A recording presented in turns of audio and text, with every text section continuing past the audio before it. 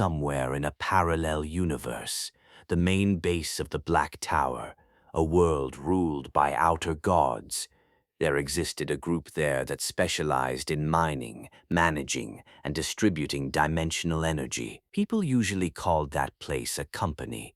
And just now, another emergency alert spread across the entire company. Wing, wing, wing, a shrill emergency siren that felt like it would burst one's eardrums. Emergency, emergency, emergency, the 100th floor of the Black Tower on Earth number 675 has been breached. Effective immediately, all employees are to switch to emergency duty status. Employees who heard the alarm paired up in 3s and 4s and ran toward their work sites. What? Earth number 675, the 100th floor, so it finally happened? 100th floor, so it finally happened? The some 100th floor, so it finally happened? We're prefenged Elias. It was an expected outcome. Lund done that spectenfries. The troopnet for dispatch positions is going to drop. Wing, wing, wing, wing, the emergency alarm blared again. Transmission of the Grand Archangel will be accelerated. All ongoing projects are hereby suspended. Please terminate them safely. All dimensional energy secured from project termination will be redirected to the Grand Archangel transmission. Better be careful out there. If you get sick or injured at a time like this, you'll die without even recovering. Yes, can be hey.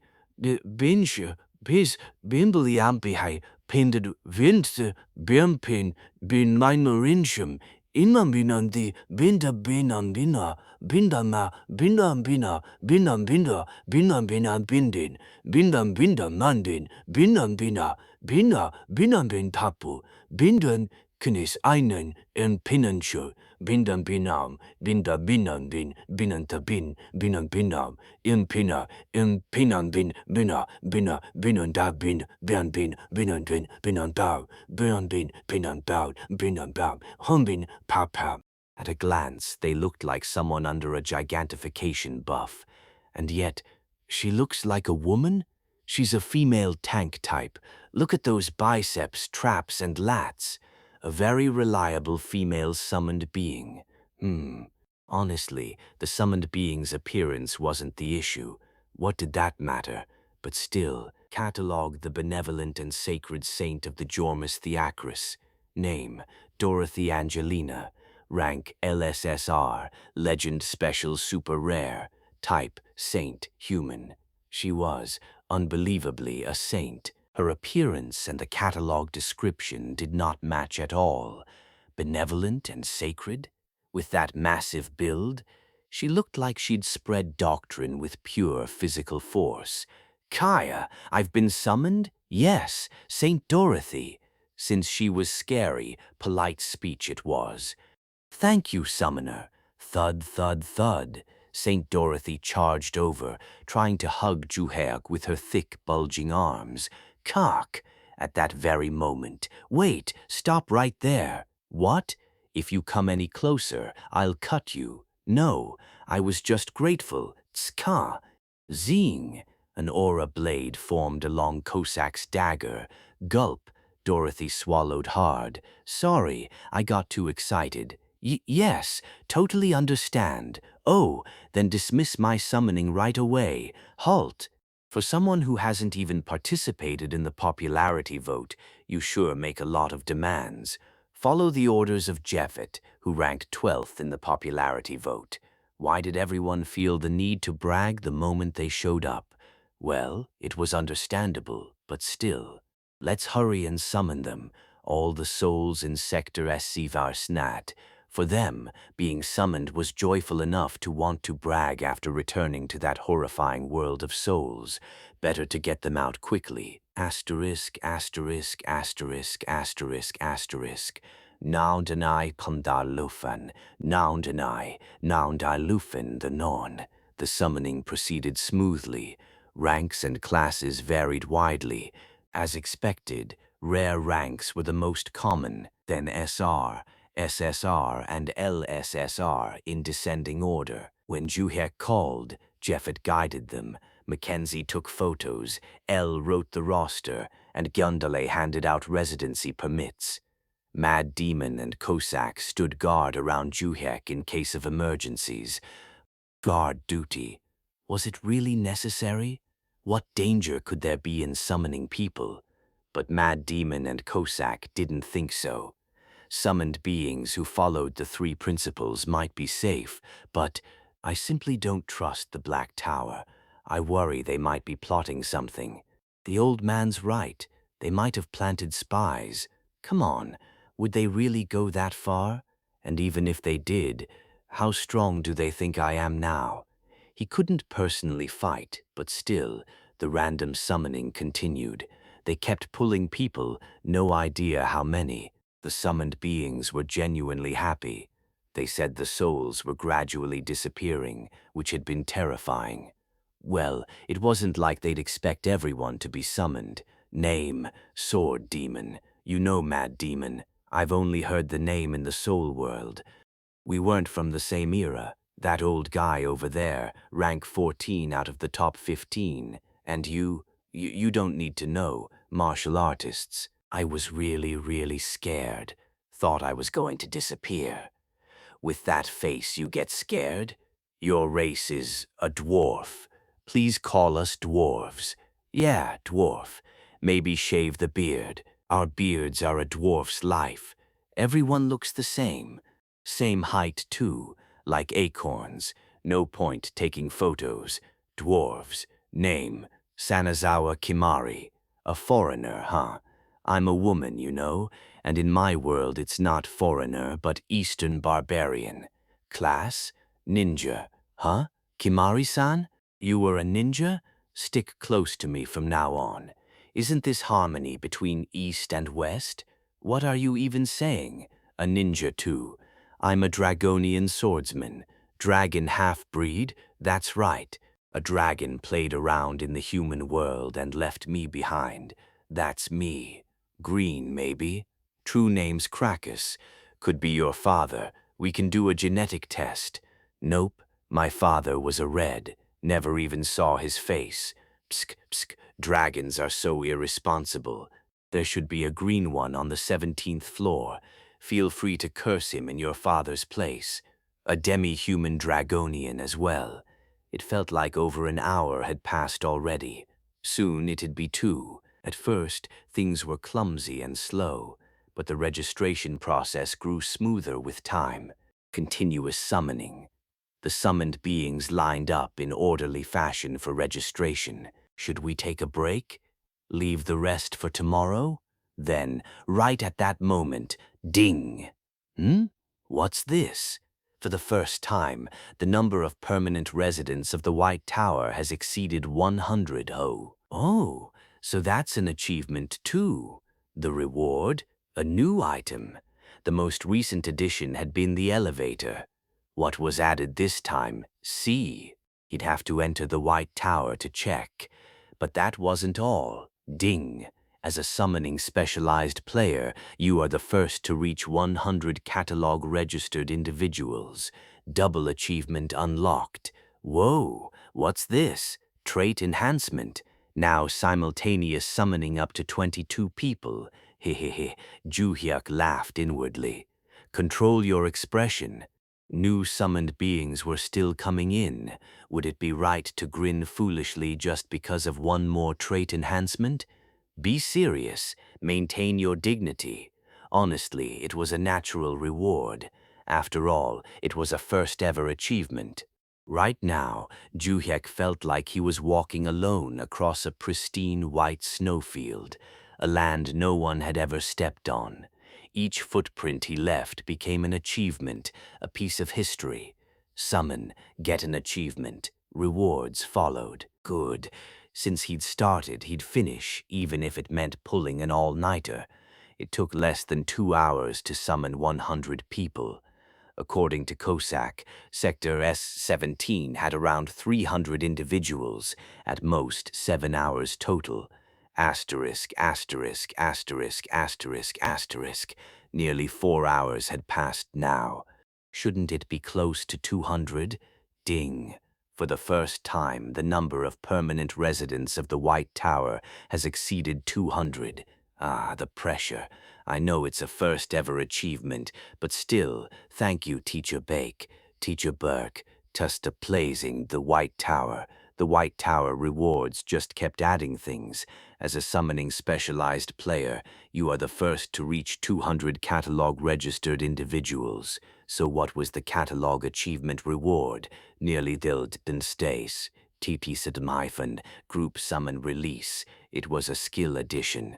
After opening the status window to check, you could designate groups in advance, summon them all at once, and likewise dismiss them all at once. Skill usage had become extremely convenient. No need to summon each one individually anymore. As 6 hours passed, ding. Yes, of course you should give it. Isn't it 300 people now?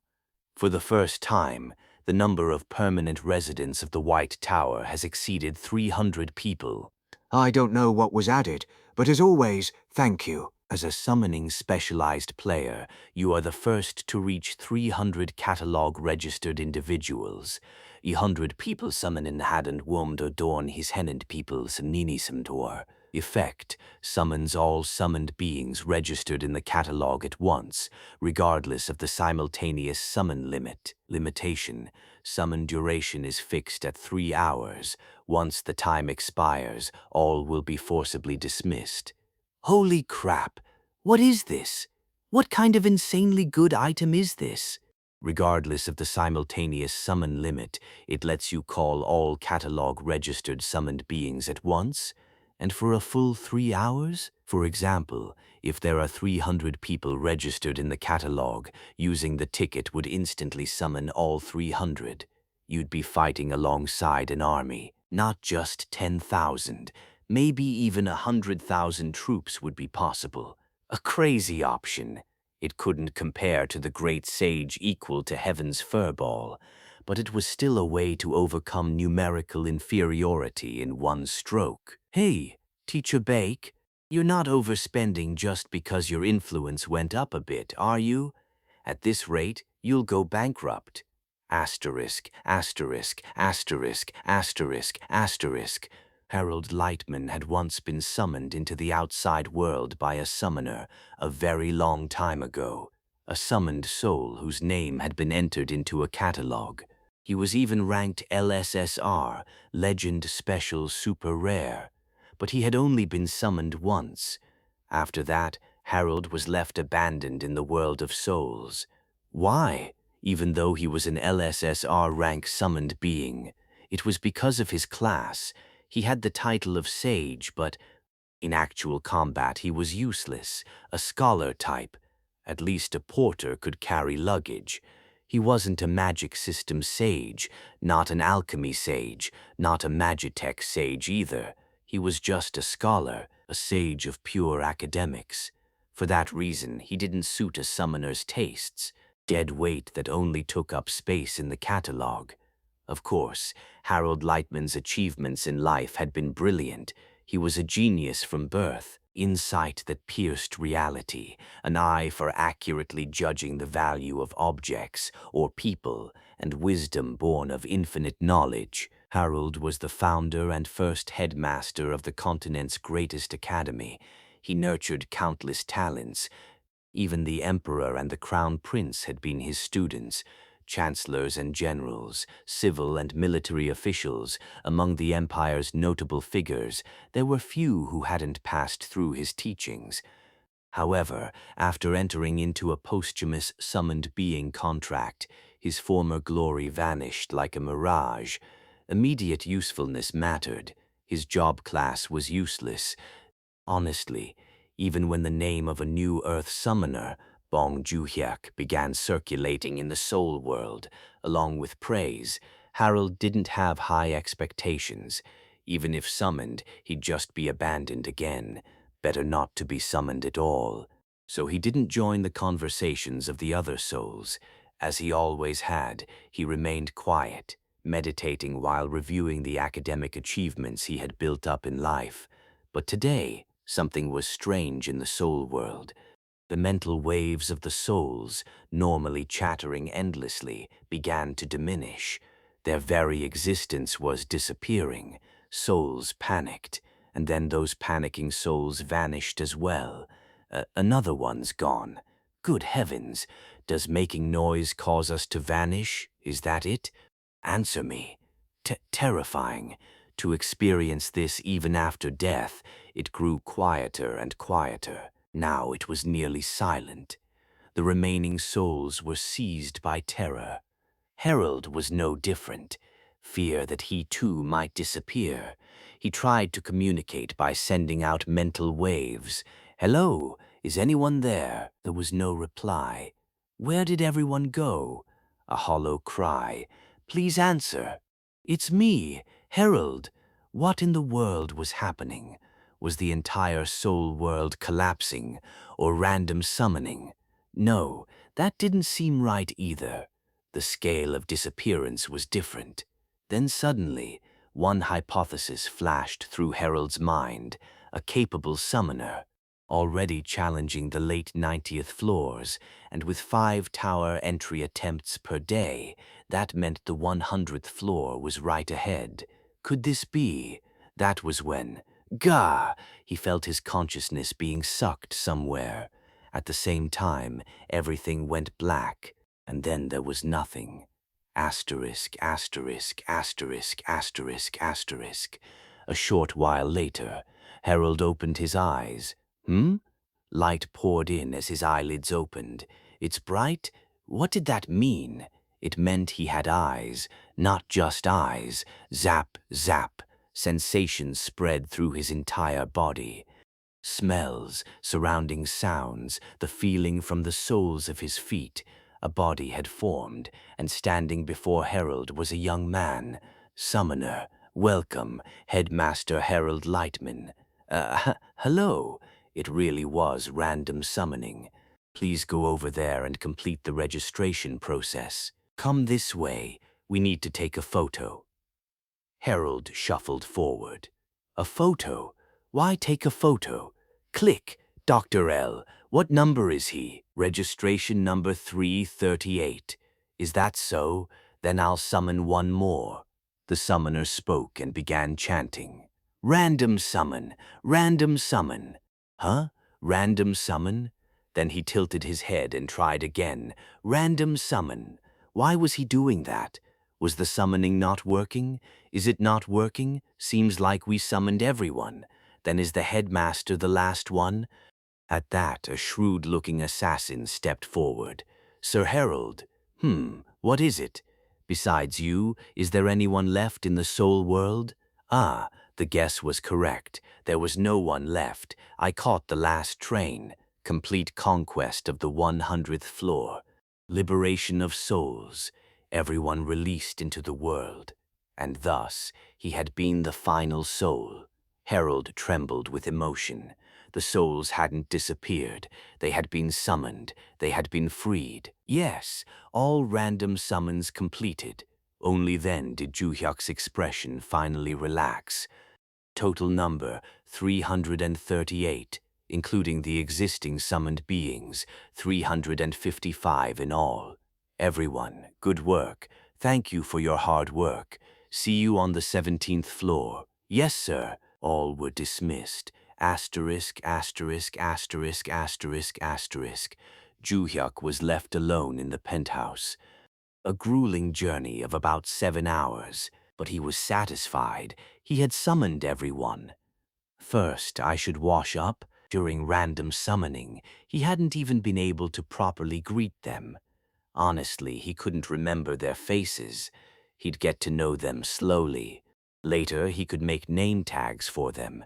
Then even the summoned beings wouldn't feel awkward not knowing each other's names. The family had grown a lot, from 17 to 355. Living expenses are going to be huge. So what? That's what money is for. Shall we head in? Entering the 17th floor of the White Tower. Spot. At that very moment, Cossack boomed loudly. Summoner Bong is entering. Please welcome him with thunderous applause. All 355 summoned beings gathered together to greet Juhyuk. Hooray! Long live Juhyuk! Long live the summoner! Thank you. Thank you for freeing us. We believed in you. Clap, clap, clap, clap, clap, clap, clap, clap, clap. The loudest and longest applause he had ever heard. A sense of accomplishment, pride, satisfaction, relief. It just felt good. Refreshing, down to the core. And then, did something get in my eye? Tears suddenly started flowing. The tip of his nose stung too. Asterisk, asterisk, asterisk, asterisk, asterisk. A welcoming banquet was held. Food and alcohol were laid out, and people exchanged introductions amid noisy chatter. The 17th floor of the White Tower was overflowing with life. It felt like a village festival. Only now did it truly feel like a place where people lived. But for Juhyuk, worries piled up like mountains. The living expenses would be enormous. Even a rough calculation put it at over 20 times the current amount. Still, I'll just have to earn more. He was the head of the White Tower's 17th floor. If he was going to feed his family, he had to work even harder from now on. Asterisk, asterisk, asterisk, asterisk, asterisk. As the welcoming party gradually wound down, he decided to first check the ownership menu achievement rewards. Among these, 3 new items had been added to the menu alone. Achievements for registering 100 residents, 200 residents, and 300 residents. 3 rewards in total. So far, the unlocked submenus numbered 4. White Tower 17F Wireless Communication Network, White Tower 17F Power Plant, White Tower 17F Elevator. Now, 3 more had been added. One of them was White Tower 17F Food Ingredient Storage, Kitchen and Banquet Hall. What? A restaurant? Construct a large restaurant on the 17th floor of the White Tower. A summoned being with the chef class is required. So it is a restaurant. You could just copy and paste a restaurant and be done with it. Why go through all this trouble? In the kitchen, chefs prepare food using crops produced on the White Tower. Consuming this food permanently increases the stats of summoned beings and ordinary people. Cost: 100 tons of top-grade magic stones. Maintenance cost separate. Wow, turns out it wasn't just a simple restaurant. It was one that permanently increased summoned beings' stats. In other words, a buff food restaurant. A buff restaurant. In a way that makes sense. The buffs from the White Tower 17F environment, filled with spiritual energy, divine power, and magic. On top of that, the base restaurant structure's buff. The crop buffs from Du, the LSSR farmer, and the cooking buffs from the chef class. For all those reasons, food made here was basically a panacea. This had to be built, no question. The cost was somewhat steep. 100 tons of top-grade magic stones, that's 100,000 kilograms. But top-grade magic stones were nothing. Even with maintenance costs, selling a single smartphone at the auction house would cover it. The problem was, do we even have a chef class? A chef was mandatory. Only then could the restaurant operate. Juhyuk turned on his tablet and pulled up the summoned being list. Scrolling down, there is one. Name: Carlos Marin. Rank: SR. Super rare. Class: Chef. Special note: head chef of a royal court general dining hall. Right. Out of 338 people, how could there not be a chef? A royal court chef would naturally be skilled at large-scale cooking. Perfect. I'll build the restaurant later. Asterisk, asterisk, asterisk, asterisk, asterisk. The second newly added item. White Tower 17F Comprehensive Workshop Center. A workshop. Construct a large comprehensive workshop center on the 17th floor of the White Tower. Facilities include a blacksmith, alchemy laboratory, magitech workshop, and magic enchantment research institute. Summoned beings with appropriate professions are required for each workshop. Cost: 200 tons of top-grade magic stones. Maintenance cost separate. That's insane. It also required 200 tons of top-grade magic stones plus maintenance. Do we have the right professions? Alchemy, magitech, and magic enchantment weren't a concern. But what about blacksmithing? Checking the list again. It'll work. There were dwarf blacksmiths and miners, human alchemists, and plenty of mages. Let's build the comprehensive workshop center too. The last added item was White Tower 17F Logistics Transport Warp Gate. A gate? Install a bidirectional logistics warp gate on the 17th floor of the White Tower and at a designated external location. Large quantities of goods can be transported in and out through the gate. Living beings cannot pass through. Cost: 300 tons of top-grade magic stones. Exchanging goods with the outside. Living creatures excluded. Currently, this role was handled by Rajix, but it was extremely inconvenient. Go to a specific place, summon him, load the goods, then dismiss him again.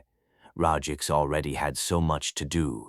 Warehouse management, supply management for tower raids. Even now, with the increased population, he was spinning around non-stop, cleaning everywhere. The most expensive, but also the most useful facility. This was non-negotiable. It had to be built. 2 warp gates were required, one inside, one outside. Installing one inside the White Tower was easy enough, but outside, I'll need to find a suitable location, somewhere convenient for exchanging goods. Should I ask CEO Chung Dong-hun? And I should also call Commissioner Chun Guang-il. I have a favor to ask anyway. First, I need to get my house in order, then climb the Black Tower's 100th floor on Earth number 1001 and achieve a complete conquest. Asterisk, asterisk, asterisk, asterisk, asterisk. At the Korean Awakened Management Agency, Commissioner Chun Guang-il was working overtime again. Work was piled up like mountains. Countries all over the world were scrambling to offer nuclear weapons to one another.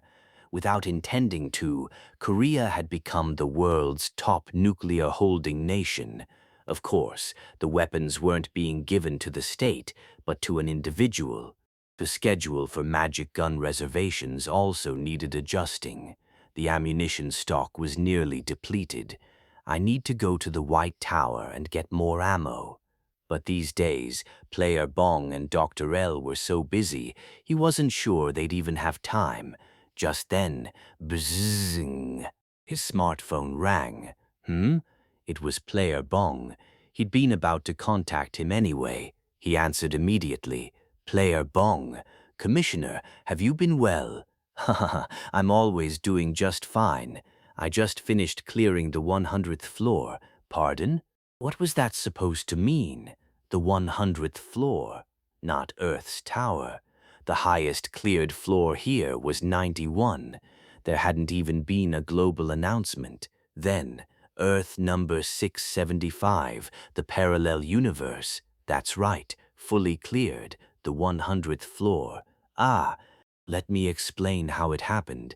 Over the phone, Ju-hyuk gave a detailed explanation of the entire conquest of the Black Tower's 100th floor on Earth number 675.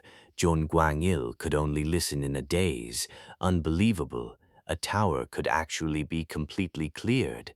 They even took over the control room? Then, so you're saying the tower can either be erased entirely or left intact by removing only the collapse deadline? That's right. For now, we decided to keep the 675th tower. Then what about our Earth's Black Tower? Better to leave it than remove it, right? Yes, at least for now. A wise decision. Completely removing it would be premature. If the Black Tower suddenly vanished, it would cause massive disruption to Earth's industry and economy, especially magic stones. Earth's industries were rapidly shifting to rely on magic stone energy. If the supply were cut off, the consequences would be severe. Top-grade magic stones were practically room-temperature superconductors. How many projects depended on them? But if the tower remained, they could continue climbing it and mining magic stones without fear of collapse. We'll head to our Earth's tower next, full conquest. Please take your time. Don't push yourselves too hard. What if something happened from rushing, climbing the tower a bit later? What's the harm? What matters is player Bong's safety. Oh, I also have a favor to ask. Anything at all, I'll take care of it immediately. There will be new people coming to the White Tower. Ah, you mean random summoning? Yes, Zhong Guangil knew well how Juhyuk summoned people. I'm curious who it'll be this time, but the number is a bit large. Oh, do you have skill reset tickets? It seemed Player Bong had received a huge number of rewards while climbing Earth number 675's Black Tower. With skill reset tickets, the random summoning skill could be reused. 3 tickets meant 3 people. 4 meant 4. 10 meant 10. At most, it would be around 10 people. In any case, I'll prepare everything. Resident IDs, smartphone activation, bank account setup, all of that could be handled quickly. How many people should I prepare for? 338 people? Pardon? What was he talking about? Was this a joke? But if it were a joke, 338 people was far too specific a number. 338 people have arrived. It didn't sound like a joke. They're all inside the White Tower right now. Don't worry, they won't go outside and cause trouble. Most of them will be living only on the 17th floor. Then, may I come inside and take a look? Anytime. I'll send you the roster. You can greet them too. Yes, I'll wrap things up here and head over as quickly as possible. Better to see it with his own eyes. Asterisk, asterisk, asterisk, asterisk, asterisk. The 17th floor of the White Tower had originally been a free place with no special rules. After all, only a handful of people lived there. But now the situation was different.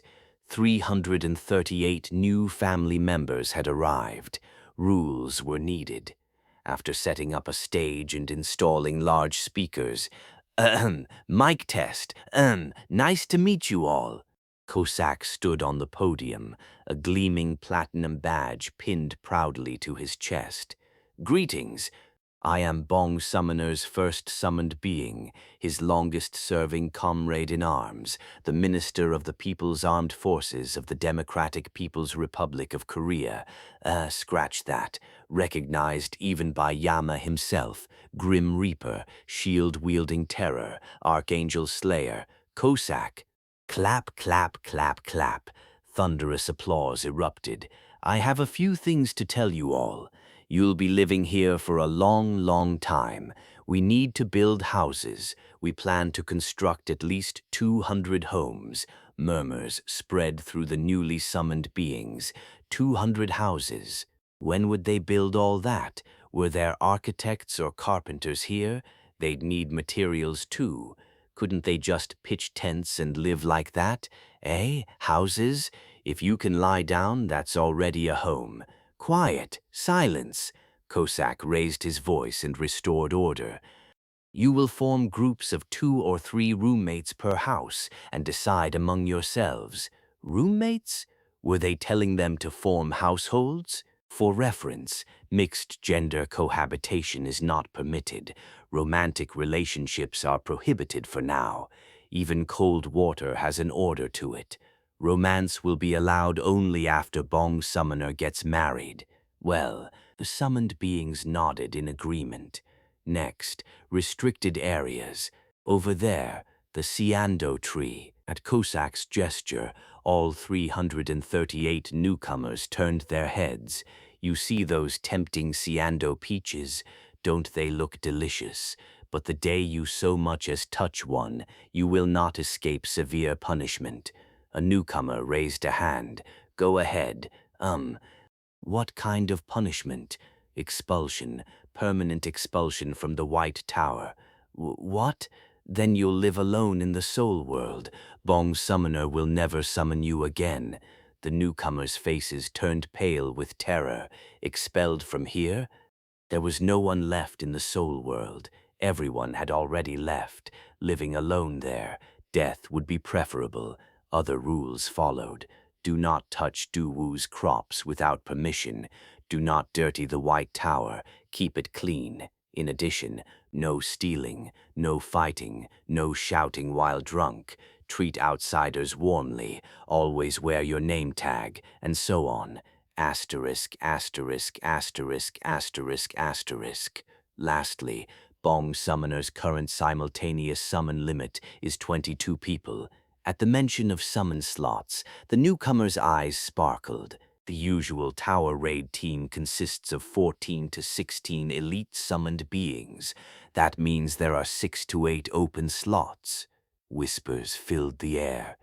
Do you want to be part of the elite vanguard? Yes. A thunderous roar answered him. Then challenge yourselves.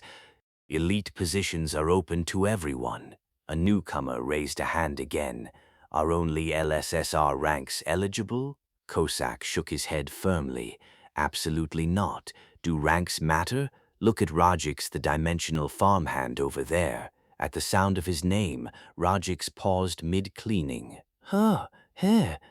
Rajix asserted his presence. Our dimensional farmhand has been a core worker beloved by Bong Summoner since his rare rank days. Except for old man Sisan Bloodsea, Bong Summoner always brought Rajix along. Ooh, the newcomers cheered with envy. They all knew it. Rajix hadn't been a popular summoned being, but his life turned around. First pick of the summoner. Countless tower conquests made possible because of him, the best worker, the best farm hand, and he wasn't the only one. There were countless summoned beings here who had started from rock bottom. The barbarian warrior Gobang, the mad heretic inquisitor Bardine, the vampire, Baek Dan-ah, who had been unsummonable by nature, and the defectors, even that red wolf, Bloodfang. How many here could defeat him? All of them had reached the top with the summoner's support. That meant anyone had a chance. You can do it too. Use your own strengths. Asterisk, asterisk, asterisk, asterisk, asterisk. At that moment, Spot, someone entered the White Tower. Oh, a guest has arrived, Cossack pointed excitedly.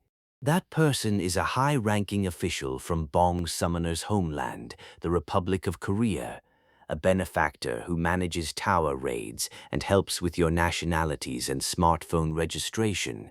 Applause. Clap, clap, clap, clap. Commissioner Zhong Guangil was stunned. He'd heard in advance, but still, there really are 338 people. These weren't ordinary people. They were Bong players' summoned beings. Even the weakest among them would be the strongest if they went to Earth. But wasn't it always like that? Just a few more people, that's all. Still, what a mess this would be. Issuing resident IDs and activating smartphones for all of them. Another all-nighter, I guess. Just then, Spot, another person entered. That man is the financial manager who works tirelessly to earn money for the White Tower's household, CEO Jung Dong-hun of Rajix Trading. Please welcome him. Clap, clap, clap, clap.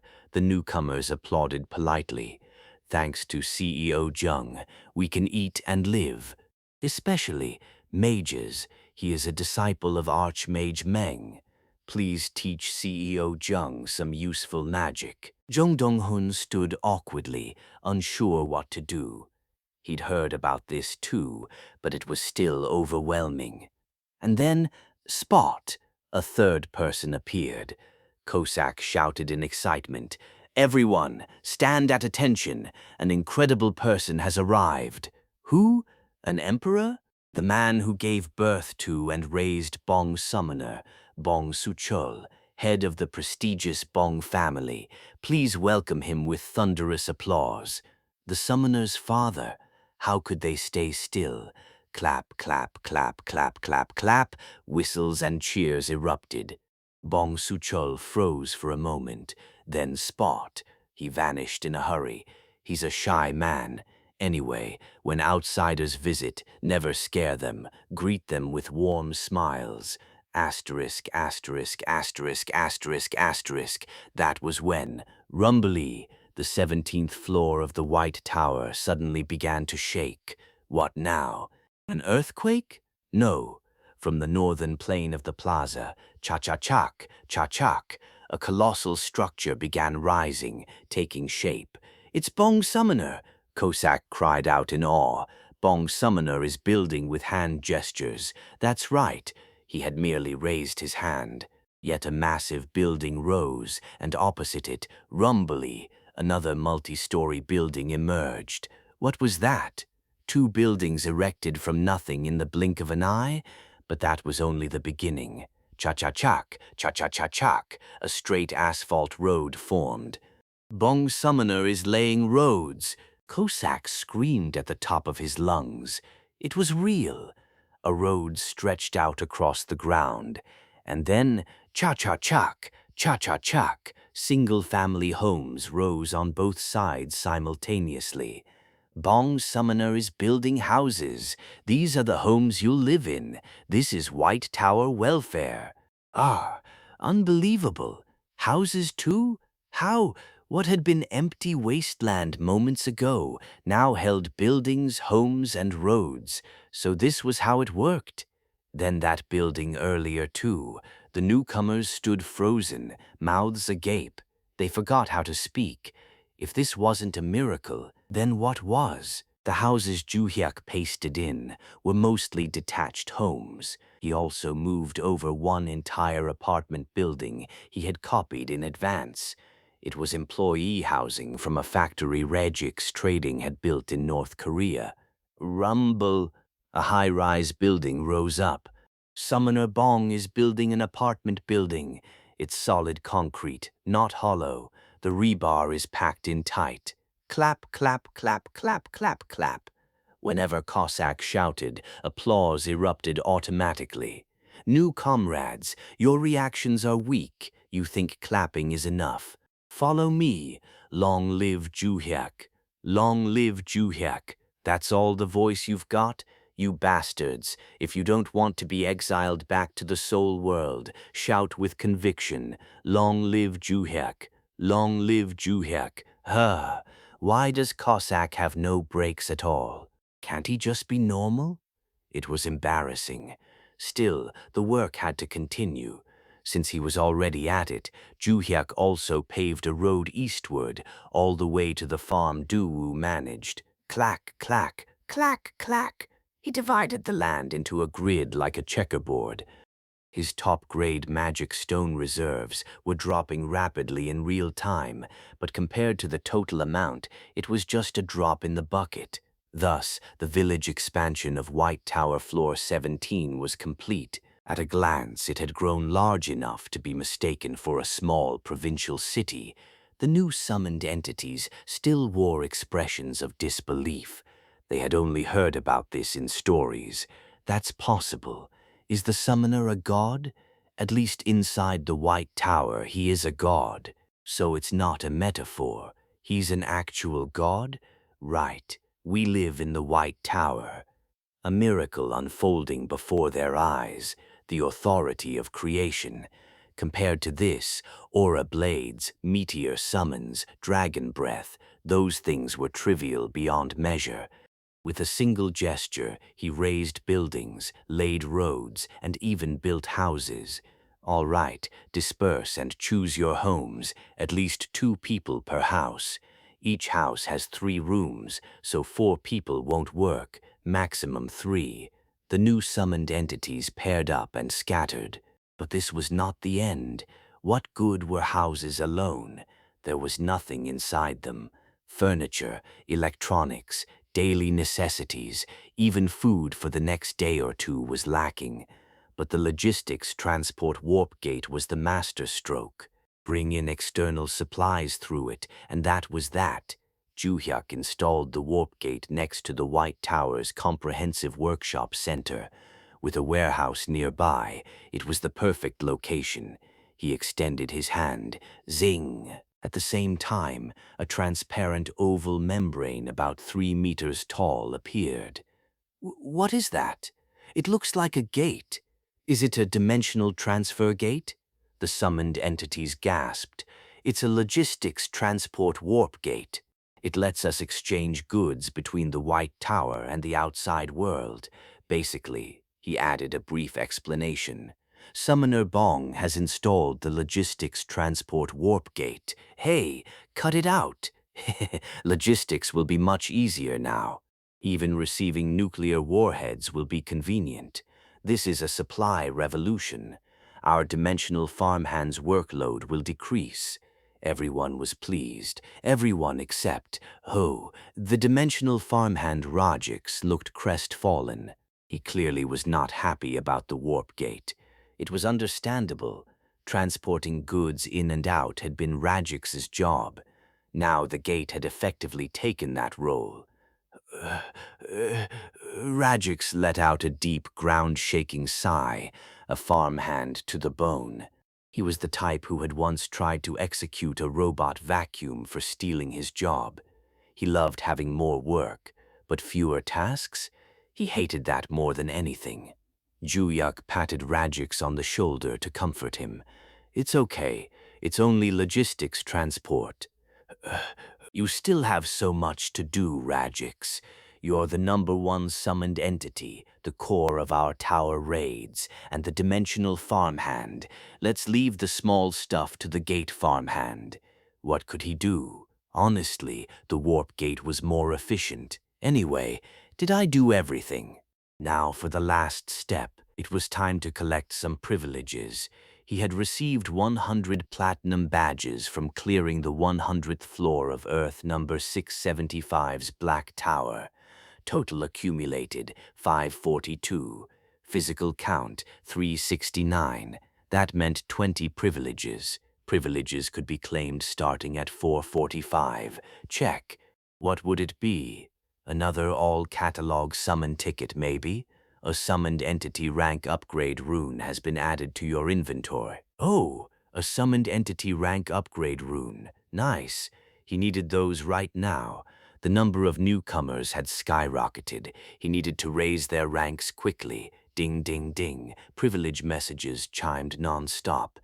Teacher Bake really seemed to know his heart. Rank upgrade runes and rank breakthrough runes appeared one after another. Still, it was nowhere near enough. Among the newcomers, 80% were R rank or SR rank. All of them needed to be raised to SSR rank. The privilege messages kept coming. The 495th privilege was another rank upgrade rune. Ding. 500. That was a symbolic number. So give me something special, like another all-catalog summon ticket. Huh? It was new, at least. Proxy? What, like proxy attendance? By consuming this rune along with 30 platinum badges, you can permanently grant one trusted summoned entity the authority to enter and exit the Black Tower on the player's behalf. Entry is possible even from inside the White Tower. What is this? It really was a proxy? Granting entry rights to a summoned entity. Proxy tower raids by summoned entities are not recognized as clears. Nationality and entry counts are linked to the summoner's status with clear limits. Because it was a proxy, clears did not count. Because it was a proxy, only floors up to the 70th were accessible. What am I supposed to do with this? Seriously, things were going so well, and then they gave him something this absurd. I'd rather have gotten a multinational tower access ticket. Teacher Bake, I'm disappointed. We need to file a complaint. A warrior does not enter the tower alone. I'm not going in either. If clears aren't recognized, that means there are no rewards. For a rune, its options are pitiful. Just then, Hote, Hurat! Rajix waved his short arms wildly, sparkling as he begged to be chosen. What was with him now? You need this? Hoey, he did need it. Why? Hoey, ore, leather, herbs, magic stones. What was he saying? Ore, leather, herbs, magic stones. Wait. Now Juhyuk understood. Rajix wanted to enter the tower alone, as Juhyuk's proxy, and gather resources. Right. That was absolutely possible. Floors 70 and below. Mine ore in mountainous or rocky zones. Gather herbs in forest zones. Leather too. Just enter basilisk or wyvern areas. Since clears would not be recognized, no completion messages would appear no matter how many monsters he killed. He could hunt to his heart's content, then exit. But, nope, absolutely not. Not a chance. You're not getting it. Cossack or mad demon might be one thing, but sending their worker into the tower alone? What if a wyvern bit him? No way. Absolutely not. But listen, what? I think it would be fine to send the dimensional farmhand alone. No way. Was he trying to push Rajix out now? Blinded by ambition for the #1 spot? He has already surpassed LSSR rank. He has been bathed in spiritual energy. Basilisks or wyverns, one swing of his pickaxe, and it's over. That actually made sense. Rajix was not an ordinary worker. If he smashed monsters' heads like ore with his pickaxe, what could withstand that? Still, the dimensional farmhand is clever. He will not do anything that risks his life, please rest assured. And even if he dies, there is the resurrection rune. Instead of worrying, let's try sending him once, see if he can really gather resources alone. Should he try it? It would be better to see with his own eyes before deciding. Juhyuk entered the 45th floor of the Black Tower. It was a place where all types of basilisks and the boss, the rainbow basilisks, appeared. Are you really sure you can do this?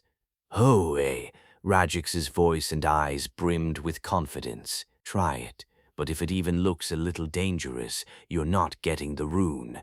Hat. Rajix marched out bravely on his own. Even so, it was hard to feel completely at ease. Mr. Cossack? Yes, sir? Please guard Rajix. Yes, sir. Sneak, sneak. Cossack cloaked himself in stealth and followed from behind. Tap, tap. Rajix advanced without hesitation. Then he spotted a passing basilisk. Hook! Boing! He bounced up like a rubber ball. Whirl! With a stylish mid-air somersault, he repositioned, crack, and smashed the basilisk's head with his pickaxe. Kerr! The basilisk flipped over and collapsed. Oh, so the dimensional farmhand's reputation wasn't exaggerated. That is skill forged through daily labor. Indeed. Slash. He swiftly skinned it with a work knife. Swoop! Straight into the subspace backpack. Rajix puffed out his chest toward Juhyuk. This is the kind of summoned entity I am. Even the cleanup was flawless. Clap, clap, clap. Applause rang out. He really was good. The boss, the rainbow basilisk, was no different. Boing! Whirl! He rushed in fast and crack, crack, crack with the pickaxe. Thud, slash, skinning complete. I knew it. Hunting and harvesting flow together seamlessly. Truly worthy of the name dimensional farmhand, the king of logistics, and wyverns. How was he going to bring down a flying monster? Basilisks were monsters from the early 40s floors, but wyverns were from the late 50s floors. A difference of more than 10 floors, but wyverns were easy too. Rajix entered the 59th floor. First, he picked up a stone. Bong! Whirl! Using the centrifugal force from a somersault, whoosh! He hurled the stone. Thump! The wyvern took a hit to the torso and aggroed, descending. Crack! Pickaxe strike, slash, skinning. Wow, so seasoned. He looks like he planned his tactics in advance. Well then, he had to give him the rune, along with 30 platinum badges. Automatic gathering, an Autobot that brought back resources even when you did nothing. That was Rajix. White Tower Floor 17 remained peaceful. Time passed quickly, and Rajix, hoi, after asking Juhyuk for permission to enter the tower, have a safe trip, spot. After some time passed, Hong, a mountain of leather, Hot, a mountain of ore, Hong, a mountain of herbs, amazing, truly amazing. The magic of waking up to overflowing resources. Because of that, he even built another warehouse. Juhyuk himself stayed busy. Every morning, he diligently listed items on the auction house, but auction prices were not good. They had practically crashed. After all, he had been selling things every single day. So the daily intake of top-grade magic stones was modest, around 100,000 kilograms. Did I sell too much? Probably. After all, it was not as if there were tens of thousands of dimensional travelers, and no one would keep buying the same 2 items every day. He should stop listing items for a while. He needed to restore scarcity. Earth goods have their pride. I can't sell them dirt cheap. What harm would there be in not listing anything for a month or two? He was still far from buying the World Tree sapling. The auction currency, top-grade magic stones, might simply have run dry. He should give people time to accumulate more. He also needed to diversify what he sold. Thanks to storage tickets, even large items could be stored. Next were inspections, the restaurant, the comprehensive workshop center, and the warp gate. Juhyuk went to the restaurant first. Carlos, yes, fair and proper distribution. Carlos, the chef Juhyuk had appointed as head of the restaurant, was cooking with crops delivered by Farmer Duu. Any inconveniences? We've only just started. Oh, I made Napa cabbage gyochori. Gyochori? He could make that too? How? I learned from YouTube. Ah, as expected of the chef class, even learning kimchi from YouTube was effortless. How was he watching YouTube? Commissioner Jun Gwangil had activated 338 smartphones. He had even set up individual bank accounts. Each account received 10 million won, so phone bills and content purchases would not be a problem for a while.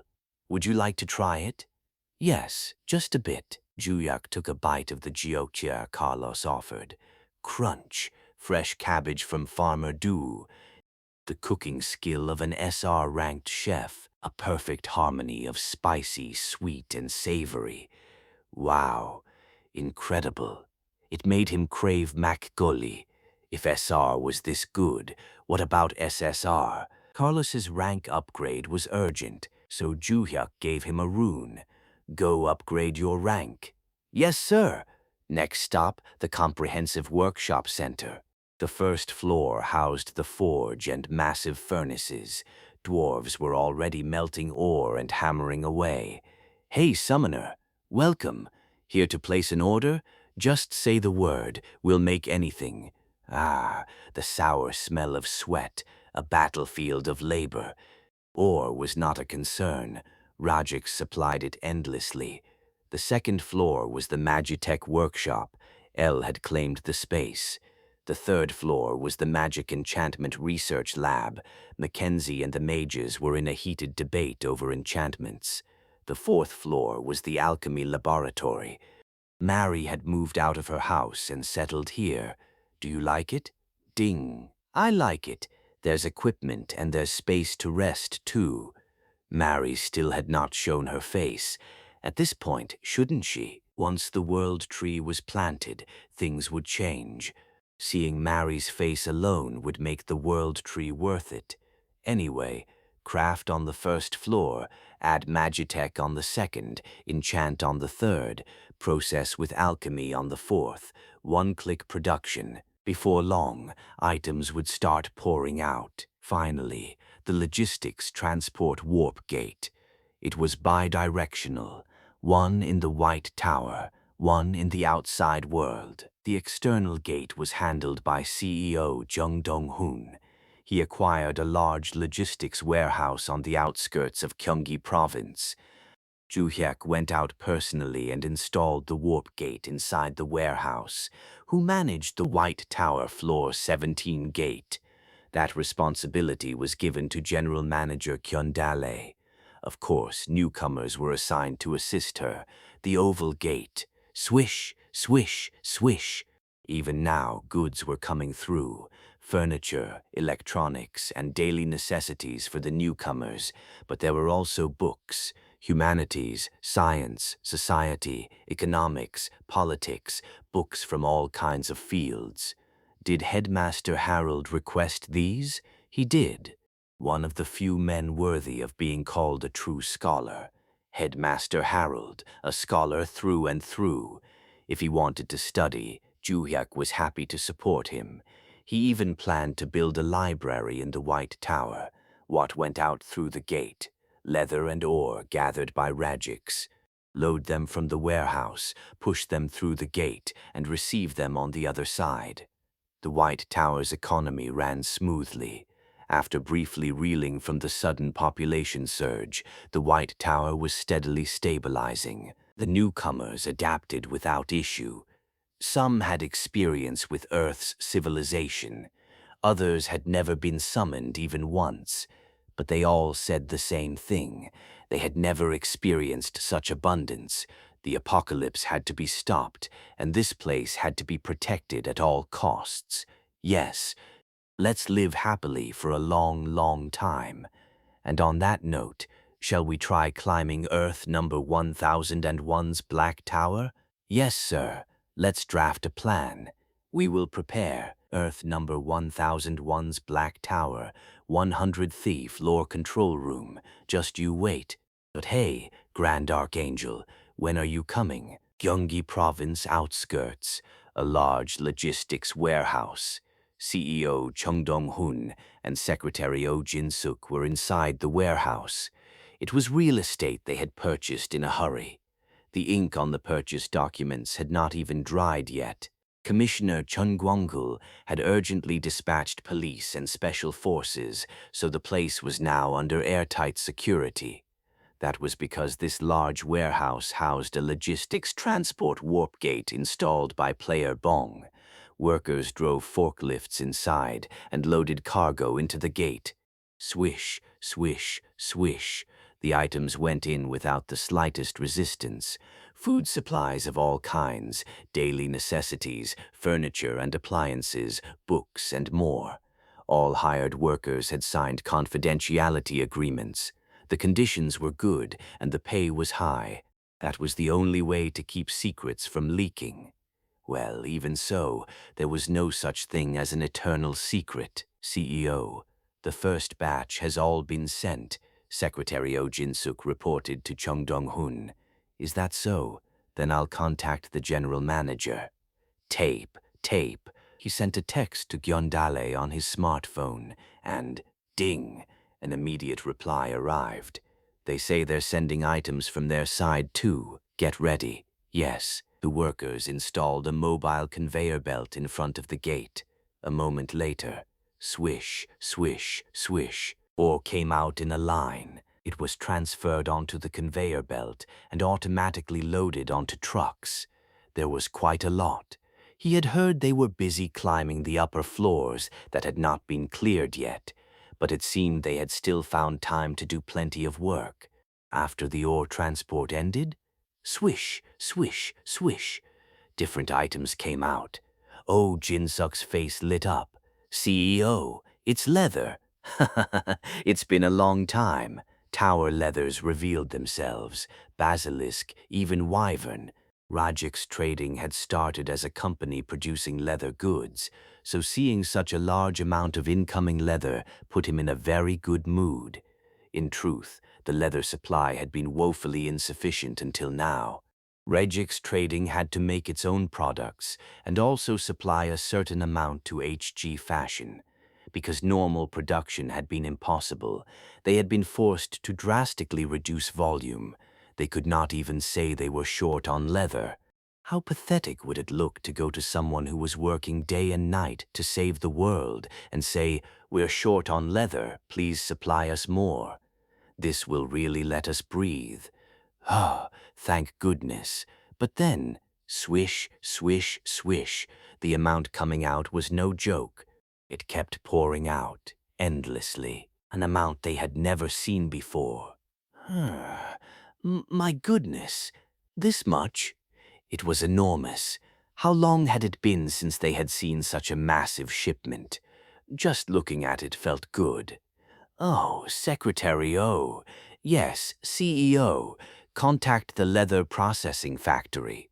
Tell them the materials have arrived and to prepare to run the plant. Understood. Jung Dong-hun hardened his resolve. He had to make a lot of money, the suddenly increased population of the White Tower. To keep them fed, his role was extremely important. Wasn't he the one in charge of finance, in name at least? In a way, both he and Secretary O had one foot in saving the world. Asterisk, asterisk, asterisk, asterisk, asterisk. Earth number 1001's Black Tower, 92nd floor. The key to success was always thorough preparation. The most important part was forming the vanguard. The selected force was a 15-person squad, excluding Blood Wolf and Du.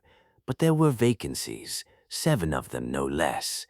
News spread that Ju Hyuk would be climbing the tower. At once, the new summoned entities rushed in, all with faces full of anticipation. Unfortunately, this 92nd floor will focus on LSSR rank summoned entities for now. We'll give the rest of you opportunities in time. The newcomers looked disappointed. They wanted to go into the tower with the summoner. It had always been a dream in the soul world, but there was no helping it. Rank was king. Their only option was to raise their rank as soon as possible. Juhya first turned on his tablet and displayed the resident list, sorted by LSSR rank summoned entities only, then filtered only combat classes. Mr. Kazan. Yes, join the vanguard. Thank you. I'll live up to your expectations. Kazan, the iron-blooded emperor who had unified the continent as a sword master. Saintess Dorothy. Oh my, me too. Yes, please. Thank you. Dorothy, the saintess of healing. She overlapped with Bardine, but still a saintess. Mr. Anturus as well.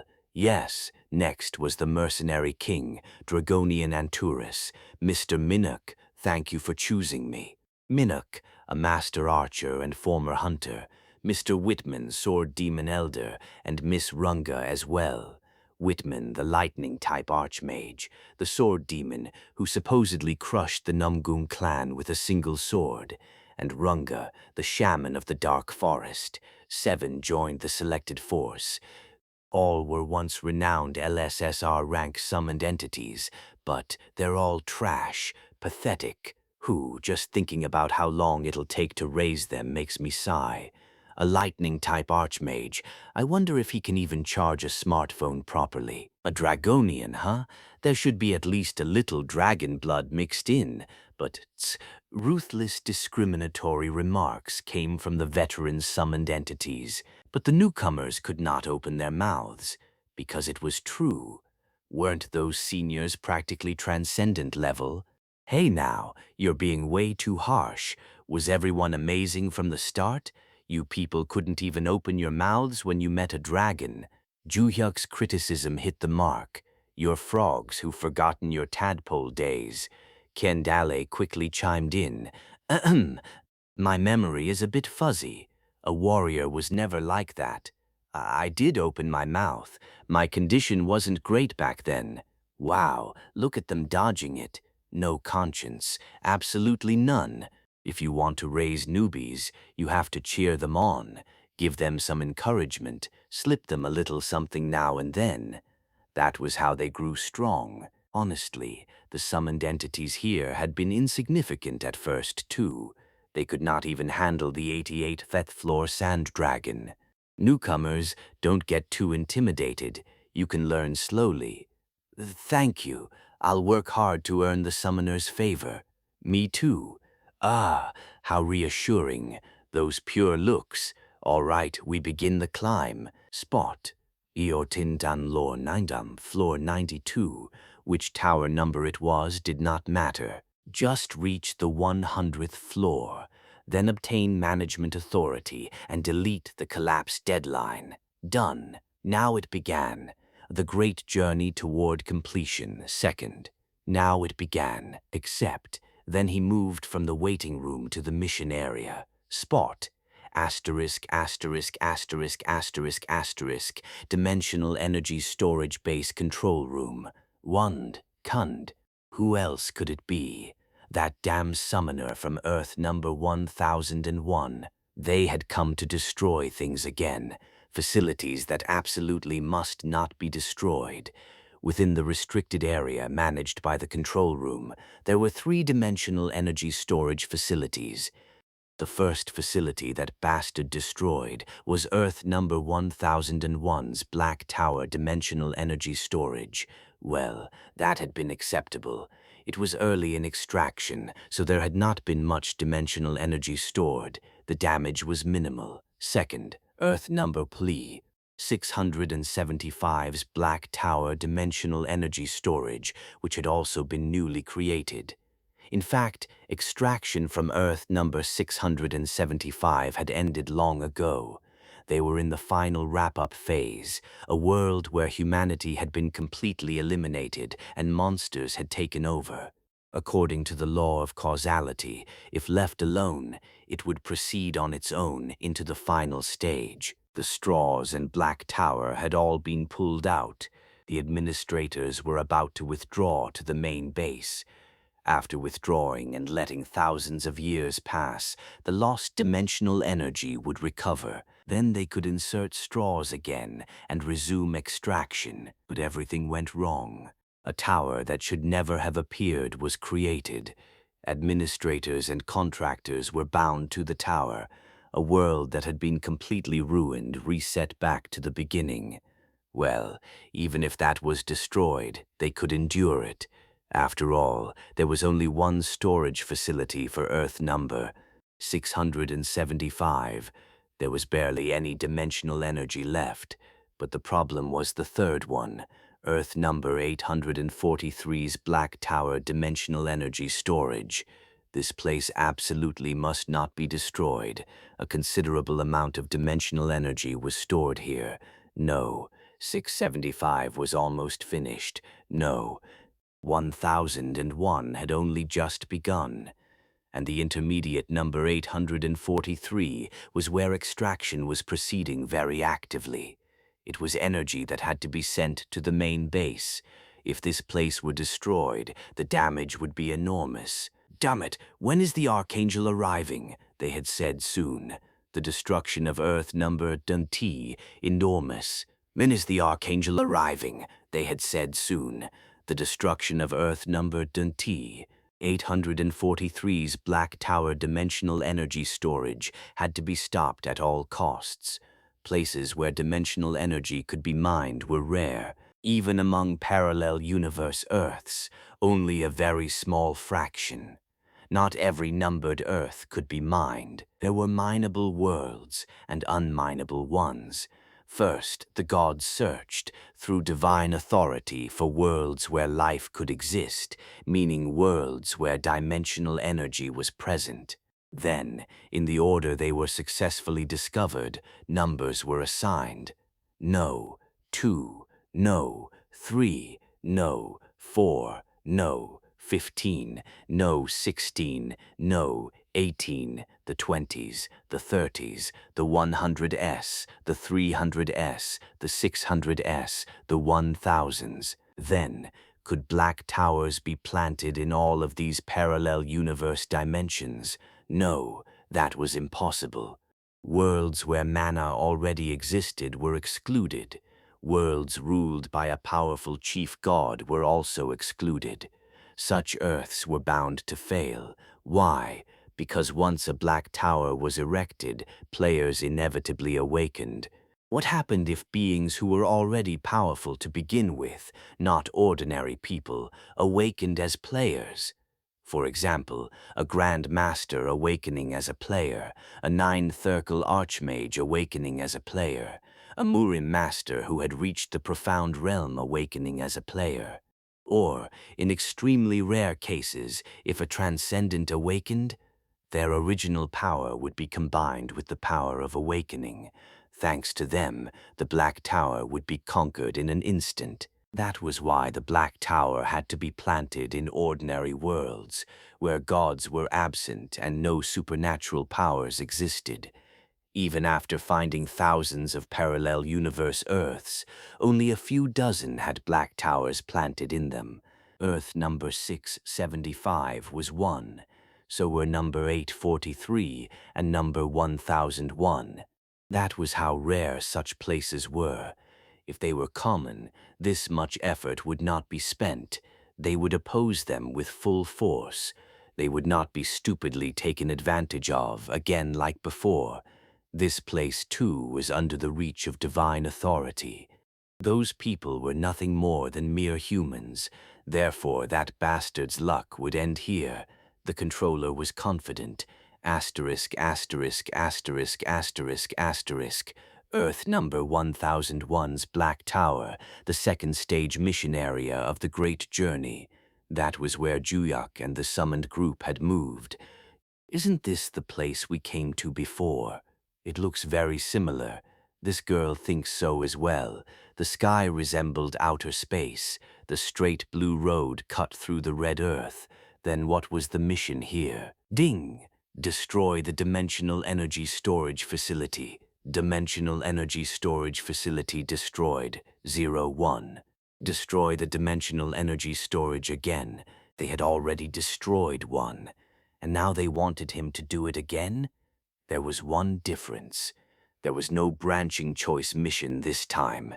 Also, while the 91 Steph floor mission required destroying 146 storage facilities, this one required just one. Could it be? I believe it may be Earth number 675's dimensional energy storage. That seemed likely. There had been only one Black Tower there. And now that transmission had been cut off, energy probably was not flowing there anymore. This is a total jackpot, a free win. Let's use this chance to train the newbies. Ho! Training, my foot. Let's destroy it quickly. First, they had to move. Should they use off-road vehicles like last time? It would be nice if the green aircraft could operate. It's not another no-fly zone, right? Sure enough. Ding! Those cheap bastards. Knew it. Damn it. Those cheap bastards. Why did they keep restricting everything? What was wrong with flying? It was a vast region where the horizon was visible. Last time it had taken nearly 10 days just to move by car. Even if time and space were separated, it had been unbearably tedious. Still, at least the road was visible. If they followed it, they would eventually reach the destination. Anyway, let's get going. Take out the off-road vehicles. At that moment, dee-dee-dee-dee-dee-dee-dee-dee, the ground shook. And then S-H-Ho-Ka, S-H-Ho-Ka, S-H-Ho-Ka. Creatures rose up everywhere. They had experienced this during the first stage of the Great Journey mission. Monsters guarding the dimensional energy storage facility. Each one had power comparable to a sand dragon. There are a lot. It's an ant swarm. Indeed, they're swarming everywhere. We can't even drive. Seems so. Juhyak could easily deal with one using a single hammer strike, but the more I think about it, the more pissed off I get. Were they blocking the road from the very start? This is too much. They're absolute bastards. If we can't even drive, what are we supposed to do? Even brushing against a monster would total the vehicle. Insurance would not even cover this. Fuck. At this point, they were basically telling him to go all out. Let's take out a suicide gigant. We'll blast a path with a nuke. But, ding! The use of thermal weapons in mission areas from the 92nd floor onward is strictly restricted. Explosive reactions based on Earth science, such as gunpowder, nuclear fission, or nuclear fusion, will not occur. Fusion will not occur. Fusion will not occur. Fusion will is not occur. Fusion of gunt will nuclear gun bounty. They were tying his hands and feet completely. This is driving me insane. An endlessly wide plain, even with a road, monsters were packed everywhere. Flying was forbidden. Driving was forbidden. Even detonating a nuclear warhead was forbidden. They were supposed to walk while fighting off monsters the whole way. How long would that take? Then, ding, ding, the flight restriction in the mission area has been lifted. What? He had not misheard that, right? Ooh, Whitey, no, Professor Bake. Ha ha ha, this girl has been waiting. About time you showed up. He had arrived, Professor Bake. The innate abilities of summoned entities cannot be restricted. Well done. That was absolutely right. A dragon had to fly to be a dragon. If it could not fly, was it even a dragon? That was just a ground lizard, and that was not all. Ding! Eh? This dimensional rift does not belong to the Black Tower area. Therefore, the rules of the Black Tower should not be applied here. Exactly. This was not the tower itself. Long live Professor Bake. Our Professor Bake's tongue must be coated in sesame oil. It's so smooth. Ahem. Professor? He is a god. A god. A god. Fine. Let's go with God. God Bake. Long live God Bake. Long live Juhiak. This was not the time for that. Green aircraft, prepare for takeoff. PAP pate, boarding preparations complete. The summoned entities boarded one by one. Including Juhiak, there were 23 on board.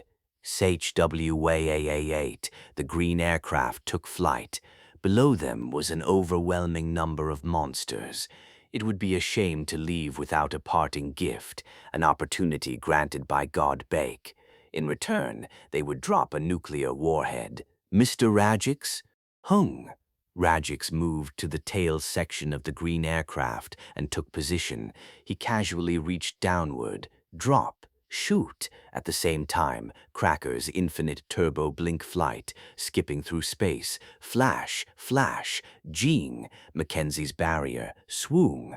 A Magitech shield, Chirark, Alchemist Mari's defensive homunculus. They wrapped the green aircraft in airtight defenses. Quack, whack, whack, whack, whack, whack, wag. Rumble. A mushroom cloud rose in the distance. Ah, that was refreshing. Meanwhile, the rookie summoned entities were in shock. What? This was how tower climbing was done? And in the dimensional energy storage base control room, a psychic wave filled with rage spread outward. Is this what you call a tower raid? If Juhek had heard it, he would have said this. So what? The control room of the dimensional energy storage facility. The controller was dumbfounded. They had lifted the flight ban? They had even permitted nuclear detonations? It was horrifying. A nuclear explosion had actually gone off inside a restricted zone. KWA, KWA, KWA, KWA, KWA, KWA. Rumbly. The shockwave was strong enough to reach even this place. It was a nightmare, the first and worst incident in the history of the Black Tower. That summoner bastard, a mere human, not even a god. No, how had they allowed him to grow this far? The administrators of the Black Tower on Earth number 1001 bore an enormous share of the blame. If they had reported this to headquarters earlier, it could have been handled at the beginning. Of course, the greater responsibility lay elsewhere, with the White Tower. But no matter how much support the White Tower had provided, this still should never have happened. That petty god had ultimately succeeded in its investment. It had gone all in on the summoner of Earth number 1001, and it had paid off. As a result, its influence had expanded tremendously, severing the chains of restriction placed over this forbidden zone. Even the main god at headquarters could not stop it. Because the petty god's logic was more valid, it even conformed to causality. In any case, the immediate crisis had to be overcome. By a stroke of luck, the summoner's current mission was to destroy the dimensional energy storage facility on Earth number 675. But what about the next mission? The mission area connected to the 93rd floor. It would undoubtedly be the dimensional energy storage facility on Earth number 843.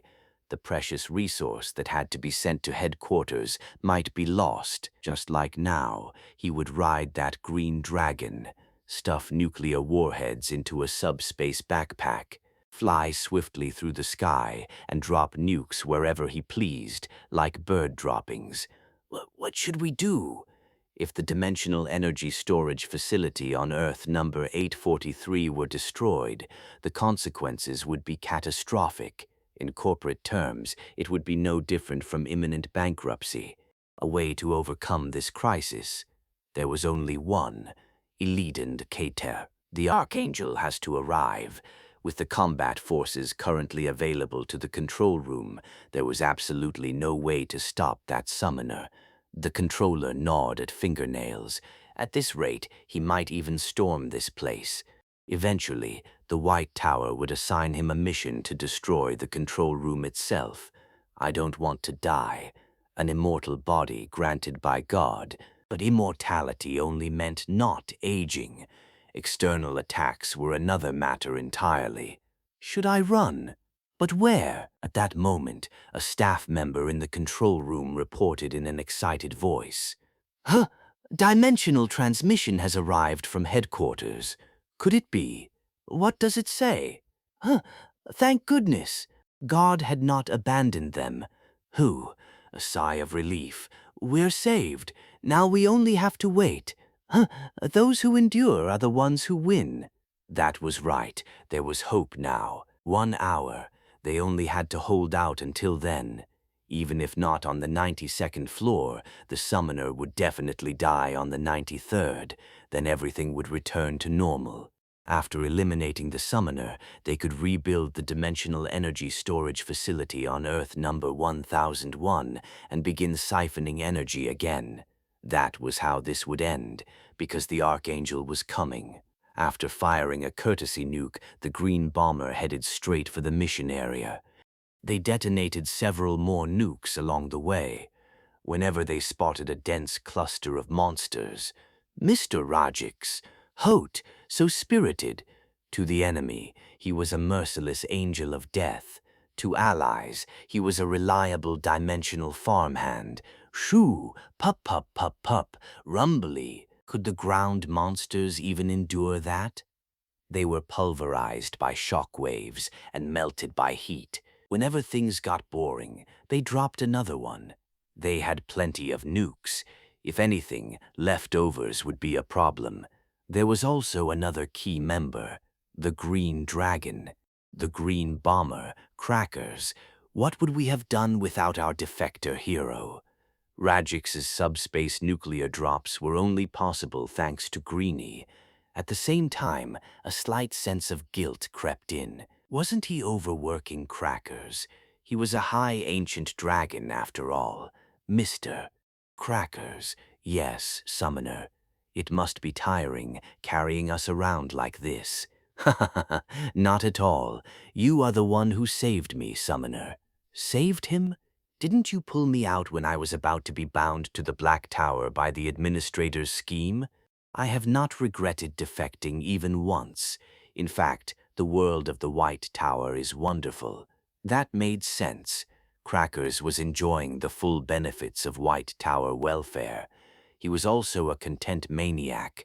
Movies, dramas, variety shows, documentaries, everything. When he had no work, he was always holed up somewhere staring at a tablet. He said he no longer needed any other entertainment. His only regret was discovering this world so late. Don't you ever want to go back to your homeland? I do not even want to go near it. Still, I was a half-dragon, and if I had stayed there, I would be dead by now. I signed a contract with the tower in the first place to escape the world I lived in. Ah, right. That was true. In any case, thanks to the green dragon crackers, this comfortable strategy had become possible. Should I give you a platinum badge or something? Uh, well, that's a bit, if you don't want it. No, it's good. I would like that. Crackers knew very well what a platinum badge meant. Wearing one meant receiving the summoner's recognition. Even Diamat, a fellow defector, had one. Having one and not having one made an enormous difference. Badges were the greatest source of pride among veteran summoned entities. You know what this is? It's proof that the summoner recognizes me. Therefore, they were objects of envy, and now one was being given to him. Of course he had to accept. Where should I put it? On my ear, like an earring. Can I pierce it? Yes. Juyuk carefully pushed the badge into Cracker's earlobe. Thank you. At that moment, Pekdana, who had been watching silently, spoke up. Summoner, yes. I think you once said you would give me a badge too. Ah, he had forgotten. Now that she mentioned it, it did ring a bell. Sorry, I'll put it on now. Then, Kiaruk? Manyan also came over and boldly thrust out her chest. Well, sure, Manyan too. They were twins. If one got it, the other should too. They were not the only ones eyeing the badges. Gulp.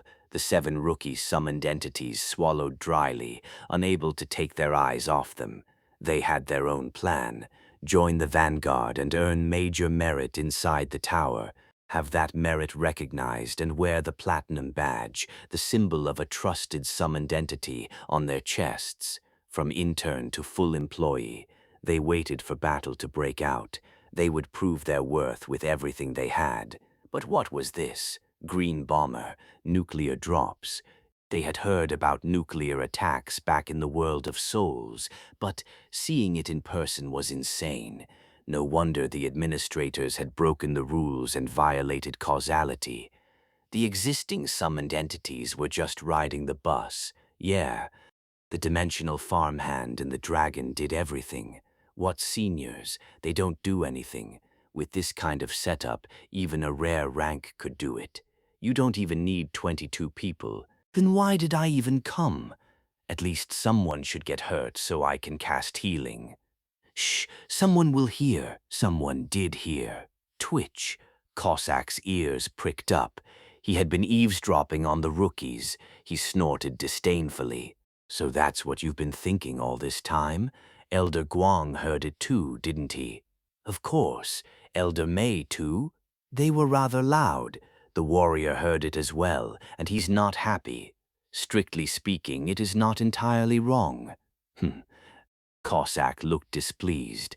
He turned his head and spoke to Juhyuk, Summoner Bong. What is it? Was he angry because he had heard the gossip? Was he about to give another mental education lecture? Please land for a moment. I'll personally kill a few. Lately, I've been feeling like I've only been eating rice and doing nothing. Oh, Juhek's eyes gleamed. That was not a bad idea. His own hands had been itching too. What was the point of leaving the judge's hammer unused? You had to use it often to keep the feel. Let's land for a bit. Flap, flap. Crackers slowly descended toward the ground. Kia, crack, grr. Monsters instantly swarmed in. I'll go first. Spot. Cossack dashed forward. W-ice, slash, slash. Under the Grand Master's aura blade, monsters were cut apart like sheets of paper. Meat Shield charged in alone as well. T.O.D., T.O.D., T.O.D., T.O.D. He strode forward. Grab, seized a monster. R.P. and tore it in half. I am the summoner's meat shield, the mad demon. He casually strolled through the air with his hands clasped behind his back, using airborne stepping. Swish, swish, swish, swish. Dozens of crescent-shaped sword energies ground the monsters to pieces, flesh scattered in every direction. Barden flew through the sky on wings of radiance. Target acquired, then a rapid dive. Swack! The radiant shield smashed into a monster's head. Crunch! Veronica Caliber's magic rifle also spat fire. Selector set to full auto, ammunition downsized. Bar ardu, rat-tat-tat-tat. Small caliber rounds were more than enough. A hit turned them into rags. Scrabble, scrabble, scrabble. Eliamari's explosive homunculi shone as well. Monsters had eyes and noses. The homunculi slipped inside through those openings and detonated from within. Boom, boom, boom, boom, boom. Diamat and Geppetto's joint attack. Diamat deployed a dream domain to paralyze the enemies for a moment, and Geppetto instantly extracted the monster's bodily fluids with blood mist. What about crackers? Roar! A terrifying breath of toxic fluid. The monsters could not even twitch. They melted on the spot. Mackenzie also shone with wide-area fire magic. White extreme flame fire rain. Firestorm. Hellfire. FWO Hesh. WO Hesh. A choking stench of smoke rose, and all that remained were chunks of charcoal. The ice attribute Bakedana and Mannion ran innocently among the monsters. That alone was enough. Just getting close made the monsters crack as they froze solid. Gendale occasionally threw talismans to support the allies. El hurled mana bombs, and Radix wandered around sniffing, wondering whether there was anything worth picking up. And the rookies? To be honest, they knew it themselves. Compared to the seniors, they were extremely weak, so they banded together. A 7-person party formation. Tank, melee DPS, mage, ranged attacker, healer. A well-balanced composition. They could handle one monster. But when 2 more joined, making 3, retreat. Kia! Saintis, heal! Heal! What are you doing? Peel that one off me first, so I can even cast a heal. Damn it, my arrows won't stick. Chain lightning. Sword demon, block them. Even I can't keep up. The situation deteriorated rapidly. Disarray. Their formation collapsed. Magic did not work. Swords would not go in. Arrows did not pierce. How were they supposed to kill something like this? At this rate, they might actually die here. Kier, another one joined.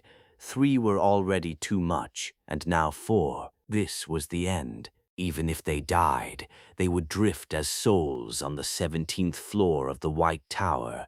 But how could they endure that humiliation? Then, W.H. War, a dull black wooden hammer flew in an arc. Tud, the moment it struck the monster's body. Gweek! With a scream, the monster's flesh collapsed. Who was it? Who had helped them? Summoner? The hammer that had finished off the monster returned to Juhyuk's hand. Again, War, Tud, and again, War, Tud. In an instant, 3 monsters were taken down. Summoner Bong Juhyuk, are you okay? That was scary, right? No one could answer. Like mutes who had swallowed honey, they merely lowered their heads. A summoned entity receiving help from the summoner. How could they lift their heads? They should have just died. Was there any greater humiliation? Only then did they realize they were not just ordinarily weak, they were absurdly weak, so weak that they needed the summoner's protection. Did you feel it, the gap in perspective? I still had a little hope. Serves you right. Getting help from the summoner. Hote, truly pitiful. However, take this as a lesson and an opportunity for growth. The rookies had no excuses. What could they possibly say in this situation? Juhyuk and his group took to the sky again. No more close combat. Why bother when there was an easier method? He was worried about the rookie-summoned entities. They were still hanging their heads, dispirited. I guess I'll have to give each of them a bit of guidance, starting with the Lessial summoned entities, those below that could come after they raised their ranks. The green bomber flew for quite a while, several hours of flight.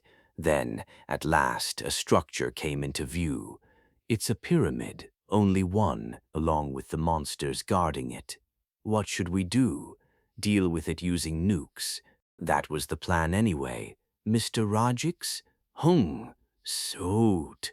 KWA, KWA, KWA, Kamwang. Rumble, rumble, rumble, how. Mission complete. Was that not too easy, even if it was only one? Ding. Da read. Only no mint sund. Missend. Reader near. Onla miss the second. Huh? Upgrade runes? And a bundle? Meaning more than one. Yes, yes, great. Very great. It was the item he needed most at the moment. In some ways, this was even better than trait enhancement runes. Spot. Juhyak and the summoned entities were transported together to the 92 end floor waiting room. Ding, Dai, Namj, you have achieved clear grade EX on Republic of Korea Black Tower, Nob 1, floor 92, Vlata Num badges X32, 2+30. Nice. Let's see what other perks there are. Next, the 93rd floor. What was the point of dragging this out? Earth number 1012, full speed to floor 100. So they exited, then re-entered the Black Tower. Spot, Namj, nice, cham, nice, dice. Floor 93, mission, great journey toward completion. Third again. Lies, Nam dice third. Spot, the third stage. The environment was similar to before. The mission? Destroy dimensional energy storage facilities. Dimensional energy storage facilities destroyed 0145. Again, DES Poo destruction. DES Punj. What's that? Don't tell me it's short for Dimensional Energy Storage Facility? That's right. I, Cossack the alchemist of abbreviating everything, declare it so.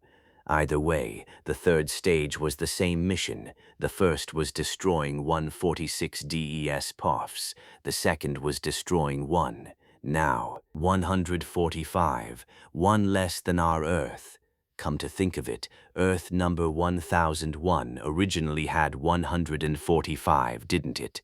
It only became 146 after one more appeared. That was right. At first, there had been 145. Because of the temporary naturalization surge, the tower had branched off and a new one had regenerated, making it 146. Then, is this another parallel Earth's DESFs? Seems so. I wonder which Earth number this is. Gondale answered heavily, her expression dark. Does the number matter? The painful truth is that there exists a parallel Earth being invaded by the Black Tower. Juhek agreed. How many people were dying or suffering because of the Black Tower? It was heartbreaking. How many Earths are these bastards invading anyway? How far had this place been cleared? It was not in the middle of collapse, was it? He wanted to help. Before it followed in the footsteps of Earth number 675, something had to be done. There would be a way. There was even a dimensional transfer elevator. But first, he had to fully clear the Black Tower of Earth number 1001. In the end, the White Tower's influence would grow. Then maybe they could find a way. For now, let's break them. Yes. At that moment, flash. Huh? From the sky, like distant outer space, a massive pillar of light descended. What is that? KWA, KWA, KWA, KWA, KWA. It looked like a waterfall of light. What? All of a sudden? KWA, KWA, KWA. It was not normal. They could feel an immense flow of energy. Moments later, poof, the pillar vanished in the blink of an eye, and where it had struck, someone is there. It looks like a human form. It has wings. An angel? Yes, It resembled an angel, the angel they had seen in the heavenly realm. Then, an archangel. So we finally meet. Juhyek waved at the archangel. Hi, archangel. Nice to meet you. Should he deal with it using C, transcendent summon, great sage equal to heaven fur, full catalog all element summon, or all of them? This was hard. He had so many countermeasures, it was difficult to choose. The control room staff erupted into cheers. Every employee in the control room of the dimensional energy storage facility, extraction, refinement, conversion, transmission, ram dod will mood real mubud menal mean hunners, intena meal stenonono, mean hunno, meal mooding, in damon hunnoendind. Minonom niminon, minomen diminamentin, minominama, minomentin, minomend, minomendin, ben kamut, bibat minon, minomintena, minono, minomen, dinapot, ninod, minomendinan, minomendena, minobat minon, minomentena, minomen, minomend, minomendin, binomendin, minomendina, no. 843-dimensional energy storage facility. Now it was over. For the summoner, and for the White Tower, the suspended project to plant new black towers on parallel universe Earths would resume.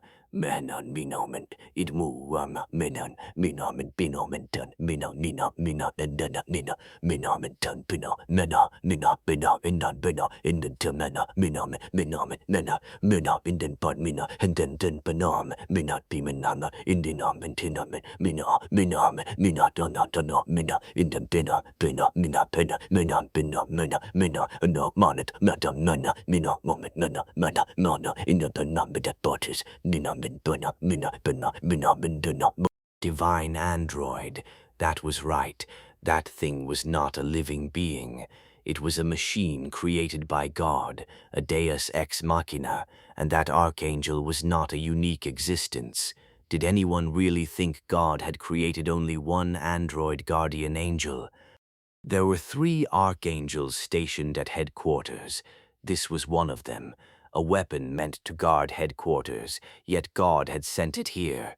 It was packed with divine power, so sending it to another dimension took an enormous amount of time and consumed tremendous resources. But now there was no need to worry. They could simply sit back and watch. Still, and fine with sind thee. Still, and fine wind gwed with sind the bren nightasari. Tuortiv yar div time windy om sin brecum tarming. Muntin martin windy on the titin which fees the wind. It had meant killing that summoner. It did not matter if they used up all the dimensional energy accumulated so far. Why would they hesitate? The information on the Archangel's transfer obtained through the judge's hammer was not enough. All it revealed was that this was the ultimate weapon sent from a world called Headquarters. They would soon find out what kind of monster an Archangel truly was. The summoned entities had already formed up. Meat Shield stood at the very front, followed by Cossack and the Mad Demon. Bake Dana, Menyon, Geppetto, and the others held the center. Veronica Caliber aimed sub-light-speed rounds. Bardin, Diamat, and Crackers took to the air. The rest surrounded Juhayuk without a single gap. It looks ordinary. Doesn't seem particularly threatening. Judging by the wings, it can probably fly. The moment it takes off, we'll deal with it using sub-light-speed rounds. At that, Gandale tilted her head. Something feels strange. What do you mean? It does not feel alive, meaning it was not a living being. Like a golem, it is different from Dr. L. That person is essentially human. Right, because Dr. L had a soul. Then, Dr. L, is that thing like an automated gigant? No, it is unrelated to Magitech. A robot? No way. Was the genre suddenly shifting into sci-fi? In any case, no one made a rash move, neither did the Archangel. A tense standoff. This old man should test the waters first, see whether it is spicy or bland. I have a bad feeling it looks extremely spicy. Aren't Koreans all about spicy food? Our Cossack here can't handle spicy. Summoner Bong, do not underestimate me. I can handle tempura udon now. That was impressive, though tempura udon was not spicy to begin with. Step. The mad demon moved forward. Whying. His once white hair turned crimson, blood jade aura, a manifestation beyond his realm. In that instant, slide.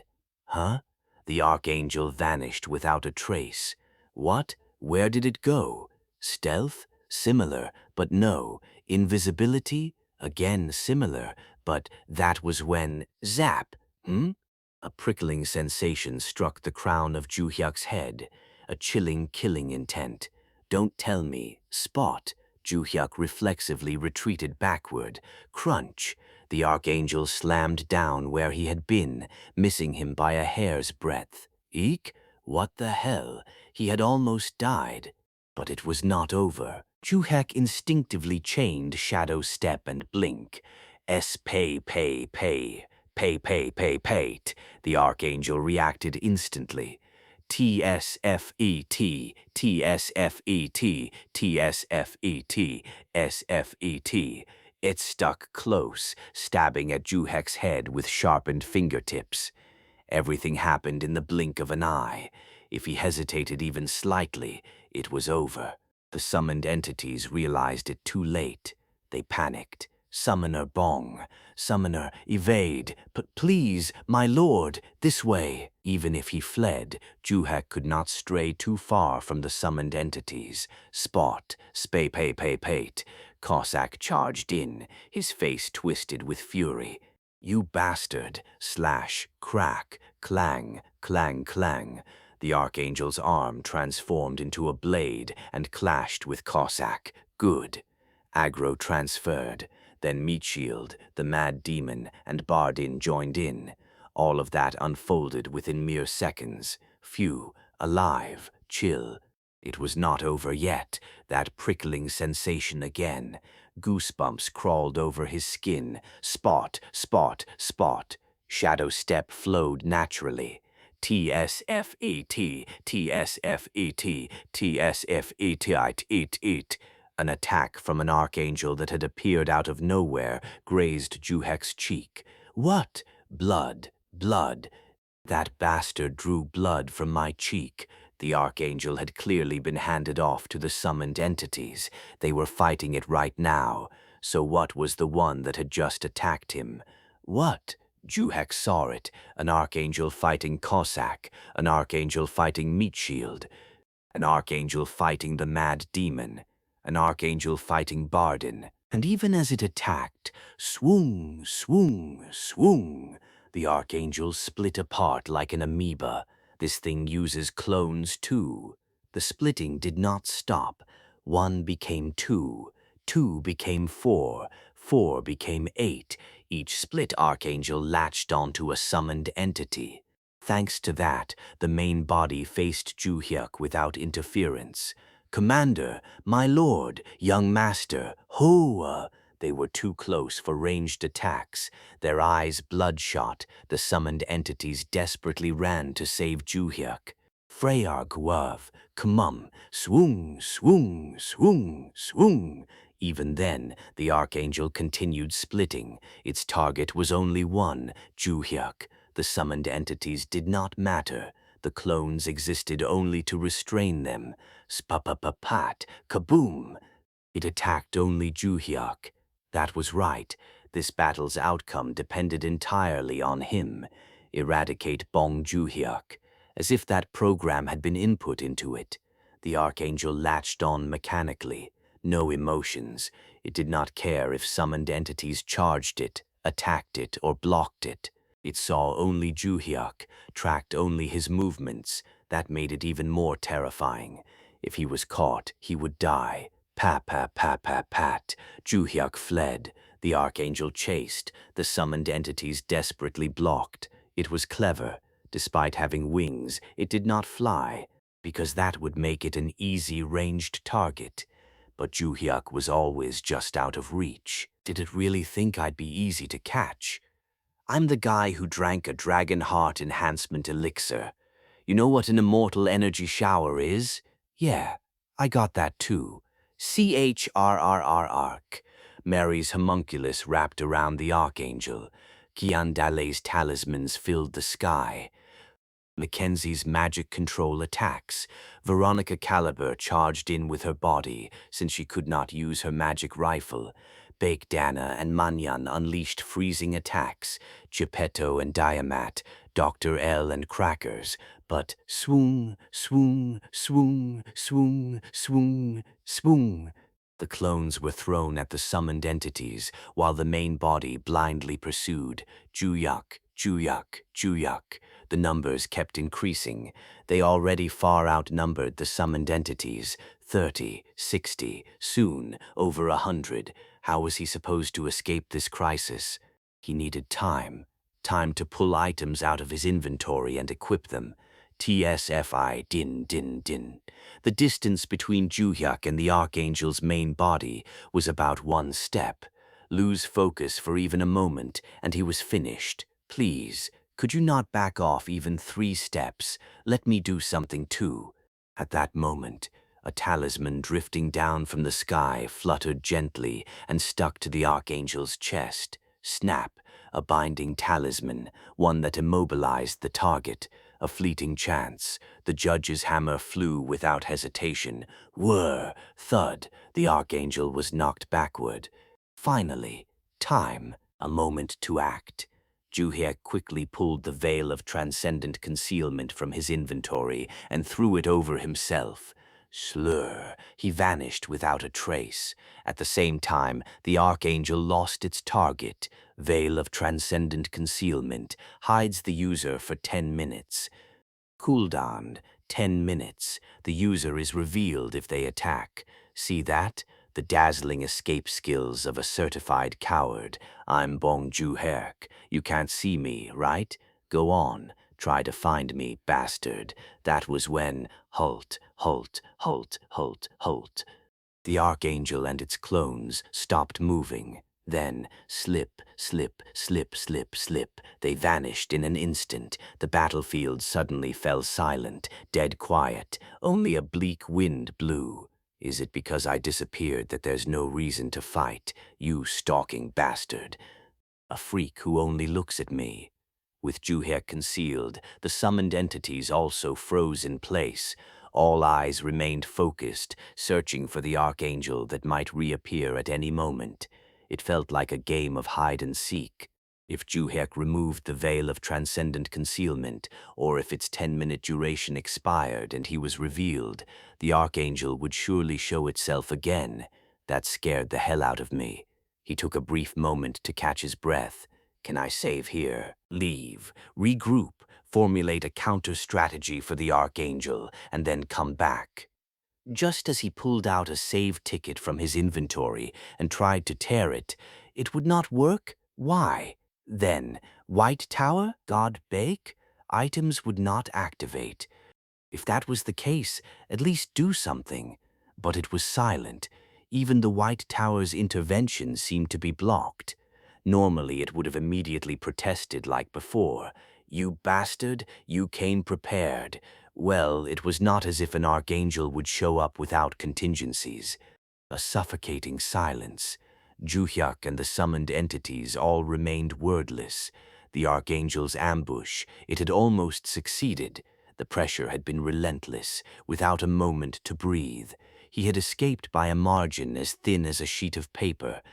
If it had been before the immortal energy shower, he would have been caught 100%. From now on, I need to keep the concealment veil on at all times. All right, my turn to reveal a card. So, use C? It was too early for a full catalog all summon. Just looking at the rookie Laceel summoned entities made that clear. They were still too weak. Forcing it would be reckless. The answer was already there. An eye for an eye. A clone for a clone. Against a splitting Archangel, counter with avatars. He rummaged through his pouch, pulled out a bundle of the great sage equal to heaven's golden hairs, and blew on them. Who? Slur, the concealment veil was released. Summoner Bong. And the instant Juhyuk revealed himself, swung, swung, swung, swung. Countless split archangels appeared. Whoosh! Juhyuk scattered the golden hairs forward. Pa-pung, pa-pa, pa-pa, pa-pa, pa-pung, pung, pun, pun, pun, pun. The great sage's avatars multiplied explosively and flooded the battlefield. The 93-yard floor mission area was drenched in gold. Archangels splitting, we are infinite multiplication golden monkeys, so these are archangels, splitting your bodies so arrogantly. Let us show you what real clones look like. Teach them a lesson, preferably far away from me. It's scary when they come at me. The moment Juhyuk's will was conveyed, whir, the great sage's avatars surged forward like a storm. The archangel clones were swept away by the torrent. Some golden monkeys remained near Juhyuk because he had asked them to. If I stay alive, the summoned entities live too. If anything happened to him, it was all over. But now he could finally breathe. Only then did the summoned entities let out sighs of relief. Well done. I trusted you, Cossack did. My heart nearly shattered.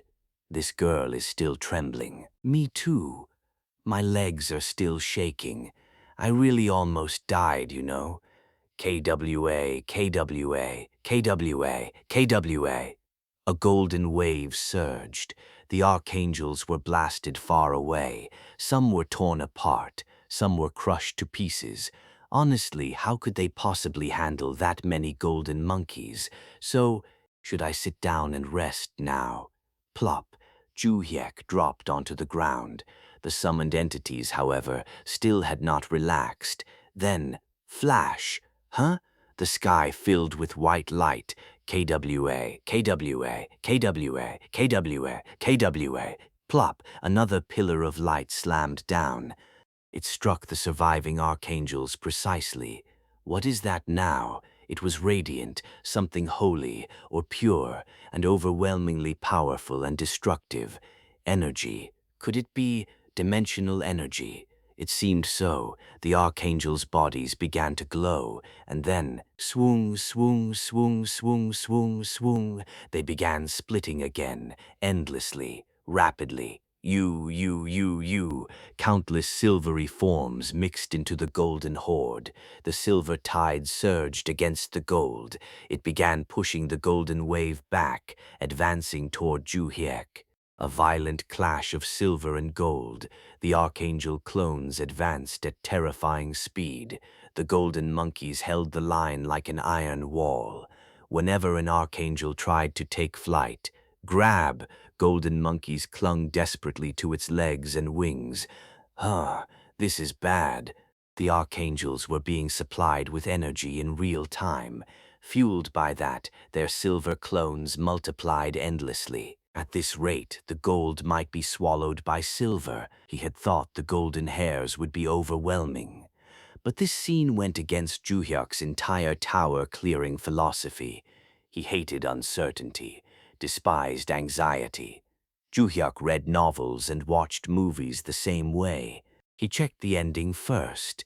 If it had a sad ending, he did not watch it at all. Even if it was a happy ending. If a side character died halfway through, that was out too. Catharsis through sorrow. That word did not exist in his dictionary. From beginning to end, a thoroughly happy ending. So, Juhyuk murmured quietly, transcendence, beyond, random summon. Let's do this cleanly, safely. He had two uses of transcendence summon. Even if he used one now, he would still have one left. Platinum badges, plenty, but nothing happened. Silence. He had clearly activated the skill. The status window even showed it as used. So why? Why was nothing happening? The Sword Saint had appeared instantly before. He looked up at the sky just in case. No dimensional gate opened. What the hell? Don't tell me this is blocked too? Hey, God Beck. No, Professor Beck. Whitey, are you getting stepped on too? Then, I would appreciate a candy, if you have one. My blood sugar is low. A voice beside him. What? Juhyuk turned his head. Among the countless golden monkeys surrounding him, one of them was talking. A talking monkey? That was rare. And looking closer, it was strange. It did not look like the others at all. For starters, it was wearing clothes. A fluorescent vest labeled Express Delivery, but it looked shabby, patchy fur, as if chunks had been forcibly ripped out, bare skin showing through. Ah, pitiful. A balding monkey crouched there, like a worldly, worn-down father, the archetype of the modern man who had aged early while supporting his family. Anyway, it had asked for candy. Dimensional farmhand. Hoey, give him a candy or chocolate. Hoey, Radix handed over a candy. The golden monkey unwrapped it with grimy fingers and popped it into its mouth. Mmm, sweet. Yes. Happiness bloomed across the monkey's face. Happiness from a single candy. Simple. You know, someone called me over, so I thought it was a delivery request. Delivery? What kind of monkey did deliveries? I see. I usually zip around dimensions delivering stuff. It's my livelihood. Poor thing. The golden delivery monkey. This isn't your first time using golden hairs, is it? That's right. How did he know? This was the second time. That is why the connection formed. In Buddhism, karmic ties are very important. Whether in the same dimension or different ones, once formed, a connection cannot be severed. True, connections mattered, across all cultures, but this was not the time to be chatting. Even now, silver archangels were pushing through the gold and closing in. Those little clones won't be enough. They have limits too, and those machines aren't simple either. Ugh, what a mess. So many. Distracting. I'll get rid of them. The delivery monkey waved a hand. Poo-poo-poo-poo-pung, poo-poo-poo-poo-pung, poo-poo-pung. The golden monkey avatars vanished like bubbles. Huh? Only one monkey remained, the delivery monkey. Juyak had known who this was all along. So, I just need to take care of them, right? Yes. The monkey pulled an ear pick out of his ear, a tiny toothpick. He aimed it at the massive swarm of archangels. Suka! The toothpick elongated, thickened. It shot forward like a beam of light, skewering archangel clones straight through the torso. Poop, poop, poop, puke. Crash, crash, crash. The archangels shattered like glass. Oh, a flick of the wrist. Right, crash, crash, crash. Left, crash, crash, crash. A forward jab, crash, crash, crash. TSFI, FI, FI, FI, fit. A group of archangels rushed close, like a cleanup hitter. K. The now gigantic metal rod smashed through them. Pay, back.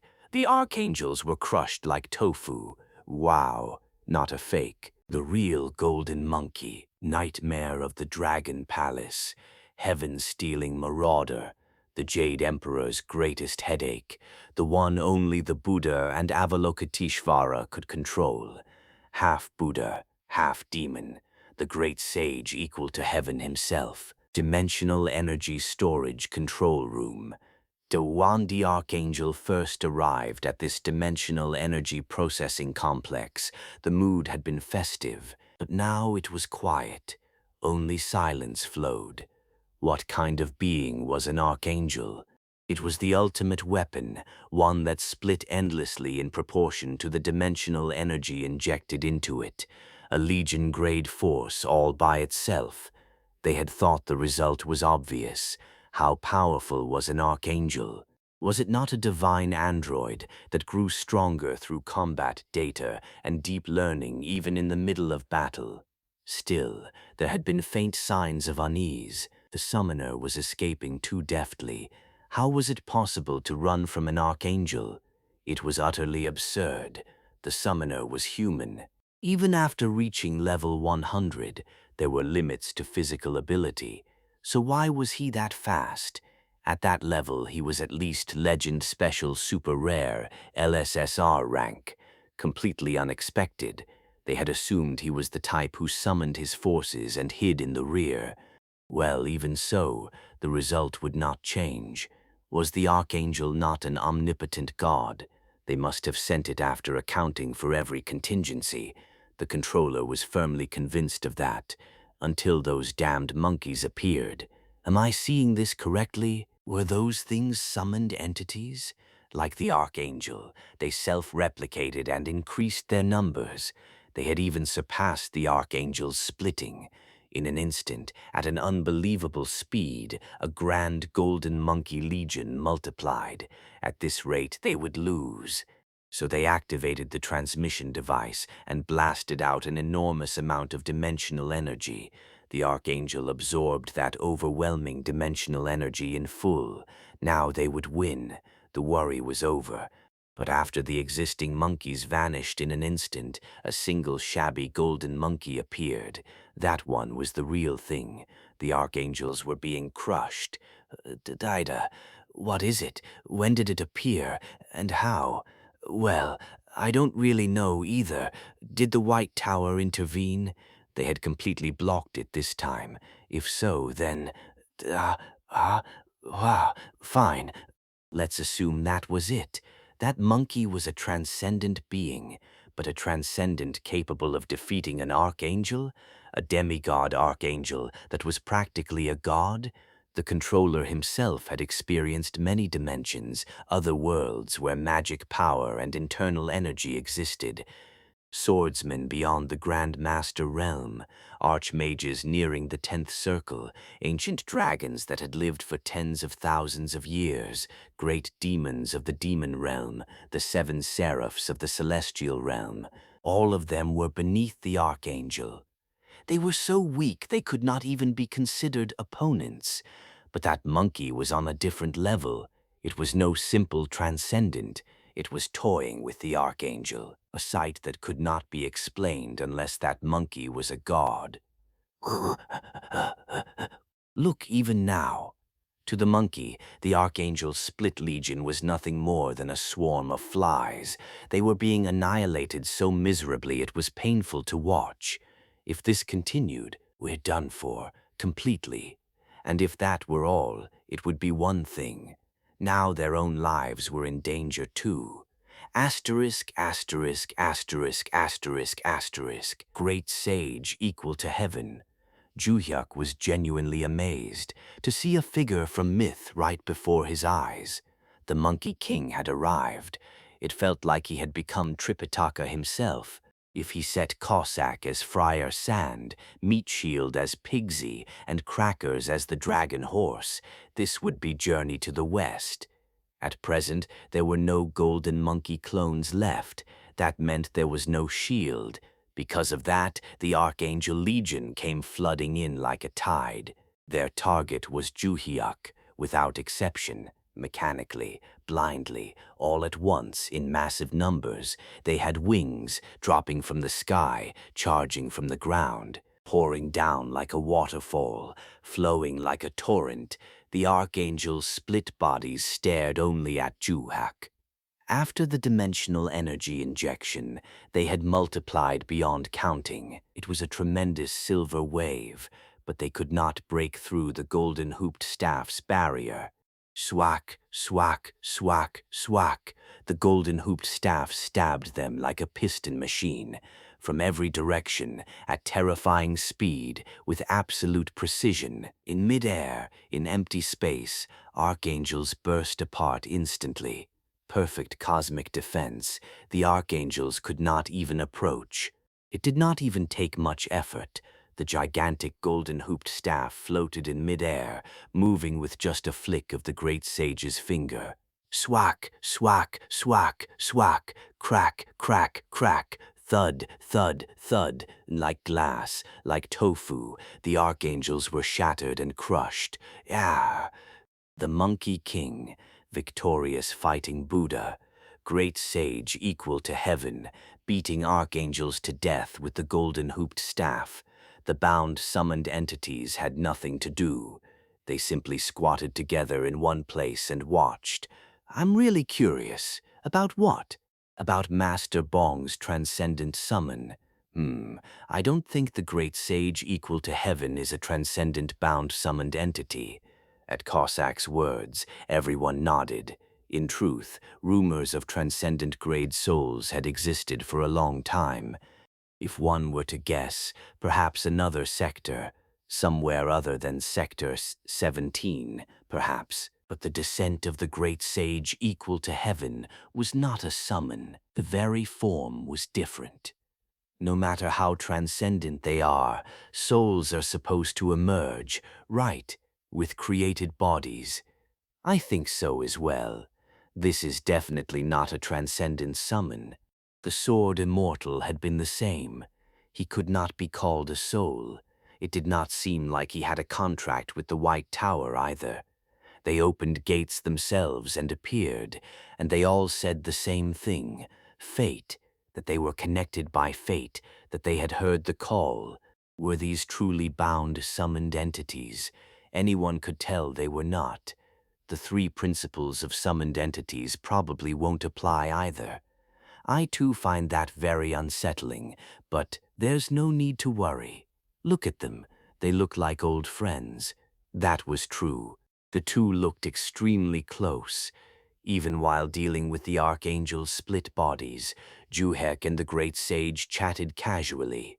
Why did you end up doing delivery work? I caused a bit of an incident, a big one, he answered while maintaining the golden-hooped staff's cosmic defense. Schwack, schwack, schwack, schwack.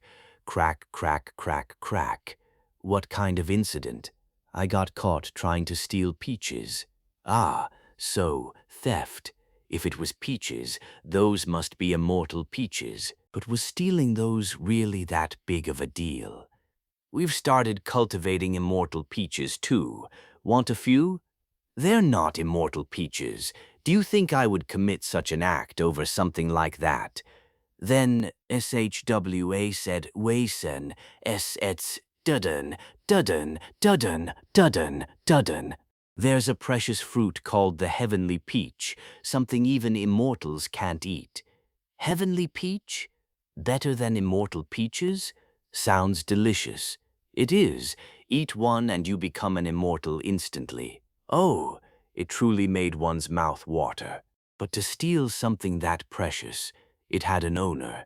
I'm atoning for it by doing delivery work. The great sage equal to heaven, now a repeat offender. Do you get paid for deliveries? Of course. There are so many places money goes. Schwack, schwack, schwack, schwack. Crack, crack, crack, crack. I have quite a lot of kids under me, the stone monkeys of Flower Fruit Mountain. If I'm going to buy them banana-flavored milk, I have to work hard. Banana milk is tasty. Juhek nodded. The great sage was just like him. A family man bearing the responsibility of feeding his household. How heavy that burden must be. Juhek signaled to Radjix with his eyes. Then, clang, rattle, rattle. He rolled over quickly. Opening the inventory, Radjix discreetly offered banana milk to the great sage. Oh, thanks. What a fine spirit beast you are. I'll enjoy it. Wah! Swack, swack, swack, swack. Titamu tembiboid. He casually dealt with the archangels, popped the cap and gulped it down. I'll pack you a lot more later, enough for your family to eat and drink to their heart's content. It's the thought that counts. Why? I'm not poor. Smuggling outside goods into the immortal realm is illegal. Unexpectedly law-abiding. But if you don't get caught, it's not easy. I already have a record, so if I get caught again, the punishment is heavier. Oh dear. If your record piles up, you can't even use the Immortal Realm shopping mall. What a pity. He had given quite a lot to the Sword Immortal and Lord Yama as well. Are they okay? The great sage's expression grew gloomy. Even so, his golden-hooped staff thrusts never stopped. Automatic piston motion. Swack, swack, swack, swack. The Archangel's split bodies shattered one after another. I'll start wrapping this up. What? You're already doing that? There are too many. It's annoying, so I'll call the monkeys. Clone bodies, perhaps? You wiped them all out earlier. Golden stone monkeys only show their true effectiveness when I summon them myself. That made sense. There was clearly a difference between the owner doing it personally and someone else doing it for him. But still, it already looks like you've lost a lot of fur. Do you really have to? The fur the sword immortal had given him. Where had it come from? It must have been plucked directly from the great sage equal to heaven. Patches of exposed skin, traces of crude repair here and there. From there, how could he possibly pluck any more? Don't worry, I don't pluck it out. That sword immortal brat tore it off by force. Guilt stabbed deep.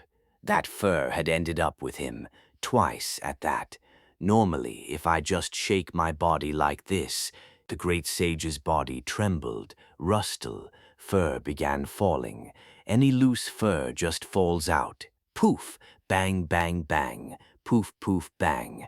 Golden stone monkeys multiplied without number. The monkeys that came out from his shaking were even bigger. Their fur gleamed, and their eyes sparkled with life. So that was how it worked. There had been no need to pluck it out. Guilt seeped in. Juhyuk bore no small share of responsibility for the great sage's current state. He must never ask for fur again. A person had to have a conscience. How could he ask after seeing this? All right, kids, let's finish this quickly. Wah! The golden monkeys rushed out at explosive speed, and then the slaughter of archangels began. Torn apart, ripped open, snapped, pierced, cut down, shattered. Wow! It was truly different. The fur Juhyuk had thrown, and the fur the great sage had shaken off, were worlds apart. It was brutal. Each monkey clone was at least LSSR class, and with overwhelming numbers on top of that. Right then, a chill, that icy sensation ran down from the crown of his head again. Wah! Above, spot, spot, spot, instinctive shadow step, but crunch. It was already smashed down by the great sage's golden-hooped staff. Crunch, crack, crack, crack, crack. An archangel was being beaten senseless. It must have flown up to ambush Juhyuk. In truth, there had been no need to dodge. Who was he standing beside right now? This one looks like the leader. Ah, it was different, all right. The fact that it had made it this far proved that. Crunch, crunch, crunch. With an indifferent expression, the great sage continuously pounded the archangel's main body. Of course, the thing could not even resist. It looks mechanical, but it isn't simple. There seems to be a mix of energies, demonic energy, divine power, even dimensional force. In any case, it's composite. Dimensional energy, fine, but demonic energy and divine power, were those not opposites? How could they coexist? I'll do some laundry. Gotta squeeze all the energy out. The archangel's main body writhed on the ground. Crack, crack, crack, crack, crack. Poor thing. It must have been transmitted from a pretty distant place just to kill him. Crunch, crack, crack. Now it was being treated like dirty laundry. After beating it a few more times, C-R-R-Z-Z, B-Z-B-Z, thunk, the movements stopped. S-S-S-S-S. The split bodies vanished instantly as well, finished, and thus the archangel threat was completely erased. All thanks to the great sage equal to heaven. Thank you very much, truly. Juhyuk bowed deeply, conveying his sincere gratitude. Hey, no need to thank me for something this small. Something this small. He had nearly died. I'll take a lap around here and head home. What? Why are you leaving? Stay a little longer. I'll give you proper hospitality. Sorry, It's the thought that counts. What a shame. Was he really leaving just like that? No matter what, still, when would they meet again if he left now? My delivery calls are backed up. For most things I can send a clone, but for other dimensions I have to go myself. Then, F. Bush, the great sage, summoned a cloud. The bound summoned entities all rushed over at once. Great sage, it would be disappointing if you left like this. This one is a disciple of the 1,000-year fox spirit Harry Young. Since meeting like this is fate, please stay and share a few words. Victory. Second Lieutenant Veronica Caliber. I will serve you with utmost devotion. Wah. Great sage, this old man is called the Mad Demon. Please stay a bit longer and impart your teachings to this humble one. At that moment, the great sage reacted to the Mad Demon's words. Mad Demon, are you a martial artist? Yes, I am. There's a demon in your name. It is only an empty title. There is also someone here called the Sword Demon. There's someone I know called the Poison Demon too. Poison Demon, all kinds of demons, Mad Demon, Sword Demon, Poison Demon, Mad Demon. Did your world also have a Poison Demon? Of course it did. Really? What was the Poison Demon in your world like, from the Sichuan Tang clan? The Mad Demon waved his hands frantically in denial. Not at all. He was filthy trash from the Five Poison sect. Anyone who uses poison arts is like that, isn't he? Killing people with underhanded methods, poisoning wells, lacing alcohol with poison, sprinkling aphrodisiacs on innocent women, getting hunted as a public enemy of the martial world. The Mad Demon was bad-mouthing the Poison Demon, but the great sage looked pleased. He grinned widely. Right? People with the name Poison Demon are almost always bad guys, right? Of course, you can tell just by the epithet. Got it. I'll pass that along when I get back. Pardon? To whom? To the Poison Demon. I'll tell him that Poison Demon is a name mostly given to despicable, cowardly trash, and that the Mad Demon said so.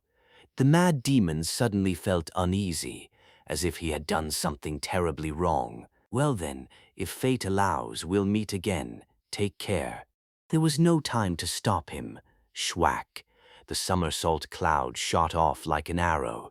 From the ground, the golden stone monkeys followed in a rush. He's gone, but they had defeated the Archangel. Why was there no achievement? It was quiet. It seemed there was none. Then suddenly, clang, rattle, rattle, Rajix came running over. He pulled out a pickaxe and poked at the fallen Archangel. Wah! SSS, he stuffed it into subspace. Why are you putting that away? Wah, what was he planning to use it for? Well, since no achievement had popped up, taking a piece of loot did not seem bad. In a way, the Archangel itself might be a reward. Now, on to C? Well, it was time to continue the mission. At that moment, Cossack glanced at Mackenzie. Elder Mac, did you happen to record that? No way. Did he even have the presence of mind to film? Of course I did. How could I miss that? Oh, what? You filmed it in the middle of all that? We were going crazy just protecting the summoner. It's kind of instinctual. You're a cameraman to the bone. From now on, hand in your resignation as a mage. That was when it happened. Ding. A system message rang out. Huh? What? One had been destroyed? Who destroyed a storage unit? Silence. No one? The bound summoned entities only exchanged glances. Then, what the? One had the dindis. Storage units were being destroyed one after another. Now that he thought about it, from far away, KWAA, KWAA, K, Vung. KWA, KWAA, KWAA, faint explosions could be heard. 005 145. Who could it be? There was only one possibility. 005 745. Finally, mission complete. Ding. muten stingsed, trevis, ding wav tiud samens, muten trevius, nedun fisem sem, timius sings remius, nedun fisem sem, tisem smen, muten trifen fisem sems, muten fisem semkens, muten trevius, muten smyrn, toyam smemd, tisems, taintfurn, feintum liu, burnt, mut. Floor 93 had been cleared out of nowhere. Ah, great sage. He could have just left. Did he really have to be this helpful? But the mission success messages did not stop. Ding, ding, ding. They kept ringing, even though floor 93 was already complete. When he had entered the demon realm through Earth number 675's Black Tower in the past, he had rounded up the great demons of the demon realm and wiped them out in one sweep. He had done the same in the celestial realm. He had devastated the fallen celestial realm and the corrupted divine lands all at once, striking straight at the core. Whether in the demon realm or the celestial realm, these were originally missions that were supposed to be carried out sequentially, climbing the Black Tower floor by floor. But because he finished everything in one go, like a mass hunt, the result was consecutive tower clearances. This time seemed to be the same. The notification sound kept ringing without pause. Ding. The fourth fuel rod disassembly extractor had been destroyed. Back to back? It's consecutive. It's a streak. So it's the consecutive destruction of fuel rod disassembly extractors. Who knew such a thing even existed? So they dismantle fuel rods and siphon out the energy? It wasn't over yet. Ding. Ding. Fitigum Sena 1. It won't stop. The Great Sage is going berserk. A hard carry by the Great Sage. He had already soloed 3 floor missions. Anyway, transport cables, devices that sent extracted energy somewhere. It was clear now. This entire place was a comprehensive dimensional energy processing facility. Storage units, extractors, transport cables. What else could there be? There was no need to even try figuring it out. Just stand still and listen to the system messages. The Great Sage was personally smashing everything and teaching them as he went. Stomdodinept, conversion plant, sounds like a device that alters energy. What was next? I'm curious. Please teach us. Do it. Just one more click, please. Ah, much obliged. So it was a refinery. Of course. Energy can't have impurities, but it's destroyed now. I kind of want to see the face of the section chief level manager in charge here. You did not even need to see it to know. Next, lossless compression line. This is more complex than I thought. It's quite systematic too. It's like an industrial complex on Earth. The Black Tower extracted dimensional energy and sent it to storage. Once the storage fuel rods were full, they were dismantled and extracted. The extracted energy was transported via cables to the conversion plant. After refinement, it underwent lossless compression. All of these processes had one single purpose: to bring dimensional energy all the way back to the main base. Then the 99th floor was most likely a dimensional transfer device. No idea what form it took, though. Were they going to the 99th floor too? Brother Wukong, since you've come this far, how about the 100th floor as well? Was that asking too much? Still, you never knew. Do it, please. No message came. Looks like the lossless compression line was the last one. How many stages in total had been completed? 8 stages. So probably up to the 98th floor. And the rewards? All bound summoned entity upgrade rune bundles. But he liked that. It might actually be the most needed item at this point. And so, this run came to an end. All that remained was returning to the Black Tower.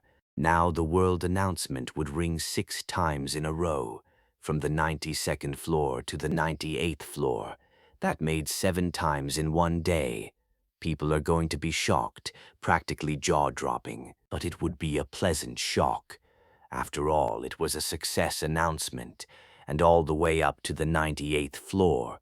This was all thanks to the great sage equal to heaven. He had led the Golden Stone Monkeys and completely turned this entire sector upside down. At that moment, schwapa-pop, et. With a sound like the air tearing apart, the somersault cloud appeared. Great sage, you came back riding the somersault cloud. Schwapa-pop, shooting like a bullet, whir, even spinning in acrobatic flight. Great sage, you're showing off your tricks. A farewell? Great sage, you're saying goodbye. Then they should too. Long live the great sage. Thank you. You're amazing. We love you, Brother Wukong. Take care. See you again. Wah, schwapa-pop, et. The great sage waved from atop the somersault cloud.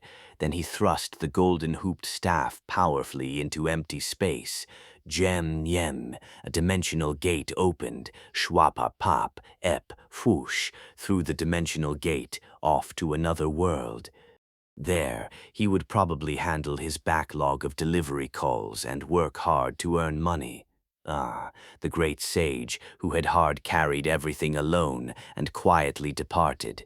All they had given him was a single piece of candy and banana-flavored milk.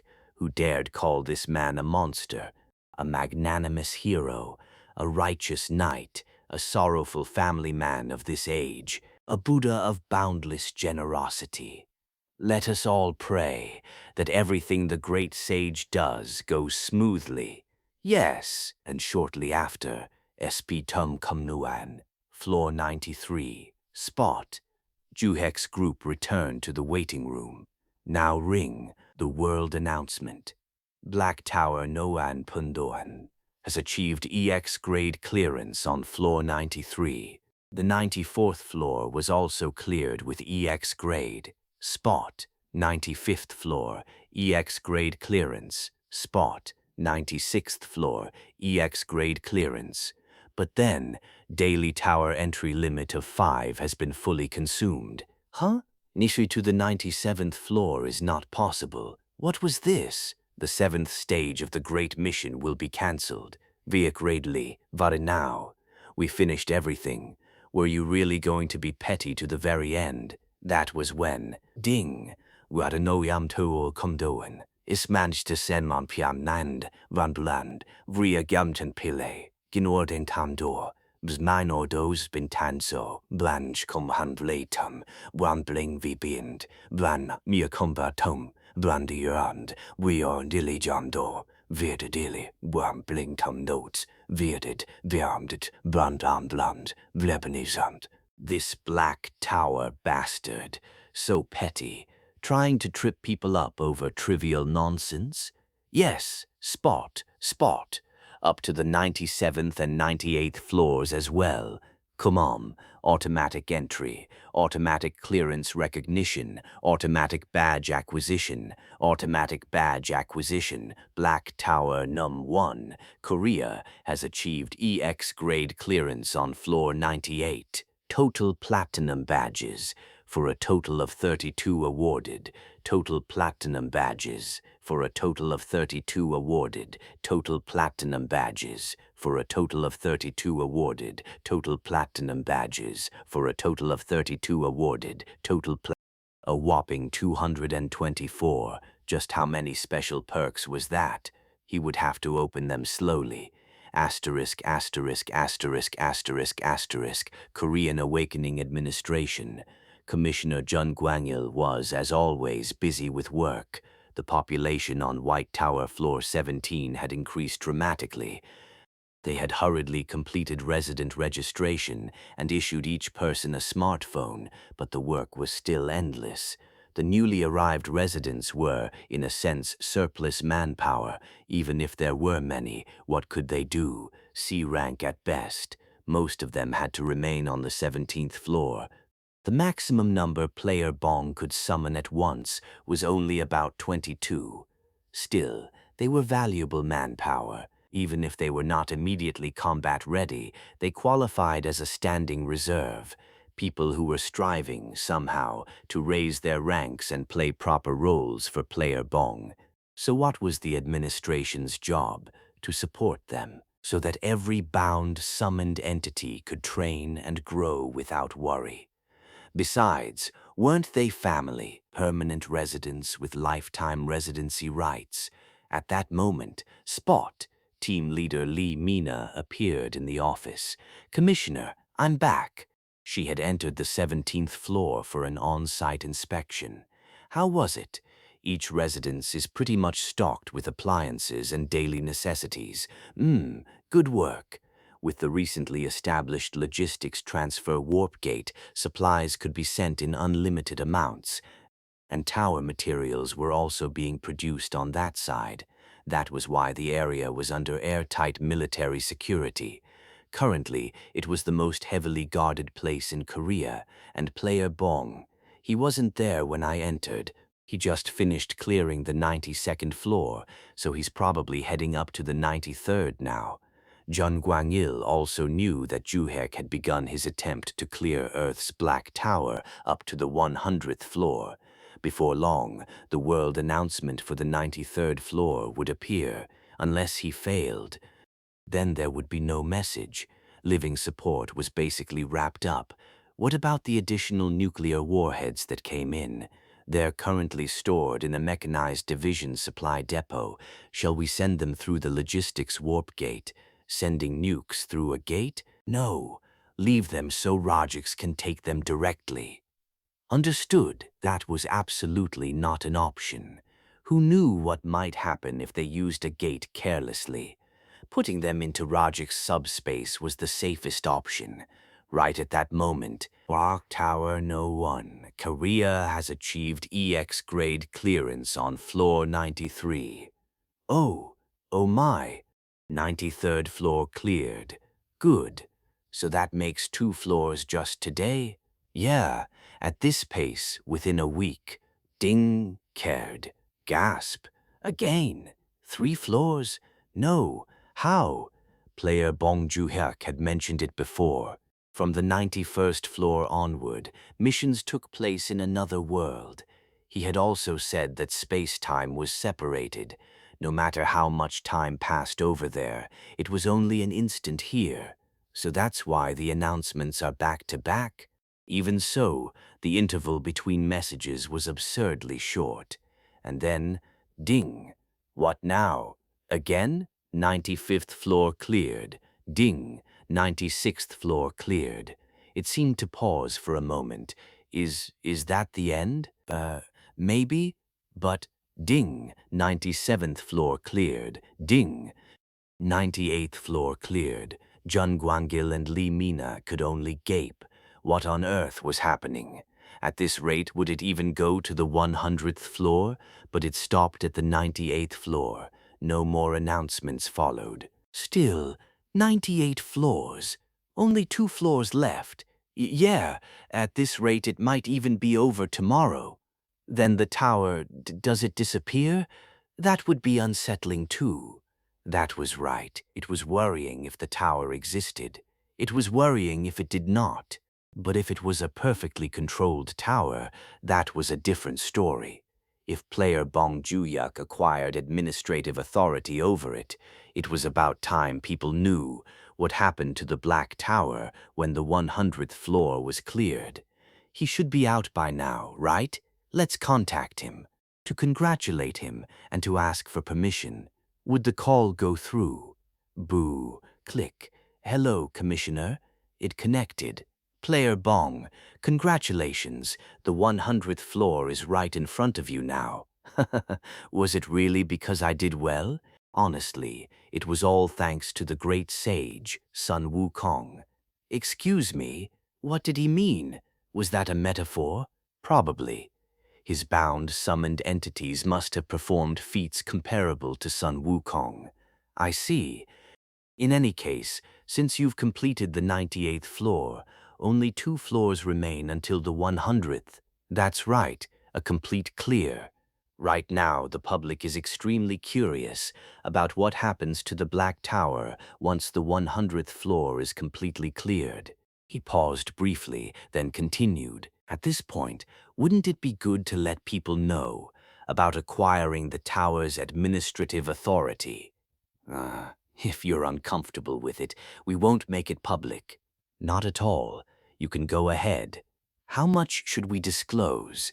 Well, what's there to hide? Reveal everything. Understood. Permission was granted. Team Leader Lee. Yes, Commissioner. You heard him. Contact the broadcasting stations immediately. We'll be making an official statement from the Korean Awakening Administration. I'll prepare right away. Asterisk, asterisk, asterisk, asterisk, asterisk. White Tower Floor 17. Ju-hyek had just finished his call with Commissioner Jun Guan-il. The matter was whether to reveal the Black Tower's administrative authority. He told them to do it. Why keep it secret? There was no need. It was basically a spoiler for the ending, but this was not a movie or a drama. If anything, knowing in advance was much better. When the world announcement for full clearance came, the joy would be doubled. Time for an interim tally. For each great mission, he had received a pouch-like bound summoned entity upgrade rune bundle, 7 in total. How many runes were in each bundle? He opened one. Down summoned entity rank increase and 5 runes of bound summoned entity rank breakthrough have been delivered to the tower exclusive inventory. Whoa, that's generous. 25 runes per bundle, 20 for rank increase, 5 for breakthrough. If he opened all 7 bundles, 140 rank increase runes, 35 rank breakthrough runes. Items that would greatly enhance his bound summoned entity's abilities. Rank increase runes could be used freely, but rank breakthrough required 25 platinum badges each. So how many badges did he have? Before clearing the 92nd floor, he had a cumulative total of 542, with 369 on hand. Now the cumulative total was 766. Since perks were awarded every 25 badges starting from 545, that meant 25 perks in total. I'll open those later. What about on-hand badges? Adding the newly earned 224 should make 593, but 30 used for Rajik's proxy tower climb, 3 awarded to Crackers, Manyan, and Paikdana, 30 consumed for the Great Sage's Transcendent Summon. Subtracting those, the remaining on-hand badge count was... Why? Because the number of people who needed rank breakthroughs had increased. He needed to gather more diligently. Enhancing his bound summoned entities meant directly enhancing himself, and besides runes, he needed to consider other upgrade methods as well. First, start with memory regression techniques for the LSSR class bound summoned entities. Create bodies for them through soul-body frequency synchronization. Then what next? Consuming immortal peaches and elixirs. Chief Administrator Princess Dalei. Yes, speak. Open the auction house status board and buy up all the elixir materials. Which ones specifically? For now, Dragon Hearts, Martial World pills like Purple Marrow pills or Grand Return pills. Discuss the rest with Mary. This one receives the order. It was time to clean out the auction house again. Asterisk, asterisk, asterisk, asterisk, Dasimt, Earth number 1001 Black Tower, 100th floor control room. In the central hall, a crystal core floated in the air, the core device of tower administration. Moments ago, the summoner had entered the 93rd floor and departed for the mission area. The administrators had just received a dimensional transmission from headquarters. Its contents: an archangel had arrived in the dimensional energy management zone. That meant, on the 93rd floor, the summoner and the archangel would meet. So they prayed desperately that the archangel would deal with the summoner. But the result? Continuous defeats from the 93rd to the 98th floors. Archangel annihilation confirmed. Next was the 99th floor. They knew what was there, the core of the dimensional energy management facility. It would be looted without fail, and then he would come to the 100th floor control room to seize the crystal core. When he had first been assigned to Earth number 1001, he thought he had boarded the perfect promotion track. But instead of a promotion, he was about to fall into hell, into the abyss of eternal annihilation. Just then, an engineer tilted his head and spoke. Re-Benonize in a fine eye. The celestial realm had been blown up. In a situation like this, where would they even send players who reached the 91st floor? If they moved them carelessly and the White Tower intervened, they would end up in restricted areas and get wiped out again. In truth, this was not even necessary. Who else could reach the 91st floor anyway, other than that Earth summoner? Renovation would be easy. Across all dimensions, only 2 towers had been cleared past the 90th floor, Earth number 675 and Earth number 1001. For example, Earth number 843's Black Tower, currently under excavation, was only at the 70th floor. It was suffering from Kabbalan's curse. Just replace things. Copy some suitable souls and place them as mission targets from the 91st floor onward. Done. But it would not apply here. Even if it did, how were they supposed to stop that summoner? No, like maybe transferring us back to headquarters. No. Damn it. Fuck. Those goddamn gods used us until the end, and now they're just discarding us. Turns out he had been nothing special at all. What do we do? What do you think? What, pray they kill us cleanly, without pain? Immortality was over. Once dismissed, death followed immediately. Well, was he the only one? The Dimensional Energy Management Facility had a control room too, the controller, along with numerous staff members. They would not escape annihilation either. All of them would be heading to the other side together. If that was consolation, then at least they would not be alone. It was an announcement that echoed across the entire world. Anyone could hear it. Non tanaham kutaman, non daham kutaman, non tauna dintiot, non tanham daham kut, tanbrod mais, real brimanais. Non 100th floor truly the end. War kom kumden the non tiu en awen san mo blunt doan den tenens, doan hamblais, non de ham da handen doan, odri mea. Non handuam kanon doan, non den dan hand hampuand, odiudoa, non handuan den tandand, moand hand mond, non dan, moanda, non dand, mond madam, non da, monda, monamdan, non dan doan den band, mondo, non. Nondam, mondam twand, mondam kuandam, nondam tintamanda, nondam moandam door, nondam dan, mondam bar. One, nondam tintamda, nanda, nondam demond, nondam, nanda, mord, art, ma, nondam, nondam dan, dam, ma, non, nondam, nondam dan, na, dam, ma, nondam, ma. I never thought I'd see a day like this. The 100th floor is right in front of us. Even China sent congratulations. That says everything. 7 floors in one day. How many times a day can Bongkutam climb the tower? That's what you're curious about? You're not even fazed that he cleared them back to back without a break. Kutaman, I wonder what the video will be like this time. What do you expect? He probably just blew something up with nukes again. But what actually happens when the 100th floor is cleared? No way the tower just disappears completely, right? Who says the 100th floor is the end? It might not be.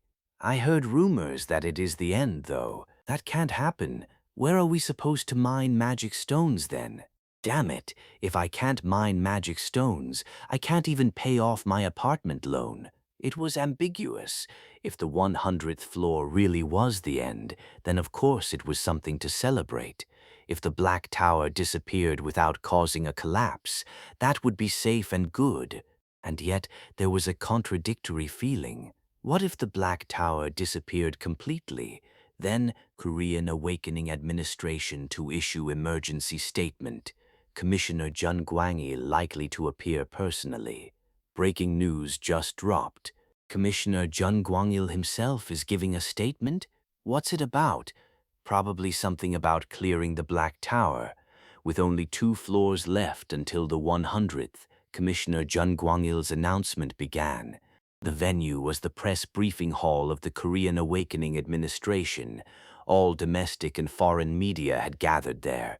It was a live broadcast transmitted worldwide. Commissioner Jun Gwang-il stood at the podium.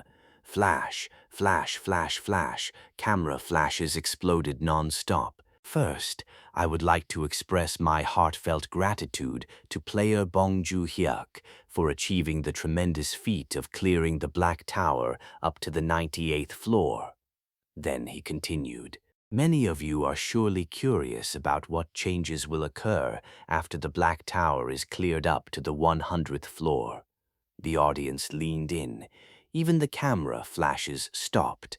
I would like to clarify in advance that what I am about to say is based on the results of player Bong Joo-hyuk's complete conquest of Earth number 675's Black Tower. Earth number 675. Complete conquest? People already knew that other parallel world Earths existed. They also knew that some of them had been destroyed by the Black Tower. But player Bong Joo-hyuk had completely finished one of them. When had that even happened? Yes, it was a success. The 100th floor was the end. And the player who reaches the 100th floor acquires the administrative authority of the Black Tower. Administrative authority over the tower. What exactly did that mean? Reporters shot their hands up. "We will take questions later." Jun Gwang-il continued speaking. "The scope of the tower's administrative authority is limited. You cannot alter missions, rewards, or difficulty. You also cannot change the rule that the tower must be climbed solo, nor can you relocate the tower." Why were there so many restrictions? That made it sound like nothing would change. However, according to player Bong Joo-hyuk, there are still many areas where authority can be exercised, such as, I will begin with the most important part. You can choose to delete or maintain the tower's collapse deadline. What did that mean? Delete or maintain? Yes, the authority to delete the collapse deadline, even if no one clears higher floors for 6 months, or 1 year, or even 10 years, the tower will not collapse. A brief silence followed. Then murmurs spread. Exclamations burst out from all over the room. Really? This wasn't a lie? Preventing tower collapse. What did that imply? It meant escaping extinction. Additionally, the tower itself can be dismantled from beyond the phase world and completely removed. Even in that case, no collapse will occur. Another shocking statement: dismantle the tower or let it persist. All of this is only possible by climbing to the 100th floor and acquiring the tower's administrative authority. The mechanism involves something called a crystal core. Before Jun Gwang-il could even finish his statement, the world was already in an uproar. An era of great upheaval had arrived. Asterisk, asterisk, asterisk, asterisk, asterisk. The White House, United States, cabinet members and advisors had gathered in President Lloyd's office. Tower administrative authority. Does that mean only Korea's tower, or does it include every tower on Earth? The U.S. had already received the key points of Jun Gwang-il's press conference beforehand. Individual control seems possible. After all, a single control room manages all 146 Black Towers. Secretary Macmillan answered the president's question. That means some towers could be voluntarily dismantled, some could have their collapse deadlines removed, and some could simply be left untouched. He shrugged. It's not certain, though. Earth number 675 only had 1 Black Tower. We will know for sure once our Earth's Black Towers are fully cleared to the 100th floor. President Lloyd still found it hard to believe. For nearly 20 years, the Black Tower had terrified Earth, and now a single player was resolving it. Not completely finished yet, but soon. What about changing missions, making them easier, or removing them entirely? That is not possible. Party clears, letting more than 10 people enter a floor. That is also not allowed. Rewards. Increasing high-grade magic stone drops? No. Removing nationality restrictions so anyone can climb any tower. You heard the statement. The authority is fixed. President Lloyd nodded. It was a little disappointing, perhaps, but still, it's huge. It's massive, a revolution in tower conquest. The entire paradigm of Black Tower conquest would change. Towers without collapse anxiety, stable magic stone mining sites. What happens if individual tower control is obtained? What do you think? The entire world will have to watch Bong Joon-hyuk's mood. True, by keeping a collapse deadline, one nation could be terrorized, and the opposite was just as devastating. If a nation's tower disappeared, it would be safe. There would be no collapse risk at all, but magic stones could no longer be mined. Not even basic magic stones, let alone high-grade ones. Nationality-based tower entry would not change. That country's players would be stuck twiddling their thumbs unless they changed citizenship. If you got on Bong Joon-hyuk's bad side, there were two outcomes: maintained collapse deadline or tower dismantlement. We didn't mess up with player Bong, did we? No way. The US treats him very differently. Do you think we're Japan or China? Fair enough. I even learned Korean. Hey, that is all thanks to me. I worked hard from the start to stay on player Bong's good side. You're saying that like it's an achievement. It is an achievement, Macmillan answered shamelessly, as if there were no problem at all. Anyway, once player Bong clears the 100th floor and gains tower authority, ask him to remove the western tower. Leave only the eastern one. I was planning to request that anyway. There was no need for two towers. Having two did not increase high-grade magic stone output. We invested well, didn't we? We did. They had moved quickly the moment they learned of player Bong Joon-hyuk's existence. They consistently supported Korea's position. They were the first to leave early adopter reviews of new products. They bought trait enhancement runes on the black market and gifted them to him. They were the first to provide nuclear warheads. It feels satisfying. But Japan and China are going to have real headaches. Huh? Not really. What do you mean? Japan, maybe, but China's reaction has changed completely, even with the nuclear contribution this time. Well, maybe China finally came to its senses. In truth, it was all thanks to the great demon-level succubus Tiamat. The entire world was swept up in excitement over Bong Joon-hyuk's conquest up to the 98th floor. World leaders rushed to send congratulatory messages. In nearby Japan, it was headline news every day. On TV, they built cardboard models of the Black Tower and had panelists arguing loudly about what would happen if the 100th floor were fully cleared. But Japan's political circles could not laugh. They were in an extremely urgent situation. Why? In the past, as a reward for clearing the 90th floor, the sinkholes that had opened in Mumbai, India, and Mount Fuji, Japan, were restored. In return, India handed over all of its nuclear warheads to player Bong Joon-hyuk. But Japan, they stopped at lip service, empty words of gratitude. They had no choice. They could not meet what Korea was demanding. Because of that, Japan could not even make reservations for the magic guns needed to clear the giant monster zone. Meanwhile, other countries were steadily climbing toward the 81st floor.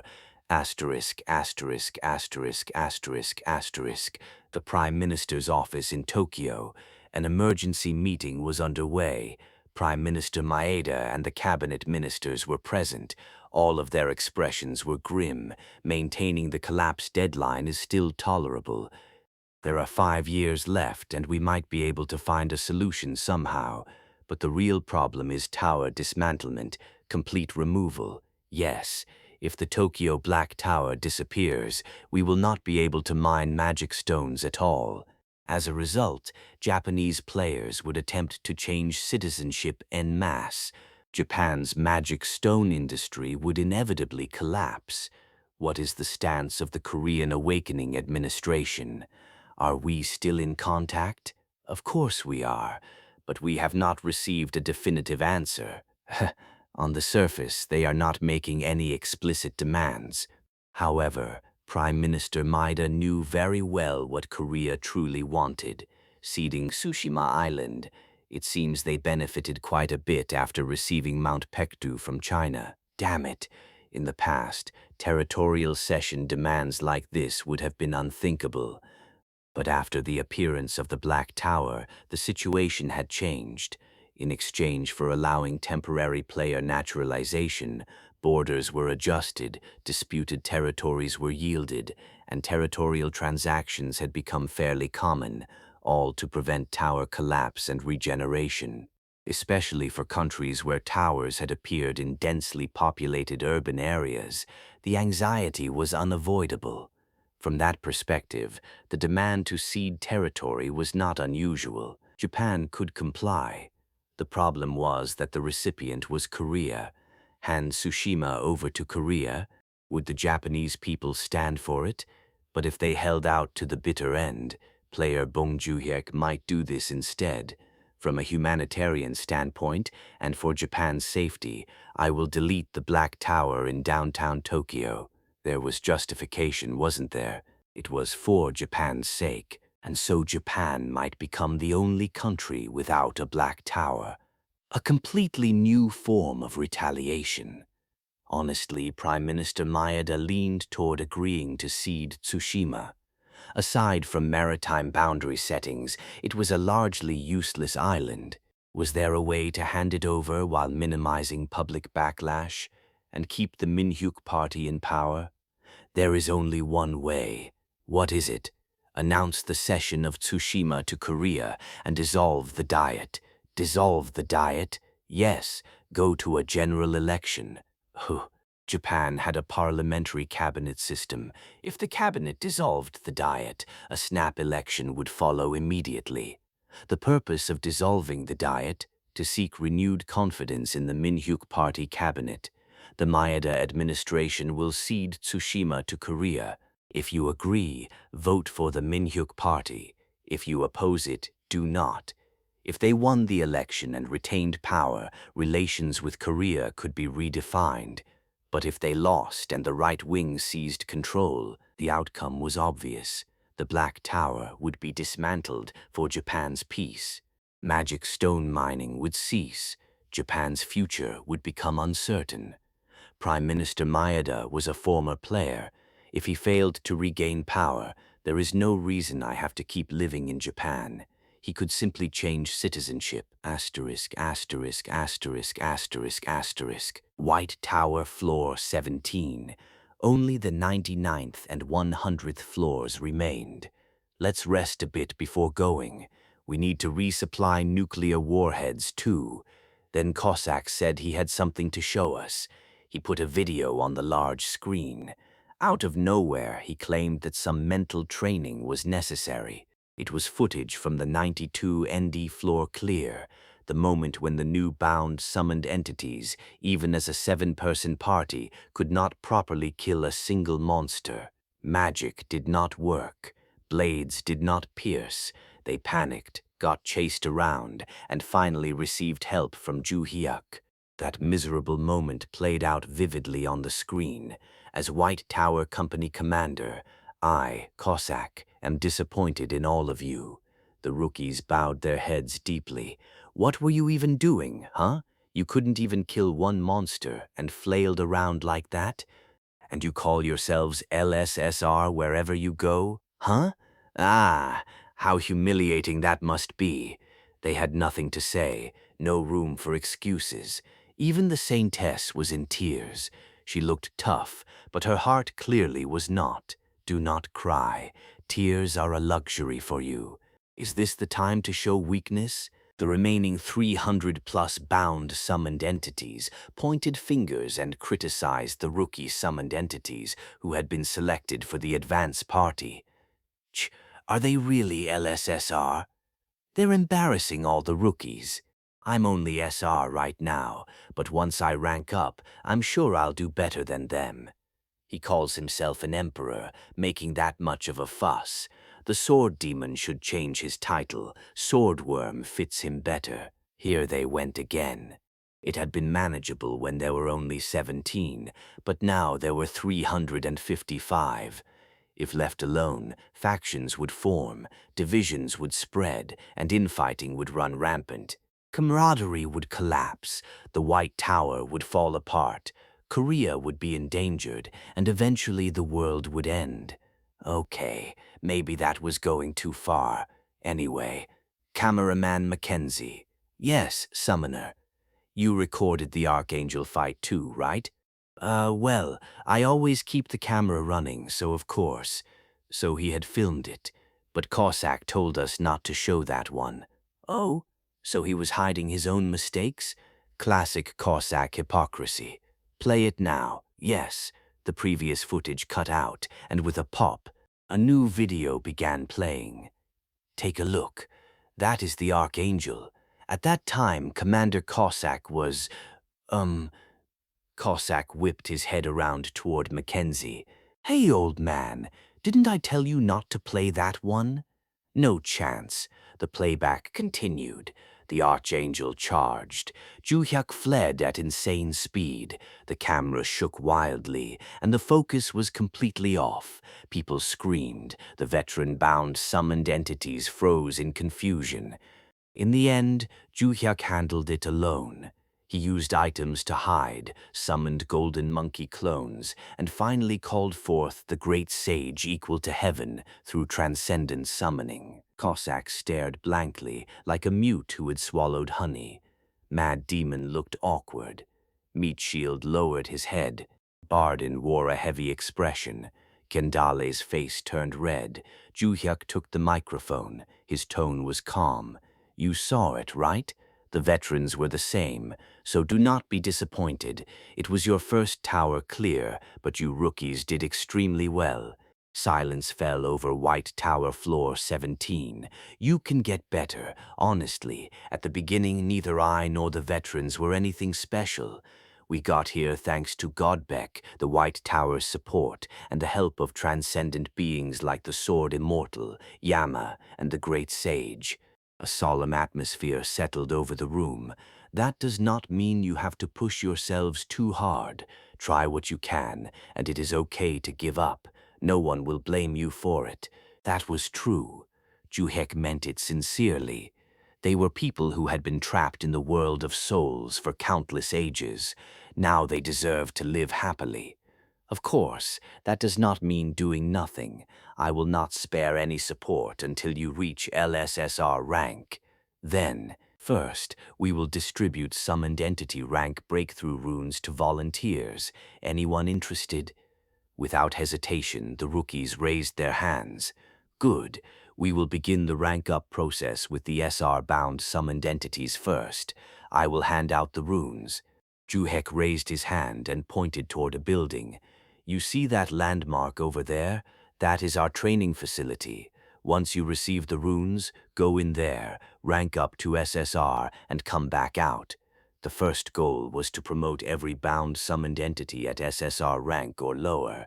LSSR bound summoned entities, prepare to begin the memory regression ritual. No rushing. Build the fundamentals slowly. Someday, they would have to advance into the main base. If that place was not cleared, the threat would remain. And if the opportunity came, he planned to try it once. Summoning every single catalog summoned entity at once. An all LSSR summoned entity bomb drop. Damn, just imagining it made his chest swell. Tokyo, Japan. A press conference by Prime Minister Maeda was held in the cabinet briefing room. What was the content? C-tier stuff. Japanese reporters did not show much interest, probably just the usual lip service, just like what the leaders of other countries had done. Prime Minister Maeda stood before the reporters. Behind him, the cabinet ministers were lined up in formation. First of all, I would like to sincerely congratulate player Bong Joo-hek of Korea on clearing the 98th floor. Japan, too, will spare no effort in providing full support for the complete conquest of the Black Tower's 100th floor. An ordinary comment, words that other world leaders had already said. As everyone knows, Japan owes a great debt to player Bong Joo-hek, an undeniable fact. The Prime Minister himself had also received help during the attack by the Yakuza villain Liberation player. In the past, relations between Japan and Korea were not good. It is also an undeniable truth that there were many conflicts and disputes as a result. Flash, flash, flash, flash. Camera flashes exploded. However, since the Minhyuk Party cabinet took office, relations between Japan and Korea have completely changed. We are overcoming the past and moving toward the future. Prime Minister Maeda continued speaking calmly. Item support from the Korean Awakening Administration's player shop, the loan of a holy sword in the undead zone, countermeasures against the villain Liberation player through the export of mana-sealing scrolls, support against nightmare through dream resistance kits, and ultimately the great achievement of clearing the 90th floor, which restored the Mount Fuji sinkhole. The reporters tensed. This was not ordinary. It felt like the build-up to a bombshell statement. The Japanese people are mature. When we receive a favor, we repay it. With what? I and the cabinet ministers have decided to cede all state-owned land and national facilities on Tsushima Island to player Bong Joo-hek, including the airport and ports. A buzz rippled through the room as reporters whispered, "Of course it would." Handing over Tsushima Island's state-owned land, ports, airports, and other key infrastructure owned by the Japanese government to Bong Joo-hek? Tsushima Island, smaller than Korea's Jeju Island, with a population of around 30,000 people currently living there. Handing this over, did that even make sense? One reporter shot his hand up and asked a question. Does that mean Tsushima Island becomes a Korean island? Does its sovereignty change? Prime Minister Maeda answered, "That is not under consideration at this time, and the recipient of the cession is not the government of the Republic of Korea, but player Bong Joo-hek as an individual. An individual will own the land." Another question followed. Player Bong Joo-hek is not a Japanese national, but a foreigner. Is it possible for him to own such a vast area of land? We can enact a special law. What about the existing residents? People live there. Nothing will change. The cession applies only to state-owned land. Even so, if the residents of Tsushima Island feel inconvenienced, we will provide full support and compensation so that they may relocate to the mainland, including land purchases. If the residents relocate, will that land also be handed over to player Bong Joo-hek? Well, I cannot give a definite answer under the current circumstances. Is your intention to hand over the entirety of Tsushima Island to player Bong Joo-hek? That has not been decided either. Why go this far? As I said, he saved Japan. At the same time, we simply hope that the relationship between Japan and player Bong Joo-hek will grow even closer. With Prime Minister Maeda's declaration, all of Japan was thrown into chaos. Opposition from the Japanese Diet, including right-wing factions, was fierce. Joo-hek also watched Prime Minister Maeda's press conference from White Tower Floor 17, together with the summoned entities. Why are they like this? It was completely out of the blue. He had not said anything at all. Did anyone invade Japan and ask for Tsushima Island or something? The summoned entities shook their heads. Wasn't me. Did the old man do it? This guy? No, not this old man. Not this warrior either. This maiden also hears of it for the first time. Huh? Right. There was no way these people would do that. Neen. Wait, don't tell me? He sent a text message on his smartphone. Spot. Commissioner Jun Gwangil appeared in the White Tower. About the Japanese Prime Minister's press conference, did the Korean Awakening Administration ask for land by any chance? Ah, Jun Gwangil looked awkward. I didn't say it directly. What? So indirectly then? Japan was being a bit irritating, so we were giving them a slight disadvantage, he continued explaining.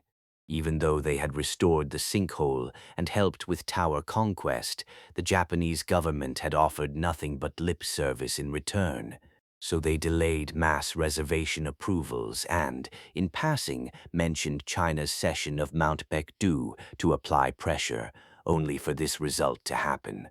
They bowed on their own. This was ridiculous.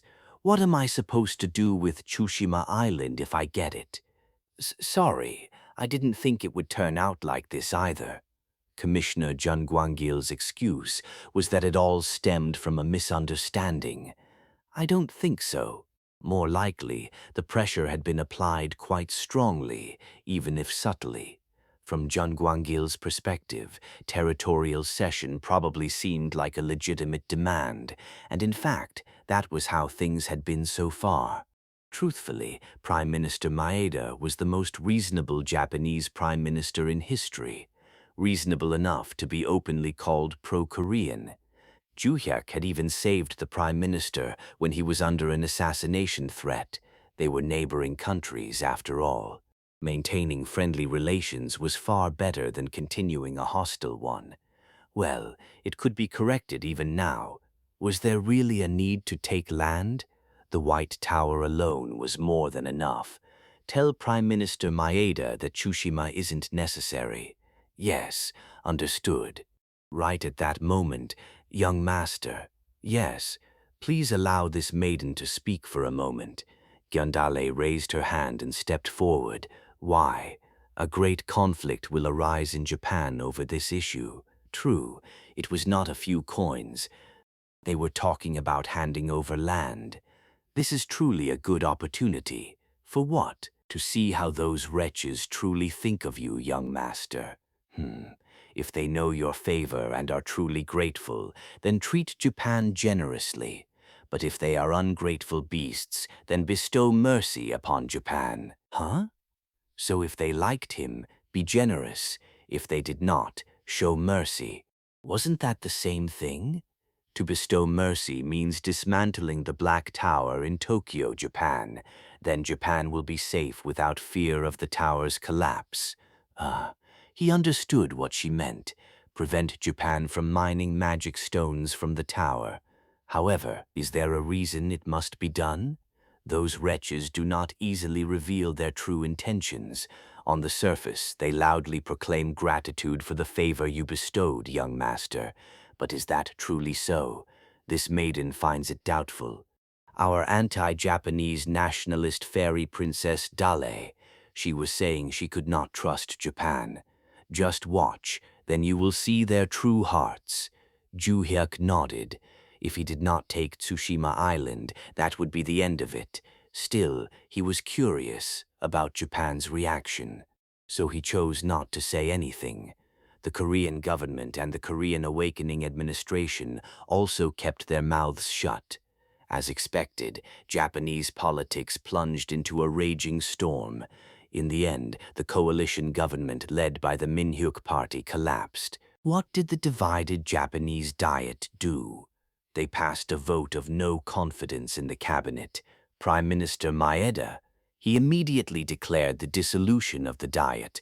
Thus, Japan entered a general election, a showdown between the Minhyuk Party, which supported handing over Tsushima Island's state-owned land to Bong Juhyuk, and the right-wing forces that were absolutely opposed.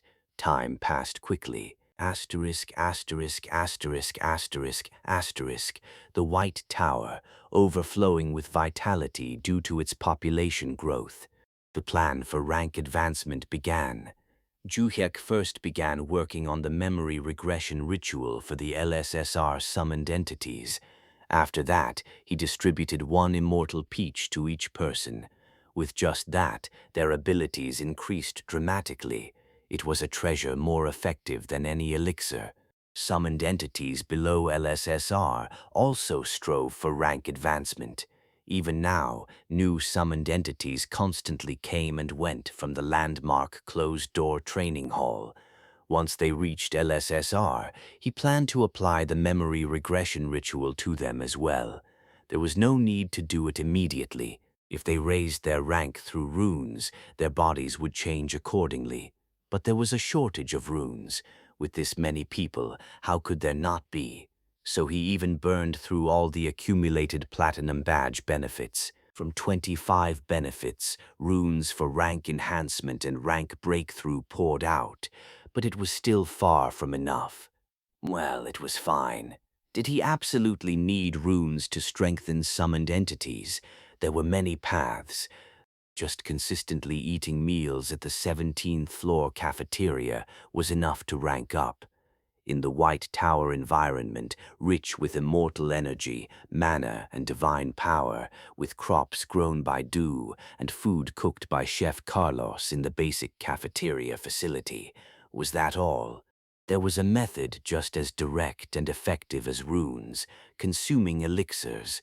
There were those who had actually risen that way. Geppetto and Diamat advanced to LSSR. No, even beyond, by consuming royal blood and the heart of a great demon. So what should be done next? Just sweep the auction house. If it looked decent, bid. If it looked passable, bid. Even if it was nothing special, bid. Whether it was a finished elixir or raw materials, if it caught the eye, buy it all. Martial arts manuals, magic grimoires, all kinds of equipment, clean sweep. A big spender at the dimensional auction house.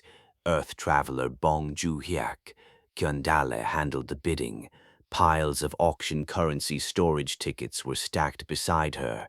And when something useful popped up, ding! Hey, a dragon heart just showed up. Chief Delay, bid quickly. It says here it's a hatchling heart. I know, but we're not in a position to be picky about big or small. Understood. I will place a bid and buy Mandragora the moment it appears. The more, the better. The other summoned entities were also seated in front of the auction status board. Ho ho, isn't that Azure Sky Oil? Is that a good sword? One of the finest elixirs, but it's expensive, 100,000. That's fine. The young master has already ordered us not to spare the money. That's right. Why be stingy when it came to raising our summoned entities' abilities? Spend as much as needed. Juhyuk was also listing Earth items on the auction house. Unlike before, he did it intermittently, once every 3 days, once every 5 days, adjusting prices and recovering the auction currency spent on bids. Then place a bid on the 1,000-year snow ginseng as well. There's a unicorn horn too. Go for that. A 10,000-year Firefox inner core just popped up. There's even Ent bark. If it seemed rare, bid on everything.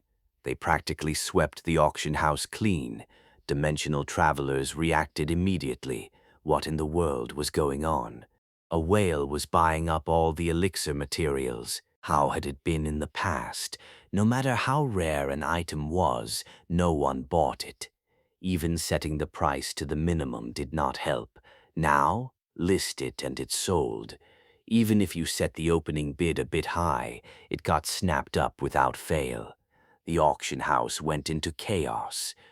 Inventory clearance began. Let's sell everything while we can.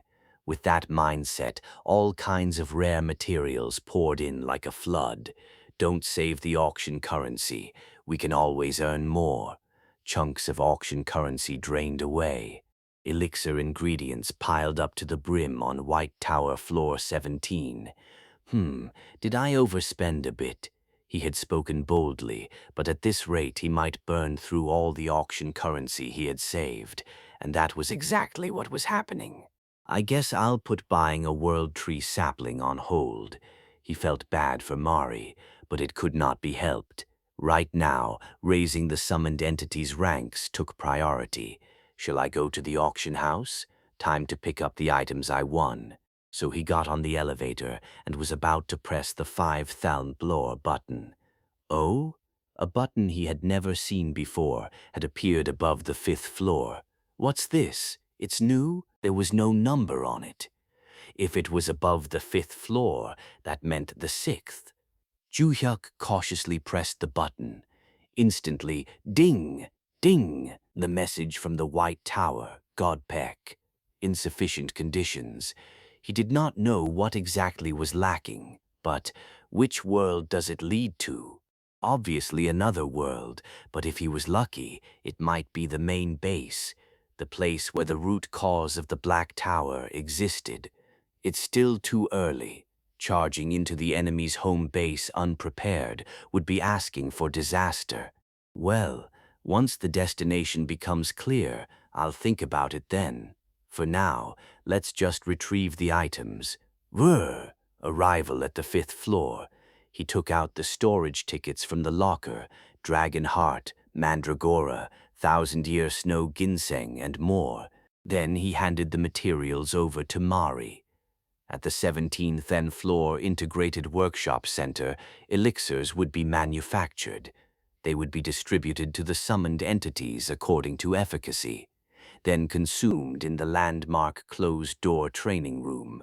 The summoned entities were growing at an explosive pace, from R to SR, from SR to SSR. Even LSSR surpassed its own limits. The rank advancement process was proceeding smoothly, but it was a bit boring, wasn't it? It had been a long time since the last climb. It felt like it was about time. Shall we head up to the 99th floor? Yes, let's at least check what the mission is. The 99th floor was practically the final floor. The 100th was just the management office. There was nothing to worry about. The threat of the Archangels was gone. The White Tower's influence had been strengthened, and there was still one transcendent summon left. The selection team was formed the same as before. After summoning all 22 in the penthouse, 99th floor, 99th floor, 99th floor, 99th floor mission, the great journey toward completion, 9th Nohon, 99th floor, except, spot, Ju-hyuk and the group arrived in the mission area. The background was not much different, but, oh, this is insane, totally wrecked. Did the great sage equal to heaven come through? Everything was in ruins. Traces of what looked like buildings were all shattered now. There was nothing left, as if the great sage equal to heaven had destroyed everything. No wonder the clear messages had kept popping up. So the 99th floor mission, was it carried out here? If we follow this path, ding, the mission appeared. 2 of them Tunjinto and House, Facility Control Center, and the teleporter. 2 of them, 2 objectives, 1 control center, 1 teleporter. Let's go. Board the green aircraft. Nuclear warhead drop ready at all times. SHWAAA. Infinite turbo blink flight. It was not far. The green aircraft arrived at the mission area. And what needed to be destroyed was immediately obvious. Huh? Ah, what? That thing? A gigantic tree appeared before them. At its base was a modern concrete building, and a massive trunk rose above it, a structure unlike anything they had seen before. A fusion of tree and building, and at the top of the tree, something like a long antenna tower was embedded. What is that? A tree, a building, and an antenna, a 3-stage combination. It's grotesque, a bizarre hybrid. The concrete building was probably the control center. The antenna-like structure must be the teleporter. Then what about the tree? What role did it play? At that moment, a soft gasp came from beside him. Huh? Ju-hyuk was startled, because the one who made the sound was Mari, the shut-in alchemist elf with social anxiety. Mari, did you just speak? With trembling hands, Mari pointed at the hybrid of tree, concrete, and steel and spoke, "World tree." "What? Did he hear that right? What did you say?" Mary spoke again in a clear, luminous voice. "The world tree, the mother tree, that is the world tree." "The world tree." Then Mackenzie spoke up. But it seems too small for a world tree." "According to legend, it's supposed to be large enough to hold up the sky," Mary answered the doubt. "It is because it is still young. But why on earth is it like that?" A world tree that had not even fully grown yet, forcibly turned into a hybrid. Pain seeped into her voice. "But, wow!" For the first time since being summoned, Mary spoke in her own voice. She even showed her face. She was stunningly beautiful, mystical beyond words, almost inhuman, snow-white skin, perfectly proportioned features. Even with CG, you could not recreate something like that. So this is why people go on and on about elves. Dimensional Energy Processing Facility Control Room. An emergency was underway. The summoner from Earth 1001 had come, riding a green dragon, to cut off their lifeline. What should we do? Imda displu. Wyben parmort, Rido nahadamith. Even if they created creature guardians, would that really be enough? A single nuclear warhead could wipe them all out. The controller knew that too. But what else could he do? There was no other viable option. And or the dust. Yes, just now. Oh, a reply had come. Had their rescue request been accepted? What he say? They have cut off the connection between the dimensional energy transmitter and the receiver The transmitter in the dimensional energy facility zone and the receiver at the main base. Those two had originally been twins, beings that communed and communicated endlessly. If left alone, it would be dangerous. If someone traced the transmitter, the receiver, that is, the location of the main base, could be exposed. So they had destroyed the one at the main base that served as the receiver. It was tail-cutting, meant to completely erase any trace of the main base's location. On top of that, they had been discarded like dogs. They were being told to die together. A gloomy atmosphere filled the control room. Was there really no way to survive? Couldn't we defect too? Defection, huh? Could they even qualify? Not a chance. Would that god bastard just leave them alone? We just tell him everything, the moment someone harbored that thought. Buh! A control room staff member screamed, trembling violently. PSSSS. He turned to ash and vanished. Not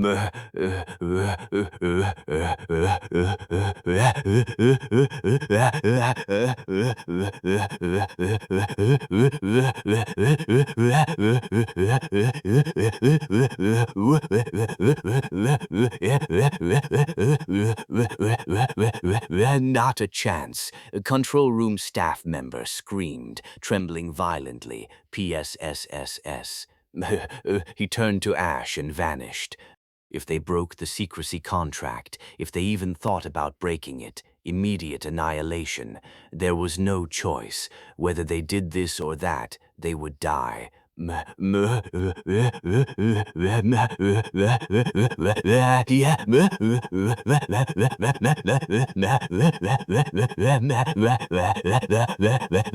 Yes, now will die. Coming up, my long nation.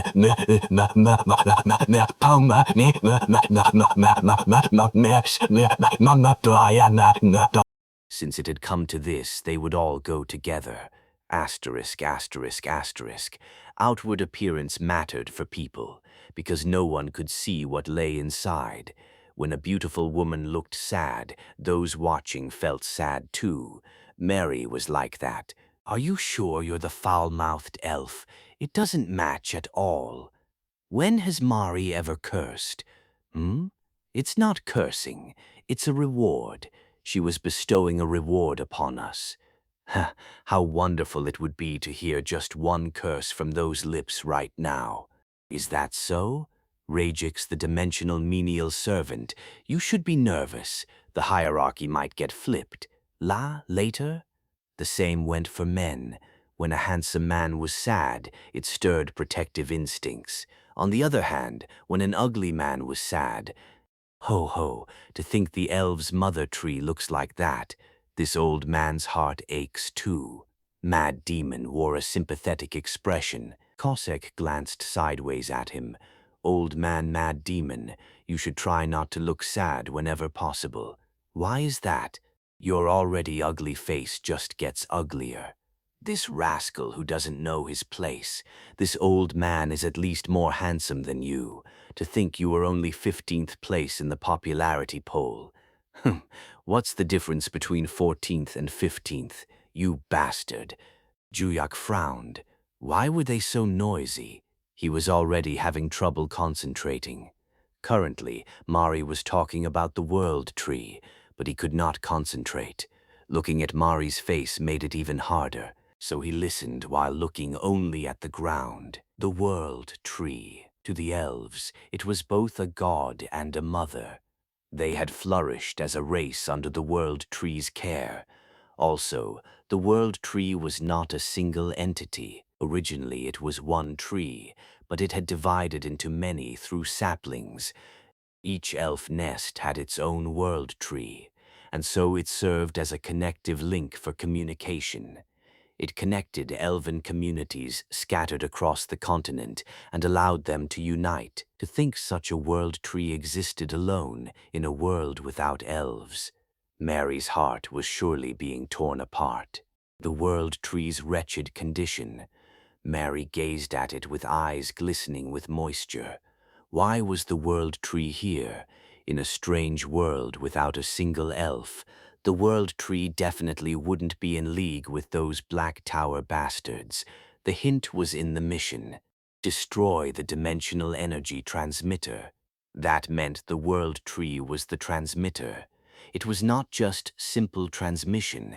It had to send dimensional energy across space to a place called the main base. Who could do such a thing? No one but a god. And the world tree was essentially a god. Summoner, let's finish this quickly. Since it happens to be a tree, it should burn well. This mage will use fire magic. Seriously. Mackenzie had suggested burning it. Burn the world tree right in front of an elf? Had he lost his mind? Does old man May have no empathy? Look at our Mary's expression. She's heartbroken because of that poor world tree. The summoned entities jumped in as if they had been waiting. Old man Mackenzie, you didn't seem like that kind of person, but are you some psychopathic arsonist? Ho, 8. Then again, mages have always been a crazy bunch. People should age gracefully. Geez, 2 old geezers among the summoned entities. Who's the other one? Do you really need to ask? I will kill you someday, mark my words. Oh, Light. This humble servant also knows from experience what it is like to be burned at the stake, how painful it is. Tie nuclear warheads to Mage May immediately and drop him far away. Mackenzie kept his mouth shut like a mute who had eaten honey. He had been through this more than once or twice before. At times like this, staying quiet was the best strategy. Trying to make excuses would only backfire. Summoner. Mary was now speaking to him quite comfortably. Oh my, Amari, please say whatever you'd like. I would like to speak with the world tree. Could you grant permission? Of course. They should talk. But how? If I get close and make contact? That was not difficult. Captain Krakis. Yes, Summoner. Let's land near that world tree. It was then. SSSSSSS, an unidentified energy began to surge. BZZZZS, Wook, SHW SHW monsters began crawling up from underground. They're swarming, but there was not the slightest threat. Airborne Ranger Cossack, commencing descent, starting with Cossack. This old man shall go as well. Warrior goes too. Oh, light, this time for certain. The summoned entities jumped off one after another. The ranged classes also provided support fire.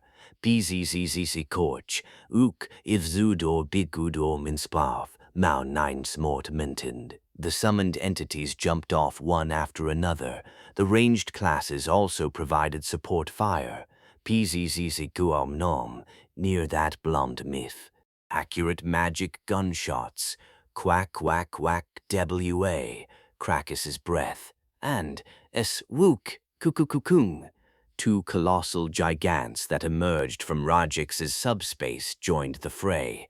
They were on a completely different level from before. Gigants covered with mana circuits developed at the magical engineering workshop and magic formations inscribed at the Enchant Research Lab. Did they think nuclear warheads were all they had? This was actually better. It was about time to warm up anyway. The space was secured. Juyuk came down to the ground with Mari. Let's go to the World Tree. The summoned entities formed an ironclad escort around Juyuk, slaughtering monsters as they went. Tee-up, tee-up, tee-up, tee-up, tee-up. The gigants carved a path, moving their massive bodies. After the version upgrade, the gigants were reliable. He only had to walk. Juyuk also threw his hammer occasionally to dispatch monsters. Yama's Judge Mallet, a weapon touched by the hands of a god. Its power was one thing, but it had various effects. Punishing sinners went without saying, something he had recently discovered. When he held this hammer, Jolt, he got a certain feeling, like when he had faced the Archangel. Juyuk turned his head. A modern structure at the base of that world tree caught his eye. Probably the control room. That place is suspicious. Was it intuition, or an ability to foresee danger? Anyway, Cossack. Yes, sir. Could you get to that control room ahead of us? That building? Yes. I feel like it might be dangerous if we leave it alone. Understood. Geppetto and Diamat, go with him. Yes. There were probably administrators or something inside. They might try something, so he should have them cleaned up in advance. That side was handled. They continued advancing toward the World Tree. Asterisk, asterisk, asterisk. The staff gathered in the control room. They all looked similar. Bald, without eyebrows, bodies without a single hair, because their bodies had been made for efficient immortality, mass-produced immortal bodies, so to speak. They did not even have reproductive functions. What need was there to reproduce when they had obtained immortality? Though pleasure functions still existed, but a select few did marry and have children, a privilege granted only to a very small number of high-ranking officials at the main base, because the bodies they received were different. Why had they been dispatched to this backwater, this dimensional rift? For promotion, to obtain a better immortal body. But now it had all become foam on water. There was no avoiding annihilation no matter what they did. This was all because of that summoner, that son of a bitch. A mere inferior human daring to do this. Yes, wait just a little. When they come in deeper, they would all die together. This was the end. They would go together. It was then, swish, the presence of people could be felt. What? T. Flashes of light blazed inside the control room. Swish, swish, swish. The chilling sound of blades. Tid. Heads fell. Intruders. When and how had they gotten in? But, snap, sar, runch. The head of the control room staff member in front of them rotated 360 degrees.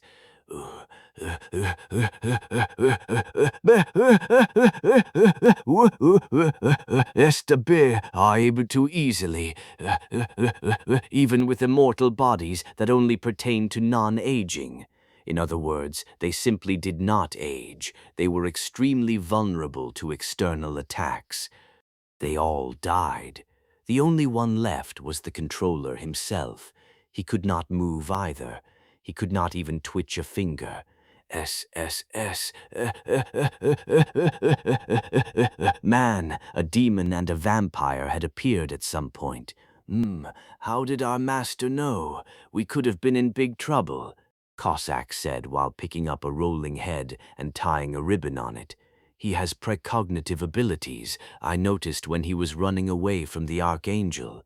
Slippery, slippery, he was so good at running away, he could put a wild-caught eel to shame. The genius of escape, the danger-detecting summoner, isn't he the strongest in history? So reassuring. He's so sexy. Gal, shut up. Cossack snapped at Diamat's sigh. Now that shut-in alchemist Mari's seal has been broken, the succubus has been speed eliminated from the main consort candidates. When did I ever say I wanted to be the main consort? I said concubine. How are you going to get past Veronica Caliber? Then, third concubine. See.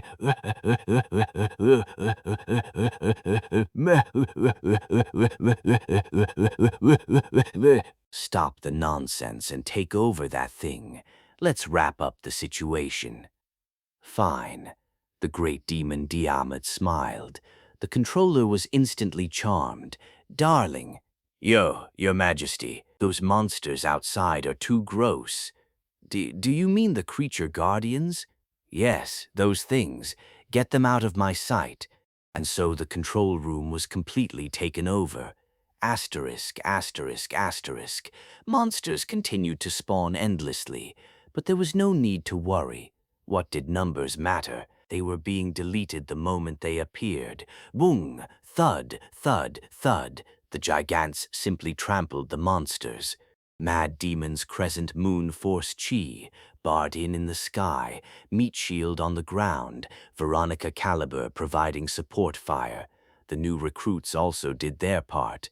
Emperor Kazan and the sword demon's blades flashed, the saintess's healing spells rang out, the dragonian's physical attacks landed, lightning magic was cast, the shaman planted totems, and the hunter drew his bowstring. But then, SRRR, the monsters began melting into the ground as if crumbling. Oh, their numbers decreased in an instant. Swish, swish, swish. It seemed Cossack had taken over the control room and done something. Thanks to that, all obstacles between the World Tree and Mary were cleared. Mary? Yes, go ahead. Mary approached the World Tree hesitantly. Here was some background on Mary. She had been offered as a sacrifice to the ancient dragon, Black Dragon, by her own kind when she was young. Because of that, she did not have much experience communicating with the World Tree. Could she really do it? Mary cautiously reached out and touched the World Tree. Rustle, rustle, rustle. The tree's leaves and branches shook violently, as if trembling like an aspen. Was it welcoming her? Probably. After some time passed, Mary's lips slowly parted. She's grieving. She says she has lived as a slave for many long years, and her twin tree too. Twin, yes. In a distant other world, she had a sister who received the dimensional energy she sent. Ah, his guess had been right. The world tree here was connected to the transmission of dimensional energy. Twins, sister world trees. One transmitted dimensional energy from here. The other received dimensional energy at the main base. Mary had explained it before. Divided world trees could communicate with each other. Are they still doing it now, with the main base world tree? No, the connection has been severed. Severed? Then, her sister has been annihilated. That is why she is in pain right now. No, those damn Black Tower bastards. That god must have known too, that this place would meet the same fate after the Archangel was destroyed. So this was probably about erasing the traces of what had been done.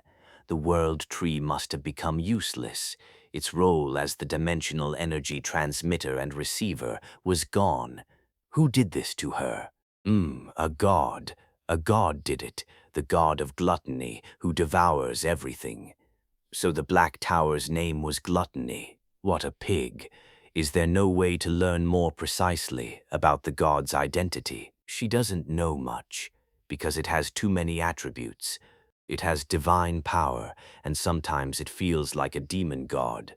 Was it because of gluttony, a bastard that devoured all kinds of energy? She says not to make contact with the god of gluttony.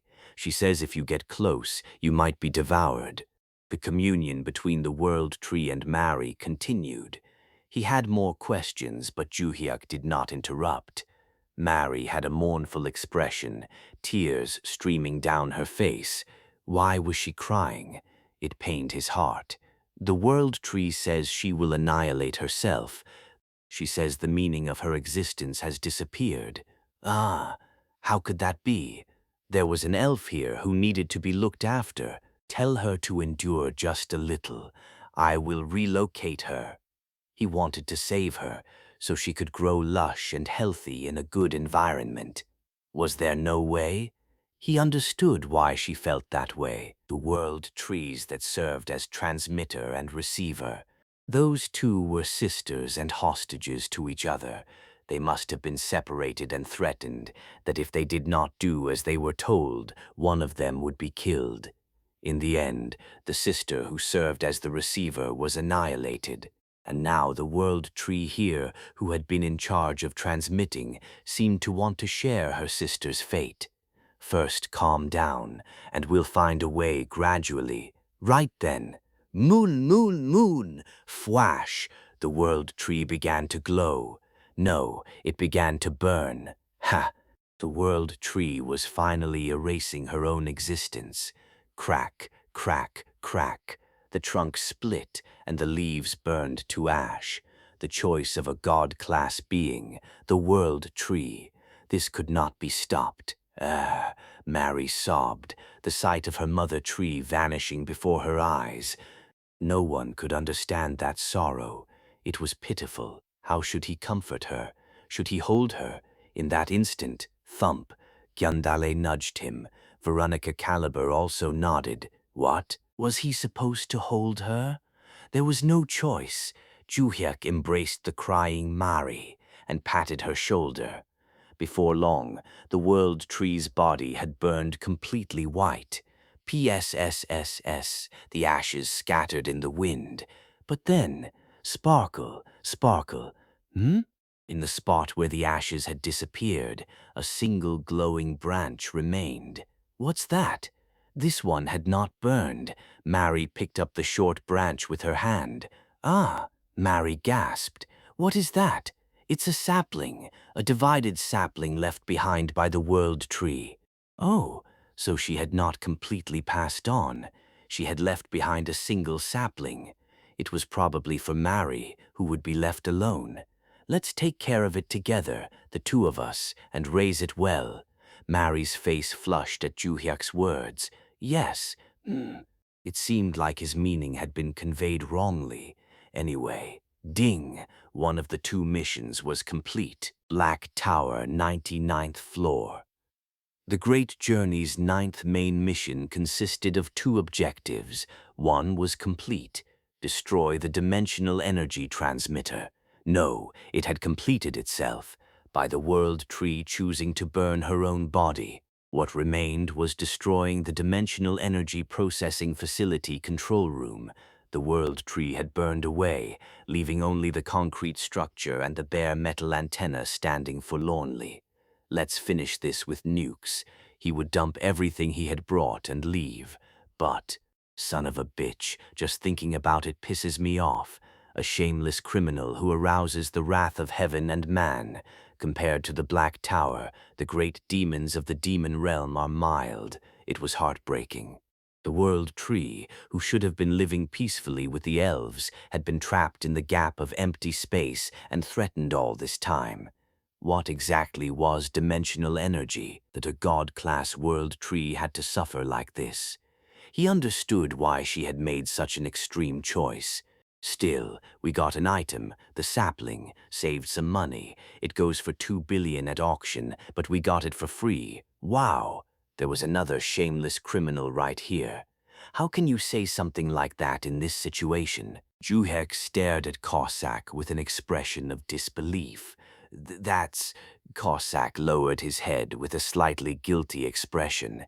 Perhaps because even he felt a pang of conscience, he quickly apologized. I'm sorry.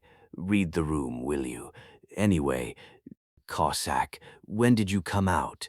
I came out before the world tree started burning. What about the control room? It would have been bad if I'd been any later.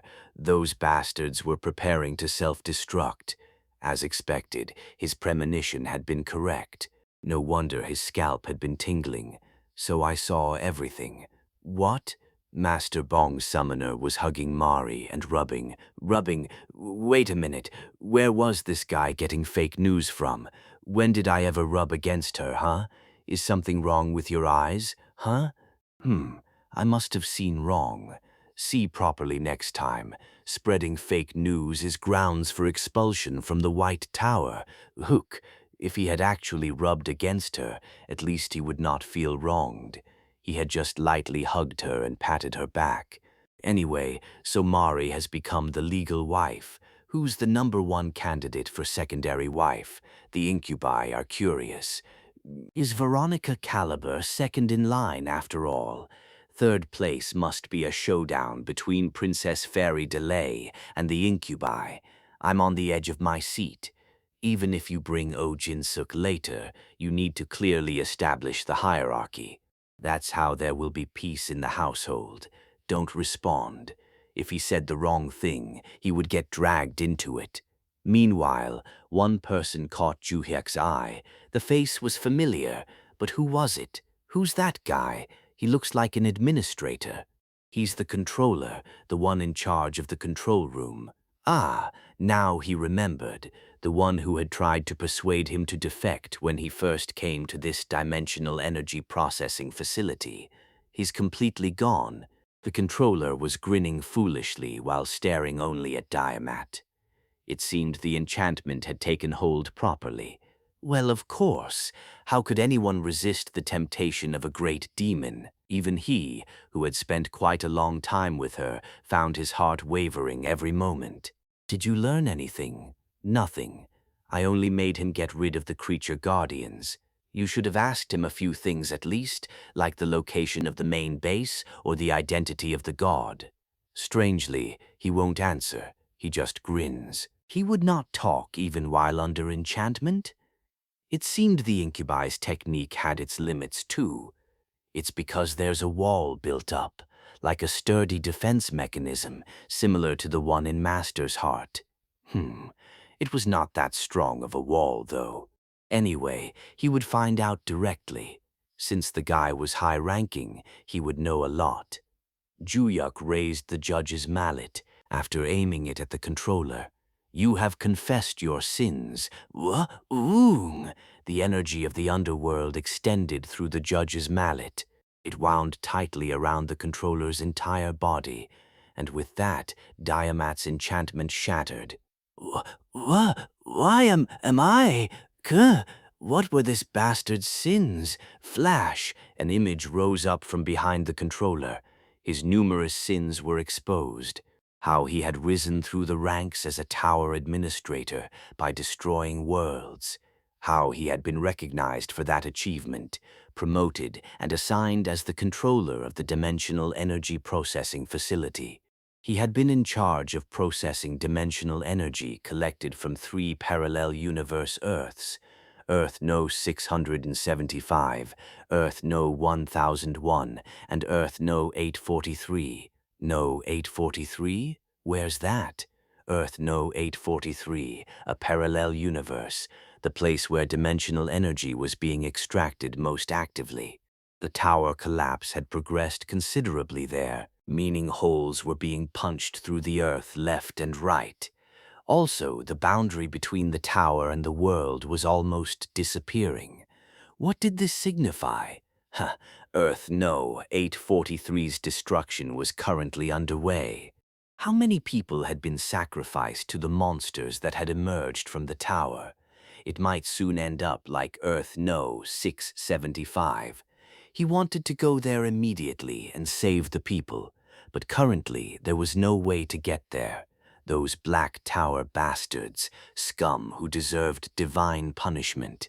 Where exactly were they? How do I get to the main base, and what is the identity of the god of gluttony? Speak, spit out the information. God? That damn bastard is... Right at that moment, FW Wesh! Heat surged from the controller's torso. PSSSS. The bastard crumbled into ash. He's dead? He's dead. Dead. He died. Should have died a little later. It appears he had a gag order placed on him. Tail cutting executed perfectly. They invaded other dimensions so easily, yet they did everything possible to avoid being discovered themselves. Petty, hypocritical cowards. Well, there was nothing he could do about it. He would leave the lacking parts to the Great White Tower brother. Let's finish this now. The finale would be nuclear. Drop 5 or 6 and run. The green bomber carrying Juhyuk and his summoned entities took flight. Denda Hadunnoning, Chukulbizo, the Duke, nuclear warheads dropped in succession. Quack, whack, whack, whack, whack, whack, wang. Cuckoo, goo, goo, goo, goo, goo, goo, goo, goo.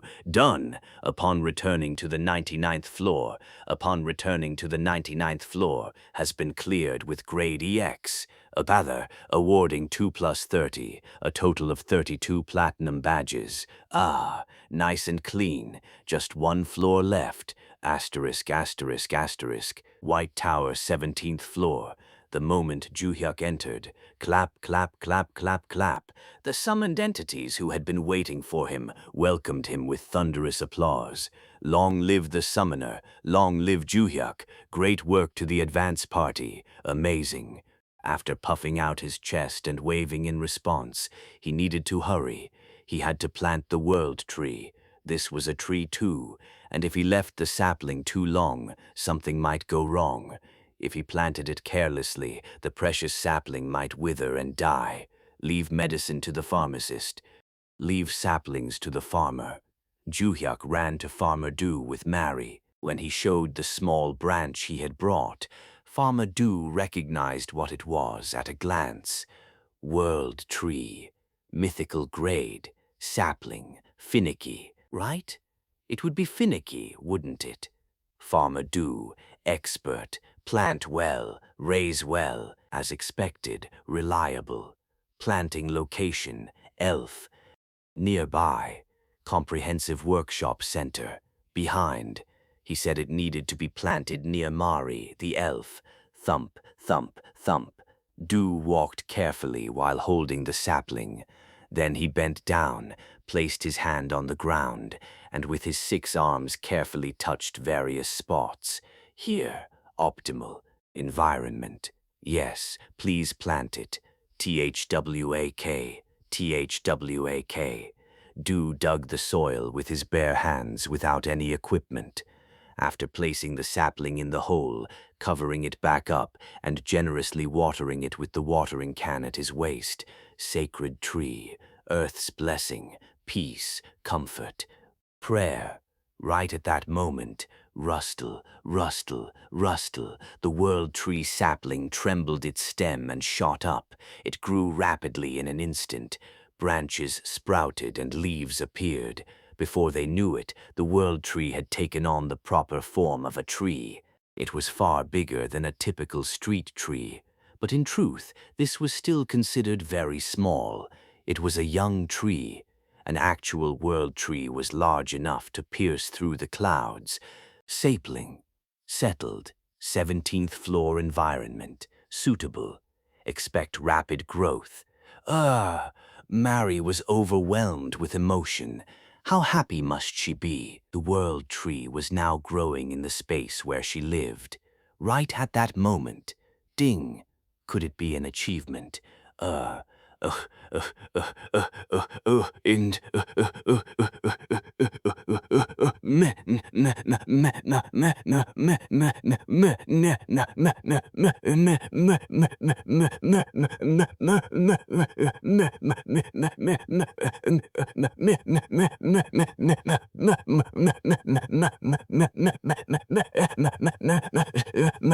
It was not an achievement. Force. Yes, please help. Yes, please help.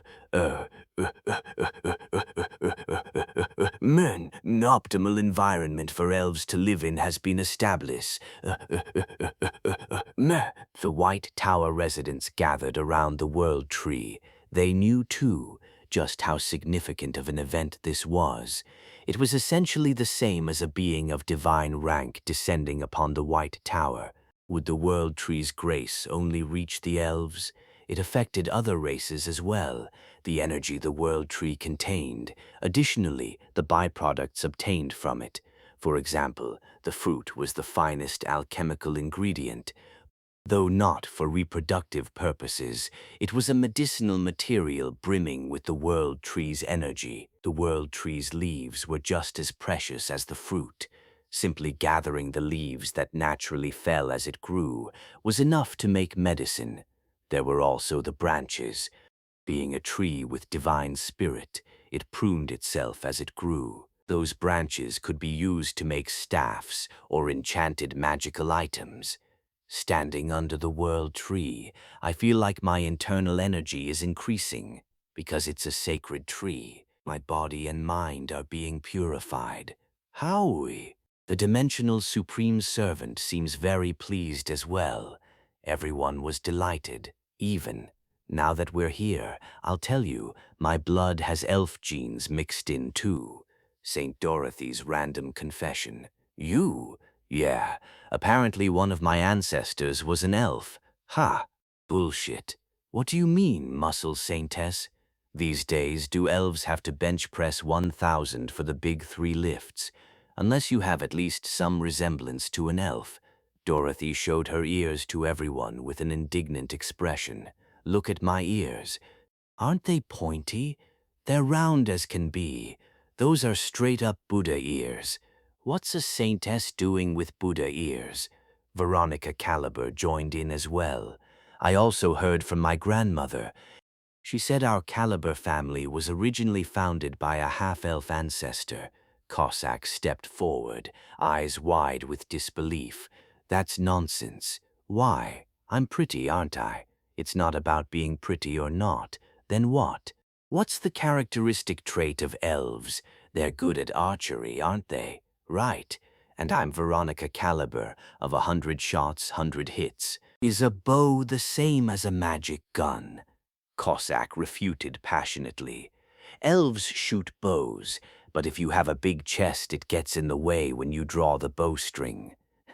There's no problem shooting a magic gun, but a bow won't work. When you pull back like this, it gets caught, like this. There was a point.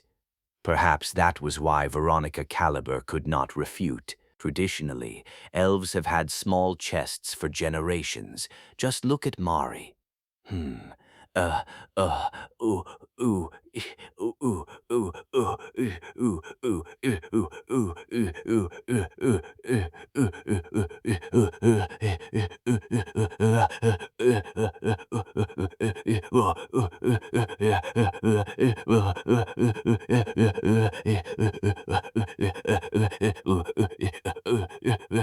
The summoned entities turned their heads to look at Mari. They're small, all right. Everyone nodded in agreement. This bastard, Mari glared at Cossack with a sharp, piercing look. You can curse at me. I only spoke the truth. What an impressive Cossack. To have the skill to shut down both Veronica Caliber and Mary simultaneously. Anyway, the goal of planting the World Tree had been accomplished. The only regret was that Mary was the only elf. Were there any wandering elves who had lost their homes? It would be nice if they came to the White Tower and lived together. In that instant, his smartphone rang. A call from Commissioner Jun Gwangil. probably wanting to congratulate him on the 99th floor clear and ask about the 100th floor schedule. He should tell him to come to the White Tower. Team leader Lee Mina, too. They could discuss the clear schedule, and he could brag about planting the world tree. Asterisk, asterisk, asterisk. Yet another world announcement rang out. Let's go! The tables have turned. But if that really happens, won't Bong Joon-hyuk's power become too strong? So what if he gets stronger? He's already Earth's top nuclear holder. That's right. If he felt like it, he could make any decent country disappear without a trace.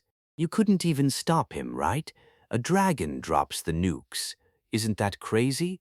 How do you even keep a dragon? There's talk that he brought that from the tower. They say the dragon was the boss monster of the 89th or 90th floor. You guys heard of Diamat? The 80th floor boss, Bong Joon-hyuk, seduced her too.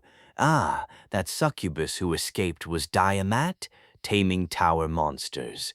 Player Bong Joon-hyuk with his demonic charm. Oh, did you guys buy the figures? The ones from Rajik's trading. Those are already sold out. The supply can't keep up. They're harder to buy than the obesity escape bracelet. Well, the bracelet's mass production process is established now, so it's stable. You can buy the Cossack hero figure, though. There's lots of stock. Cossack is kinda. The whole world was in a frenzy. Bong Joon-hyuk's heroes. Heroes summoned from another world to save an Earth in crisis. But the 100th floor clear isn't just going to pass quietly, right? No way. If he succeeds, that day absolutely needs to be designated a national holiday. Just one day? No way. At least 3 days. It should be designated as a worldwide commemoration, 3 days off for everyone. Shouldn't we prepare for the celebration ceremony first? Right. It'd be boring to just hear the world announcement at home. This was such a historic moment. Shouldn't there at least be a festival? Demands from citizens flooded the government petition board and the Korean Awakening Administration's website, and so, a street rally? Yes, the format is a rally, but it's closer to a festival. Commissioner Jun Gwang-il made a request to delay the 100th floor ascent by just 3 days. He wanted to turn the moment of the world announcement declaring the complete conquest of the Black Tower into a nationwide celebration. Joo-hyuk agreed. By anyone's standards, it was a special day. Well, let's do that then. Thank you. Please just give us 3 days. 3 days later, the 100th floor would be cleared. That day, there would be a celebration event for the complete conquest of the Black Tower at Gwanghwamun Square. Delaying was fine. The bastards had cut their tails and fled anyway. Still, just in case. The day before the scheduled clear, he entered the 100th floor. Nothing special, right? The same environment as Earth Noe 675. As expected, nothing had changed. It's the same, just clear it tomorrow and do the car parade. What car parade? Why would they do something like that? Well then, time to leave. This floor was not connected to another world anyway. Joo-hyuk pulled out a tower-clearing mission reset ticket and tore it. Goodbye, I'll be back tomorrow. Asterisk, asterisk, asterisk. Earth Noe 1001 Black Tower Control Room. Spot. Someone entered. Identuous. Idento. They knew too that the main base had abandoned them. The only way out of here besides death was nothing. Do you worried about rank when we're about to die? Fuck off, bastard. That's... The administrators from Earth No 675 are more to blame. That's why, if you had just cooperated instead of fighting each other, it would have been fine. You fool, because of your stupid pride. What are you gonna do? Bastard, before I beat you, right at that moment. SSRRAK. The summoner exited the tower. Huh? He just left. Was he messing with them? If he was going to end it anyway, he should at least kill them quickly. The day had finally come. The day of the 100th floor conquest. Yesterday had just been a preview. Today was the real conquest. A festival was planned. That was why Juhyuk had prepared the conquest for sunset. If the conquest succeeded, there would be fireworks and performances, so a dark night would be better. First, he came out to the penthouse and summoned the pre-selected team members. Group 1 designated summon, spot, spot, spot, spot. The summoned entities appeared all at once. 14 in total. He had left Mari out. He told her to stay with the World Tree. Honestly, bringing just 3 or 4 would have been fine. There was not even anything to fight. Juhyuk entered the Republic of Korea Black Tower again. Spot, from 100th floor. Gova 100th floor. Gov arrived at the Great Journey, final stage.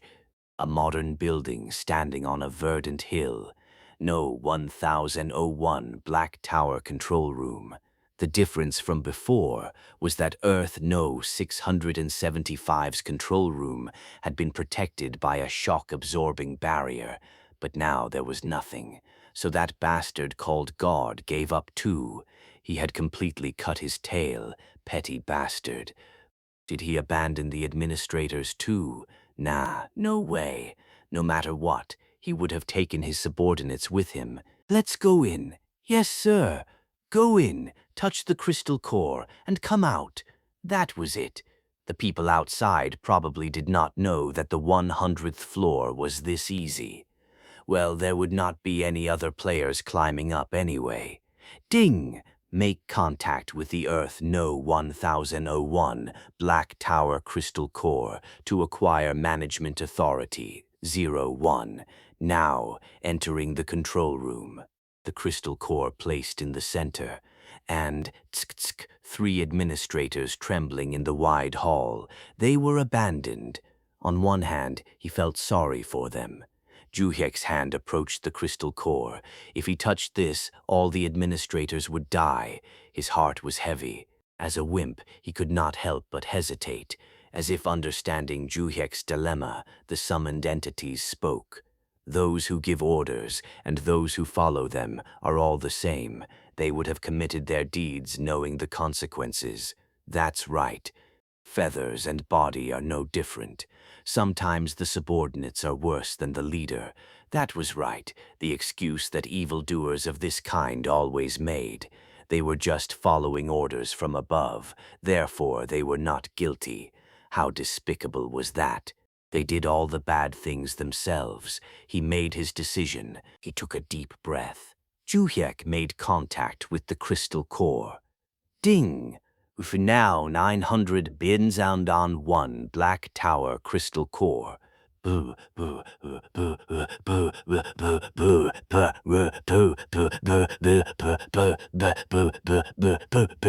Gaunar. Renewed. Was it being restructured? Snime on, all interdimensional travel methods through the Black Tower have been changed with the players again, like the dimensional energy processing facility. What about achievements? He was not sure if one would appear. He had already achieved this on Earth known 675. He had received achievement rewards 3 times already. Great achievement. The player has completely climbed the Black Tower. So it does appear, although he was not the first. It gave a reward too. It gave a reward too.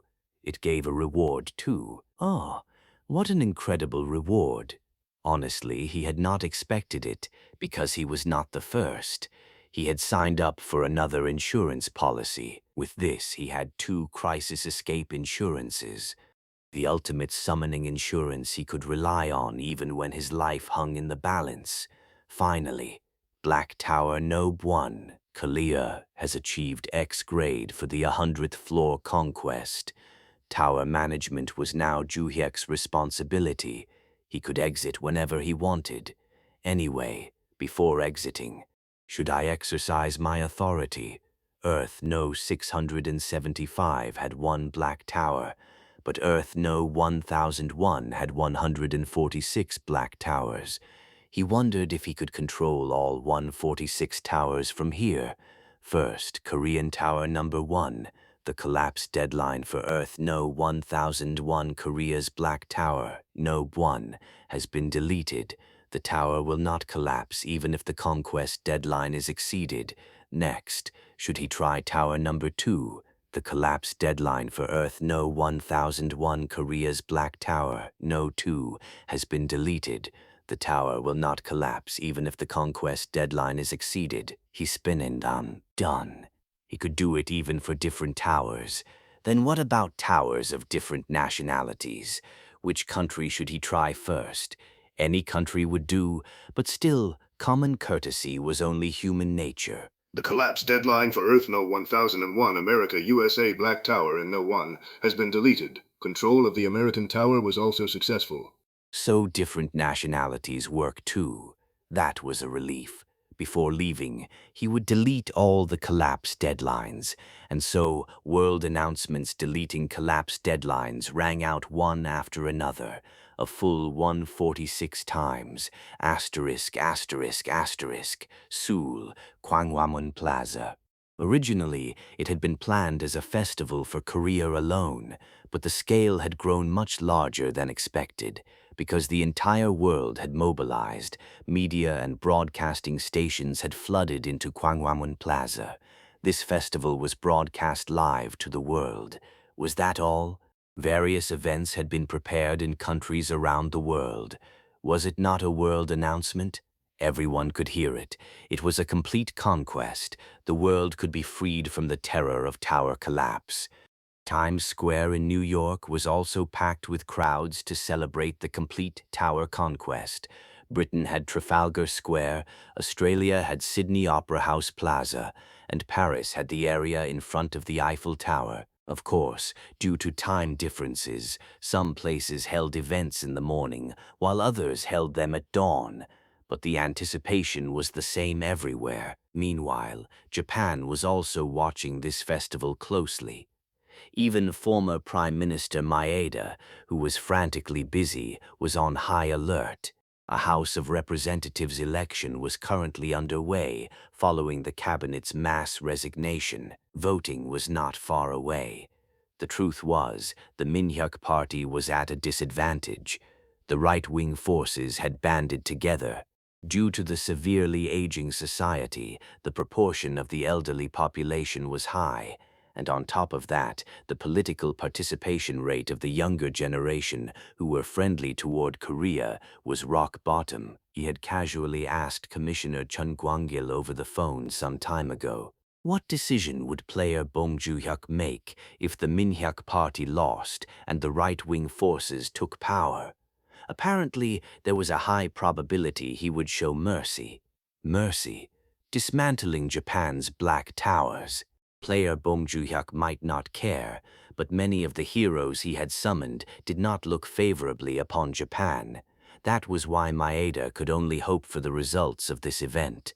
If things went well, player Bong Joo-hyuk's conquest of the Black Tower, 100th floor, could change the election landscape. He needed to show the Japanese people with their own eyes why he had made this choice. Look, Korea's Bong Joo-hyuk did it. Bong Joo-hyuk had become a hero of the world, so what was the big deal about ceding some state-owned land on Tsushima Island? Support him. Frère Weber Nouvelle, comme. If they did, he would strengthen the relationship with Bong Joo-hyuk even further and lead Japan's development together with him. Anyway, everyone was waiting only for the world announcement. What would the result be? The sun in Seoul was beginning to set. As darkness fell over Gwanghwamun Plaza in Seoul, lights began to twinkle. Light sticks of various colors belonging to K-pop fans. It was so beautiful. If only the future could be this bright. Large screens installed everywhere were showing footage of Bong Joo-hyuk and his summoned entities conquering the Black Tower. The weather was quite cold, but the crowd's heat was intense. Those who could not attend in person watched through live TV broadcast. Why are you guys just sitting around on the internet? Go outside, get some fresh air. What about you? Your butt's too heavy for that. Can't help it. Is the festival only happening in Korea? If you want to see reactions from other countries, it's better to stay home and have multiple channels open. As expected, a national pride addict, caring more about foreign reactions than domestic ones. But that's what's more thrilling. So what can I do? Time passed. When the night became dark, ding! Black Tower No. 1. Korea has achieved X grade for the 100th floor conquest, the first world announcement. Doublier! A roar erupted loud enough to shake the world. Dol Yui, swish, wish, wish, wish, wish, wish, wish, bang, ba bang, bia bia be bang.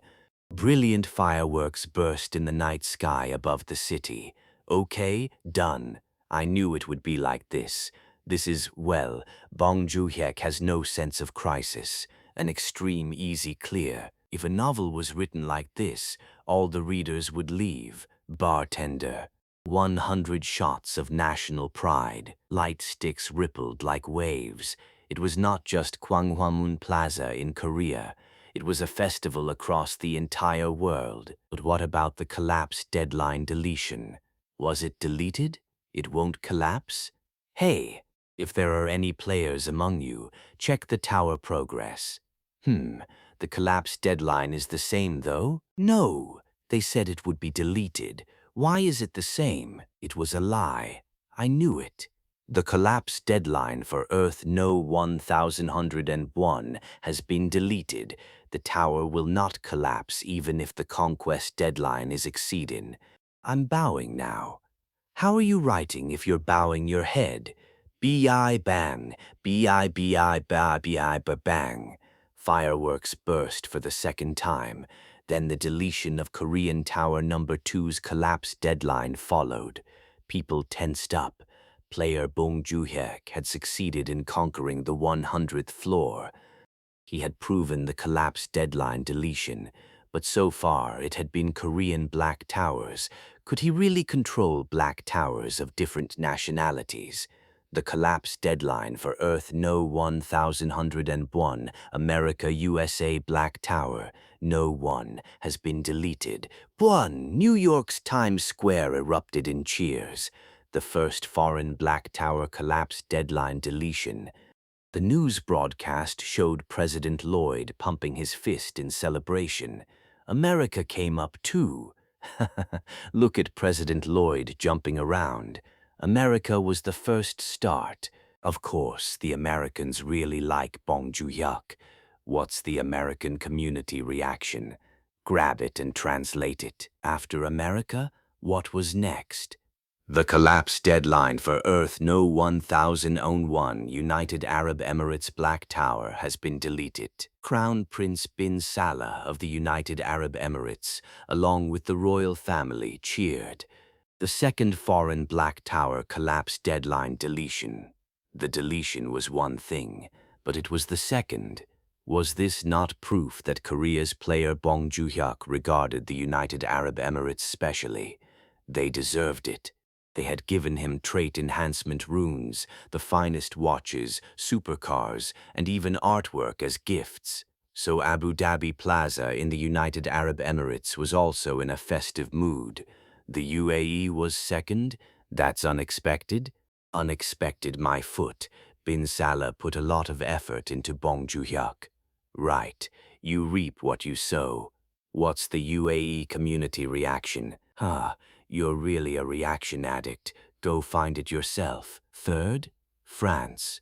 The citizens of Paris also reveled in joy. Was it not the first country in Europe?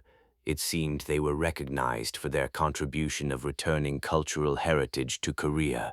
World announcements deleting collapse deadlines continued in succession. India, which had been the first to declare nuclear warhead contribution. Pakistan, Britain, Germany, Saudi Arabia, South Africa, Brazil, Mexico, China too. On the other hand, former Prime Minister Maeda was anxiously waiting. When was Japan's turn? Other countries' Black Tower collapse deadline deletions were coming out one after another. Surely they were not going to skip them? This could be fatal for the election. The collapse deadline for Earth No 1001 Japan Black Tower has been deleted. It's done. Banzai. Maeda jumped up from his seat in the campaign office and shouted Banzai. Whew. That was a relief. In order, it was 66th. Not fast, but not late either. Now all that remained was to win the election. Maeda was certain of that. Whoa, he even did Japan. Disappointing. Even if he was going to do it, he should have done them last.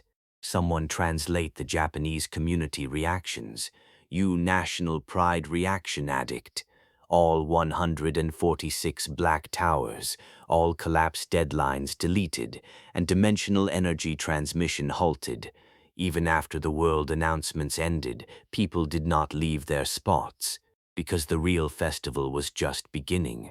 Asterisk, asterisk, asterisk. Republic of Korea Black Tower number 1, 100th floor.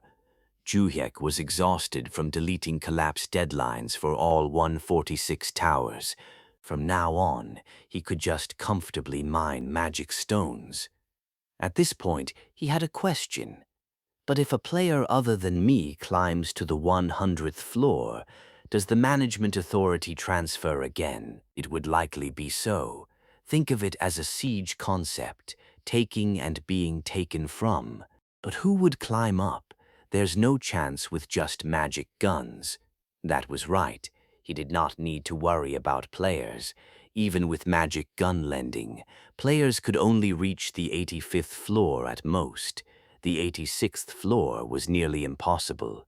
No matter how much they developed cold attribute bullets, would the Phoenix's flames go out from just a few shots? What he needed to worry about was the main base. They might send something from there, for example, an archangel or something even stronger, to eliminate him and take away the tower's management authority. I can't leave the main base alone no matter what. If that place was not dealt with, the threat would never end. Let's get out of here. He did not know if there would be another reason to come back. Exit. Spot. Juhyek exited the Black Tower and returned to the penthouse. His heart felt restless. It was the end. It had been over a year since he had started running for a safe tower climb. It was finally over. So what should he do now? Well, let's rest up. He had seen the ending. Thank you so much to everyone who has been with us. We will come back with an even better work next time. The end. The end. Click. In the midst of all that, Cossack turned on the TV. Gwanghwamun Plaza was on screen, citizens holding light sticks and shouting Banzai. They're working hard in this cold weather. He did not have anything special to give them. Mackenzie, yes? Could you go to Gwanghwamun and cast some visual magic? Fireworks, spotlights, things like that. As if he had been waiting for this, his face broke into a huge smile. This maid shall turn Gwanghwamun into a scene of frenzy. Mackenzie left the penthouse and flew to Gwanghwamun with fly magic. And a moment later, pop, pop, pop, pop, pop, pop, pop, Mackenzie's visual magic brilliantly decorated the night sky. Flashy psychedelic lighting, large spotlights beaming down from above. He even snuck his own name in using flaming letters. Juhyek and the summoned entities could also watch it vividly through the TV. He's having the time of his life. He's pouring out mana. Is he an attention seeker or what? But it is spectacular. The visual magic of an archmage who had transcended the 9-circle tier. It was quite a sight to behold. Asterisk, asterisk, asterisk. He rested deeply for several days. Now there was no need to enter the tower. What about materials and such? Why would he worry when Radix handled everything alone? All Juhyek did was go in and out of the elevator, registering auction items, picking up one items. That was about it. He also went around visiting each of his summoned entities to see how they were doing and chat. Hey there, Chunbok. Oh my, summoner. No problems with living here. How could there be? but I feel bad just eating food day after day. Ha ha ha, I'll give you an opportunity next time. Another peaceful day on White Tower 17th floor.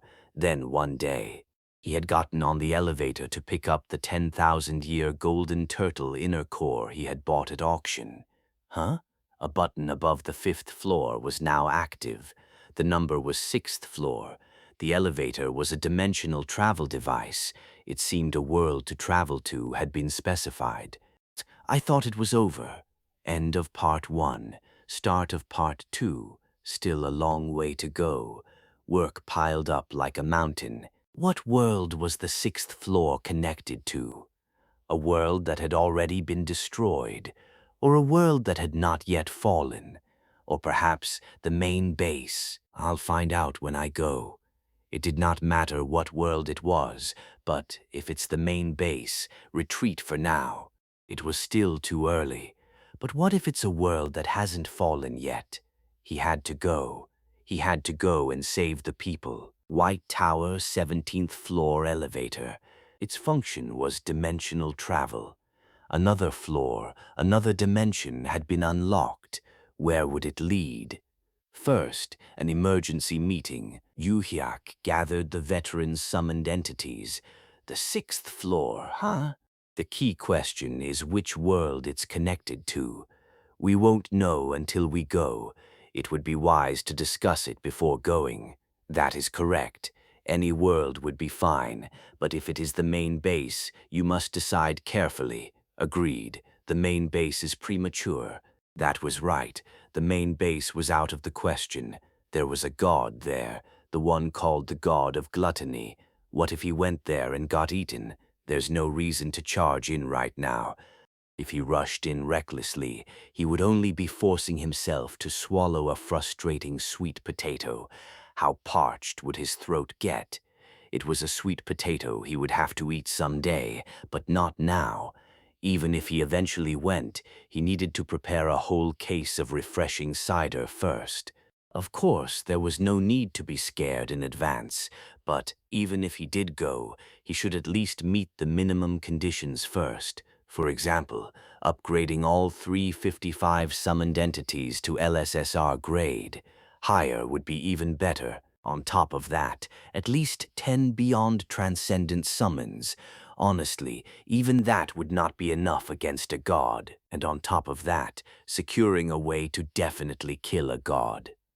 Allow me to say something. Please, go ahead, Zhug Jarion Cossack. Yes. After briefly clearing his throat, Cossack spoke. Summoner Bong. Yes. You should trust Godbake. That man must have a plan too. He wouldn't send you to the main base without warning. Was that so? Godbake probably needs to expand his influence as well. Isn't this elevator floor opening also because Summoner Bong completely conquered our Earth's Black Tower? That made sense. The 6th floor is likely connected to another parallel universe Earth. Zhuyak nodded as well. Godbek would not have rashly opened an elevator to the main base. This elder thinks the same. The 6th floor may be Earth No. 843. When we interrogated the controller, the mission on the 93rd floor was actually to destroy Earth No. 843's dimensional energy storage. Logically, it makes sense for us to go there. Really? Then they should go, as long as it was not the main base. Moreover, Earth No. 843 was a world in the process of destruction. They should save the people there. Did he not have the ability to do so? What was the point of sitting on it? Then if it's the main base, we retreat. If it's Earth No. 843, we advance. Deal? Deal. Deal. Major Veronica Caliber, I shall obey the commander's orders. Who?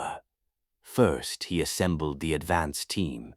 Cossack, Meat Shield, Mad Demon, Kyandale, Radix, Veronica Caliber, Bardine, Mackenzie, and Krakus. 9 in total, 10 including Juhek. The rest would wait on standby. There was no need to bring many, only the elite forces. They were just going to check and come back. Reconnaissance was essential, was it not? The plan was to assess the situation sufficiently, make a plan, and then return. Juhek boarded the dimensional travel elevator with the summoned entities. When he pressed the newly activated 6th floor button, in that instant, SWOOOA, the elevator began to vibrate. Shack, rack, along with tremendous pressure. Fremly what dum, dud, whir, ding, mund, weir. When the doors opened, a simple white space with nothing in it came into view. White Tower 6th floor, completely undecorated because it had no owner. Meanderies, or Momderauen. It warmed on and on. It was quite long. Anyway, got it. But where was this? What world is this place connected to? In that instant, ding! The prediction of this Cossack, Summoner Bong's favorite strategist, was correct. Are you planning to conquer this Black Tower as well? Of course he had to. The primary objective was conquering Earth No. 843's Black Tower 90th floor. That alone would stop the destruction. But first, I need to acquire White Tower 6th floor too. Not temporary acquisition, but permanent acquisition. It might take quite a bit of time. They needed a forward operating base for comfortable operations. The summoned entities on White Tower 17th floor could not be summoned to Earth, nay, 843. They needed to be on White Tower 6th floor for designated summon to work outside. Can I acquire this place? Acquisition is not possible. Qualification requirements have not been met. Huh? Why? You are not a player of Earth, nay, 843. After obtaining nationality, you may enter the Black Tower and own the White Tower. Juhek was essentially a foreigner. He had no roots here. That made sense. White Tower 1st floor, the one connected to Earth, nay, 675, was because he had inherited it from the original owner, Max Kruger, so he even had nationality there. What about the 2nd, 3rd, and 4th floors? Those were already destroyed worlds, so there was no need to acquire them. Juhyak's status window was also set up like this. Bong Juhyak, Black Tower, Earth Nay 1001, Republic of Korea. Black Tower, Earth Nay 675, Germany. He needed to acquire a 3rd nationality on Earth Nay 843. Looks like I need to go outside first. 843 is currently under extreme influence of the Black Tower. White Tower intervention is difficult, so please take care of yourself. What was this about? It was making him nervous. I'll go take a look outside. Please use the concealment veil. Perform instant summon first. He was planning to do that anyway. He would just scout what kind of place it was and come right back. Asterisk, asterisk, asterisk. K-A-boo-M. Scrape, scrape. A fierce battle between tower monsters and humans. Colonel Lee Min-seon of the Republic of Korea, awakened Army Special Team, encouraged her subordinates with a voice that was almost worn out. Just hold on a bit longer. Air support will be here soon. Seoul, Gangnam, once the most prosperous area in Korea. Now a sinkhole 10 kilometers in diameter gaped wide open there. Horrific tower monsters were crawling out from within. It was a sinkhole wave. Tower collapses were occurring all over the world. At first there were just holes and nothing happened. But as the number of sinkholes gradually increased, monsters began crawling out. In the beginning, it was goblins and orcs. Those were still manageable. They were weak, even personal firearms could deal with them. But as the collapse continued to progress, the situation changed. Tower monsters in the 30th floor range appeared, then the 40th floor range. The problem was the 50th floor range flying monsters, griffins and wyverns of various attributes. When those things came out, the difficulty of the sinkhole waves skyrocketed. With their fast mobility, magic attacks, and overwhelming physical power, That was why the awakened army's primary targets were also flying monsters. They had to reduce their numbers so the Air Force fighters arriving soon could deal with them more easily. More are coming out. Focus fire. Put away your rifles. Engage with anti-material sniper rifles at minimum. In truth, even anti-material sniper rifles could not deal significant damage. Kaboom! Kababababoom! Anti-aircraft guns, surface-to-air missiles, and other heavy weapons spewed fire. Deploy ranged trait players, close combat traits, protect the ranged ones, skills imbued with the mana of players. Shwoot, Sach, WSSM, 2OSS, WSS, WSWSS, Clat, Tuak, Tuat, Boo Uat Pak, Kai, Kar, Kek, Kra, Krak. Duke. Wyverns and griffins struck by shells, missiles, and player-ranged skills came crashing down. Stay sharp, don't conserve mana. Colonel Lee Minshun of the Awakened Army Special Team screamed until her throat was raw. They had to stop them no matter what. Normally, sinkhole waves occurred every 10 days. The wave lasted 1 day. If they could successfully defend for 24 hours, they would buy 10 days of time. And during those 10 days, they had to focus on conquering the 61st floor of the Daejun Black Tower. That was the only way to escape selected nation status. Kabbalan's curse of averages, triggered by the American Eastern Tower. Countries with low tower climbing progress were the targets. The Black Towers of selected nations had their collapse deadlines accelerated, eventually leading to collapse. Korea had been selected 3 times in a row, but they ultimately failed to stop it. As a result, the Gangwon-do Chuncheon Black Tower collapsed, followed by the creation of the Daegu Black Tower, which also collapsed. The third? It was Seoul. A black tower had appeared in Seoul. There had already been massive casualties just from its creation, because towers regenerated without warning. Chuncheon and Daegu were far from urban centers, so the damage was relatively light, but Seoul was right in the middle of the city.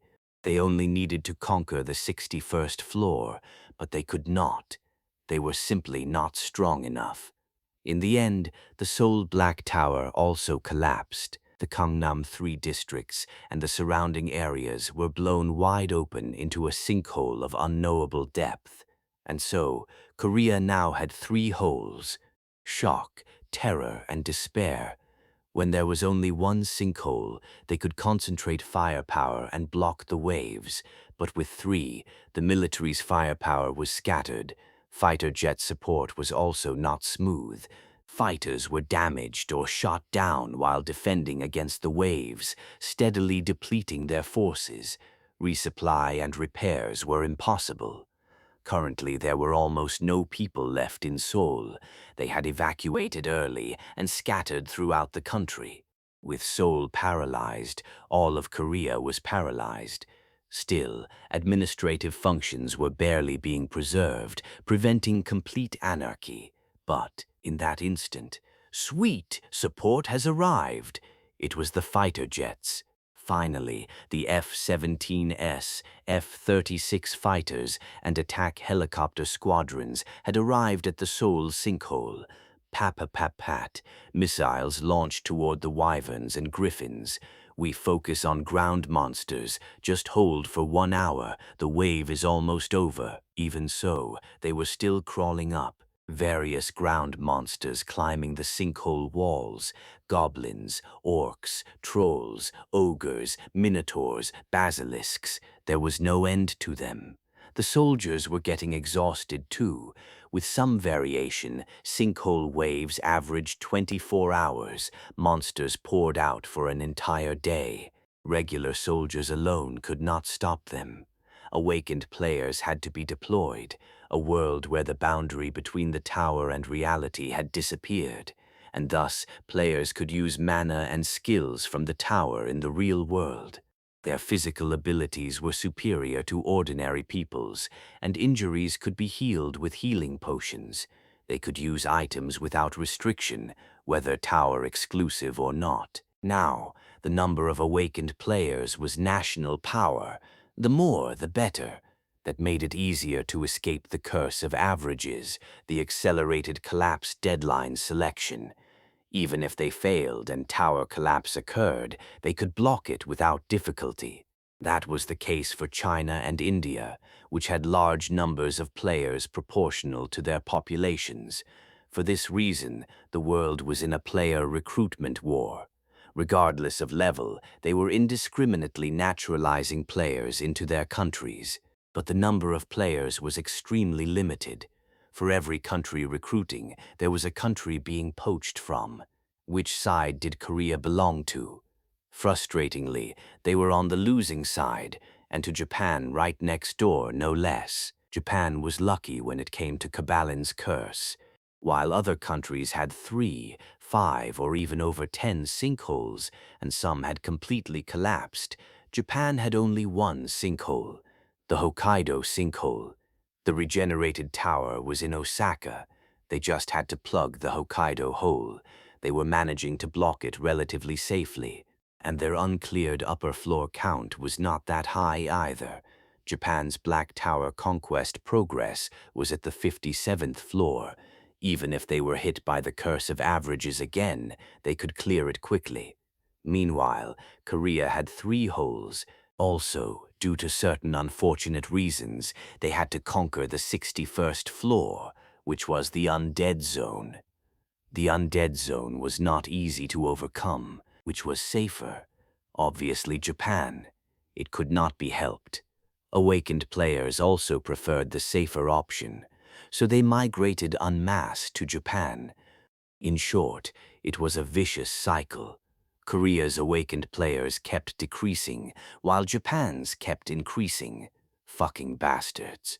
Colonel Lee Min-seon had also received an offer from Japan.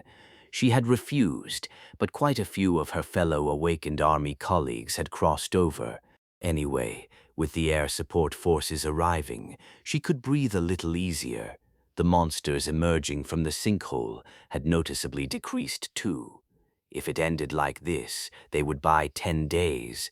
After that, they had to succeed in conquering the Daejeon Black Tower 61st floor. But right at that moment, woo! A fluctuation of mana spread across the entire sinkhole. Colonel Lee Min-seon, who had been resting for a moment, shot to her feet. An ominous energy was flowing out of the sinkhole. Goosebumps prickled across her skin. A chill ran down her spine. Her legs trembled. Cold sweat ran down her back. No way. Min-seon thought she knew what this phenomenon was. If it was real, they were in deep trouble. The worst of the sinkhole waves. A dark wave? That must be it. It really was. Undead monsters are coming up. This is insane. Why did they think dark was added in front of waves? Because undead appeared. The thing that should never have happened finally did. The sinkhole defenses would definitely be breached. Undead armed with dark aura, zombies and ghouls, skeletons, dullahans. But the most serious thing was, it's a specter. Evade. Flying undead specters. Incorporeal monsters that physical attacks could not touch. If those things got loose, it was over. That was how Australia had fallen. The undead legions, specters, and phantom reapers had completely wiped out all living things in Australia. Is this the end? Even 100 fighter jets could not stop this, and the undead would spread in all directions. Korea would fall just like Australia. Colonel Lee Min-seon felt all the strength drain from her body. Even now, undead were crawling out of the sinkhole in droves. Awakened army players were already being corrupted by the dark aura without even making contact. Min-seon was no different. Negative energy assaulted her entire body. Despair and helplessness, mental panic, the urge to give up on life. She had to run. She wanted to flee. But her feet would not move. Rather, Min-seon drew her personal pistol from her hip. Clike. She loaded it and pressed it to her temple. That was when it happened. Fob, whash! A brilliant orb of light illuminated the area around the sinkhole. Huh? The negative energy vanished as if it had been washed away. Gradually, her mind returned to normal. What is this? And then, FWIIIIIIR. One person flew through the air with two large, beautiful wings. Minson could not believe her eyes. Wings. An angel? Was she hallucinating because of the dark aura? In that instant, light. Fob. The light grew even more brilliant. The undead were melting. They were dripping down. Asterisk, asterisk, asterisk. Clap, clap, clap, clap. Juhiek sent applause and praise toward Bardin with a satisfied smile. For the Lord, light, Fob, Belladin Bardin was going absolutely wild. He had killed a seraph and reached the transcendent tier. Our Bardin, maybe because he has wings, he's very reliable. He's a radiant searchlight. It's a civilian massacre. I feel sorry for the undead. This warrior also wishes to go. Please permit me. I wish to earn merit. Meatshield seemed restless, too. How had he been holding back? Ah, of course you should go if you want to. Their Meatshield could do whatever he wanted. Major Veronica Caliber. Of course Veronica Caliber, too. 10 minutes before the incident occurred. In other words, before Bardine melted the undead with radiance, and before Meatshield and Veronica Caliber saw that and could not resist charging out. Yuyuk came out of White Tower 6th floor using the concealment veil. Spot. It was the middle of an urban center. Towering high-rise buildings, Korean signs, Korean traffic signs. He had known it was Earth Num 843 before coming, but Seoul?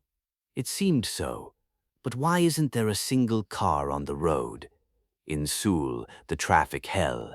There were hardly any people either. Had it already fallen? In that instant, Kea Baba Boom, Kea Boom, explosions sounded from far away. He heard something exploding in the capital of the Republic of Korea. Whether it was war or terrorism, either way, it seemed serious. First, the summoned entities. Group 2 designated summon. Spapapat. The summoned entities also looked shocked, their eyes going wide. That was understandable. It was a very familiar city. Oh, Seoul? Is this Earth No 843's Seoul? Fortunately, it's still standing. It hasn't fallen yet? Kayabe boom. Has it fallen? Is it falling? Did it fall? It's falling. Did a missile hit or something? It seems the people have all evacuated. Yuyuk had been wondering the same thing since earlier. What was going on? My lord, Bardine will fly up high, check, and return. A paladin who flew around at the drop of a hat now that he had wings. Please do. Fweet. He soared high into the sky and flew off in that direction. Fweet. After coming back and landing with a thud, Bardine spoke. What is it? My lord, there is a sinkhole ahead. What? But this is Seoul. Ah, right, this was not their Earth. It was a different world. Earth, no, 843, a parallel universe. It seemed a black tower had been created in the middle of Seoul here, like their Earth's Tokyo Tower, but it had collapsed and created a sinkhole. That is not all. Tower monsters were crawling out from inside the hole. Whoa, tower monsters? This was a full-on apocalypse, so that was why there were no people or cars. Currently, military forces and players are holding back the monsters. Is it dangerous? Are our forces being pushed back, or they are holding quite well? That was a relief. They had better hold. Was Korea not a military superpower? It would be the same on Earth, no, 843. Still, he was worried about human casualties. This was more urgent than acquiring nationality. Let's hurry over. Spap, pap, pat. Meatshield and Cossack were already ahead of them. As they made their way, they saw tanks, armored vehicles, and self-propelled artillery units forming a defensive line. There were numerous soldiers as well. It was probably a rear defense line to stop monsters coming out of the sinkhole. So there are people here. Then, Dimensional Supreme Servant. Ho? Put on a recognition interference talisman. They might be misunderstood, as monsters, that is. After putting the talisman on Rajix, Juhyuk approached the rear defense line. Soldiers stepped forward to block them. Their expressions were very dark. Please halt for a moment. If told to do something, he should comply. He might get shot otherwise. Are you players? Yes. Entry is not possible right now. Why? A withdrawal order is about to be issued. A dark wave alert has been declared. Dark wave? Yes, it's an undead dark wave. Please retreat to the rear. It seems we'll have to abandon Seoul. So undead were coming out too. In the past, on their Earth's Black Tower, monsters with dark aura had been like the Wailing Wall. They would be deadly to civilians and players alike. But what's so special about undead? Just look at Bardin. The moment he heard undead, he was already excited. He was positively antsy. My lord, Juhard also smirked. Go ahead. Thank you for this opportunity. FWA-8? Spreading his wings. FWIRIRIAT. Bardin took flight. Gasp! What? My word! The soldiers were shocked. A person flying will be passing through too. It's danger. Don't worry. Just take your time preparing to retreat. Juhyuk left the soldiers behind and headed forward. But then Rajix said, Ho, nuke? What was this ho nuke thing? Oh dear, their dimensional explosion mage. He had gotten a taste for dropping nukes. Not here. If you use a nuke here, it'll be a disaster. Who? A dejected Rajix. Well, there would be chances to use it next time. Light. Bardin flying through the sky, the brilliant radiance of light. He was already slaughtering undead.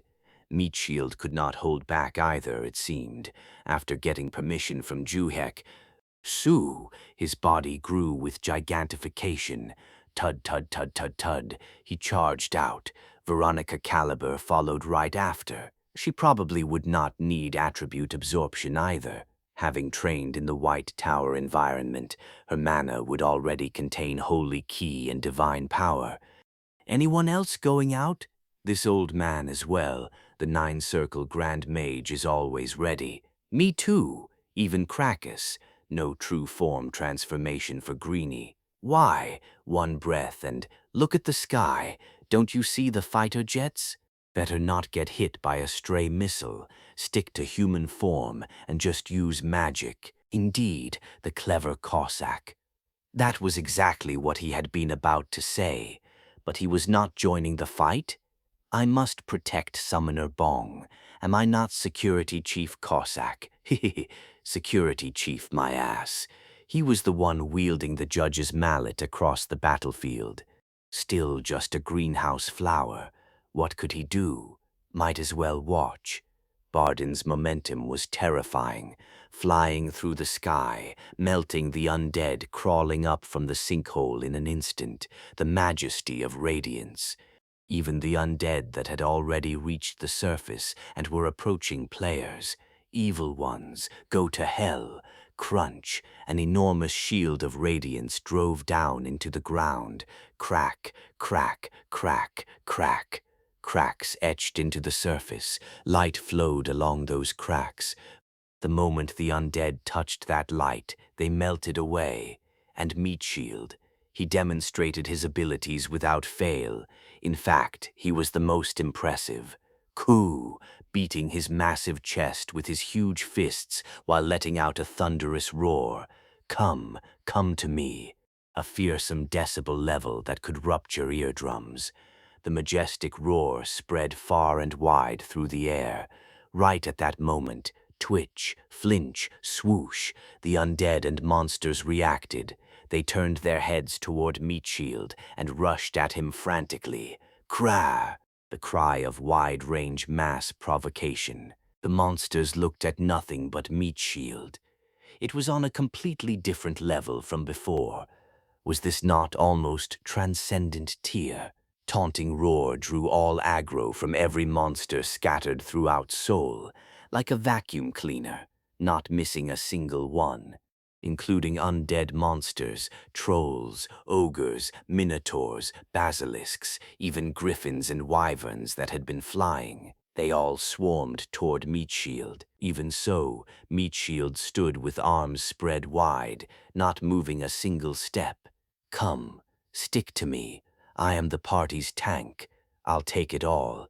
Ah, the image of a true alpha male. He had thought he himself had also been shedding his wimp image, but, compared to Meat Shield, I'm a triple wimp. Thanks to this, Mackenzie could cast magic comfortably. The Grand Mage floating in the air with fly magic. He poured white fire rain of extreme flame into the sinkhole. Human form Krakus joined in too. He also summoned a giant poison cloud and made poison rain fall into the sinkhole. Fire rain and poison rain, precisely, without leaking outside, only into the sinkhole. As a result, no more tower monsters were coming up from inside the hole. Veronica Caliber too. Targeting monsters trying to cling to Meat Shield, she fired small rounds on semi-auto. Pajuk, Shaderjuk, Pajujuk, Pubic, Pubea, Pubea, Pubea. The crescent moon keyblades of Mad Demon went without saying. Woong, swipe, swirind, slash, slash, slash, slash. Wherever the crescent moon passed, heads and bodies were separated. But the protagonists of this battle were not them. The Supreme One, their Meat Shield. The extraordinary provocation ability he had shown. The monsters looked at nothing but Meat Shield, tower monsters rushing only toward Meat Shield. The dealer summoned entities just stood there, picking off easy kills. Meat Shield, too, swatting the charging ones with his giant fists, grabbing and snapping them, slamming them into the ground. Maybe I should also gradually grab. Gyandale gently caught Juhyuk's sleeve. Please exercise self-restraint. Ugh, that damn self-restraint. The strict princess is right. Please just set it to auto-hunt. In that instant, ugh, Juhyuk pointed behind them with his finger, startled. Crazy, over there! Wipe, wipe! The heads of Cossack and Gyandale spun around. Spot! Juhyuk exploited that opening. Spa-pa-pa-pat. He quickly stepped forward and dashed out. A wyvern descending toward Meat Shield's head, he struck its skull with the judge's mallet. Wirind, Pagak, PSSSSS. One wyvern disappeared. Finally loosened up. Beating monsters outside the tower felt different. Cossack shook his head side to side. Gyandale let out a deep sigh. What? So what? Asterisk, asterisk, asterisk. Colonel Lee Minsin could not accept this situation. How is this possible? The other awakened army players felt the same. They could only stare in a daze. There was nothing they could do. Currently, there were 8 units in the Sinkhole Wave Defense Force. Radio transmissions came from all of them. All the tower monsters from Seoul's Sinkhole were suddenly moving toward Colonel Lee Minsun's unit's area. Even the undead, even the specters. It was dangerous, so retreat. They were retreating too. Retreat. Was there any need? The monsters were only rushing at that one giant, like a tank in a game. A warrior using taunting roar. How in the world? But the monsters could not even get close to the giant. They were being smashed to pieces beforehand by unknown players who seemed to be the giant's allies. Who the hell are these people? They were definitely players, but their nationality? Korean? Chinese? American? Is the commander watching this too? There probably was no need to report. The higher-ups would be watching all of this through the reconnaissance drone. The fighter jets that had been dispatched to provide air support to the sinkhole had also returned. Min-sun still stared at the battlefield in a daze. She simply could not take her eyes off it. Then she noticed something strange. The people who were playing around with the tower monsters as they dealt with them. Every time they used a skill, they turned their heads to look at someone, with expressions that seemed to say, "Did I do well?" as if seeking praise. Min-sun also turned her gaze in that direction. There was one young man, a man with a very ordinary-looking appearance. Who? Was that person also a player? Looking at the wooden mallet in his hand, he almost looked like a carpenter. Anyway, whenever those terrifying players sent looks begging for praise toward that young man, the man clapped as if satisfied. What's going on? Was that guy really the leader? Some of them even looked quite old. The more she looked, the more certain it became. Those players wanted to be praised by that man. When they received praise, they got even more excited and went on massacring monsters. Looking at him just standing there, he doesn't seem particularly strong. In that instant, pat, the man dashed out at a speed invisible to the eye. P-P-A-J-K. A wyvern's head exploded in one hit. Strong. He was really fast. His movements were no ordinary thing. Seeing him take out a wyvern with just a wooden mallet, he must be very high level. Right at that moment, a radio operator came running to her. "Colonel, yeah, what?" A communication came from headquarters. What did they say? "They want us to hold those people for a moment." They would have seen everything through the reconnaissance drone. "They must be in emergency mode over there too. Tell them I'll try." She could not give a definite answer. If they said they were leaving, how was she supposed to stop them? Asterisk, asterisk, asterisk. It was almost over. Juhyuk dealt with exactly one wyvern, and, after that, just clapped.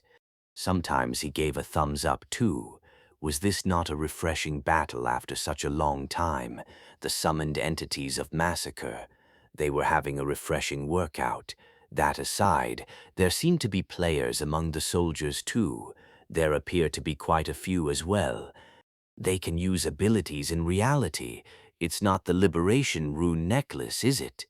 It is not the rune necklace. It seems the boundary between the tower and reality has already collapsed.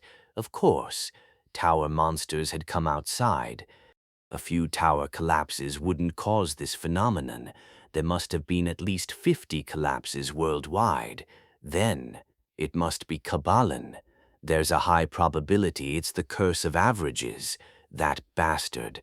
Unlike Diamat, who was a free agent. This was a demon bound to the tower. They needed to catch the original. To be precise, it could not even be called the original. In truth, they were all copies. One of the copies had the key to lifting the curse of averages. That was the one they called the original. This was like a game, after all. I need to get nationality quickly and enter the tower. They had to catch Kabbalan and smash his skull. Then a curse like this would end quickly. Right at that moment, someone caught Juhyuk's eye. It was a female soldier. Looking at her shoulder insignia, she was a commanding officer, and she was also looking at him. Sheesh, this popularity of mine. Am I really that handsome? Well, he did receive the love of an elf and a succubus in equal measure. Huh? Something was strange. The female soldier's face was very familiar. No way. Juhyuk walked toward her with heavy steps. The female officer slowly backed away. Whoa, he knew who it was. It's team leader Lee Maina. No, why was she here? And why was she in a military uniform? Did she get pulled along when we took the elevator? That could not be. Team leader Lee Mina, how did you get all the way here? She was startled. I'm not team leader Lee Mina. What? Then who was she? I am Colonel Lee Minsian, commander of the Awakened Army Special Team. Ah, so it was a different person. But her face, voice, and speech pattern were all dead ringers. The only difference was one character in her name. Was it because of the parallel universe? Were the people living here all similar too? He should check. Your superior wouldn't happen to be Director Jun Guangil, would it? No, so it was not. It was just a coincidence. It's General Jun Sungil, the martial law commander and corps commander of the Awakened Army. Pardon? Jun Sungil? Not Jun Guangil? Again, just one character different in the name. This was fascinating. Jun Guang? No. Do you have a photo of General Jun Sungil? Minxian found this sudden. He had called her Li Mina, and now he was asking to see a photo of the general. Please, this is a serious matter. After hesitating and deliberating for a moment, okay, I'll show you. Orders had come from above anyway, to hold these people. Then it would be better to be friendly. Colonel Li Minson showed him a photo she had taken with General John Songil on her smartphone. Ju Hyek took the smartphone. When he zoomed in on the photo with his finger, oh my, they were identical. It was Director Jun Guangil. On Earth, no. 1001, Director Jun Guangil of the Korean Awakening Administration. On Earth, no. 843, General Jun Songil, Corps Commander of the Awakened Army. This is crazy. Not only was the civilization similar, but even the people were similar. If that was the case, is there someone similar to me too? Maybe Bong Joon-hyek or Bong Joo-hen. Surely not Bong Joo-pal or Bong Joo-bal, right? If they existed, would they also be a summoner? Had they awakened as a player? He was suddenly very curious. Before long, the explosions died down. Major Veronica caliber, enemy annihilation complete. No more enemies are climbing up either. It seemed the cleanup was done. Good work, Veronica caliber. Victory. Then Colonel Li Minson tilted her head. A major? Which unit? Yes? Veronica caliber flinched, flustered. She looked intimidated by the colonel's insignia. Ju Hyek also noticed the 3 eagles on Minson's shoulders. Minson was a colonel. Veronica caliber was a major. Were military personnel not all about following the chain of command? Regardless of ability, she would be swayed by rank. This would not do. It would not do for their Veronica caliber to be outranked. So, Veronica caliber. Yes, Major Veronica caliber. As of today, you are promoted 3 ranks, Brigadier General Veronica caliber. Colonel Li Min-san looked dumbfounded. What? Was this a joke? Looking at the person called Veronica caliber, she did seem to be a soldier. The disciplined movements, speech, and shooting skills too. But this was absurd. Promotions did not just happen at the drop of a hat. She would just laugh it off, since they were clearly just joking with each other. Brigadier General Veronica caliber, thank you, Commander. For real? Impressive, Brigadier General Veronica caliber. Snap.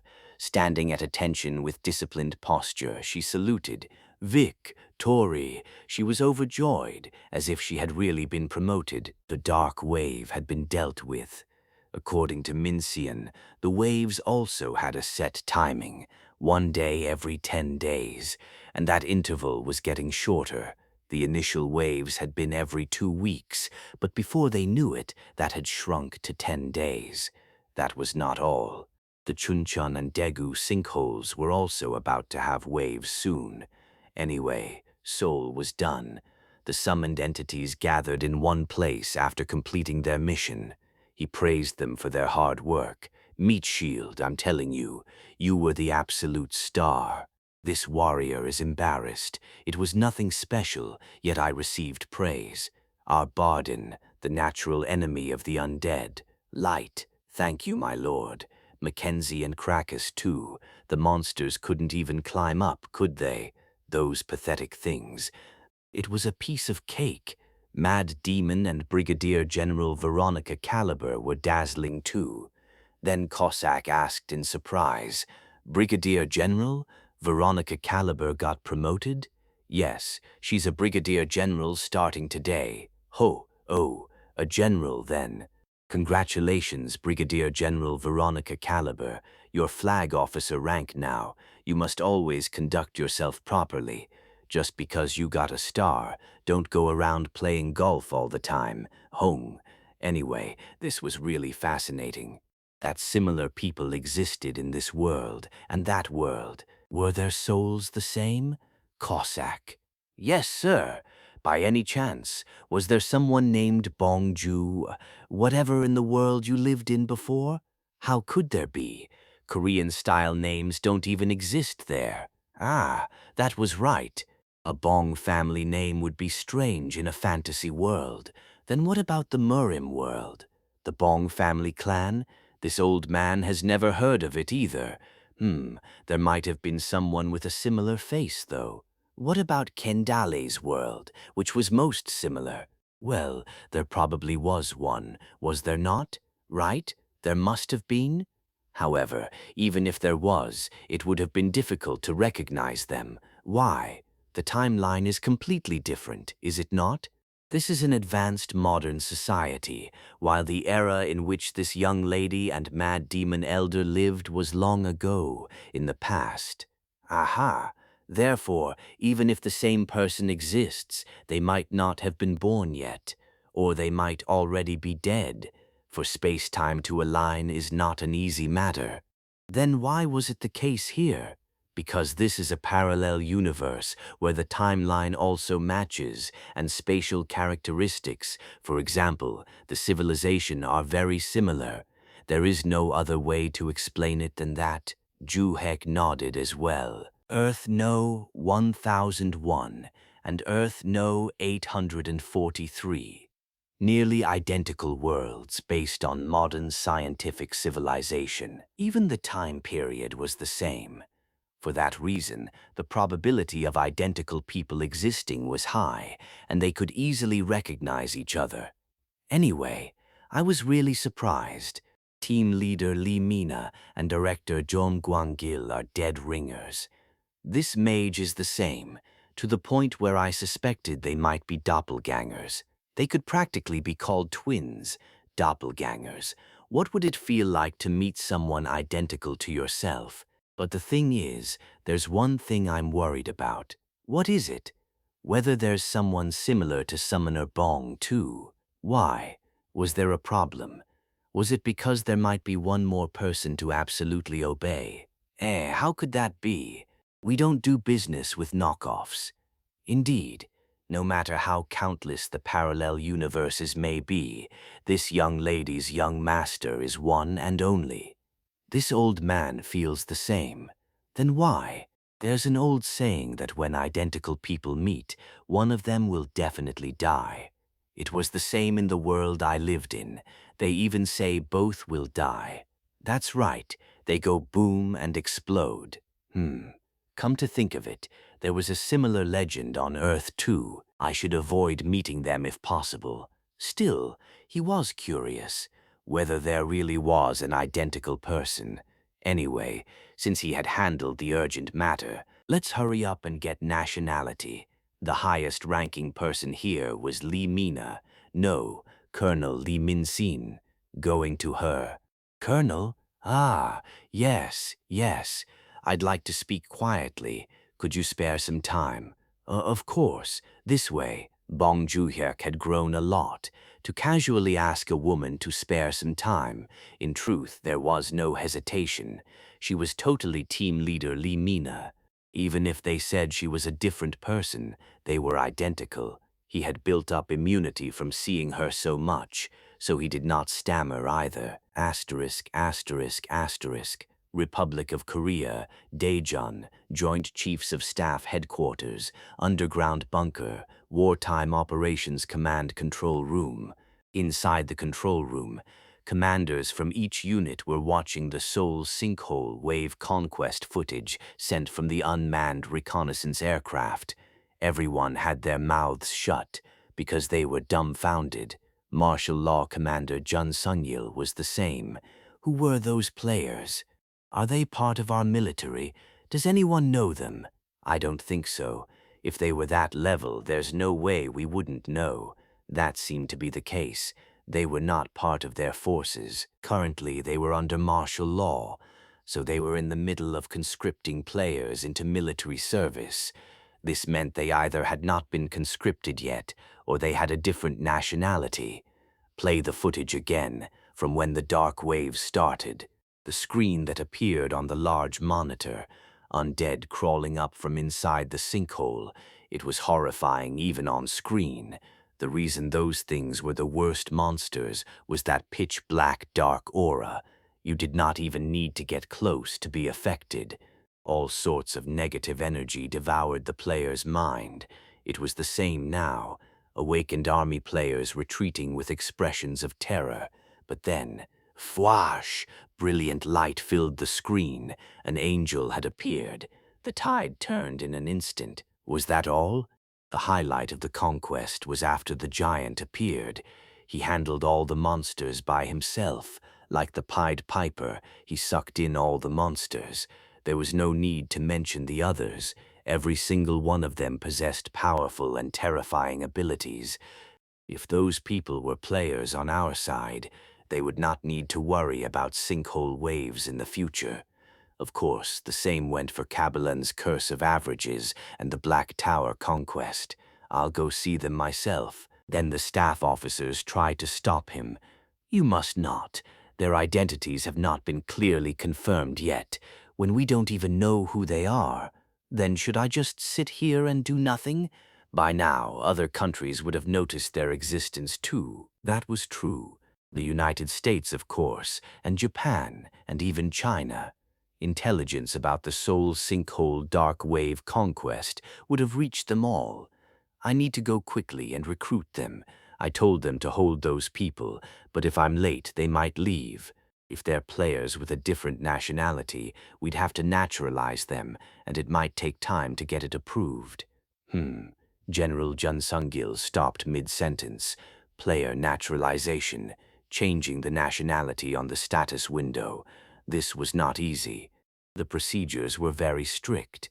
In the early days, player naturalization had been very active. Even the naturalization process had been very simple. Even more so after Kabalan's curse was triggered. How many talented players had the Republic of Korea naturalized?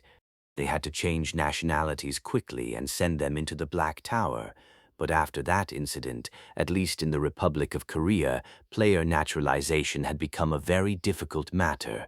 First, they had to go through the naturalization hearing process at the Temporary National Assembly in Busan.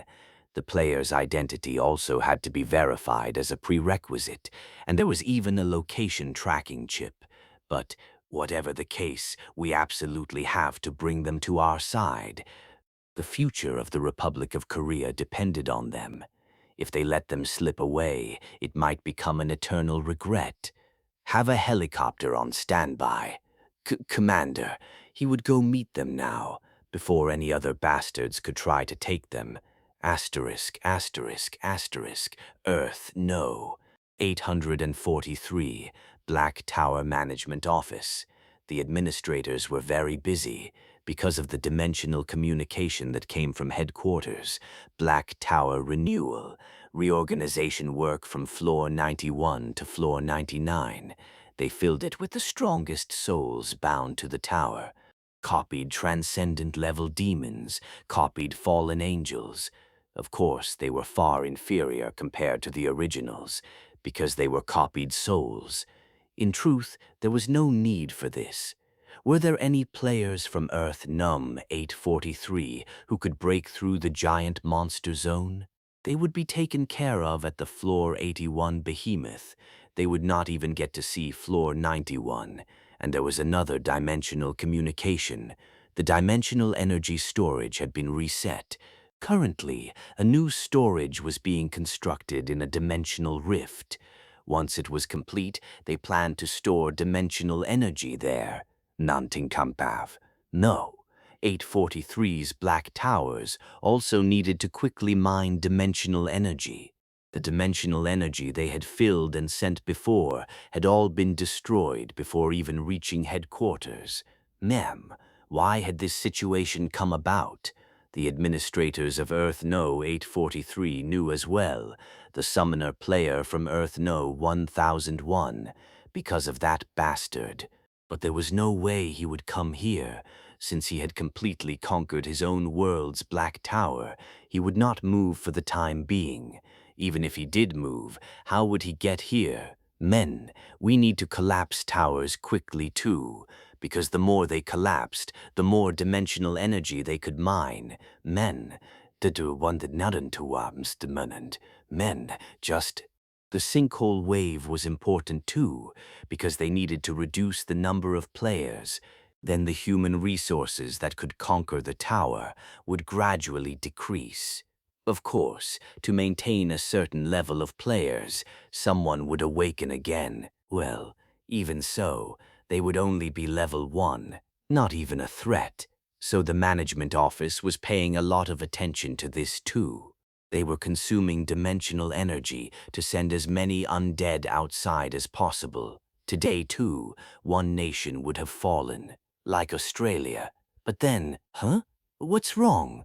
Habnia. Huh? How could that be? Did you send undead too? Yes, even specters. Did a nuke go off? No, and yet they were annihilated? Could it be? It must have been some mistake, like the undead not coming out. Is that so? Understood. The administrators thought it was an impossible situation. How could they deal with an undead wave without nukes? Unless a night order composed of holy knights and saints came. Juyak was in a temporary military tent, conversing with Colonel Lee Minsian. The summoned entities were with him too. There was a lot to ask. So you're saying the country that first triggered Kabalan's curse was the United States, and after that, the tower climbing promotion country selection happened 10 times? Yes, that's right. Tsk, tsk. It seemed America had caused trouble. The America here is really hopeless. They just let the player climb. You can't stop a player from climbing the tower, can you? Fair point. But how did they manage to break through the undead zone? Who on earth? Lumitri Romankup. It's because of that guy. Huh? Lumitri? Who's that? You don't know? He's the CEO of the world's largest distribution company, a major player in the tower conquest item market, and there are rumors he's the boss of the black market too. The boss of the black market. He thought he knew who it was. There was someone similar on their Earth too. Using his enormous wealth as his foundation, he swept up all the trait enhancement runes. How many? I'm not sure exactly, but at least 25 times. That was crazy. How much money was that? 25 trait enhancements was enormous. Just wearing a few light attribute items, he could laugh off dark aura. Max Kruger from Earth No 675 had also climbed above floor 71 with 20 trait enhancements. He has so much money. He might still have trait enhancement runes even now. That was worrying. At the mention that he might have trait enhancement runes, Cossack's eyes were sparkling far too brightly. He also heard about the Korean situation.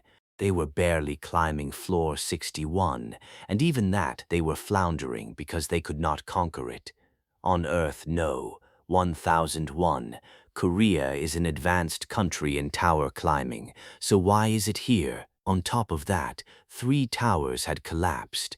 Anyway, martial law had been declared due to the sinkhole waves, and so that martial law commander was General Jun Sung-gil. He was coming here soon. Should I give him a holy sword or something? That would be nice, but it would be better to quickly conquer Kabalan. Then the undead would weaken too, and holy water items would come as rewards later. I need to enter quickly.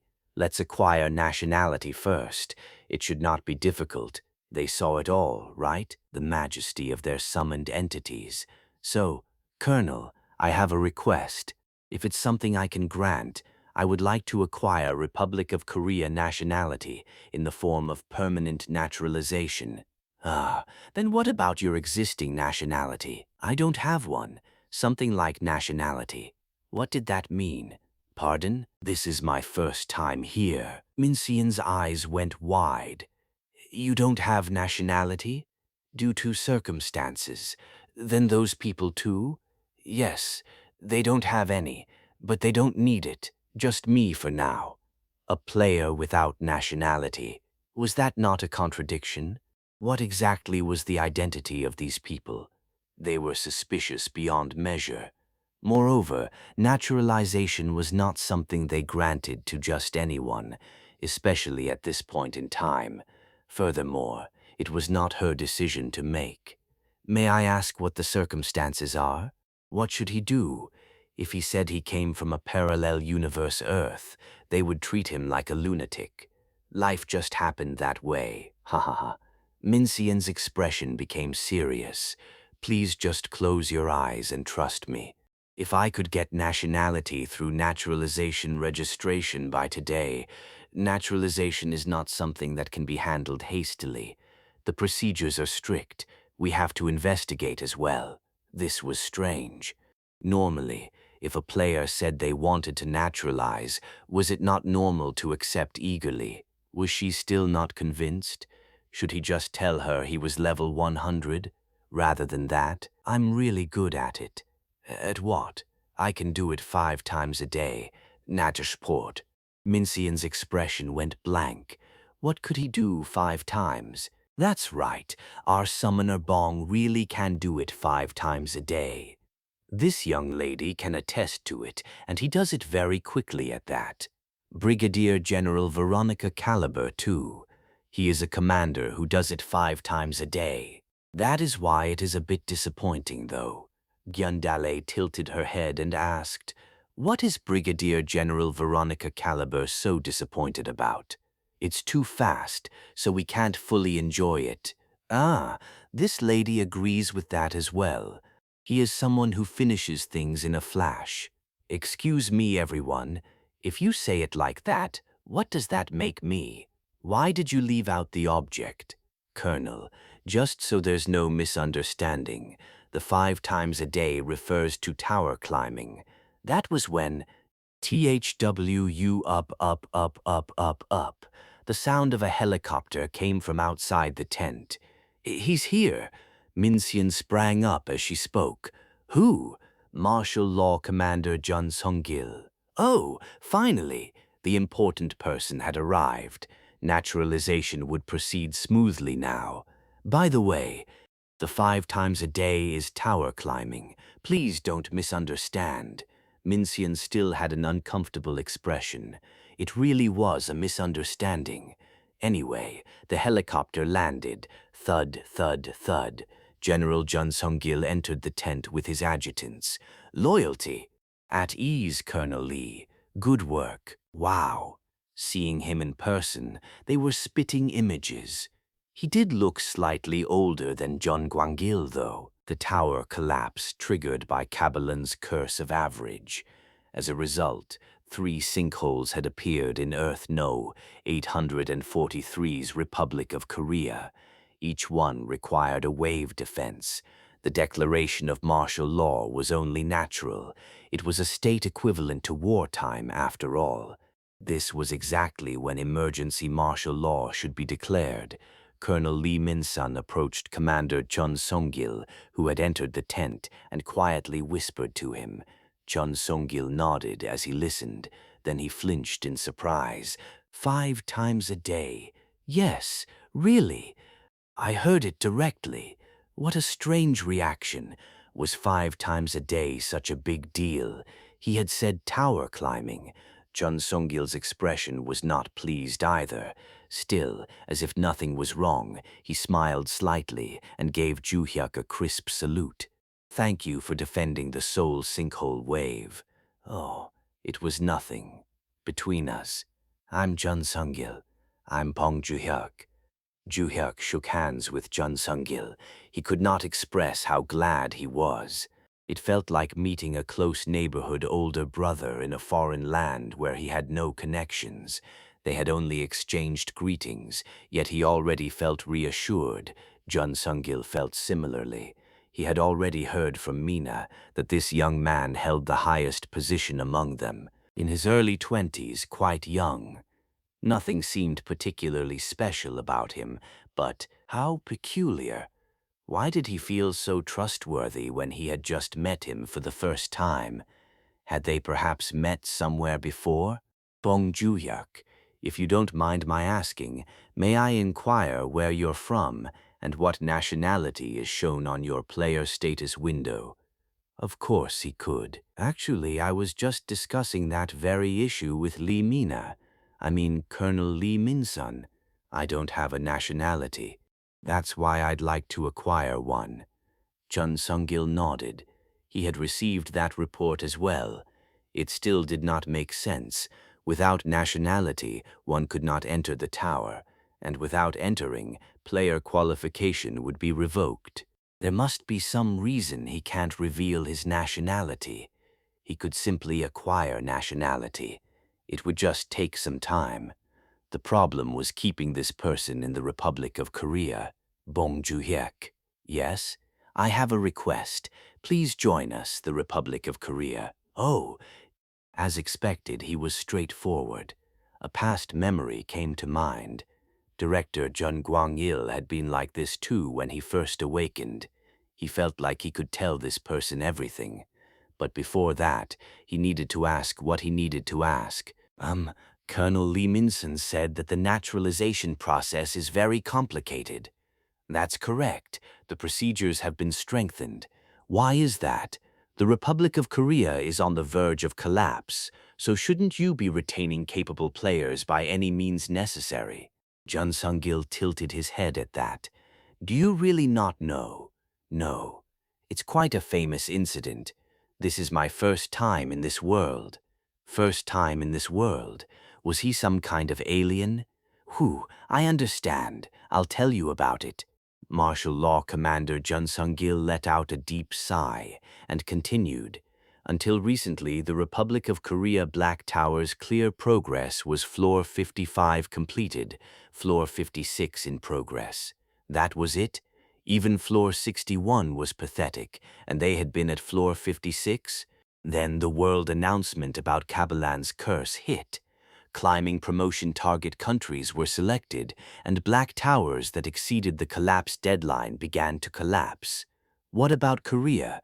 We weren't included in the first round of selections, not even the second round. As you know, challenging floor 56 at that time meant being in the upper middle tier of tower clear progress. Was that so? But we still had to prepare, because we could be hit by the curse at any time. So what was Korea's response? We implemented an aggressive naturalization policy, securing talented players capable of breaking through the late floor 50s. That was an extremely common and sensible approach. That was what had happened on Earth No. 1001 as well. At that time, there was a player from China who applied for naturalization. His name was Liu Chenming, a level 56 player with a ranged trait. He had a bad feeling about this, since a Chinese player was involved, a ranged trait player naturalizing during the Wyvern Zone. It was only natural to welcome him. We gave him good treatment, too. That made sense. They had to recruit him no matter what, and then that bastard showed his true colors. No way. 5 floors were cleared in a single day. 5 floors at once. He definitely did not have a daily climbing limit of 5 floors like himself. I think I know how he did it. A tower jump ticket. That's right. Now he understood the reason they had reacted so sensitively to what had seemed like a joke about 5 times a day. We conducted an investigation to find out who was climbing the tower at the moment Korea's clear progress reached floor 61. Tracking the suspect would not have been difficult. There could not have been that many players capable of climbing floor 56. We checked the CCTV and narrowed down the suspects, and we found out the culprit was Liu Chenming. but by then he had already disappeared. What a bastard. Did you find him? We even issued a public wanted notice, but we couldn't find him. So that was why naturalization had become difficult, because one bastard had caused an incident. If someone used a tower jump ticket like this and then hid away playing innocent, is there someone behind him? The Chinese government? They adamantly denied it, said it was an individual's aberrant behavior, and that Liu Chenming wasn't even a nationally nurtured player. Even if it were true, there was no way China would admit it. And then during the third Kabalan curse, the Republic of Korea was selected as a climbing promotion target country. How terrible. In the end, we couldn't stop it. The result was the Gangwon-do Chuncheon Tower collapse. During the fourth round, we were selected again. The Daegu Black Tower, that one collapsed too. Good grief. And during the fifth round, we were selected again. The Seoul Tower collapse? That's correct. So they had been hit 3 times in a row. Being selected once did not mean it was over. It had been the same on their Earth. They could be selected 2 or 3 times with no limit. If you bring in players through temporary naturalization, this is the floor 61 undead zone. There aren't many players level 61 or above worldwide, and since Kabalan's curse, temporary naturalization has been virtually suspended. He understood. After the 3 collapses, the naturalization process became extremely strict. Verified identity and hearing approval became requirements. This was unavoidable. Setting aside whether someone is capable or not, is this person's identity verified? What is their purpose for naturalization? These became the core questions. If some nobody came in asking for naturalization and they just approved it without question, that would be a problem too. Anyway, Liu Chenming, that bastard is really terrible. He's a fucking son of a bitch. He should be drawn and quartered, and his entire family line exterminated for 3 generations. He must not be allowed an easy death. Ho-ah! Because of that bastard, the country had been brought to the brink of ruin. There was no villain quite like him. Even though all he did was tear up 1 ticket, the consequences had been devastating. How many people had been sacrificed? As Mad Demon said, this was a man who should not be allowed to die easily. As a result, 5 times a day had become something like a taboo phrase in the Republic of Korea. And he had not known that. He had made people feel awkward. Time to give an answer now, about why he had no nationality. Commander Jun Sung-gil, please, go ahead. Do you happen to know about parallel universes? Pardon? Jun Sung-gil had a blank expression. There are countless Earths in the universe. I came from Earth No 1001. This is Earth No 843. The numbering was assigned by someone else, though. Actually, I do have a nationality.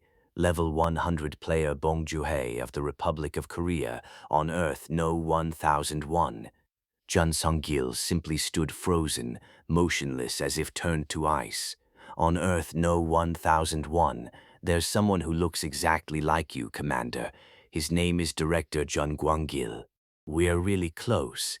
I even have photos we took together. Would you like to see? Juyek opened his smartphone and showed him photos taken with Jun Gwang-gil. Here, what is this? It must seem so random. While he was at it, he showed some other conquest footage too, the ones Mackenzie had filmed, starting from the Floor 81 giant monster zone. Gulp. Jun Sung-gil swallowed dryly. Were the photos and videos real? If they were fabricated, but they seemed so natural. Even if they were fabricated, producing such footage would require an enormous amount of time and money, and it would be exposed soon anyway. I'm in a bit of a hurry. I don't have much time. I'd like the nationality acquisition to be processed quickly. Not. Jun Sung-gil wanted to believe Bong Joo-hyuk. No, he did believe him. Parallel universes? They must certainly exist. That was the only way all the questions could be answered. The tremendous abilities that Bong Joon-hyuk and his companions had displayed, and even the reason he had no nationality. Earth No. 1001, a world similar to this one, yet different. What was the Republic of Korea like on Earth No. 1001? Cossack answered on his behalf. It's the world's strongest tower-climbing nation, the Republic of Korea, with a lethal dose of national pride that no other country can dare approach. Ah, it's even a unified Republic of Korea. Really? I was the Minister of the People's Armed Forces of the Democratic People's Republic of Korea. I'm not a spy. I'm Cossack, the flower of reunification. So that world had achieved reunification too. Meanwhile, what about here? National pride, his ass. The country was on the verge of collapse. Chun Sung-gil made his decision. Let's help him acquire nationality. If it went wrong, he would take all the responsibility himself. A dark wave had already erupted. The Republic of Korea was heading toward destruction anyway. What difference did it make if things went wrong here? I'll take responsibility and convene a naturalization hearing immediately. Do we really have to do that? It's a procedural matter. We could change the law, but that would take even longer. So you're saying naturalization can only be approved after passing a National Assembly hearing?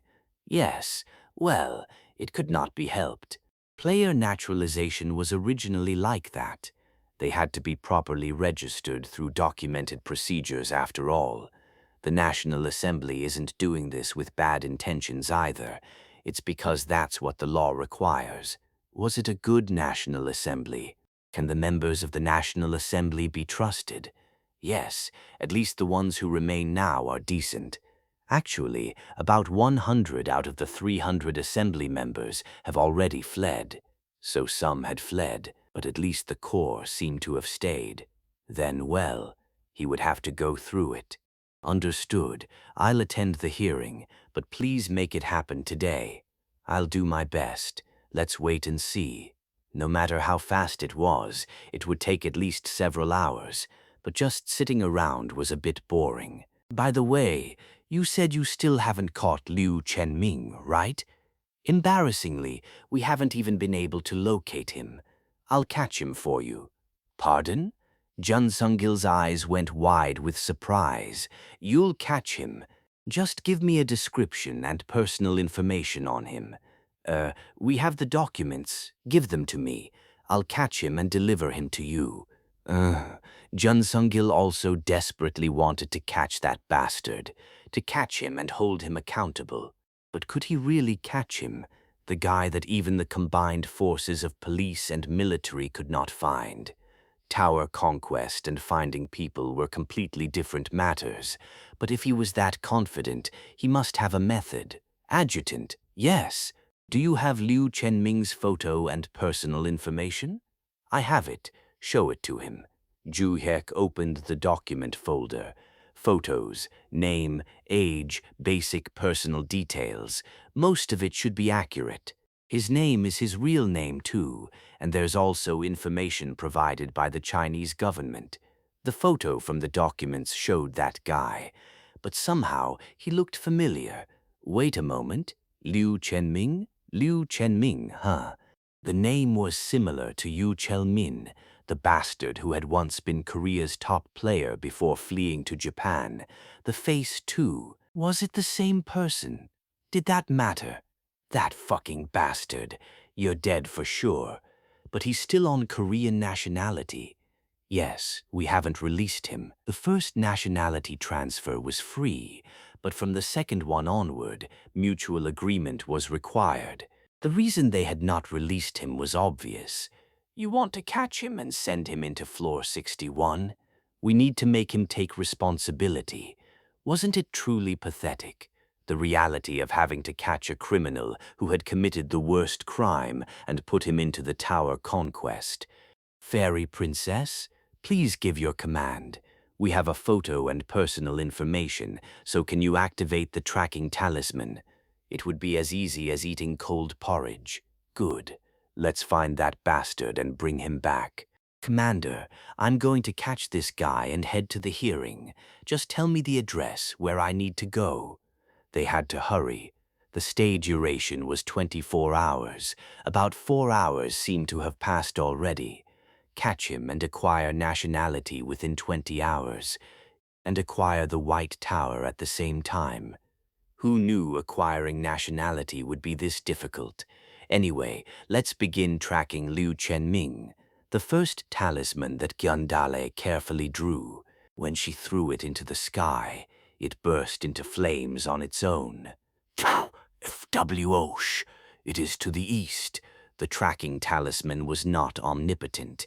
The first one only indicated a general direction, a sort of divination. But if they kept drawing and using talismans in succession as they closed the distance, it would narrow down gradually. In the end, it would reveal even the place where he lived. Juhyuk and the group headed east. If a dragon appeared from the start, people would be startled.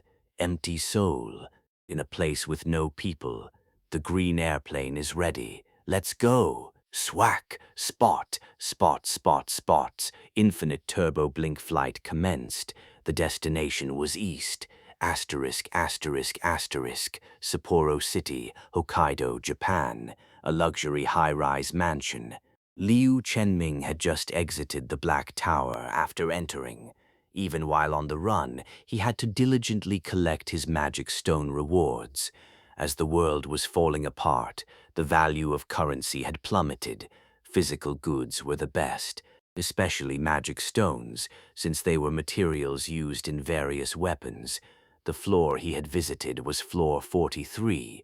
His level was 61, but was he crazy enough to enter the undead zone? It was a floor he had risen to through foul play. He had neither the ability nor the inclination to conquer it. When he first obtained the tower jump ticket, he had thought he absolutely had to use it. 5 floors of tower climbing, 5 whole levels gained, not to mention becoming stronger in reality. A high-level player welcomed wherever he went. How great was that? He had to do it, no question. The world would end soon anyway. Still, he did not want to die early. He had to cling to life tenaciously, and to do that, he needed to get stronger. But he could not use the ticket in China. If it came out that he had done it there, it would be the worst. Not only he, but his entire family would die. So he had looked for an alternative, an easy target country. He requested naturalization to Korea, and finally, he used the tower jump ticket. It was only natural that Korea was thrown into chaos. He was obviously going to get caught. Well, did he have anything to worry about? Liu Chenming had defected to Japan before using the ticket. In fact, he had even entered Korea's Floor 56 tower from Japan. His nationality was still Korean even now. Korea would have to release him, but they would never do that. They must still be red-eyed trying to find him, right? Bastards. The world was going to end anyway, so what difference did it make if it ended a bit sooner? The reason Japan had accepted him despite the risk. The condition was defending the Hokkaido sinkhole waves. Combat outside the tower did not care about nationality. Plus, he was level 61 with a ranged trait. He was useful. In any case, he had successfully settled in Sapporo. For the time being, he would lounge around, and when the Hokkaido sinkhole wave hit, he would go defend it. That was all he had to do. Japan still had some breathing room. Collapse was still a long way off. Liu Chenming sat on the plush sofa, gazing at the snowy view of Sapporo, sipping a cup of warmed sake in tranquil peace. Ah, what a peaceful life. But then, huh? What was that? Someone was plastered against the mansion's panoramic window. The person looked Western. That guy. He looked like a player. Spider-Man. Could he be a burglar? At that moment, scritch, scritch, scritch. Hook! The Westerner was cutting through the thick glass window with a dagger. What? Cut neatly so a person could fit through, the glass window fell away. How are you? The guy casually walked in, greeting him in terrible Chinese pronunciation. "What the hell is this crazy bastard? Snitch." Liu Chenming pulled a bow from his inventory and aimed at the guy's eyes. "I'll pierce your eyeball. TSHHT. An arrow flew. He had used 2 trait skills, unerring accuracy and pierce. Die. There was no way he could dodge. Not at this distance. He was certain of that. Until he saw the arrow the guy was holding in his mouth. What the? He caught a mana-infused arrow with his mouth? Was that even possible? Spit. The distance closed in an instant. Huh? Smack. A palm struck his face. Clatter, clatter. Teeth scattered. Grr. He had only been slapped once on the cheek, yet Liu Chenming's entire body went limp. He could not even dodge, and he was a level 61 player. "Brother Liu, have you eaten? Very good." Smack, smack, smack, smack. With an expressionless face, Cossack slapped him repeatedly. As expected, the sensation was underwhelming. He should be cutting off his head instead. Liu Chenming lost consciousness and went limp. If he hit him any more here, he might die. Cossack grabbed the subdued guy and went back out through the glass window, heading to the mansion building's rooftop. "I've brought him. Wait, why is he beaten to a pulp like this? I just gave him a light slap." Gendale snapped at him angrily. "How foolish! Do you think your slap is at a normal level? If he dies like this, do you have any idea how easy a death he'll get? I'm sorry." Gandale was right. He should not be allowed to die easily. "Rajix, just splash some healing potion on him." "Hung!" Swish. He pulled out a healing potion, then smashed it directly onto Liu Chenming's head. Twack! Crash! Shattered glass and potion dripped down Liu Chenming's head. Well, the healing potion was technically splashed. Let's hurry up and go. Captain Green Airplane? Ready. Please board. The weather made visibility poor with heavy snowfall. They might still get caught on radar, but it did not matter. They could not catch them anyway. Should we just leave Japan alone? Then Rajix said, "Hung, nuke?" Oh dear. Hung nuke whenever he was bored. It was becoming a habit. Not now. Was he going to develop nuclear explosion withdrawal symptoms or something? No. Had withdrawal already set in? Seoul Gangnam sinkhole. The hole alone was approximately 18 times the size of Yoido. So what if there was a hole? The worst part was the monster wave. Wars occurring every 10 days had reduced the area around the sinkhole to near total devastation. Seoul had now become one of the 3 most dangerous places in the Republic of Korea. It was no environment for people to live in. What would happen if even one tower monster escaped during a wave defense? It had actually happened before. An incident where a single orc that broke through the perimeter attacked Seoul's citizens. There were 58 casualties that time. They had to evacuate Seoul. Major government institutions, including the National Assembly, had also fled. Where to? Incheon was too close to Seoul. Daegu had a sinkhole, and Daejeon had a black tower regeneration. There was nowhere else but Busan. It was a place that had both a harbor and an airport. The Blue House also moved to Busan. However, the president was absent. The president had collapsed from shock after the Seoul Black Tower collapse. They were hospitalized. The prime minister was acting in their stead, but being quite elderly, he was inadequate to manage the chaos caused by the tower collapse. Holding an election was also impossible. An election in this situation. Fortunately, martial law commander Jun Sung-gil was managing the chaos and exercising administrative power. That did not mean he was wielding absolute power like a dictator. In times like these especially, one had to observe the law and handle matters according to procedural legitimacy. For that reason, they were trying their best to comply with the National Assembly's naturalization hearings. As the Lu Chenming case demonstrated, rushing things too hastily would ruin everything. They had rashly accepted that bastard's naturalization and ended up in an irreparable situation.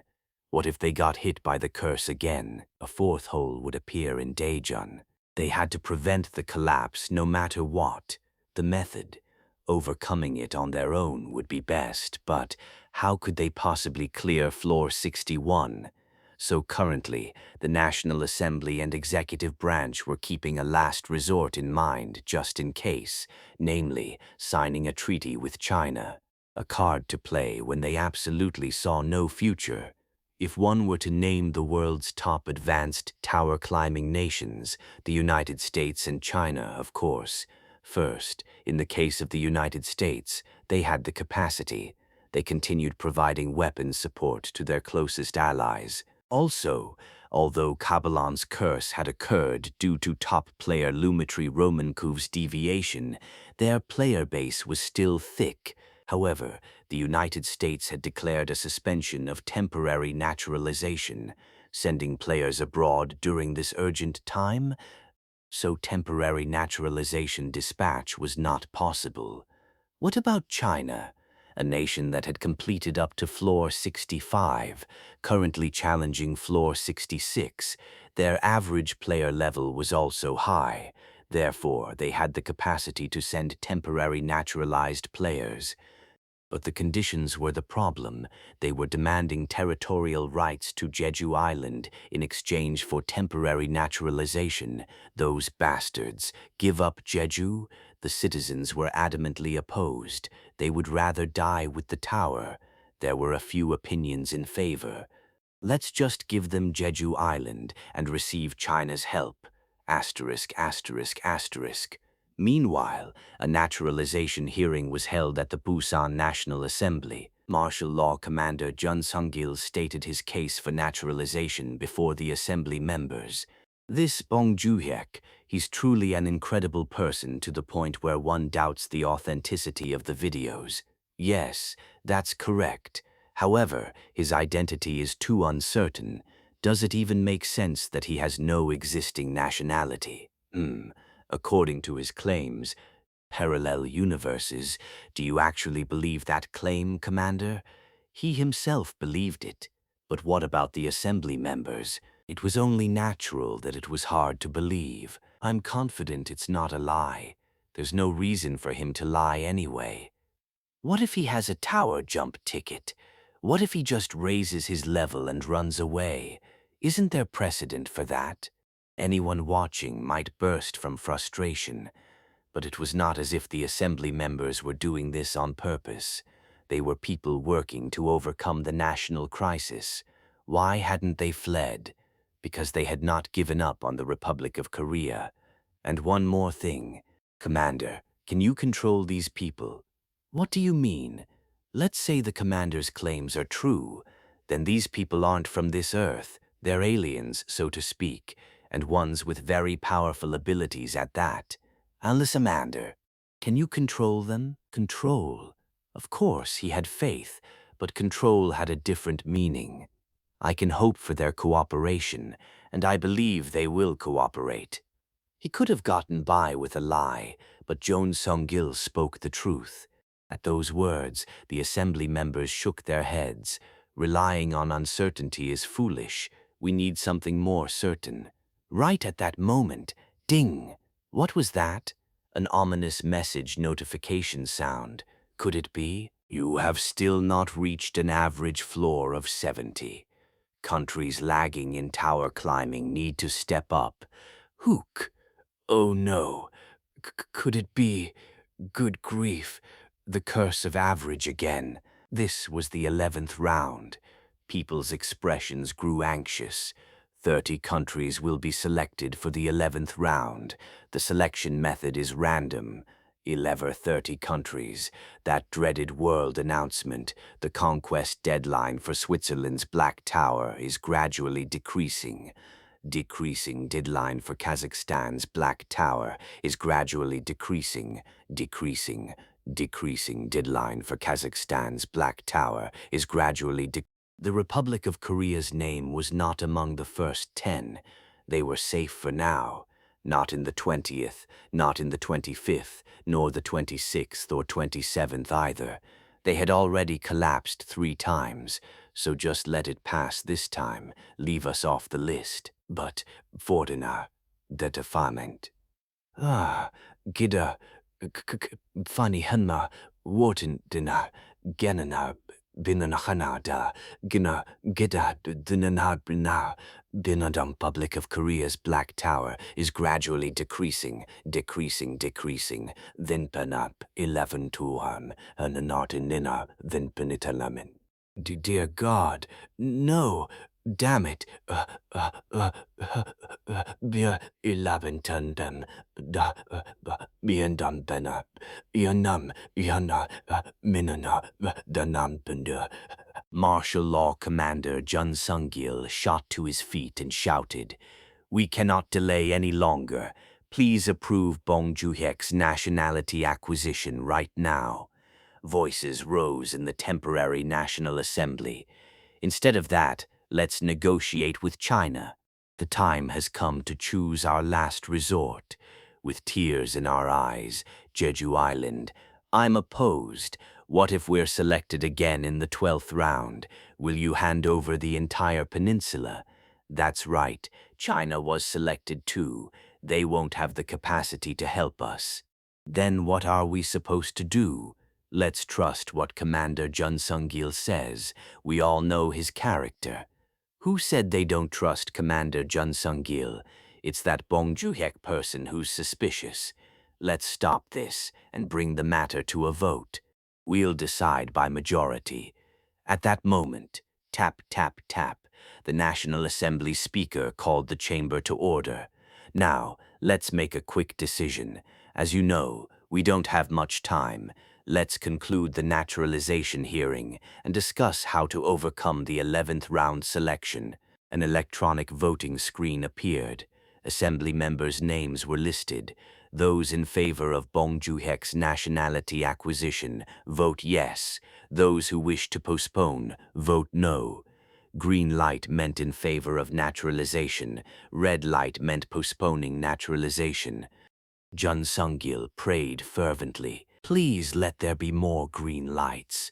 But right at that moment, crash, bang, the shouts of National Assembly guards came from outside. "Who is it? You cannot enter. Stop them. We have to block them." I can't move. Slam, bang, crash, the door opened. A group of people came flooding in. But Bong Joo-hyek! Upon confirming the face, Jun Sung-gil raised his hand to stop the guards.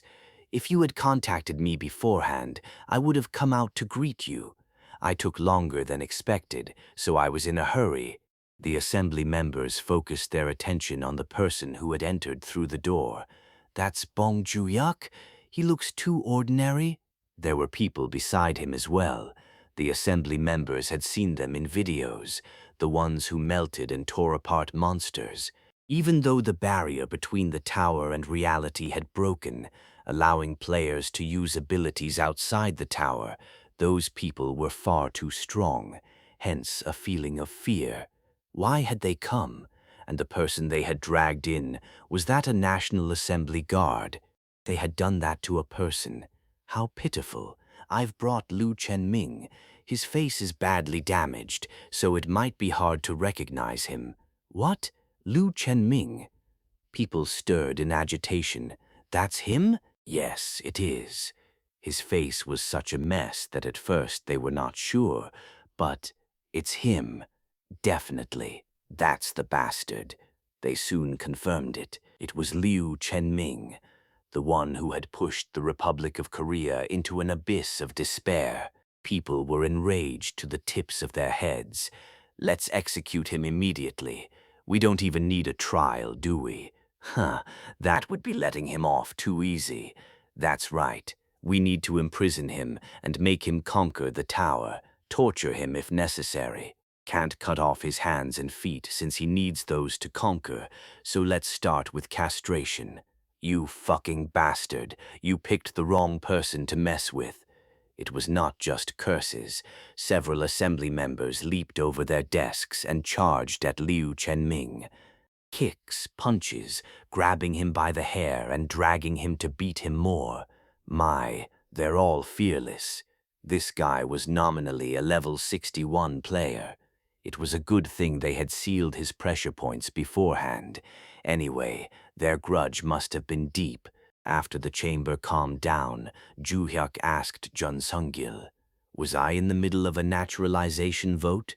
"Yes, we were just about to do it." Ju-hyuk also looked at the electronic display. Yes meant in favor of his nationality acquisition. No meant postponement. Surely they would not oppose, but just in case. Rajix? Ho? Take that thing out. Hong? SWO. Something emerged from Rajix's subspace backpack. It was large, with various electronic devices connected to it. A nuclear warhead? What was with this girl? Always going for nukes. Why did you take out the nuclear warhead? That's dangerous. Who? A nuclear warhead. People's expressions went pale. She had put a nuclear warhead in her inventory and brought it? How? Did that even fit in there? Actually, setting aside how she brought it, was she trying to threaten them with that thing? Put the nuclear warhead away and take out the items, the ones we collected before. Ho, swish, swish, swish, swish, swish, swish, swish. Various weapons and equipment came pouring out of the subspace. They were not mass-produced factory goods. They were all items from the tower. What is all this? What is all that? Everyone was surprised. The assembly members, their aides, and the press corps too. If I acquire nationality, I will donate these items to the Republic of Korea's players. Was that all? Other things came out of the subspace. Hud. Magic stones. But what is that? What do you mean, magic stones? But they're different from what we know. Very different, right? Because these are high-grade magic stones. High-grade magic stones. Did such things even exist? Among the assembly members was an expert in the magic stone industry. He rushed out and examined them closely. Oh, these are definitely in a different league from regular magic stones. The color is darker and more concentrated. Ju-hyuk also smiled and added an explanation. That's right, room temperature superconductors. When you clear floor 70, the high-grade magic stone reward restriction gets unlocked. Their expressions were dumbfounded. Did that make any sense? The world's highest black tower floor was 70, and they were struggling just to clear that. How on earth? I reached level 100 on a parallel universe Earth. Clearing floor 70 comes with many benefits, and clearing floor 90 opens up a whole new world. Their expressions remained bewildered. He understood. They probably could not make heads or tails of it. It could not be helped. Time for the master negotiator to take the stage. Ju-hyuk glanced at Cossack. Cossack nodded gravely in response. "Excuse me for a moment."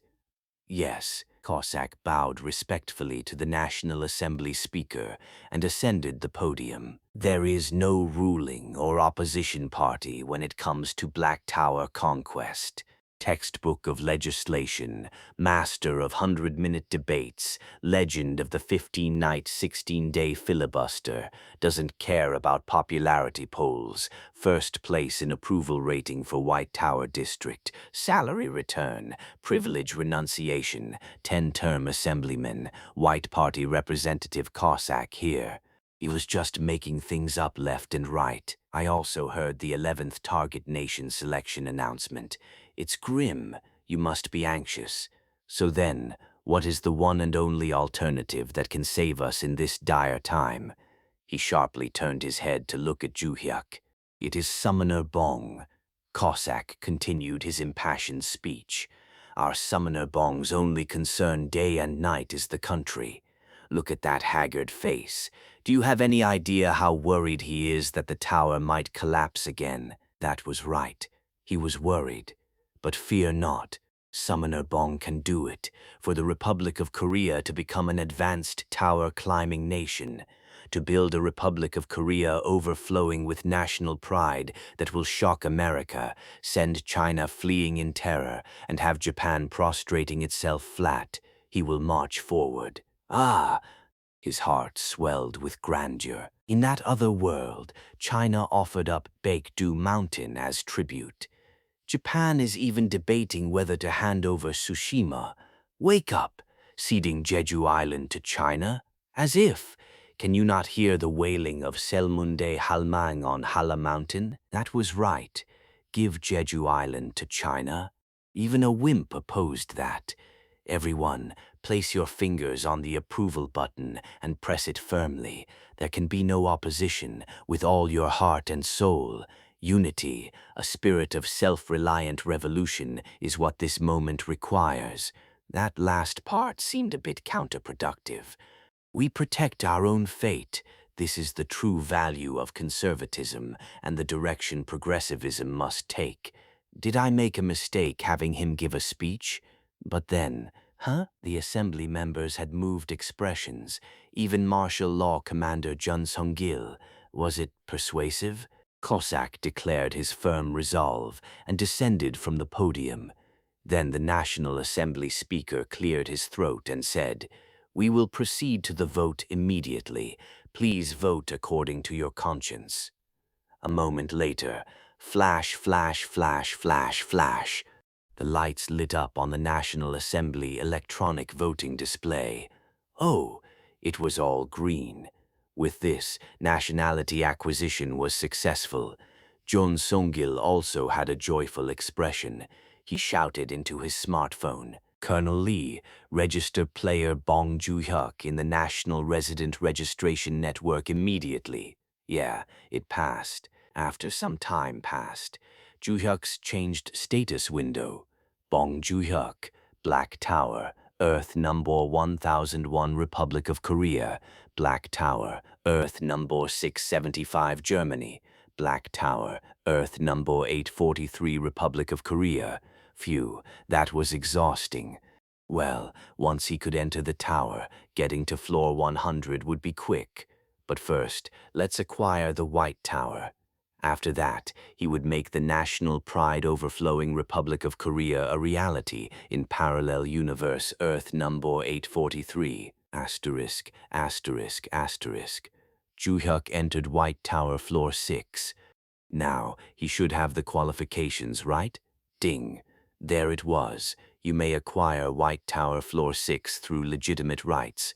There it was. Number 1 DM player. Progressive cost. Progressive cost. Would you like to acquire White Tower floor 6 for 1,000 tons of Supreme Magic Stones? Supreme Magic Stones. 1,000 tons. 1 million kilograms. Why was it so expensive? Were they trying to fleece him because he had made money? Disappointing God Peck. What to do? Actually, there was no need to think about it. He could always earn another million. He had even planted the world tree. Rajix, ho, you have the supreme grade 1 million blue ticket, right? Hung, take it out. He was this rich. I'll acquire it. Blupo Anwa de Mortade Vori 6. Wow, an achievement. What could it be? Instaketizad van onward of Humboldt Ijinsa we is no nans. Want in a non-night more you add up non. Muai by don penshindor dublen stipendand. White ta when chind here. Evan mon bua. One batando. Copy in White Tower non-tin. And paste. WH who. Whoosh. CH. Buildings rising up here and there. Ta-ta-ta-tack. Ta-ta-tack. Asphalt roads beginning to spread across the ground. Generators and communication towers, landmark high-rise buildings, plazas and residences, even restaurants and the integrated workshop center and logistics transport gates. Done. As expected of our god Beck, floor 6, now a twin of floor 17. It was not completely identical, though. Some items excluded. The Ciando tree and world tree were not there. That was to be expected. There was no way he could be greedy for even those. Has your influence grown a bit now? Congratulations on becoming a player of Parallel Universe Earth No 843. Nice response. Then perhaps a request could also be heard. The Republic of Korea's current situation. 3-tower collapses, sinkhole waves, and on top of that, being selected as an 11th round climbing promotion target nation. Their self-esteem had plummeted to the ground. Despair and defeat were soaring to the sky. So then, they needed something to lift their spirits. For those who had only encountered world announcements through Kabbalan's curse. Hey, is there any way to broadcast each floor's conquest results as a world announcement? The level difference was too great, so world announcements would not ring. But what about with the White Tower? I don't need a badge. Just something like an announcement that the conquest was successful. Would that work? There was no response yet. I don't have to do it for other nationality towers, just when I'm conquering the Republic of Korea's Black Tower. Please. You're listening to me, right? We're even communicating with each other. I accept the player's request. I will attempt to access the system. Yes, then let's begin. Nationality acquisition and forward operating base completion. The time it took was nearly a day. With all this happening, it was now the crack of dawn. He needed to coordinate the schedule first. Juhyuk was conversing with Chun Sung-gil. Today, I plan to go up 5 floors first. Yes, understood. And tomorrow, up to floor 70. At that moment, Martial Law Commander Chun Sung-gil hesitated.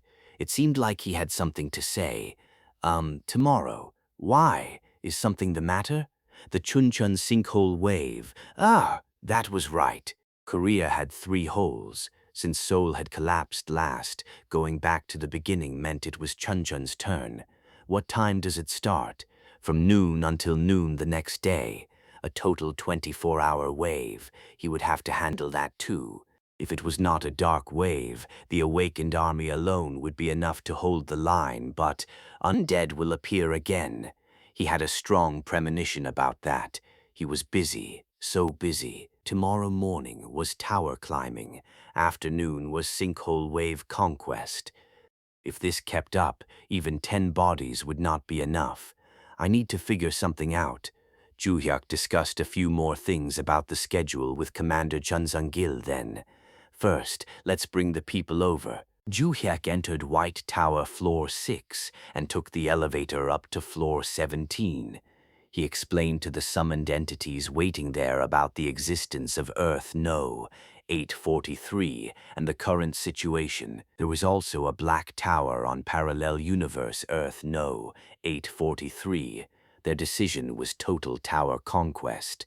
The summoned entities immediately began preparations to relocate. The summoner had decided they would follow unconditionally. Everyone was excited with anticipation. The Black Tower of Earth No 1001 had been completely conquered, but they themselves had not really contributed much. They had just holed up on floor 17 raising their grades, but now the opportunity had come, the chance to save a world suffering from the Black Tower. The summoned entities relocating from White Tower floor 17 to floor 6. Due to elevator capacity limits, they operated in groups of 30. Everyone brought their own belongings and equipment. Oh, it's really exactly like floor 17. The landmark suddenly became a twin building. By the way, when do we get to enter the tower? I heard we might be deployed not just for tower missions, but also for sinkhole waves. Since even the veterans have manifestation duration limits, what if Summoner rotates us in shifts?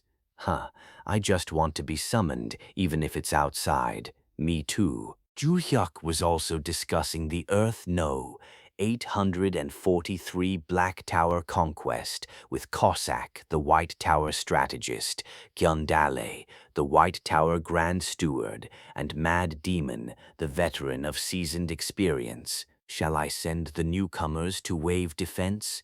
No, we need to give them opportunities in the Tower Conquest too. Even if it is the undead zone, we have the Saint, and since everyone has acquired some measure of holy power through training, it should not be difficult.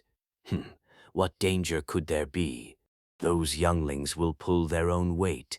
It was heartwarming. Seniors looking out for their juniors. That aside, shall we head up starting today? Yes, let's interview Cabalin first. Some nobody hiding in the tower spreading curses everywhere. They needed to find the true version and resolve the curse. He had acquired nationality. Thus, Black Tower entry was now possible. The place that had cleared floor 70 was the U.S. Eastern Tower. I used the multinational tower access ticket. How many people? Just the veterans. Yes, sir. I shall prepare at once. Tower conquest would start from the U.S. Tower. Asterisk, asterisk, asterisk. The forward operating base for Black Tower conquest was White Tower Floor 6. However, they also needed a base of operations in the Earth No. 843 real world. For now, it would be in Seoul. They would move to the Joint Chiefs of Staff headquarters later. Seoul, an empty city. Here, he summoned the summoned entities and Spot!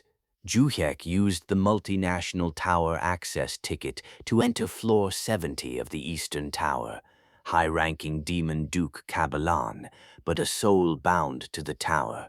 Think of him as an in-game AI NPC, an entity pre-programmed to respond according to each player's actions.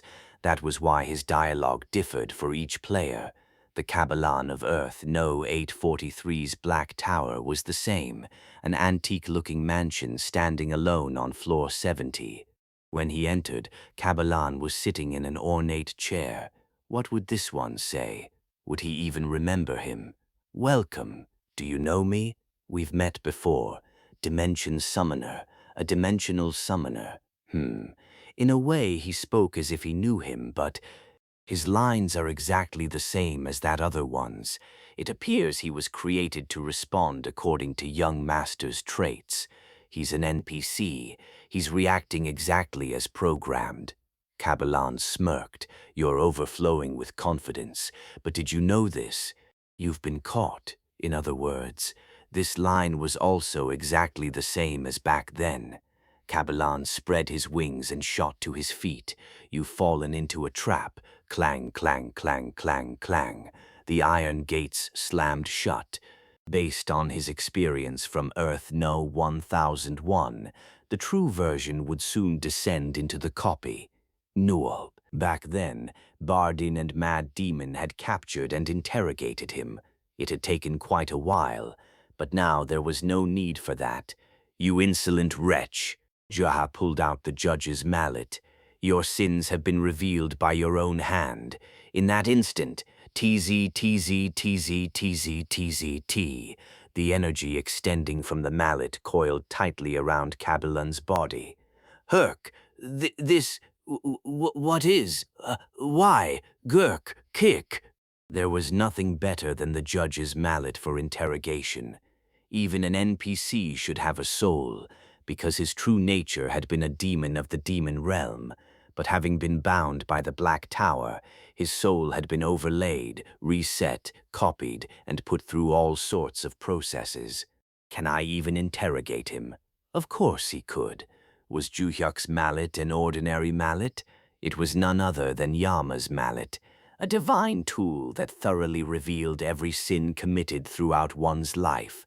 The effect was certain. Like digital forensics, it thoroughly scoured Caballan's soul and restored it. Flash, an image rose up from behind the demon. Gurk? Grr. It started from the demon realm. Though he had been a high-ranking noble, Caballan had the ill fate of being offered up to the Black Tower by the great demons.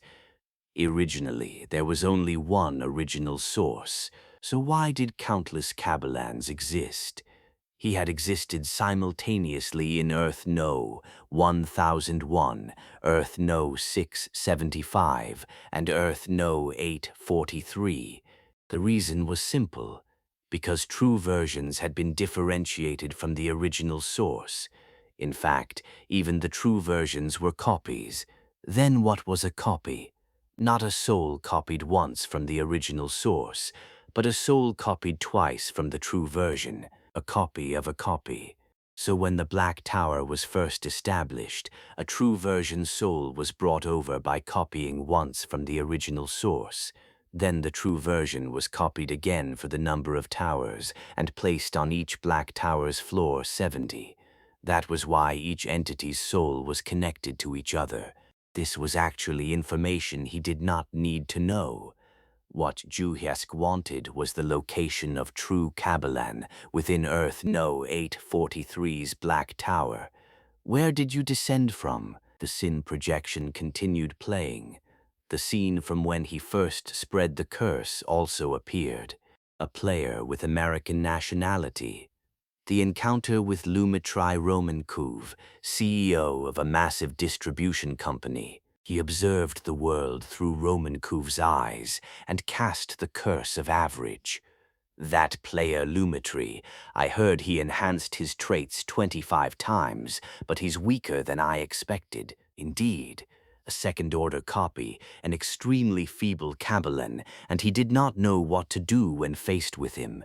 He is nominally a high-ranking demon after all, and his talents don't appear to be particularly outstanding either. Tsk, tsk, a nobody who only had money to his name. If the 25 trait enhancement runes he had consumed had been given to different players, the situation would have been quite different. Still, he managed to escape somehow.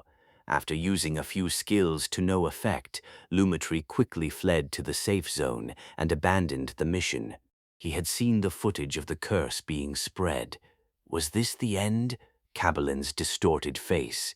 His expression seemed deeply bewildered. That made sense. An unidentified, irresistible force was probing his soul. And then, huh? Oh, now he knew where.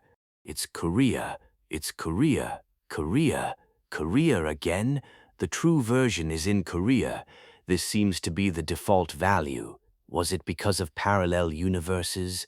He had been hiding in Korea on Earth No. 1001, and now Korea again on Earth No. 843. Thanks to that, it became easier. Let's go catch him. He would not kill this one. Why would he help them clear it? The U.S. Kabalan was for the U.S. to handle on its own. He would use a mission reset ticket. If he exited without using one, his entry uses would be consumed, leaving him with only 4 possible entries. Then he would not be able to finish up to floor 70 within 2 days. Actually, processing things quickly was important, but being too hasty would not do either. Since the barrier between the tower and reality had collapsed, he could not afford to focus solely on tower conquest. The sinkhole wave was a case in point. There were many things he wanted to try, things he could not do because Earth No. 1001 had been completely conquered. He needed to apply them on Earth No. 843. Reap, Juhyuk tore the mission reset ticket. Asterisk, asterisk, asterisk. The current situation in the Republic of Korea, a wartime state due to 3 sinkholes. The communication network was still operational. Even during war, the national system needed to function normally. That was how they prevented falling into a state of panic. Well, if they failed to defend against a wave and the Korean peninsula became overrun with monsters, communications, electricity, everything would stop. The day after Bong Joo-haek acquired nationality, 1 hour after Joo-hyuk finished interrogating Kabalan and came outside, Jun Sung-gil, as martial law commander, issued an emergency address to the entire nation. It came as breaking news during the morning broadcast. It was probably an announcement regarding the inclusion in the 11th round of climbing promotion target nations. But what could the content be? Obviously, it's about being selected for the 11th climbing promotion target, right? This is driving me crazy. How are we supposed to clear floor 61? Another hole is going to appear. Maybe he's telling us to evacuate? Who? Should I leave Korea? Where would you go? Korea is basically an island. If you wanted to leave, you should have left ages ago. Still, we succeeded in defending the Soul Wave. There was even talk about it being a dark wave. Come on, how can you believe that?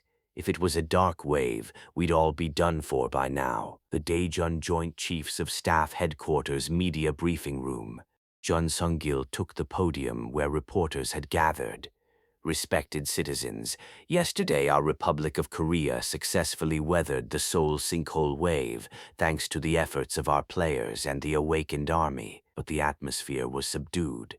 The reporters also had very anxious expressions. What good was succeeding in the sinkhole wave?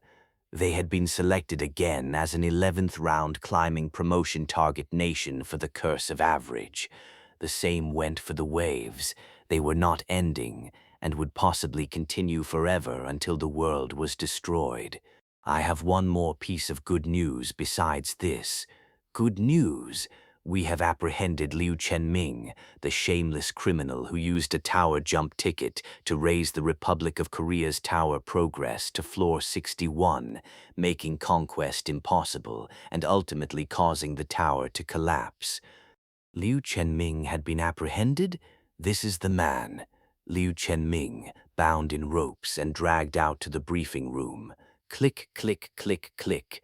Camera flashes fired continuously. I want to skip the trial and tear him limb from limb right now, but we must follow proper procedures. However, do not worry. He will definitely be sentenced to death. Liu Chenming had been caught. The online communities exploded. That F***-sicking bastard. You piece of Shay**T. You're dead. We can't let him die painlessly. He needs to be tortured until he dies. Let's start by pulling out his fingernails, his toenails too, and then castrate him. Pull out his tongue and his eyeballs too. I'm worried he'll escape into the tower. What can he do if he enters? He'll just come out at the same spot anyway. No, I'm worried he'll get himself killed by monsters in the tower. The citizens' fury was immense. The current state of the Republic of Korea was all because of Liu Chenming. If that bastard had just not used the tower jump ticket, the Republic of Korea would not have fallen to this state. They did not know how he was caught, but caught he was.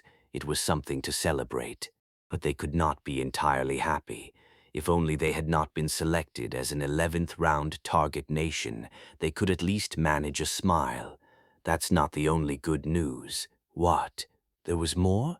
The Republic of Korea's Black Tower has finally been selected as an 11th round climbing promotion target nation for Kabulon's curse. What? This was good news? Had Martial Law Commander Jun Sung-gil lost his mind? However, the 11th round will be the last curse. Today, our Republic of Korea Martial Law Command declares the conquest of Black Tower Floor 61. What? So suddenly?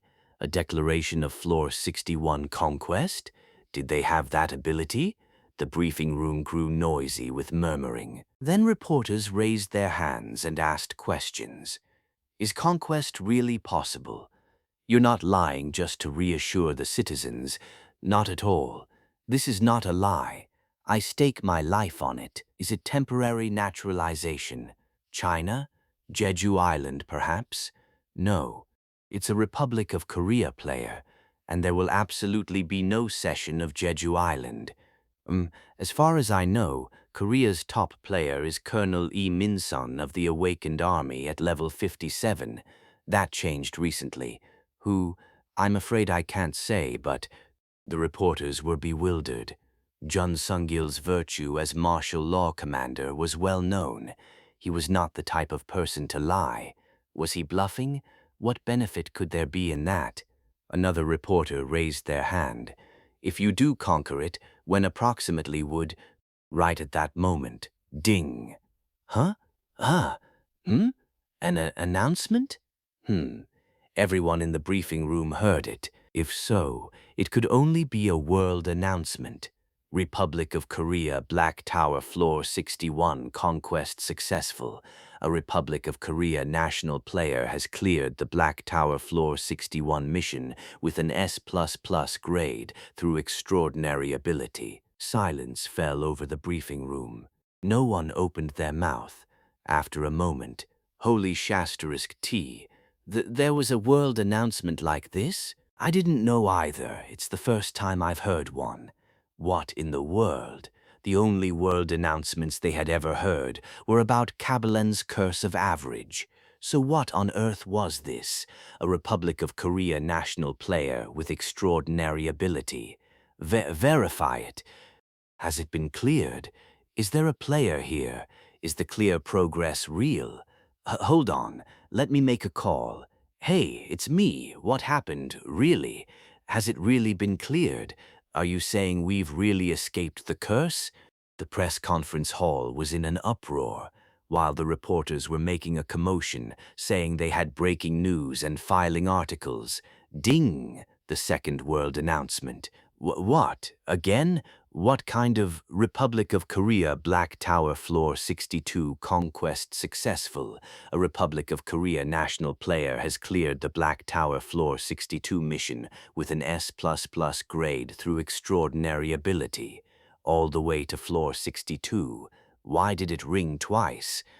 Chun Sung-gil continued his announcement in a clear, resonant voice. Today's planned climbing floors go up to Floor 65. If it was Floor 65, that meant 5 times in one day. Surely again. Is it a tower jump ticket? No, this is completely different from that. That's right. If it was jumping, it wouldn't proceed like this. There's no tower jump ticket that triggers a world announcement. Plus the time difference between conquests. Indeed, it was definitely not a tower jump ticket. Citizens, please do not worry. This is not a shortcut conquest using a tower jump ticket. This is legitimate climbing. Additionally, with a confident tone and expression, as martial law commander of the Republic of Korea, I declare once more to the citizens of nations around the world, our top player will climb 5 times per day and will therefore climb to Floor 70 tomorrow. He drove the point home. Within 2 days, Kabalin's Curse of Average, which tormented us so greatly, will be ended forever by a proud player of the Republic of Korea, and tomorrow's scheduled Chinchun Sinkhole Wave will also be successfully defended. Please make sure to watch. Ding. As soon as he finished speaking, the third world announcement. Republic of Korea Black Tower Floor 63 conquest successful. A Republic of Korea national player has cleared the Black Tower Floor 63 mission with an S++ grade through extraordinary ability. Messages for Floor 64 and 65 conquest rang out in succession, at intervals of approximately 10 minutes. It was shocking. The entire world was stunned. Governments of every nation turned their attention to the Republic of Korea. The moment an American player stepped onto Floor 70, the world turned into hell. The curse of average, that sticky, wretched swamp. If this curse continued, the world would undoubtedly perish. The global average was only in the 50s. How were they supposed to match Floor 70? They said killing the true version of Kabalan would solve it, but who knew where he was?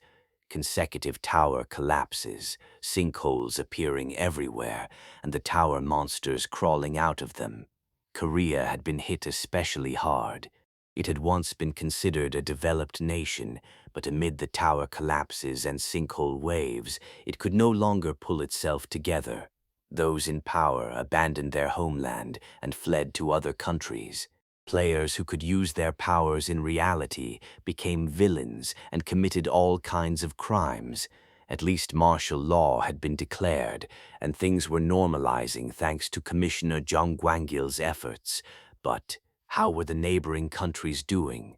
China, which rivaled the United States for first or second place among advanced tower climbing nations. Japan, with its solid player base and excellent crisis management capabilities. Korea could not even compare to them. The self-esteem of Koreans had crumbled, a sense of defeat prevailed. The despair of thinking they could accomplish nothing, resignation and acceptance. The word hope had long since vanished from their minds. But what was this? A Republic of Korea national player had conquered the Black Tower with extraordinary ability. Starting from floor 61 all the way to floor 65, it was a world announcement that had rung across the entire Earth. It was not a tower-jumping ticket either. It meant some Korean player had personally climbed the undead zone, and they even said they would conquer floor 70 within 2 days and end Kabalan's curse. It's not a tower-jumping ticket, right? Right. It's completely different. This is insane. Am I dreaming right now? But if Korea conquers floor 70, does that really lift the curse? It means the true version was in the Korean tower. What if it doesn't work? I'm so anxious I feel like I'm dying. Same here. Korean citizens were confused. They could not make sense of it. That was only natural. Everything had changed overnight. This feeling was a first. Who would have thought Korea's tower conquest would become the world's top concern? Korea, now carrying the expectations of people all over the world. It was so unfamiliar. They did not know what to do. They could only look forward to tomorrow. Was it really going to happen? They truly hoped it would. But who was that player?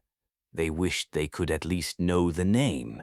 Asterisk, asterisk, asterisk. The leaders of nations around the world were also watching the press conference through the television broadcast.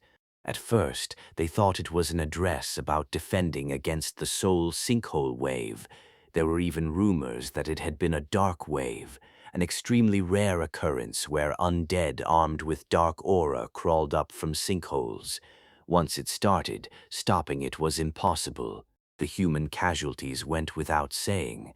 Such a dark wave had occurred in the Republic of Korea, but they had stopped it. How on earth? The neighboring countries were particularly sensitive in their reactions. The Japanese Prime Minister's official residence, a bureaucrat meeting presided over by Prime Minister Kurogawa. They, too, were watching Commissioner Jun Kwang-gil's briefing press conference. What would be said? Most likely 2 things: how they had defended against the Seoul sinkhole wave, or else, won't they say something about being selected for the 11th Kabalan curse? The curse of average. What could they possibly say about that? Well, they'll probably ask for help, beg us to send level 61 players or something. Humph, as if that would work. Even worldwide, level 61 players can be counted on one hand. Japan did not have any level 61 players either. There was exactly one, but he had gotten there through loopholes. He was not even Japanese by nationality. They only kept him around because he was useful. The press conference began. As expected, it started with the announcement about the Seoul sinkhole wave. So how had they conquered the dark wave? Had they developed some new weapon? But there was no particular mention of that. They only announced the result. Success. They are glossing over it. So it seems. Maybe there was no dark wave in the first place. But there was testimony that it was definitely dark aura. But right at that moment, a person appeared beside Commissioner John Gwang-il at the press conference, bound in rope restraints. Huh? That guy? No, why is he there? It was Liu Chenming, a man publicly wanted in Korea. Japan had accepted Liu Chenming's asylum request. Although his nationality was Korean, so they could not send him into Japan's Black Tower, his value in defending the Hokkaido sinkhole alone made him worth keeping. The fact that Japan had granted him asylum was top secret. They had disguised him as a fisherman, brought him through Busan port to Tsushima, then from Tsushima to Fukuoka. They had smuggled him in so secretly that no one could have known, yet he had been captured? When exactly? This makes no sense. He was at home just yesterday. Could it be fake? They must have grabbed some random person and disguised him as Lu Chenming. Go check immediately, find out whether Lu Chenming is there or not. Then came the address. The Republic of Korea Awakened Forces Special Operations Team's declaration of Floor 61 conquest. How ridiculous. Those lowly Koreans, and yet it was absurd. If they had that capability, why had the Korean Black Tower collapsed? Not a chance in hell. Were they not on the verge of collapse at any moment anyway? Just then, ding. A world announcement rang out. What was the content? Republic of Korea Black Tower Floor 61 conquest successful. A Republic of Korea national player has cleared the Black Tower Floor 61 mission. What? Prime Minister Kurogawa shot up from his seat in the meeting room. The other high-ranking officials could only gape. What? Floor 61? Sea conquered? They could not believe it, but they had no choice but to believe it. A world announcement. They had all heard it. Floor 61 of the undead zone, which should have been impossible for Korea, had been conquered. It came up as breaking news on the Japanese broadcast covering the press conference. Everyone was flustered by the sudden world announcement. Right at that moment, Prime Minister, Cabinet Intelligence Office agents just went to Lu Chenming's residence and finished checking. And he has vanished completely without a trace. They said the living room panoramic window had been cut out, so it seems. It was indeed Lu Chenming. Lu Chenming, who had been in Japan, was now there. And then, ding, bing! Republic of Korea Black Tower Floor 62 conquest successful. A Republic of Korea national player has bought down. Now Floor 62. Could it be a tower jumping ticket? No, the method and content are completely different. There is no way a world announcement would ring out for that. That was right. It was entirely different. It did not stop there. Announcements continued ringing at intervals of about 10 minutes, all the way to Floor 65. How on earth did they do this? I will look into it, investigate thoroughly. Asterisk, asterisk, asterisk. Chinese Chairman Liang Pei and the Standing Committee members were also watching the press conference. Of course, they heard the world announcement too. This is baffling. For something like this to happen so suddenly, Korea had been a small nation that could not even reach the toenails of a great power. They had been groveling, heads bowed, offering to hand over Jeju Island if only China would conquer Floor 61 for them. Yet now they had climbed to Floor 65, in just one day no less. They also knew it was not a tower jumping ticket. 5 times in one day. Is this also a player's trait skill? That is most likely the case. Who could it be? We are gathering intelligence. We should know soon. 5 times a day was one thing. What was even more surprising was that the conquered floors were the undead zone. Floor 65 in particular was where the Dullahan appeared, a notoriously difficult floor. Even if one conquered it, it would take at least 10 hours. Isproplort. Only 10 minutes. How was this possible? It appears they possess items specialized against undead. That was right. That had to be it. There was no other explanation. In fact, China also had 3 sinkholes. During the initial Kabbalan curse, China's conquest progress had been challenging Floor 62 of the undead zone. But in the end, they could not overcome Floor 62. China had 3 towers. If they were cursed and failed to conquer, all 3 would collapse in a chain reaction. What were they to do? They had 5 players at level 62, but not a single one could surpass the Floor 62 barrier. Then intelligence came in. There was a talented player in Taiwan, a level 59 warrior player with a light attribute trait. So they secretly made contact and brought him over, through threats, persuasion, and every method they could employ. It was practically kidnapping. Back then, there were no sinkhole waves yet, so players could not use their abilities in reality. When they provided him with light attribute items at great expense, the compatibility was excellent, and he rapidly climbed to floor 62. After that, they easily conquered whenever they were caught by the curse of average. But floor 66, the Dark Spectre, this one was the problem, a flying undead monster.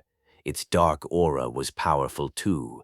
As a close combat light warrior, it was a difficult monster to deal with. Still, they kept sending him into the tower, hoping that if he kept throwing himself at it, he would figure something out. Then one day, the Taiwanese forced naturalization player who had entered floor 66 for practice did not return. Death inside the tower. His death was kept secret, and then China was selected for the 11th curse. At this rate, their 3 towers would simultaneously collapse again. It was a major crisis. They were in checkmate. Amid all this, a request for temporary naturalization came from Korea for floor 61 conquest. Korea wanted Jeju Island, which had optimal conditions as a refuge. What if this Korean player conquered up to floor 66? We must bring them over, even if we have to kidnap them. But the problem was this. We cannot approach carelessly. The situation is different from back then. That was right. When they had brought over the Taiwanese player, the barrier between the tower and reality still existed. In other words, it was a time when even high-level players were no different from ordinary people. And now, the restrictions had been lifted. Tower abilities could be used as is. Their level must be very high. Physical suppression may be difficult. Do not worry. Are we planning a one-on-one duel? We need to move systematically. That is right. Numbers always win. If we simply send 20 people in the late level 50s, and do we not have plenty of experience with this? Chinese Chairman Liang Pei nodded, as if in agreement. Well, forced player naturalization was not exactly something they had done only once or twice. Honestly, were all 5 of China's top-level 60-plus players even Chinese? Except for one, they had all been brought over from elsewhere. It would be the same this time. Asterisk, asterisk, asterisk. Earth, no. 843 Black Tower Administration Office. An emergency had been declared here too. The sudden world announcement. They had not intended this. There was no such process in the Black Tower system. A Republic of Korea national player with extraordinary ability, S+++ grade conquest. Even the engineer responsible for the system did not know the cause. Why had such a message? Could it be? Do you have something in mind?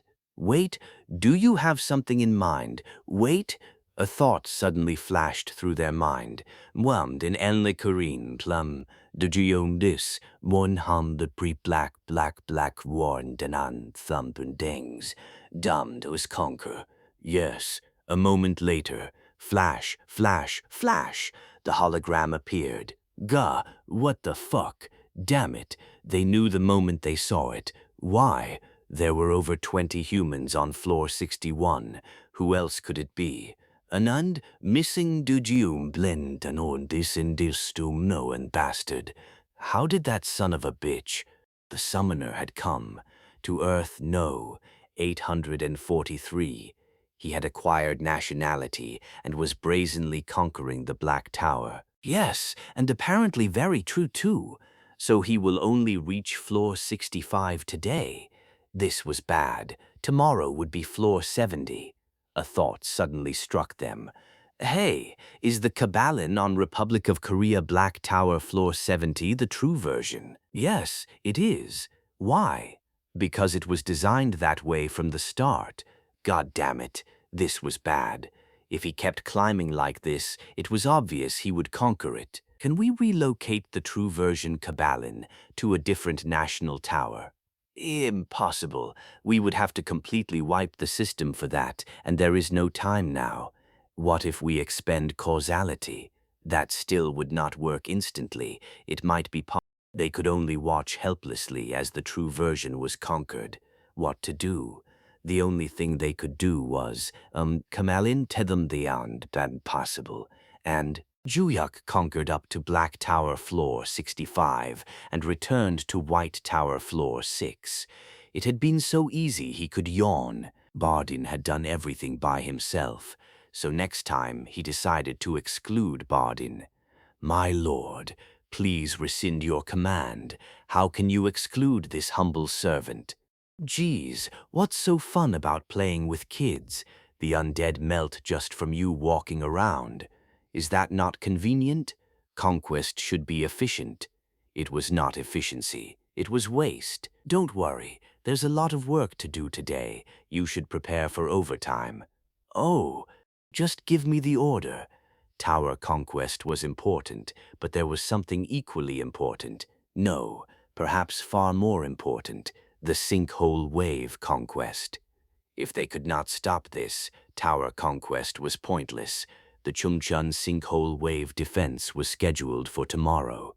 What if a dark wave, undead, crawled out there too? Currently, the players of Earth Nano 843 could not stop a dark wave. If it happened, he would have to step in himself. Of course, sending Bardin alone would suffice, but how could he keep worrying about every single sinkhole wave? Korea was not the only place with sinkholes, so an idea occurred to him. Let's foster self-reliance in the players. Dimensional servant. Eep? Take out the weapon items. Eep. FWIS, FWIS, FWIS, FWSFYS, various weapons piled high on the ground. Now, we're going to enchant all of these into sacred objects brimming with holy power, mass production type holy weapons. They could be made quite easily. Since he had replicated the White Tower Floor 17 facilities here, they had a comprehensive workshop center.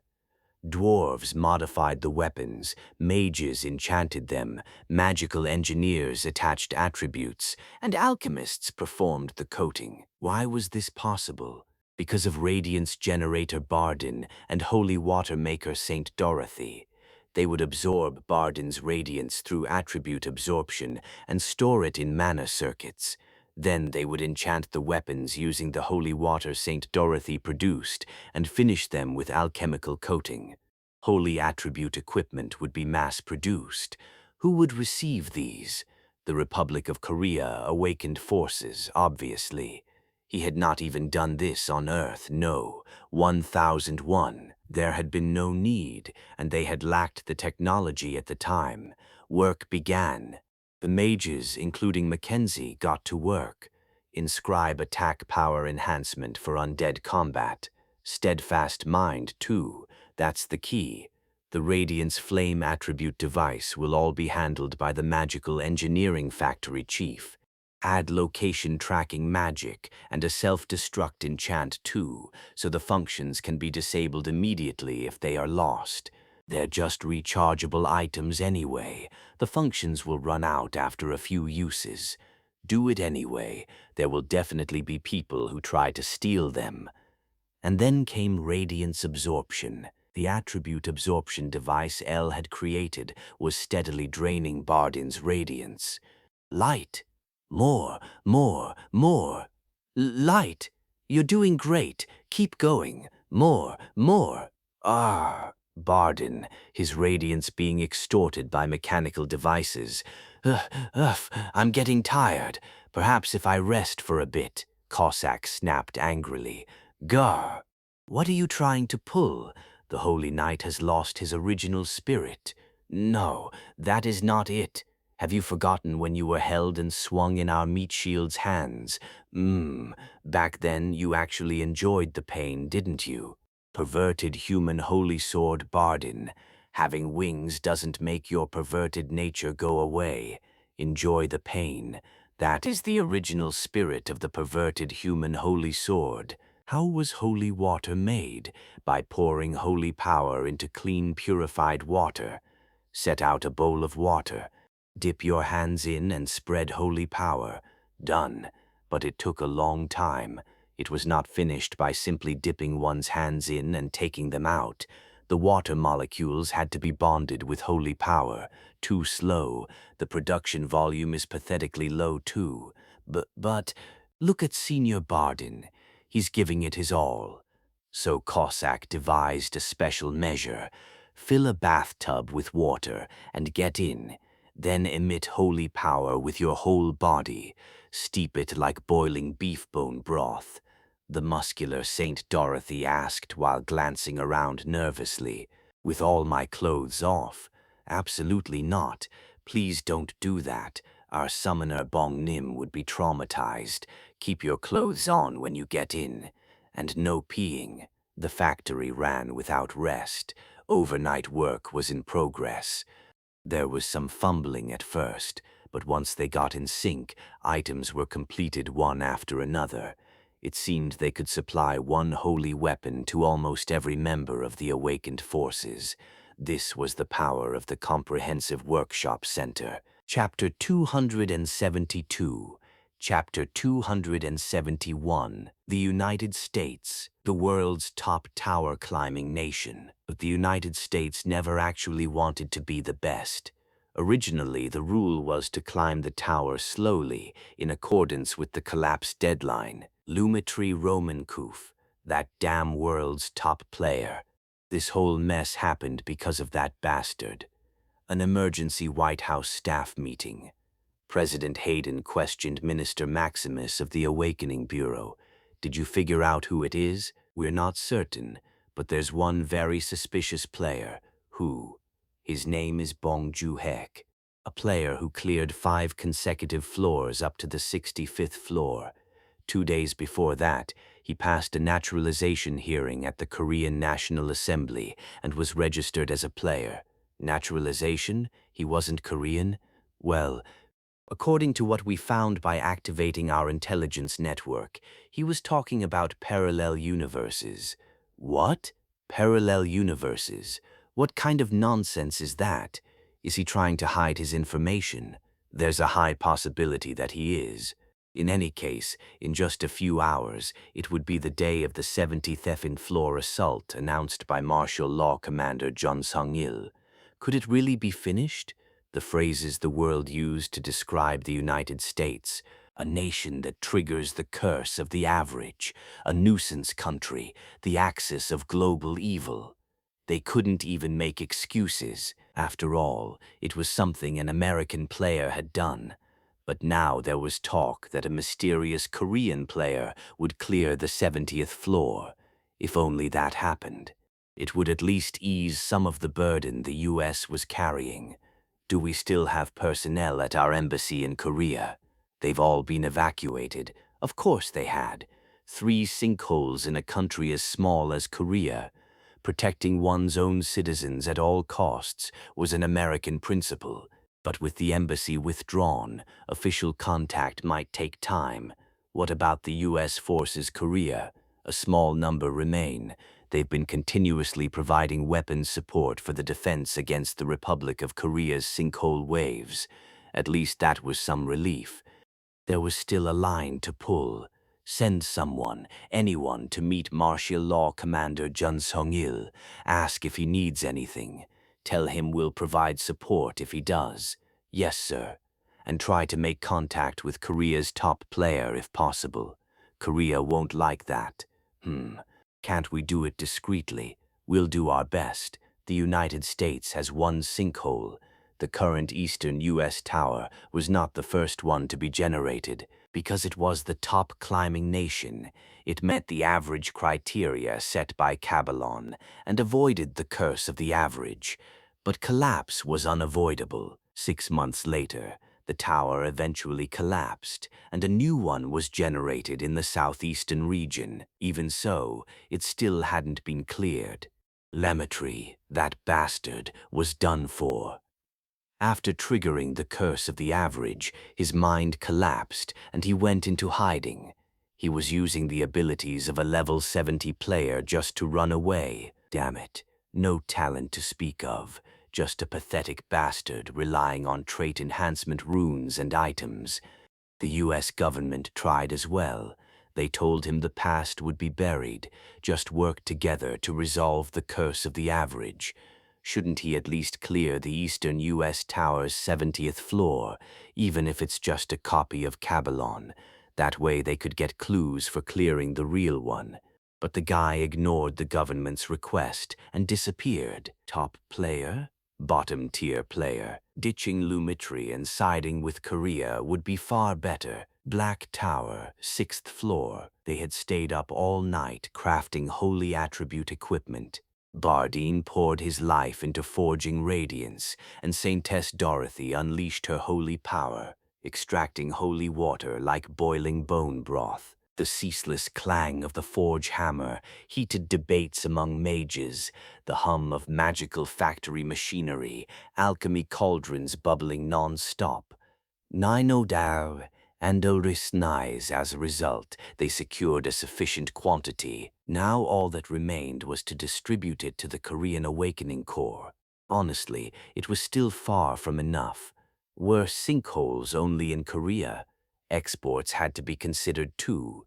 Of course, there was no intention of giving it away for free. They'd sell it and get something in return. Let's see. The time is, it was nearing 5 a.m., about time to enter the tower. Even taking it easy, it would be done in an hour, and after that, head out to support the Chun-Chun wave, bringing a mountain of gifts. The group assignments were already prepared. Essential members, Cossack and Bardeen. The veterans didn't necessarily need to step in, but it was better to be prepared in case something happened. The rest were rookies, lower-tier SSR and SSR summoned beings. They'd participate evenly on rotation. Shall we go? Stepping outside. Group 6, designated summoning. Gulp is gebeerd, tiduratiuelen kun, diebel tumt, spappen de rond. The rookies, full of anticipation, while staying in the world of souls, they had always waited for this day. They would prove their worth. They would aid the summoner and trample those damn Black Tower bastards. And finally, the day had come. How could Juhyuk not understand how they felt? That was why he made sure everyone got at least one chance at a tower raid. Shall we go? Yes. Don't get hurt, and if it's too much, run without hesitation. Got it? We'll remember that. Bardeen, however, was barred from participating. If he went out, it wouldn't be fun. Still, he would be deployed immediately if a dangerous situation arose. What was the mission on the 66th floor? What was the mission on the 66th floor? Defeat 10 Dark Specters. Within 15 hours, Dark Specters defeated 010s. Long time no see. You've been well, right? At that time, people all over the world were in a state of extreme focus. Today was the day Korea's martial law commander had declared he would clear the 70th floor. When would it happen? It would be early. After all, there was also a sinkhole wave scheduled in Korea during the day. Right after midnight, or starting in the morning. The world waited for the announcement. Would the real original Caballon finally be cleared? Would the curse of the average finally end? Meanwhile, some people had pessimistic outlooks. Up to the 65th floor, sure. China had reached the 65th floor too. But the 66th floor, the intensity of the dark aura, was on a completely different level. It was absolutely no pushover. The chance of failure was high. Even if they succeeded, it would take a very long time. There would probably be a bloodbath. The world prayed with one heart. Whoever it was, please hold on. Even if it took time, just clear the specters. Black Tower, 66th floor. Juhyuk felt slightly troubled. There was a bit of a problem during the raid. What, am I supposed to kill them all by myself? Are the others supposed to just suck their thumbs? They crumble if I even tap them. What do you want me to do? My trait is holy power. Then just release the holy power and step back. What kind of saint punches things? Saints aren't allowed to punch? Sword demon, you're lacking in gender-type sensitivity. I don't know about sensitivity. There are only 10 of them. 2 people per monster. That's how it should be. Then let's do it that way from now on. A quarrel between the Saintess and the Sword Demon. That set off the SSR summoned beings. From where I'm standing, you two are the same. You're killing everything yourselves, aren't you? Are you looking down on us because we're SSRs? This is so petty I can't stand it. I'm so frustrated I need to rank up fast. The reason for the fight was simple. Why do only you get the kills? I want to earn merit too. Don't monopolize the monsters. Leave it be. Kids grow up fighting like that, Cossack said, brushing it off. What's the big deal about killing 1 or 2 fewer monsters? Ridiculous. And him, pretending to just stand around guarding someone, then sneaking off to kill 1 monster on the side. I'm teaching the juniors, showing them how a holy sword master cooks undead. Yes, got it. My lord, we must consider efficiency. If you command me even now, I can wipe them all out. Hold back. Yes, a fierce competition to take down specters. The summoned beings rushed in, desperate to land even 1 more hit before completion. 10 monsters went down quickly. If they hadn't been bickering, it would have been a 3-minute clear. And then the world announcement rang out. Black Tower of the Republic of Korea, 66th floor cleared. A Korean nationality player has cleared the 66th floor mission of the Black Tower with astonishing ability, earning an S++ rank. Blank. He happened this night. What time is it now? 5:10 a.m. If they went in right at midnight and finished in 5 hours, that's impressive. Is it really? What if they started at 5? Nah, no way.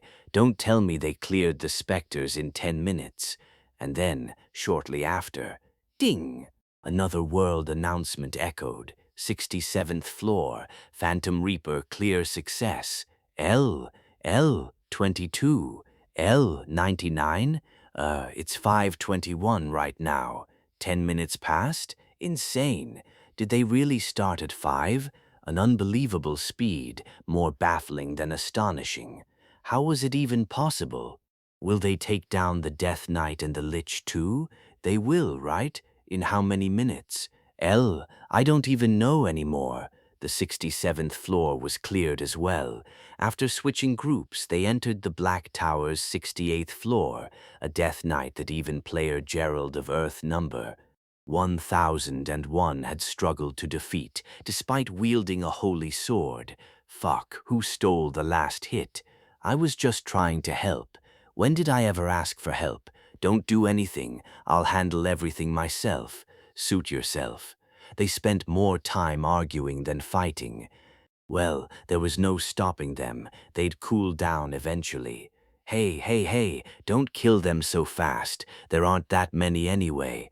They die if I hit them once. What do you want me to do? Gently, like you're caressing them. What? Is the Death Knight your lover? If you look closely, he's not bad looking. Just hit once and pull back. Hey, you sons of bitches. I said don't kill it already. Ding. 68th floor Death Knight cleared. Next was the 69th floor, the Dark Lich. Every undead type encountered so far appeared here. You could ignore the others, rush the Lich, and kill it to finish. But if you kill the Lich, it ends too fast, right? The summoned beings started reading Ju-hyuk's mood. They pretended to approach the Lich, but only beat down the undead it summoned. It's a feast. This is it. Whoa, they're coming out in droves. Hey, don't touch the Lich. If you kill that thing, it's over. Shh, the summoner will hear. How nice. The rookie summoned beings ran around innocently, smashing undead. But then, what do you think you're doing right now? Is this the time to satisfy your own greed? Can't you see Summoner Bong frowning? When did I frown? You're doing fine. I can see right through you. Do I really need to step in as your senior? Oh, light. The juniors rolled their eyes under the senior's scolding. Then, qua qua qua qua qua. Without a word, they charged at full speed through the undead horde, rushed the lich, thud, thud, thud, thud, thud, a brutal group beating. The 69th floor ended in under 10 minutes. All right, let's go to the 70th floor. There was a lot to do today. The Chuncheon sinkhole wave was coming up soon. Black Tower of the Republic of Korea, 69th floor cleared. A Korean nationality player has cleared the 69th floor mission of the Black Tower with astonishing ability, earning an S++ rank. L. L. L. L. L. L. L. L. Why do you idiots use ellipses on a keyboard-only forum? L because we've got nothing to say. LIC. Only one floor remained, the 70th floor. The place where Kabbalon, the source of the curse of the average, awaited. At this point, no one doubted success. It just didn't feel real. Honestly, even now, it was hard to believe. Was the curse of the average that had tormented humanity really about to end? And by a Korean player from a country that couldn't even clear the 61st floor and ended up with 3 sinkholes? Joo-hyek switched groups again and entered the 70th floor, the final stage. He already knew the original was here thanks to the judge's hammer, but confirmation was still needed. The mission? Defeat the high-ranking demon race, Duke Kabbalon, original. Ifeub de Reeb in 20 hours. The original appeared. Now all that was left was to kill it. My lord, yes? This is the 70th floor. The original Kabbalon is no easy foe. And? Please leave it to me. I fear the rookies may be injured if they rush in recklessly. Cossack snorted. What nonsense. You just want to fight. Feeling itchy? Want to butt into where the kids are playing that badly? Why don't you go back and run the radiance generator? Fuck. Wow. The Holy Knight swore. Blasphemy. It was kind of pitiful. Barden hadn't lifted a finger from the 66th to the 70th floor. All right, Barden, just help out a little. Before the sentence could finish. Thank you, my lord. Whoosh. Barden leapt into the air. Screech! He smashed straight through the window of Kabbalon's mansion. Crash, bang. Grab! He seized the original Kabbalon by the collar and shot up into the sky. Let's skip the detailed description. We can. There was nothing special about it anyway. If we had to summarize it simply, the original Kabbalon, dragged skyward without even screaming, swoosh, was slammed into the ground at terrifying speed. Crash, bang, boom. Then, struck by Bardine's massive shield, crunch, his head was crushed, and that was the end. How many minutes was that? Not even one. The rookie summoned beings stood there, stunned. Their souls had clearly left their bodies. Ah, how tragic. They didn't even get to touch it. Cossack pointed at Bardine with a scornful expression. Look at that greedy holy knight, a religious man who knows nothing of non-attachment, shameless. The juniors erupted in anger. Senior Bardine, what do you think you're doing? If you kill it that fast, what are we supposed to do? Damn it. This is bullshit. How are we supposed to live with this? Sniff. I waited so long just to be summoned. Don't cry. Grow strong. Never forget today. Bardine was silent as a clam. He just lowered his head, unable to respond.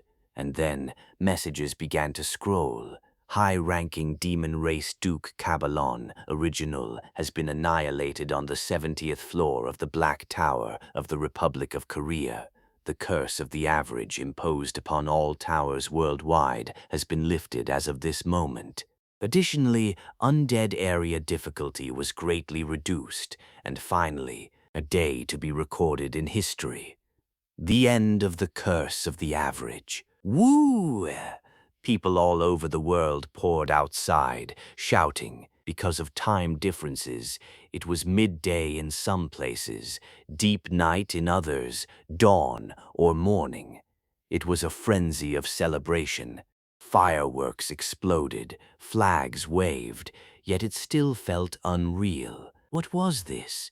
Was it really okay for it to end so anticlimactically? After all the suffering, towers collapsing, monsters pouring out because of the curse of the average. But this was nothing.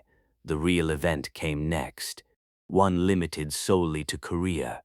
Rewards for clearing the 70th floor of the Black Tower are now granted. Restrictions on high-grade magic stones are lifted exclusively for the Black Tower of the Republic of Korea. A massive dose of national pride served up by Juhuk to the Koreans of Earth number 843, who had been steeped in defeat. 1. L, come on, have a drink. L, yeah, let's toast. L, the bartender opened the shutters. Any snacks? Fuck. With a sacred bowl of national pride, what snacks do you need? L, I was about to retire as a player, but today I'm enlisting in the Awakening Corps. By the way, what's a high-grade magic stone? It'll show up soon.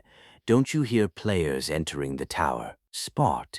Oh, I really hear it. Spot. Spot. L. Ha ha ha. Stop it, you crazy bastards.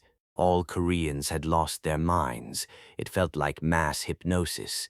A Korean player had killed the original Kabbalon on the 70th floor, in Korea's own Black Tower, and on top of that, rewards exclusive to the Korean Tower, high-grade magic stones, and countless items pouring out. Korea was in a state of dopamine overload. National pride surged non-stop. All of this happened within an hour. No, even less than that. Read more chapters here, http://beastnovels.com. Chapter 273.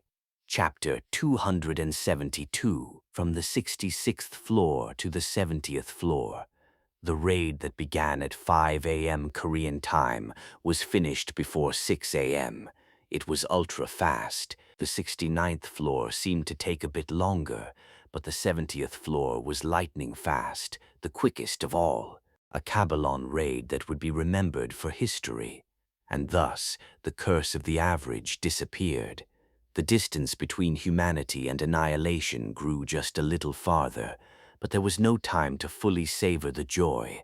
The sinkhole wave still remained. Daejeon Joint Chiefs Headquarters briefing room. The moment the 70th floor clear was completed, a national address by Martial Law Commander Jun Sung-il was announced. 7 a.m. Despite the early hour, reporters gathered in droves, and foreign correspondents were all present without exception. Naturally, the entire world was watching. What would be announced today? At the time of the first press conference, the world had scoffed. Korea's declaration that it would clear the original Kabbalon.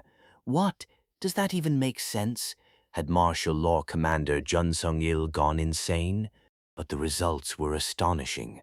The moment the address was announced, the tower was cleared up to the 65th floor, and the next day, along with world announcements, 5 more floors were climbed, culminating in the long-awaited original Kabbalon clear. No bluffing, no lies.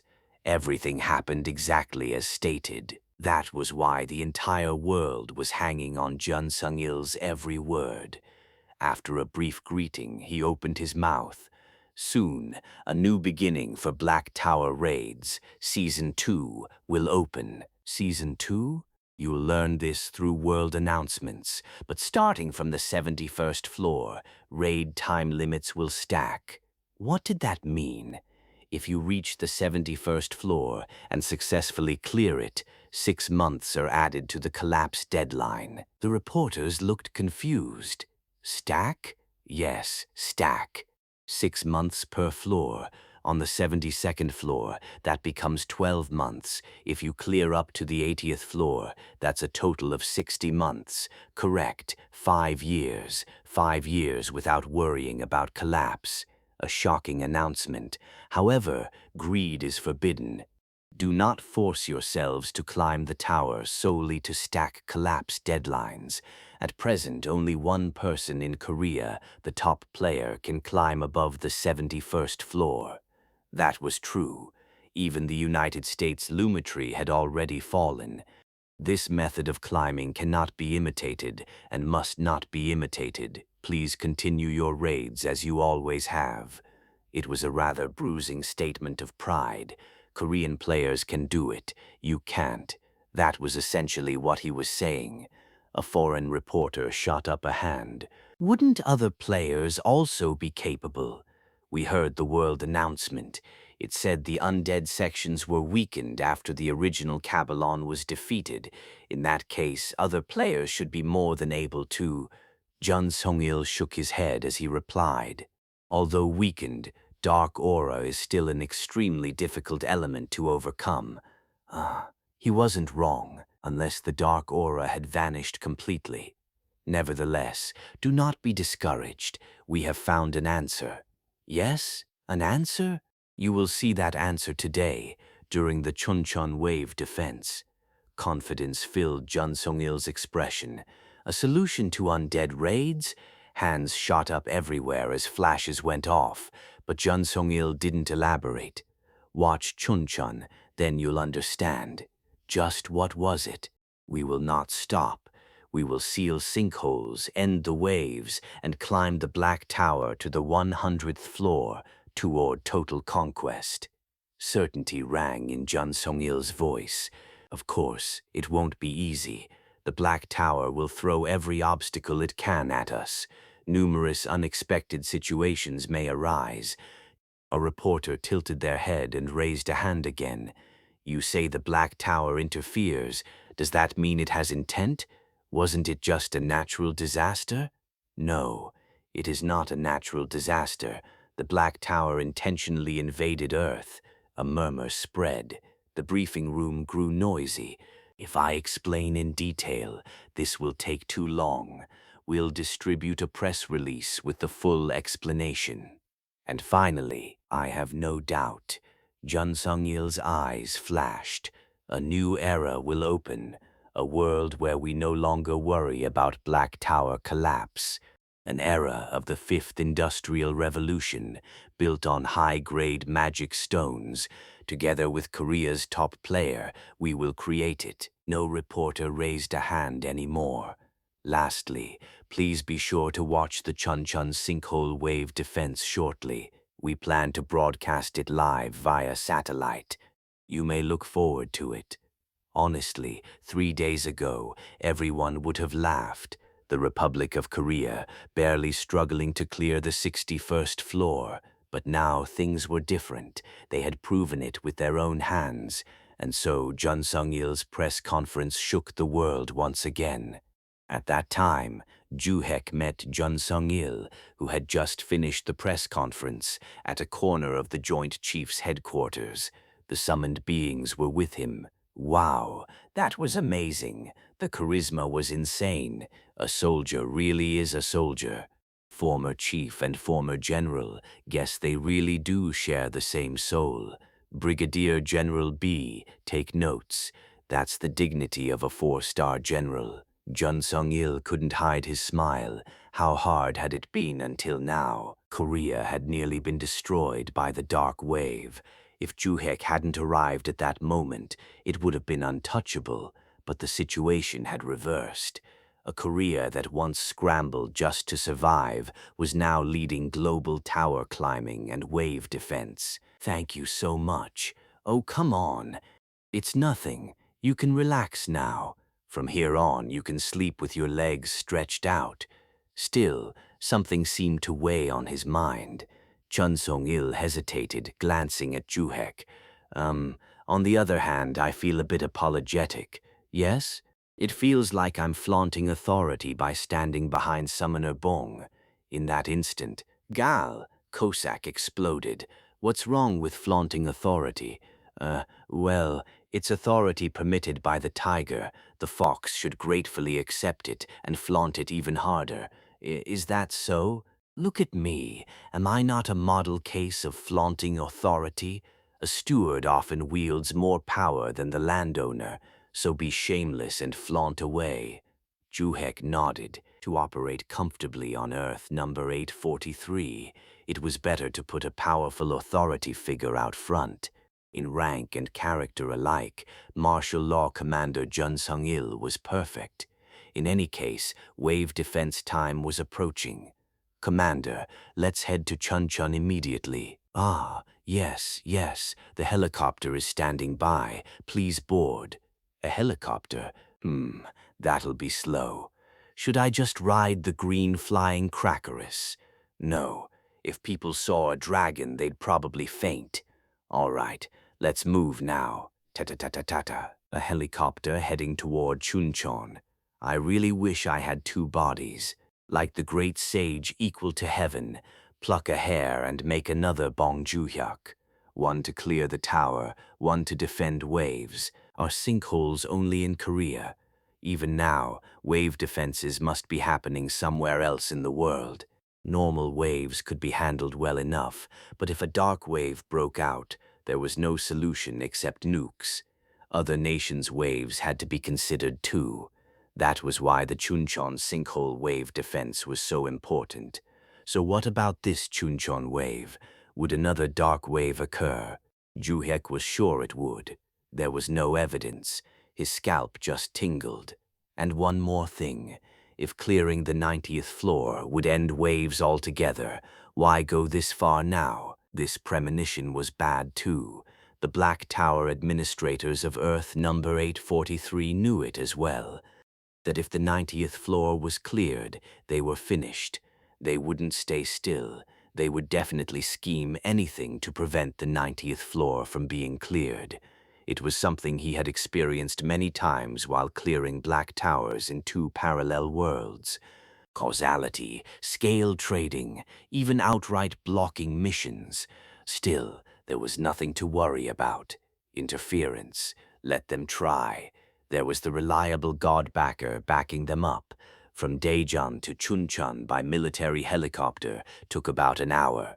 Thus, Juhek and the summoned beings arrived at the Chuncheon Sinkhole Defense Headquarters a little after 9 a.m. Arriving a bit late didn't matter. At the early stage of a sinkhole wave, very weak monsters like goblins or frog monsters appeared. Personal firearms were more than enough for those. They weren't threatening at all. After about 2 hours, orcs would begin appearing. That was when awakened player soldiers became necessary. The awakened troops had been waiting. Before assigning them to positions, Kindale stepped forward and conducted interviews. "What's your trait?" An awakened soldier answered, "I use a spear. My skills are spear-related." Then, "Dimensional farmhand." "Huh? Holy spear. Please take out one holy spear." Swish. A sturdy long spear with excellent balance. This is? A gift bestowed upon the awakened forces by the top player. Ah, use it always with gratitude. Yes, thank you. Holy attribute weapons made during an all-night shift yesterday. Armor would be distributed later. Weapons first. Their exact performance wouldn't be visible through item information. Only standard tower reward stats would appear. Because magic enchantment, holy water coating, and installing the Radiance battery were follow-up processes. They were mass-produced items, but their performance was anything but ordinary. The options were comparable to the old holy swords that had once been leased out as a business on our Earth. Not only was their raw power impressive, their durability was solid, and their radiance was brilliantly intense. Radiance didn't manifest from the start, since it was a charge-based device. If it started emitting light right away, it would be completely drained before any undead even appeared. When undead show up, it automatically reacts to the dark aura and activates radiance. That's when the weapon's true performance emerges. The revolution of wave defense was about to begin. With satellite TV live broadcasts, the advertising effect was something to look forward to as well. On Earth number 1001, they squeezed every drop out of weight loss bracelets. Here, let's squeeze value out of holy-type weapons instead. Next player. You two are ranged? What are your trait weapons? Bow, crossbow, holy bow and holy crossbow issued. Next, I use a sword. What size? A great sword? No, one-handed. A one-handed holy sword issued. I use an axe. I use a hammer. Holy axe and holy hammer. I'm magic type, so no worries. We have staves too. Just hand over a holy staff. When casting spells, the energy of radiance would mix into the skills as well. In this way, holy attribute weapons crafted by the White Tower were distributed to nearly all awakened military players, but they weren't handed out carelessly. Each weapon was given a serial number, the recipient's name was recorded, and a tracking enchantment was engraved, because there was always the risk of illegal export to other countries. You couldn't just steal them for free. If they were to be taken, it would be expensive, proper compensation only. The sinkhole wave began. Time passed quickly. By now, orcs should be appearing. Juhyuk prepared as well. He entered a quiet barracks. First, all summoned beings were dismissed. Next, he summoned the ones who hadn't yet been called. Group 14, designated summon. Spapapapat, summoner, we pledge our loyalty. Finally, we will live up to your expectations. Their excitement was palpable. Take it slow. Yes. Focus more on protecting the soldiers than killing monsters. We'll remember that. Their eyes were intense. How badly they must have wanted to fight. Then disperse. The defensive line is long, so spread out as much as possible. Papapapat, the summoned beings vanished. A wave lasts about 24 hours, so they'd need to rotate groups 3 or 4 more times in between. Gotta give everyone a fair chance. Can't have anyone feeling left out just because they weren't called. Captain Nam Garam of the Awakened Forces was a player with promising talent. Called the next Lee Min-sun, he was extremely popular in Korea, idol level, thanks to his handsome looks and tall stature. In fact, he was close enough with Lee Min-sun to be like siblings, calling each other brother and sister. After commissioning as a first lieutenant, it took Nam Garam less than a year to be promoted to captain. Promotions came fast during wartime. There were countless chances to earn merit. He stood out especially in sinkhole wave defenses. His trait was swordsman. So Nam Garam also received a one-handed sword as a gift. How did it feel holding it? A surge of confidence welled up inside him. But the item info, nothing special, just an ordinary tower reward item. It was definitely a good weapon. Nice visuals, well-balanced, plenty of options. But this was supposedly an undead specialized weapon. How exactly? There's no anti-undead option. Was it just a placebo effect? That seemed most likely. There's no such thing as an undead specialized weapon in the world. If there were, Korea wouldn't have sinkholes in the first place. Either way, the sinkhole wave defense proceeded smoothly. Orcs appeared, followed by trolls, ogres, minotaurs, large humanoid monsters. They weren't easy foes, inside or outside the tower. But Nam Garam dispatched them without difficulty. Level 51. Fully focused, Nam Garam fought through the sinkhole wave, a 24-hour marathon battle. When exhausted, he pulled back briefly to rest. Night combat began. The battlefield was brightly lit by searchlights and unmanned drones stationed everywhere. Before long, dawn came again. There had been no problems so far. Even aerial monsters had appeared. Easy.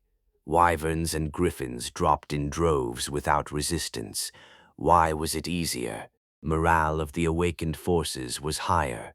The gifted weapons were better than expected, or had many skilled players joined in?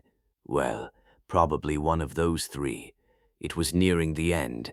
In about 2 more hours, the wave would be over, and then black, formless energy poured out of the hole. Undead, undead, Nam Garam tensed up. Damn it, it came again, a dark wave. 2 times in a row, the chilling dark aura. Honestly, if not for that, undead would be manageable. Even the weakest mummy became terrifying because of the dark aura. If you assumed it wasn't there, they were weaker than trolls or ogres, total trash mobs. Let's do this, a weapon gifted by Korea's top player, whose name and face he didn't even know, and it's being broadcast worldwide via satellite. If I look weak, that'd be embarrassing. But then, swong, the one-handed sword vibrated. Huh? And then, fwa, the moment he faced the undead, dazzling light burst from the blade. Gasp! This light? It was warm. A powerful will surged like a spring. The light didn't stop at the weapon. It flowed from the blade through his hand and into his body. It felt like his entire body had become a massive light source. The undead were retreating. They were afraid of the light. Namgaram swung the sword instinctively. Chp, slash, a zombie's head was cleanly severed. This is insane. What the hell just happened? Are these really undead? They're weaker than orcs. Only then did Namgaram realize it. It really was undead specialized. Holy sword. There was no room for doubt. Thank you. I won't forget this kindness. After offering silent gratitude to the one who had given him the gift, Namgaram, the radiant swordsman, charged fully into battle. Slash, shirk. Undead were annihilated in an instant. And it wasn't just Namgaram. Swong, swong, swong, fwa, fwa, fwa. Brilliant light erupted everywhere. It looked like lightsabers. People around the world, watching the Chuncheon wave battle via satellite, were stunned speechless. What in the world were those weapons? Weapons of light were driving back the undead. It was overwhelming, so incredible it defied description. Are those for sale? If they are, I'll buy them no matter the cost. Read more chapters here, https://denbeastnovels.com. Chapter 274, Chapter 273. The Chuncheon sinkhole wave was broadcast live via satellite, a 24-hour broadcast transmitted to the entire world. A live broadcast? In fact, it was practically a world first. Which country would ever air a real-time war against monsters? Of course, footage is sometimes recorded with drones or reconnaissance aircraft for later use in tactical planning. Even that usually isn't possible, when just surviving is already difficult. Yet Korea boldly declared a real-time live broadcast. Wasn't that going too far? Tower missions and wave defense were problems on completely different levels. Sinkhole wave defense isn't called a raid, it's called a war. It's no different from a total national war effort. If things go wrong, even the use of nuclear weapons must be considered. They'd probably manage to stop it. They always had. But could they stop it without casualties? What if soldiers or players were killed by monsters? In any case, the live broadcast finally began. Tower monsters crawling out one after another. Facing them, the Korean awakened forces. Surprisingly, it went smoothly. They held the line well. There were a few dangerous moments, but they overcame them without trouble. Had the level of the Korean awakened forces improved? Time passed. As the wave reached its peak, the awakened players suddenly began moving frantically. Something had gone wrong. And the people watching on TV were horrified, undead, the dark aura visible even through the screen. They said the Seoul sinkhole wave had also been a dark wave. Was Chuncheon the same? How were they supposed to deal with that? Especially flying undead specters, which were practically immune to conventional explosives, and yet, swoong, swoong, swoong. In an instant, brilliant clusters of light erupted all over the battlefield. The terrifying undead retreated. With a single slash, they burst into flames. undead being subdued that easily. There was only one explanation: those weapons, shining swords and spears and bows and staves. Only now did they understand that was it, the power with which Korea cleared the 70th floor and ended Kabbalon's curse. Even the awakened forces had been skeptical at first. Weapons supposedly specialized against undead. It didn't feel real at all. Sure, tower reward items were excellent by default, but undead and monsters from the 60th floor tier, far higher level than themselves. Even without dark aura, they were hard to deal with. So they had prayed desperately. Please, just don't let a dark wave happen. Let Chuncheon pass quietly. This was a war being broadcast live. What if their families saw them die or get injured? But now, the situation had completely changed. Hey, where's the camera? It's over there. There's a drone camera in the sky too. Really? Then my face is showing clearly, right? You should have gone full makeup. That's what I regret. Oh, there's a Dullahan. Huh? Oh, that one's mine. I'll take it. Says who? /Shrurk. Before the holy weapons, the undead were nothing more than mice facing a snake. Brilliant light swallowed them whole. It was too easy, ridiculously easy. At first they avoided the cameras, but now they deliberately fought in front of them to make sure they were seen.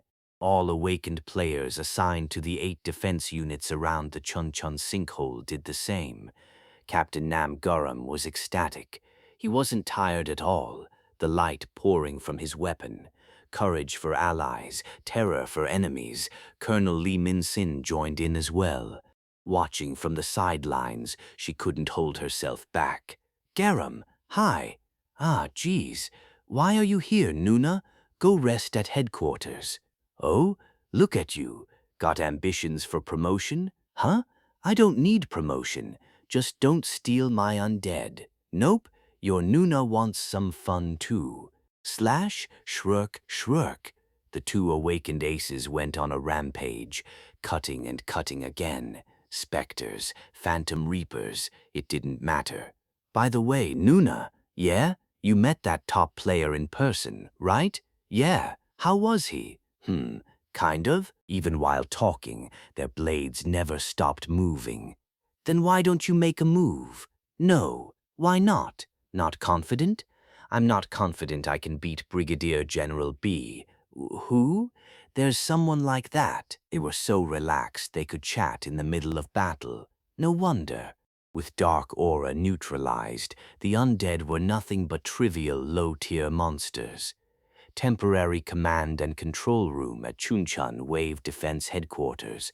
The generals could only stare, mouths agape, except for Jun Sung-il. Light was appearing everywhere across the battlefield. Light was overcoming darkness. At that moment, an aide rushed over to General Jun Sung-il, face flushed red. Commander, an urgent call from the U.S. White House. The White House? Why them? Right. This is live, isn't it? Of course. How could they stay quiet after seeing this? What did the White House say? The U.S. President wants to speak with you, sir. They're also asking about the holy weapons. The wave defense wasn't even over yet. He understood. If roles were reversed, he would have done the same. Anyone would want to get their hands on holy weapons. Tell them politely we'll talk after the wave defense ends. Yes, sir. The United States was only the beginning. Commander, the King of Saudi Arabia has requested to purchase holy weapons. He says price doesn't matter. Oil or physical asset trades are possible. Some in the command staff still doubted it. Could those weapons really handle undead? But Jun Sung-il believed firmly, and that belief was rewarded. It was spectacular. Even the oil-rich nations, the French embassy contacted us. They're coming directly to Chuncheon. India says they'll send a special envoy. The Canadian ambassador has arrived in Chuncheon. Commander, the UK Prime Minister, calls flooded in. Some even came directly to the temporary command center. The world was ecstatic. Countries already facing undead zones, and those not yet there, shining weapons, holy weapons, weapons that could neutralize dark aura, powerful weapons that made terrifying undead tremble. The one and only reliable means to completely block sinkhole dark waves. Everyone desired them, the shining weapons, and yet China and Japan aren't calling. They must be watching too, and he knew exactly why they couldn't call. China, the ones who brazenly demanded Jeju Island as the price for clearing the 61st floor, and Japan, how many Korean players had they poached? If they had any shame, they wouldn't call. At that moment, Commander, the Japanese Ministry of Foreign Affairs is calling. Japan? What's it about? Holy weapon inquiries. It's a protest call. What? They say we illegally captured Ryo Kunming, who defected to Japan, and demand to know how we infiltrated Japan. Damn it, those idiots. There's a limit to shamelessness. They stayed quiet like rats during the press conference, and now they want to make an issue of it? During a wave defense, no less. He knew why. They'd seen the holy weapons and were desperate, but would Korea sell to them? Not a chance. Japan had secretly taken countless Korean players right when Korea had 3 sinkholes, all to defend their single sinkhole wave, stabbing them in the back at their most painful moment. That was unforgivable. They knew Korea's anger well, so they were trying to stir things up, find leverage, anything to get a seat at the negotiation table. Tell them to stop spouting nonsense. If they keep this up, we'll land the awakened forces directly in Japan. Yes, sir. That response was a bit too spirited. He wasn't going to relay it verbatim, right? The 24-hour Chuncheon sinkhole wave, now nearing its end. Juhyak had worked hard, too, rotating rookie summoned beings in and out. At this point, almost everyone except non-combat types had experienced combat at least once, so he summoned the veteran group, but they stood by without intervening. The awakened forces alone could finish it, and they had to. Otherwise, he'd be flying around the world on green doing cleanup. The workers at the Integrated Offense Defense Center have accomplished something great. You should summon them later and commend them. He had already planned to. Forged dwarves, magic enchantment labs, alchemy workshops, magitech facilities, the result of nights spent without sleep. But there was still a mountain of work ahead. They had to produce more holy weapons. Only then would things truly get easier. At that moment, swong! Dark energy churned violently inside the sinkhole. Shoot! An armored black knight leapt out of the hole. Death Knight, that's right. They didn't appear in Seoul, did they? No, only specters and phantom reapers. That thing came out too? Even with holy swords, they were tough opponents. Should we intervene? Let's wait. Fortunately, their numbers were relatively small. Meanwhile, the awakened forces wielding holy weapons were many. They can win.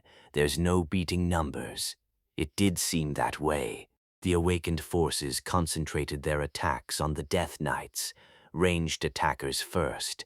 Holy bows, holy crossbows, and magic users with holy staves suppressed them. After weakening them, the melee units charged in to finish the job.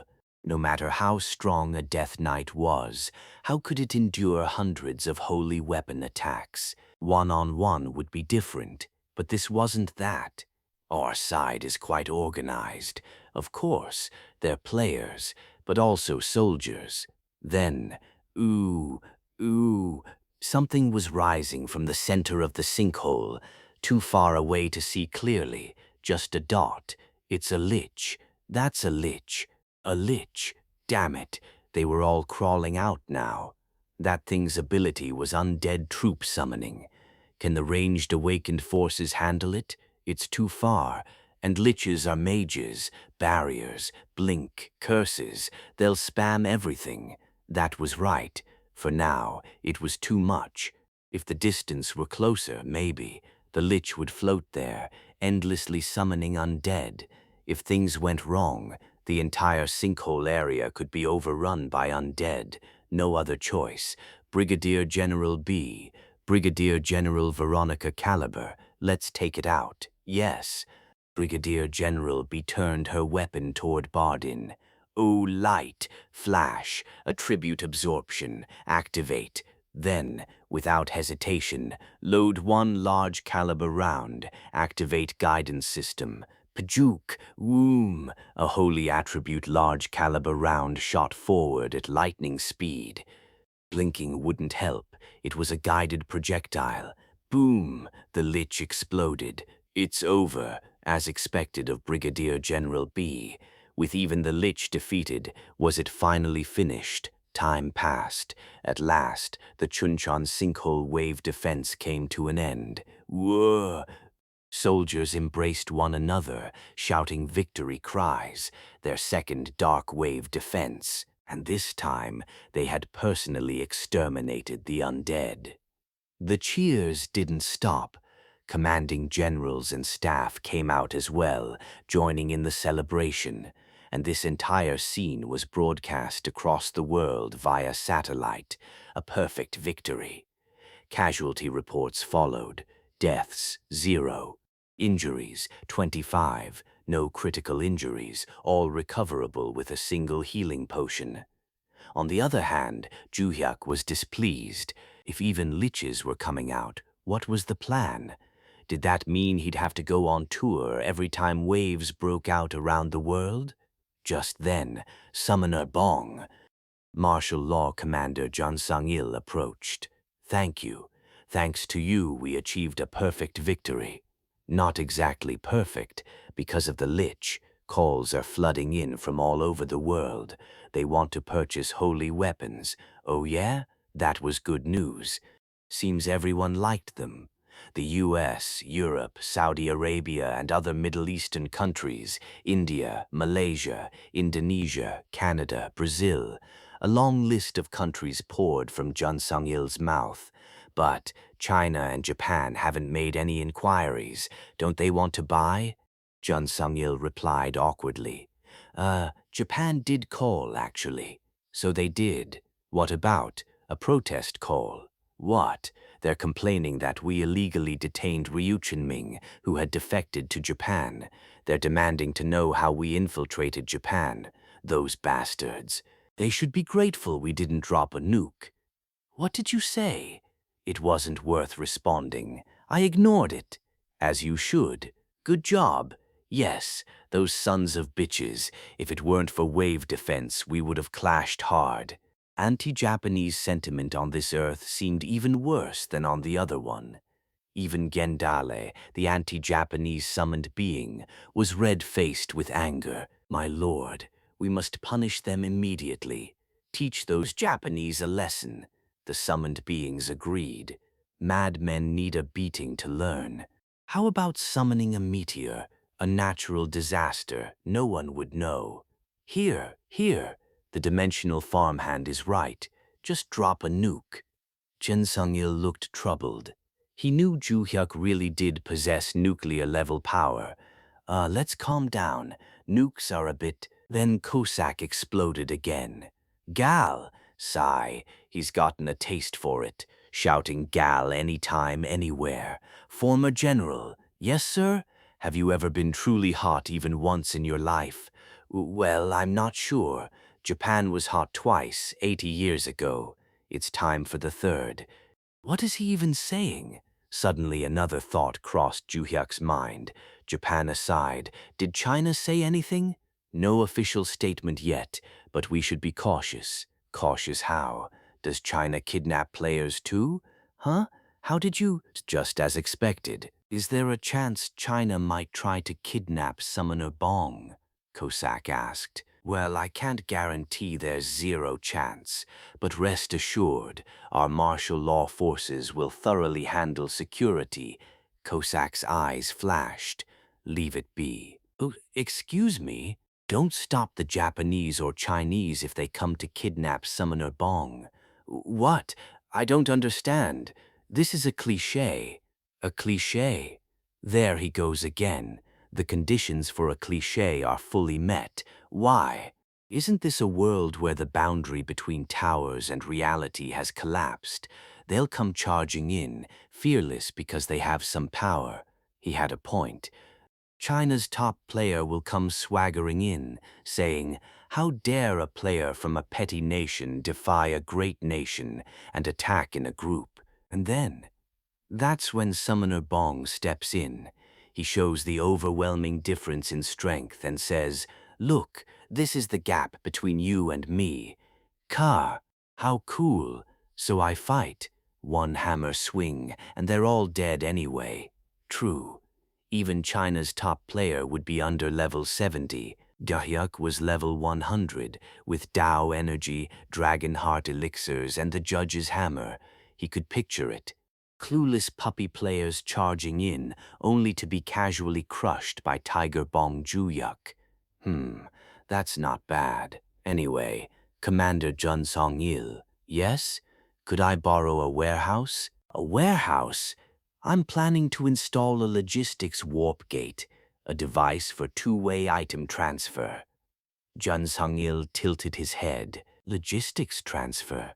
Between where and where? Still, if he wanted a warehouse, he'd provide one. Whatever a logistics warp gate was. I'll prepare one right away. Warehouse settled. And take this.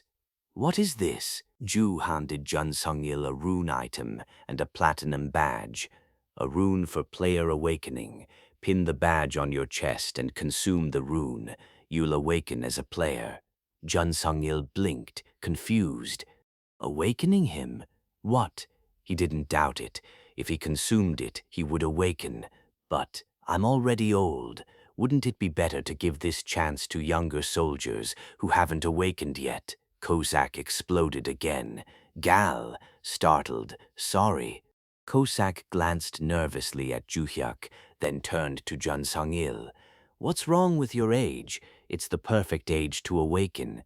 Don't think, just be brave and take it. You'll get a good trait. On Earth number 1001, Chief Jun Guangil awakened using a rune given by Summoner Bong. All right, I will. Jun Song-il nodded. That's right. Is there really an age limit for awakening? When war breaks out, only the young are sacrificed. It's always been that way, even now. Rather, the older generation should awaken and fight the monsters. Jun Song-il put the badge and rune into his pocket. Juhyuk watched with satisfaction. Jun Song-il, Jun Guangil, both players now. Wait, come to think of it, he never told Chief Jun Guangil that he'd gone to Earth number 843, or his family either. They must be worried. The wave was over. Maybe he should go back, tell them what he experienced. He had plenty of time. Different parallel Earths, but very close for Juhyuk. Like taking a stroll around the neighborhood. Just an elevator ride away. Might as well go now. Commander Jun Song-il. Yes? I'll head home briefly before clearing the 71st floor. Os, home? Earth num 1001. Ah, Jun Song-il's face went pale. The thought of Juhyuk going home terrified him. What if he didn't come back? You'll return, right? Of course. Reassuring the worried commander, Juhyuk headed for Earth number 1001. He could clear the tower after coming back. He'd probably be back by evening anyway. Read more chapters here, http://scoundhellasbendlawn.com. Chapter 275. Chapter 274. Juhyuk took the elevator from the 6th floor of the White Tower up to the 17th floor. He brought only Gundale, Kosak, Rajix, and Mari with him. The rest stayed behind at the White Tower, either producing holy weapons and holy attribute arms, or resting, or having a drink. Due to the decision to fully clear the Black Tower of Earth number 843, most of the summoned people had already relocated to the forward base on the 6th floor of the White Tower. Only 2 people remained on the 17th floor. Farmer Du, and Blood Wolf. They were guarding the sacred tree and the world tree. Summoner, glad. Farmer Du, mission carried out faithfully. I'm sorry, you should have gone with us. No need. Sacred tree, world tree, guarding faithfully. Grr, grr, grr. Yeah, our Ranji's been working hard too. As soon as Mary arrived, she went straight to the world tree. How much they must have missed each other after being apart for so long. Rajix also headed into the warehouse to resupply, stuffing the necessary items into his subspace backpack. The reason Juhek had come to the 17th floor was to meet Commissioner Jun Guangil. He had gone to Earth number 843 without even getting a chance to talk to him, so he sent a message on his smartphone. Spot! The moment the message was sent, Commissioner Jun Guangil entered the 17th floor. Player Bong. His face was flushed red. Hello, have you been well? Nothing happened to you, I see. You wouldn't answer no matter how much I called. He must have been very worried. I was in another world. I should have told you before leaving. Ah, you mean Earth number 675? No, Earth number 843. What? What was he talking about? Earth number 843? Jun Guangil looked completely confused. Well, you see, Juhek explained why he had gone to Earth number 843 and what the situation there was like. As the story went on, Jun Guangil's expression kept changing moment by moment. When Juhek mentioned the 3 sinkholes that had appeared in South Korea on Earth number 843, his expression became extremely serious. Please don't worry too much. It'll return to normal soon. Yes, I have no doubt about that, but Player Bong had gone there. He had even obtained citizenship there. That meant the complete conquest of the Black Tower on Earth number 843 was a given. Still, seeing another Korea in a parallel universe in that state was bound to be heartbreaking. Is there anything I can support? Not yet. The Kabbalon curse is over, and the infrastructure is intact. There's still the sinkhole wave, but... Jun Guangil nodded, then cautiously asked, is there really someone named Jun Sung-il over there who's exactly the same as me? Cusack answered instead. Commissioner Jun, Commander Jun, looked like twins. Even a DNA test come out identical. I see. But which is higher, 4 stars or agency commissioner? Well, I suppose the martial law commander would be far higher. Our Commander Jun, did he serve in the military? He was discharged after completing his term as a corporal? Cusack smirked slightly. Public service then. The abolished conscripted auxiliary system now replaced by public service duty. Even public service was very tough military life. Anyone think you were some kind of special forces public service? Not special forces, but it was harder than active duty anyway. Yes, I'm sure it was. Same soul, but completely different paths. That's why environment matters too. Anyway, I'd like to meet him someday. Not a chance. 2 identical people meet, they die. What? So don't even think about setting foot on Earth number 843. Video calls are possible, though. Any message you want me to pass on to Commander Jun Sung-il? A video call. Yeah, right. Anyway, it'll be hard for me to come here for a while. Nothing unusual going on? No, nothing at all, and my family is doing well too. That was a relief. Still, he should show his face to his family at least once before leaving. And the results of the Japanese election are out. Oh, really? Did the Minyuk party win? Was Prime Minister Maeda reapproved? That is, it was a crushing defeat. What? The Japanese right wing, the Liberal Party, has taken power. The Tsushima handover has fallen through. Wow. He hadn't expected Tsushima in the first place, but still, a right-wing government? And they've demanded a renegotiation of the Dokdo issue as well. They were overturning everything decided under the previous Maeda administration. Huh. Gandale snorted as if she'd expected it. Even in two different parallel worlds, Japan is still Japan. Of course it is.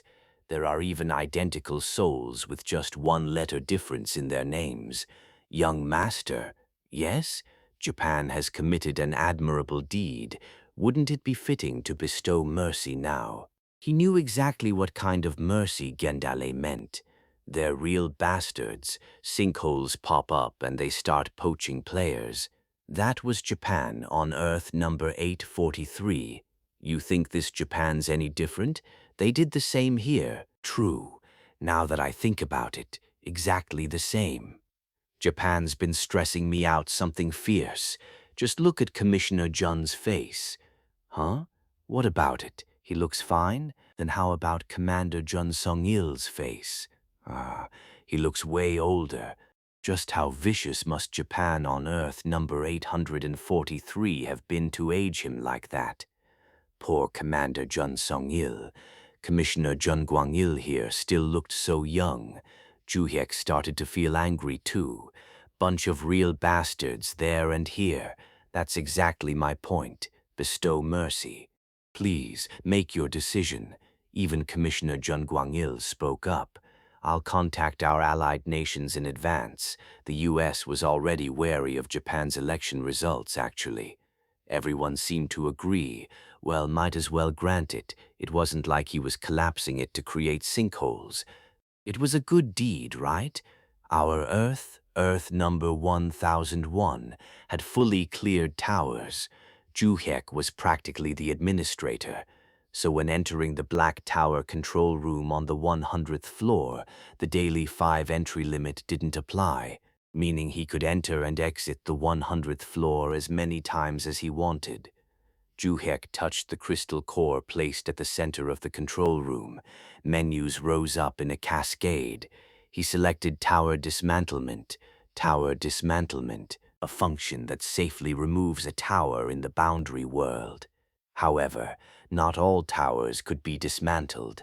Towers whose 100th floor had been cleared, that is, towers connected to the control room, could not be dismantled. Out of the 146 towers across Earth number 1001, all could be dismantled except the number 1 Black Tower of South Korea. Juhyek selected the Tokyo Black Tower of Japan. Then, Igris to Banta the Laitapan the Bantoakt. Honestly, he'd been curious. What would happen if he dismantled it? Dismantle. He'd done it. Just as Kendale said, he'd simply bestowed mercy. A pristine Japan without a Black Tower. May it be completely freed from the suffering of Black Towers. True, they'd no longer be able to mine high-grade magic stones, nor any other tower byproducts. A small stone Juhyek had thrown. The aftermath was enormous. Earth number 1001, 1 Pili, the Black Tower in downtown Tokyo. As always, Japan's greatest landmark and tourist attraction. Especially after the risk of collapse had disappeared, the number of tourists visiting it increased day by day. It wouldn't be an exaggeration to say the foreign currency earned from Black Tower tourism kept Tokyo's citizens fed. Spots with the best view of the city skyline, blended with the Black Tower, became the hottest hotspots, with people lining up just to take photos. Nearby land prices skyrocketed without limit, always packed with people. Restaurants and bars in the area were always full, business booming.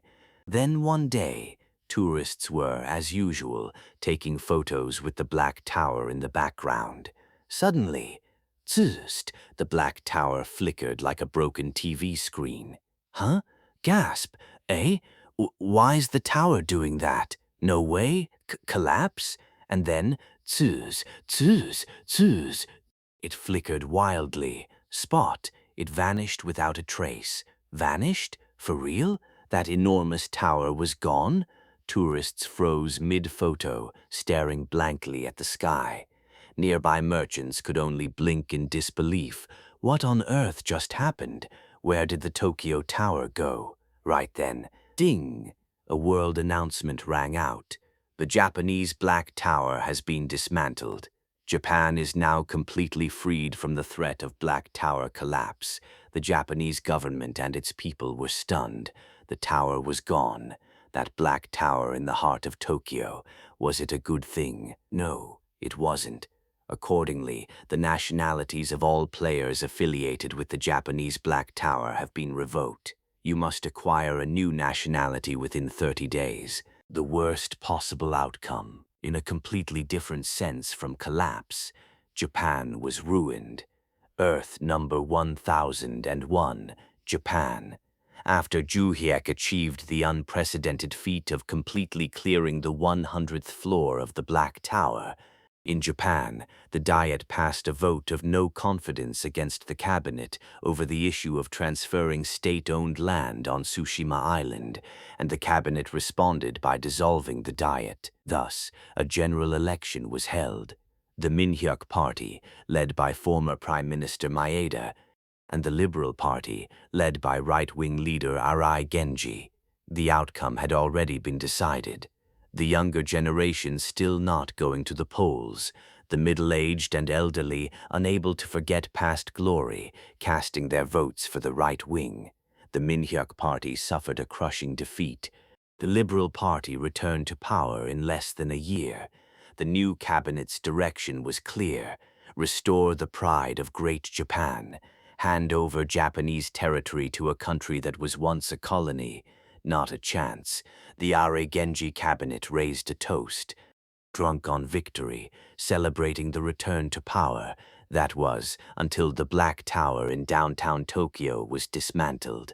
The moment the world announcement rang out, it vanished in an instant. And then came another world announcement: the revocation of nationality for all players affiliated with the Japanese Black Tower, a recommendation to acquire a new nationality within 30 days. Japan as a whole was thrown into turmoil. Politics, players, and ordinary citizens alike.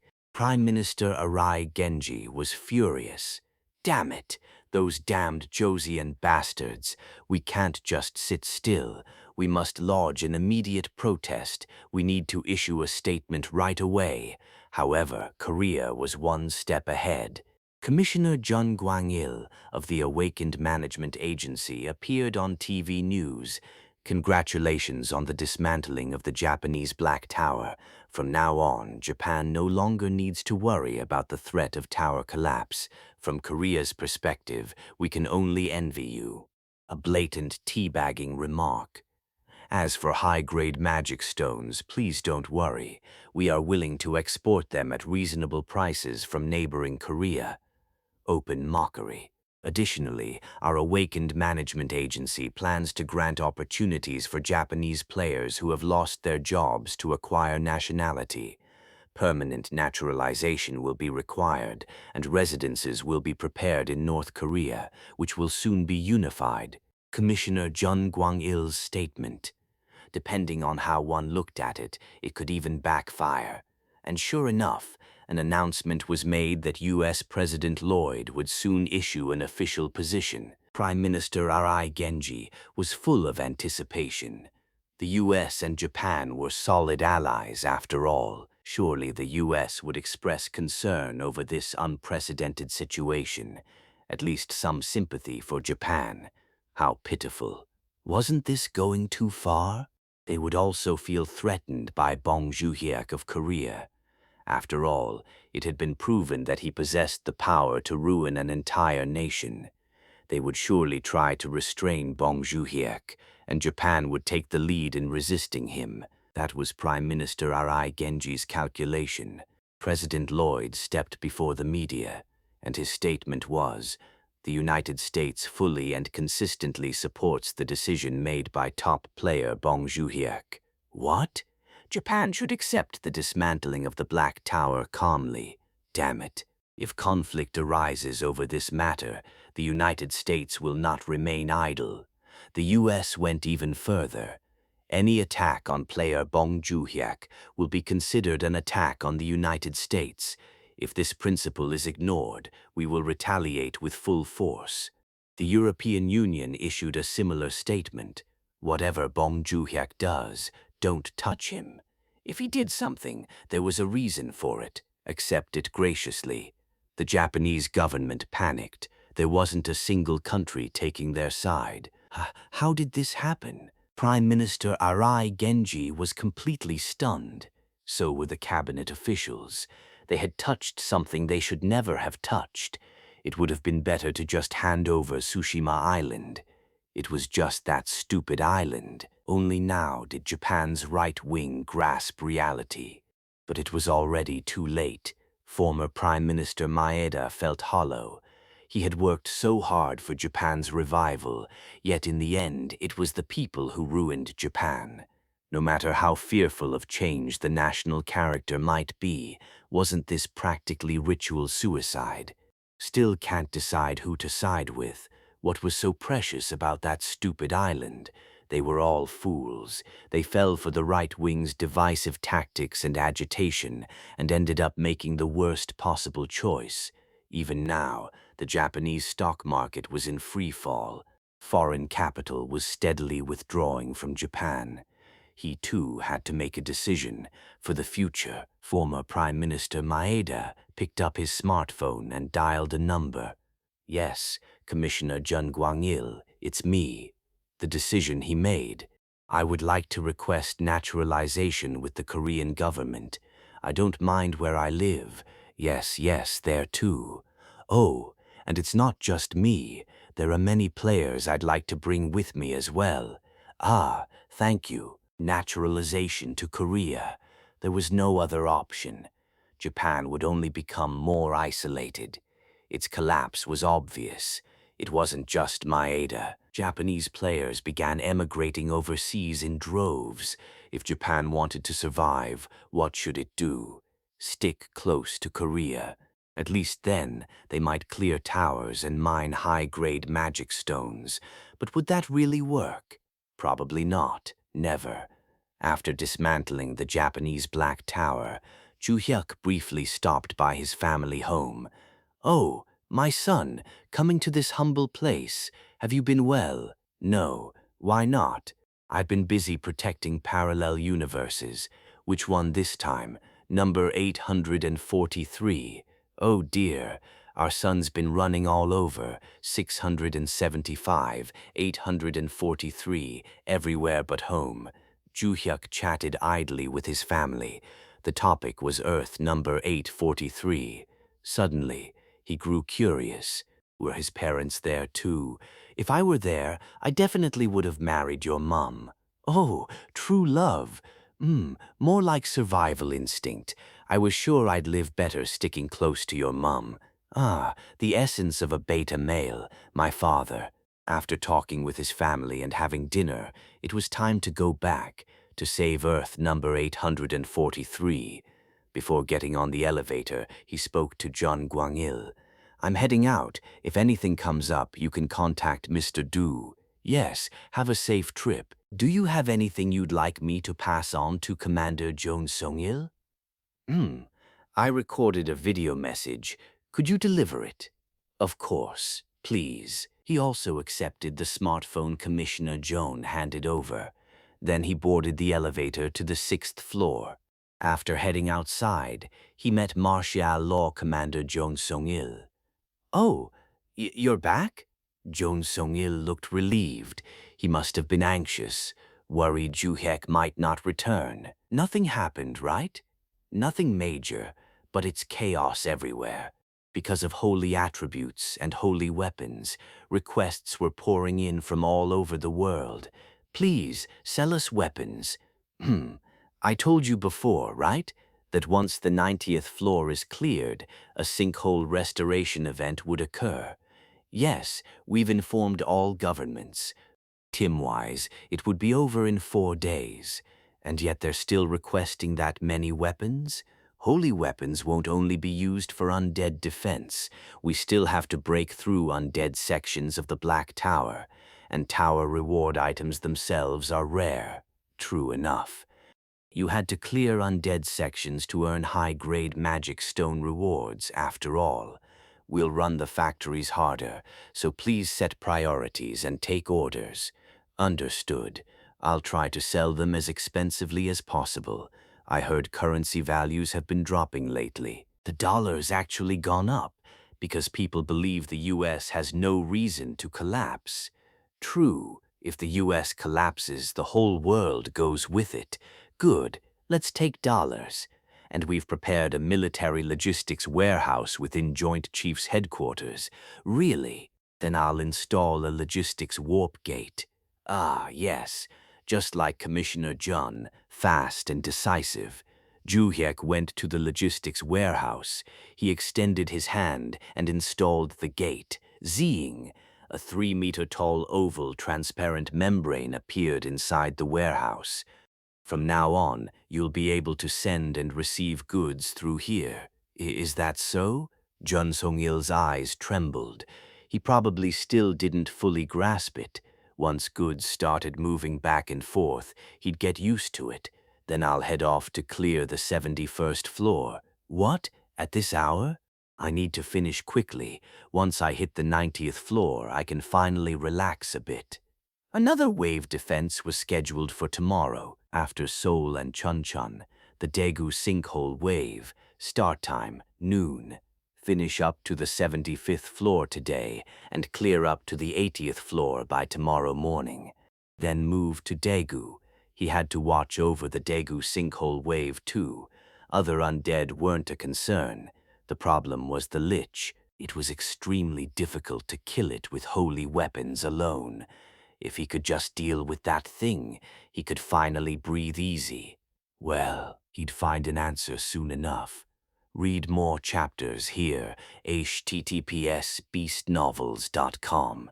Chapter 276, Chapter 275.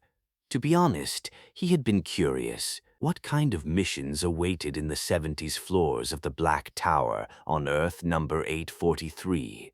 On Earth number 1001, his own world, the Black Tower from the 71st floor onward, had been an event floor designed specifically for Juhyuk, who possessed summoning traits, story-driven missions tied to the pasts of the summoned beings.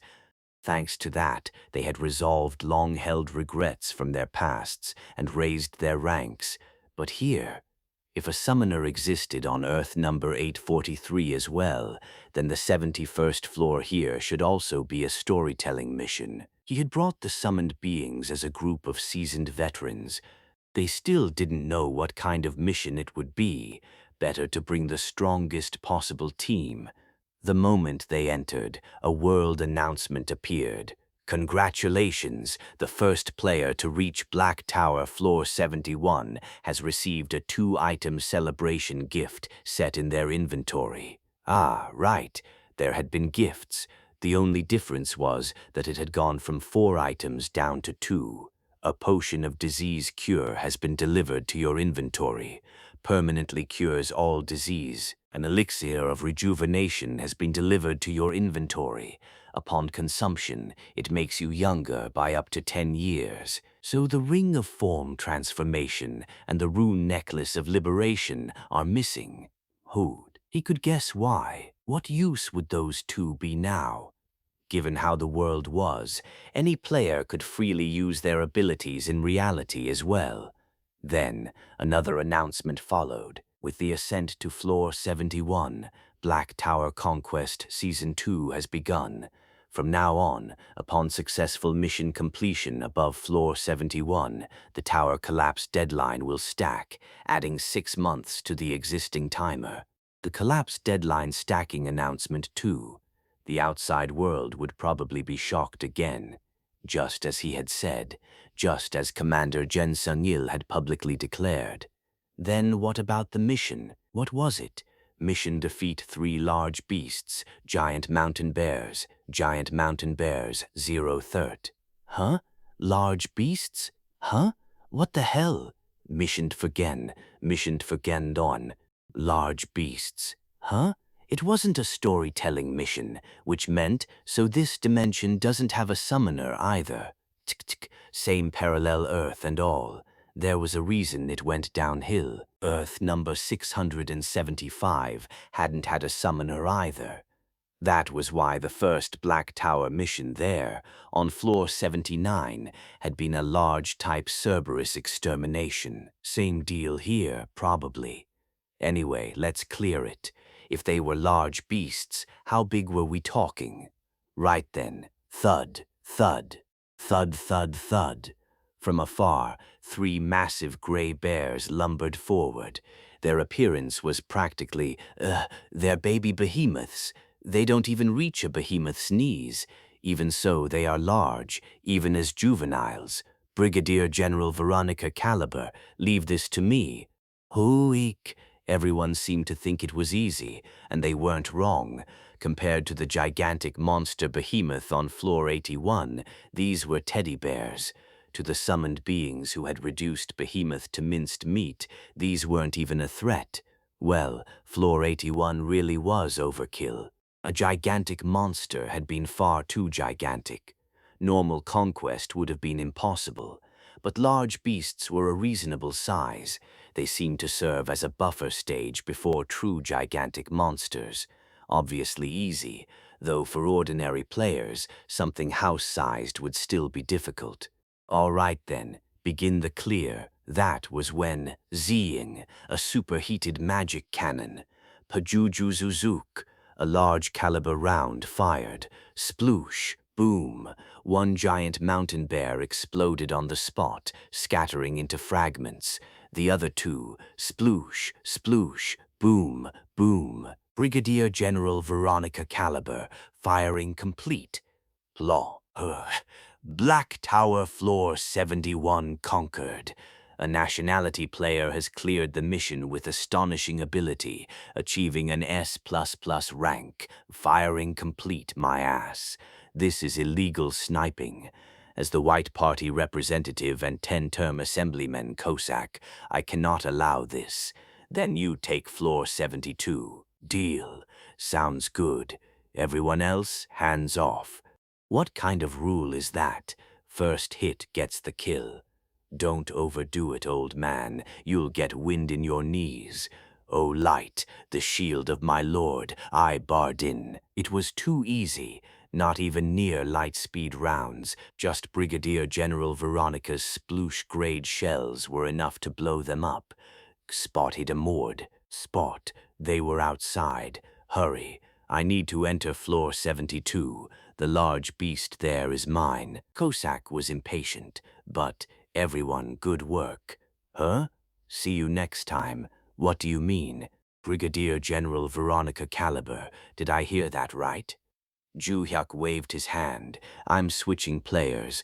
Go rest. No, actually, hurry up and make holy attribute equipment. Wait, summoner. This old man hasn't even tasted combat yet. The warrior feels the same. Please, leave some for us. O light. Without mercy, group summoning was cancelled. Spapapapap. And then, group designated summon number 18. Spapapapap. New recruits appeared. Yes, a summon. Thank you.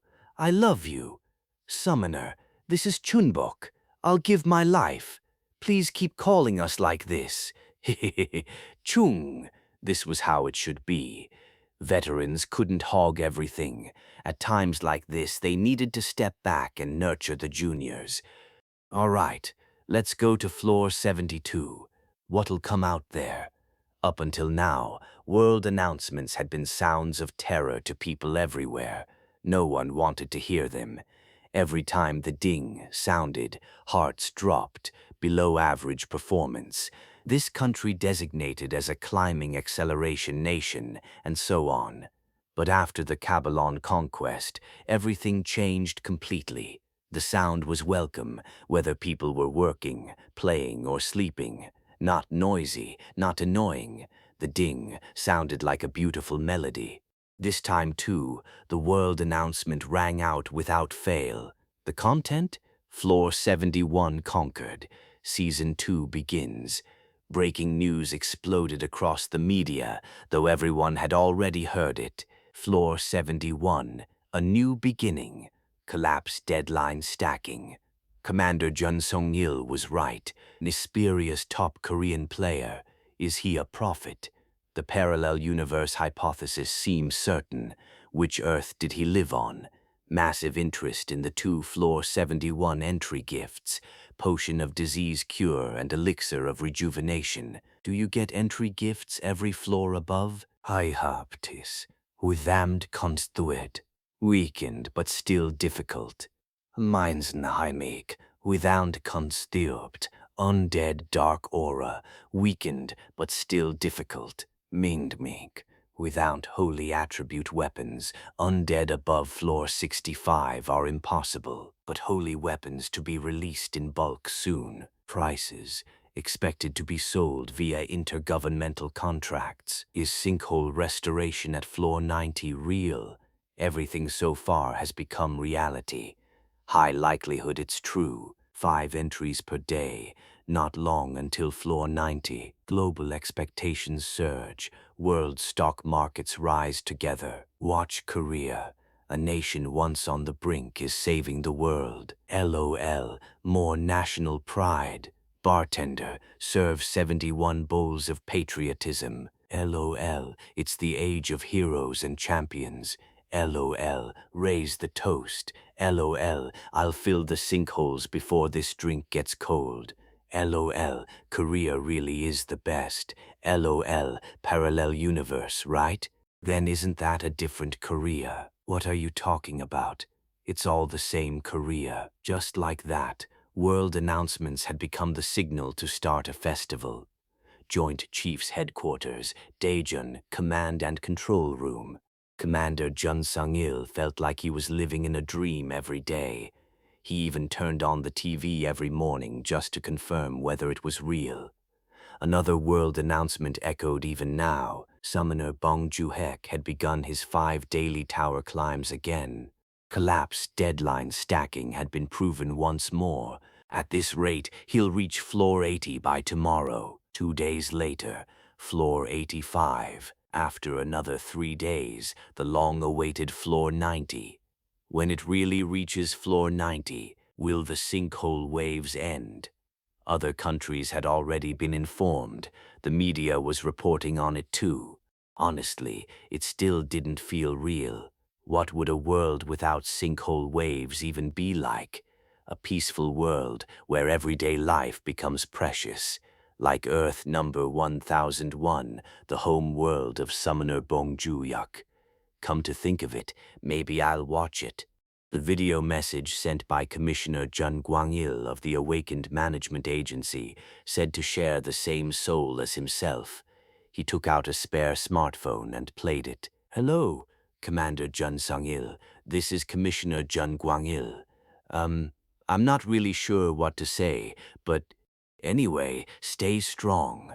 I believe your agreement will overcome things as well. If you ever need support, please reach out anytime. Click. Jun Sung-il stopped the video. Honestly, it was a bit hard, seeing someone who looked exactly like himself talking.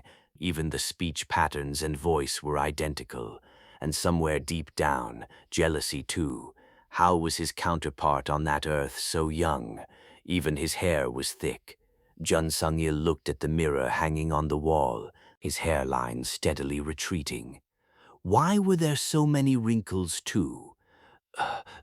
At last, Jun Sung-il made up his mind. The thing he'd been putting off, he'd do it now. From his pocket, he took out a small stone and a metal badge. The Player Awakening Rune, a gift from player Bong Joo-hyuk. It was said to awaken an ordinary person into a player.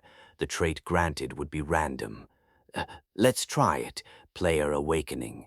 In the past, even if he awakened, there wouldn't have been much difference, but now it was different. Just like inside the tower, one could possess mana outside as well, and those abilities applied immediately in reality. Will I get younger? It didn't matter, even if he didn't. The biggest reason Jun Sung-il wanted to become a player, he had seen too many of his awakened soldiers die in sinkhole waves. Each time the pain had been unbearable. But from now on, he would fight with them, on the very front lines of wave defense. The badge was pinned to his chest. Gulp. Jun Sung-il swallowed the rune. In an instant, sruk. The badge melted away and vanished. Ding! Awakening successful. So then, what trait did he get? No, more importantly, upon awakening, there was something else he could check besides the player status window. The Republic of Korea Black Tower Conquest Progress window. Ding! Republic of Korea Daejeon Black Tower, Floor 71, Floor 72, 358 days, 12 hours, 14 minutes, 18 seconds. Ha ha ha ha. 6 more months added for clearing Floor 71, a total collapse deadline of 358 days. Reassuring. He felt full even without eating. Juhek entered with the rookies, excluding all veteran summoned beings. The mission on Floor 72 was defeat 3 large beasts, adamant-scaled silk pythons. Oh, snakes. Tasty, maybe, and possibly good for the body. A downsized version of Apophis from Floor 82. Adamant scales. If skinned, they could be used as metal materials. But was this the time for resource gathering? That was why he hadn't summoned Rajix, the dimensional pack mule. Quick clear. At Juhek's command, the rookie summoned beings charged fiercely. Thud, thud, thud, thud. Only 3 of them. It ended quickly. Republic of Korea Black Tower Floor 72 conquered.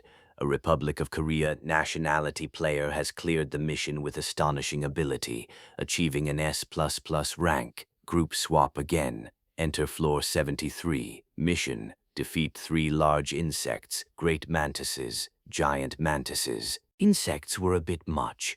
They looked creepy. Floor 83 was the giant queen spider, wasn't it? Come to think of it, similar enemies kept appearing. Floor 81, the bear-type gigantic monster behemoth. Floor 71, giant mountain bears of a similar type. Floor 82, the giant serpent Apophis. Floor 72, the reptilian adamant-scaled silk python. Floor 83, the giant queen spider Arachroid. Floor 73, insect-type great mantises, perfectly mirrored. Then, Floor 84 was the gigantic beast frozen colossus condor, so Floor 74 should be a flying bird type. And Floor 85 had been the Magitech Empire's ultimate weapon, the giant golem Magnus Gigant. Huh? A sudden thought struck him. This can't be. No good. He was getting anxious. Climb fast. First, deal with the great mantises. Quick clear. Done. Floor 74 next. A bird would appear. Better bring ranged units. He swapped in Rookie Hunter Minnick of the Lursil race and some mages. Spuppa-popped. Entered Floor 74. Mission? Floor 74 mission. Defeat 3 large beasts, cloud vultures. Just as expected. Cloud vultures, eagles of the clouds. Those are harmful birds. Zip. Hunter Minnick's mana arrow shot out. Far inferior to Brigadier General Veronica, but still a ranged summoned being of Lursil rank. Thwack. It pierced straight through the head. Swoosh. The cloud vulture fell.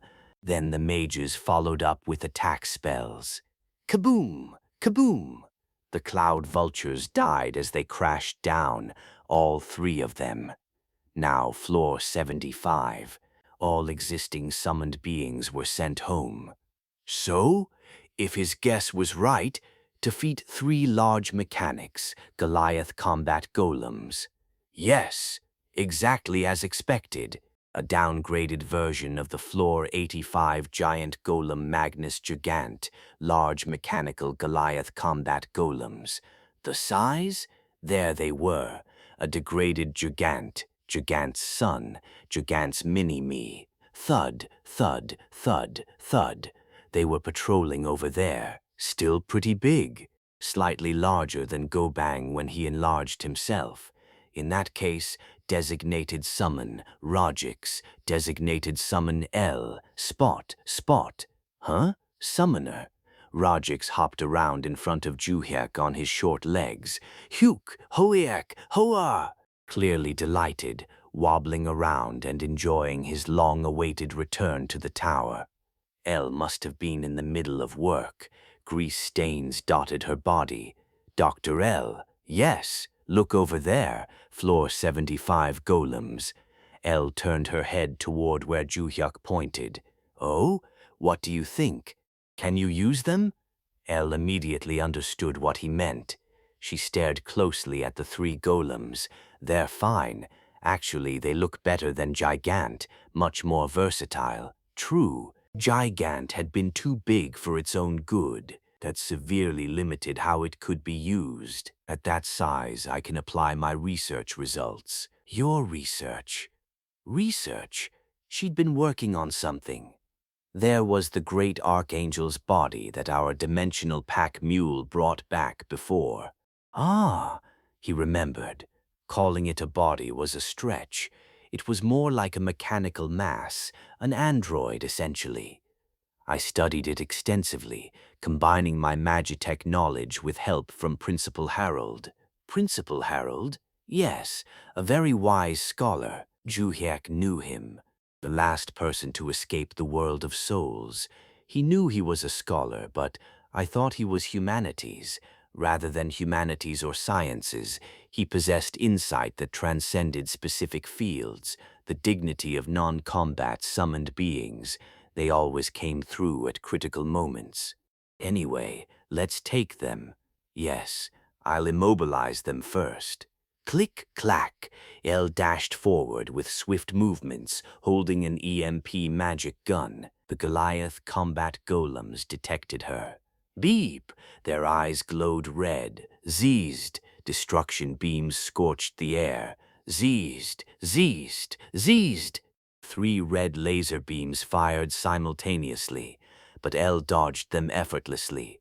Thoom! She fired a mana EMP round and retreated. Flash! Pop-up! Pop-a-pat! A powerful wave of light spread outward. Freeze! Freeze! Freeze! All 3 large mechanical Goliath combat golems stopped at once. Tap, tap, tap. Elle nimbly climbed onto the chest of one immobilized golem. Zert. Elle was a golem herself. Using her own destruction beam, she cut open the chest and manipulated the mana circuits, one by one, all 3. Done. Next, Mr. Rogix? Huh? Please store them. Hung. Swish, swish, swish. Storage complete. Ding. Republic of Korea Black Tower floor 75 conquered. A Republic of Korea nationality player has cleared the mission with astonishing ability, achieving an S++ rank. Just what on earth were L's research results? Now he was really curious. Read more chapters here, https:/beastnovels.com.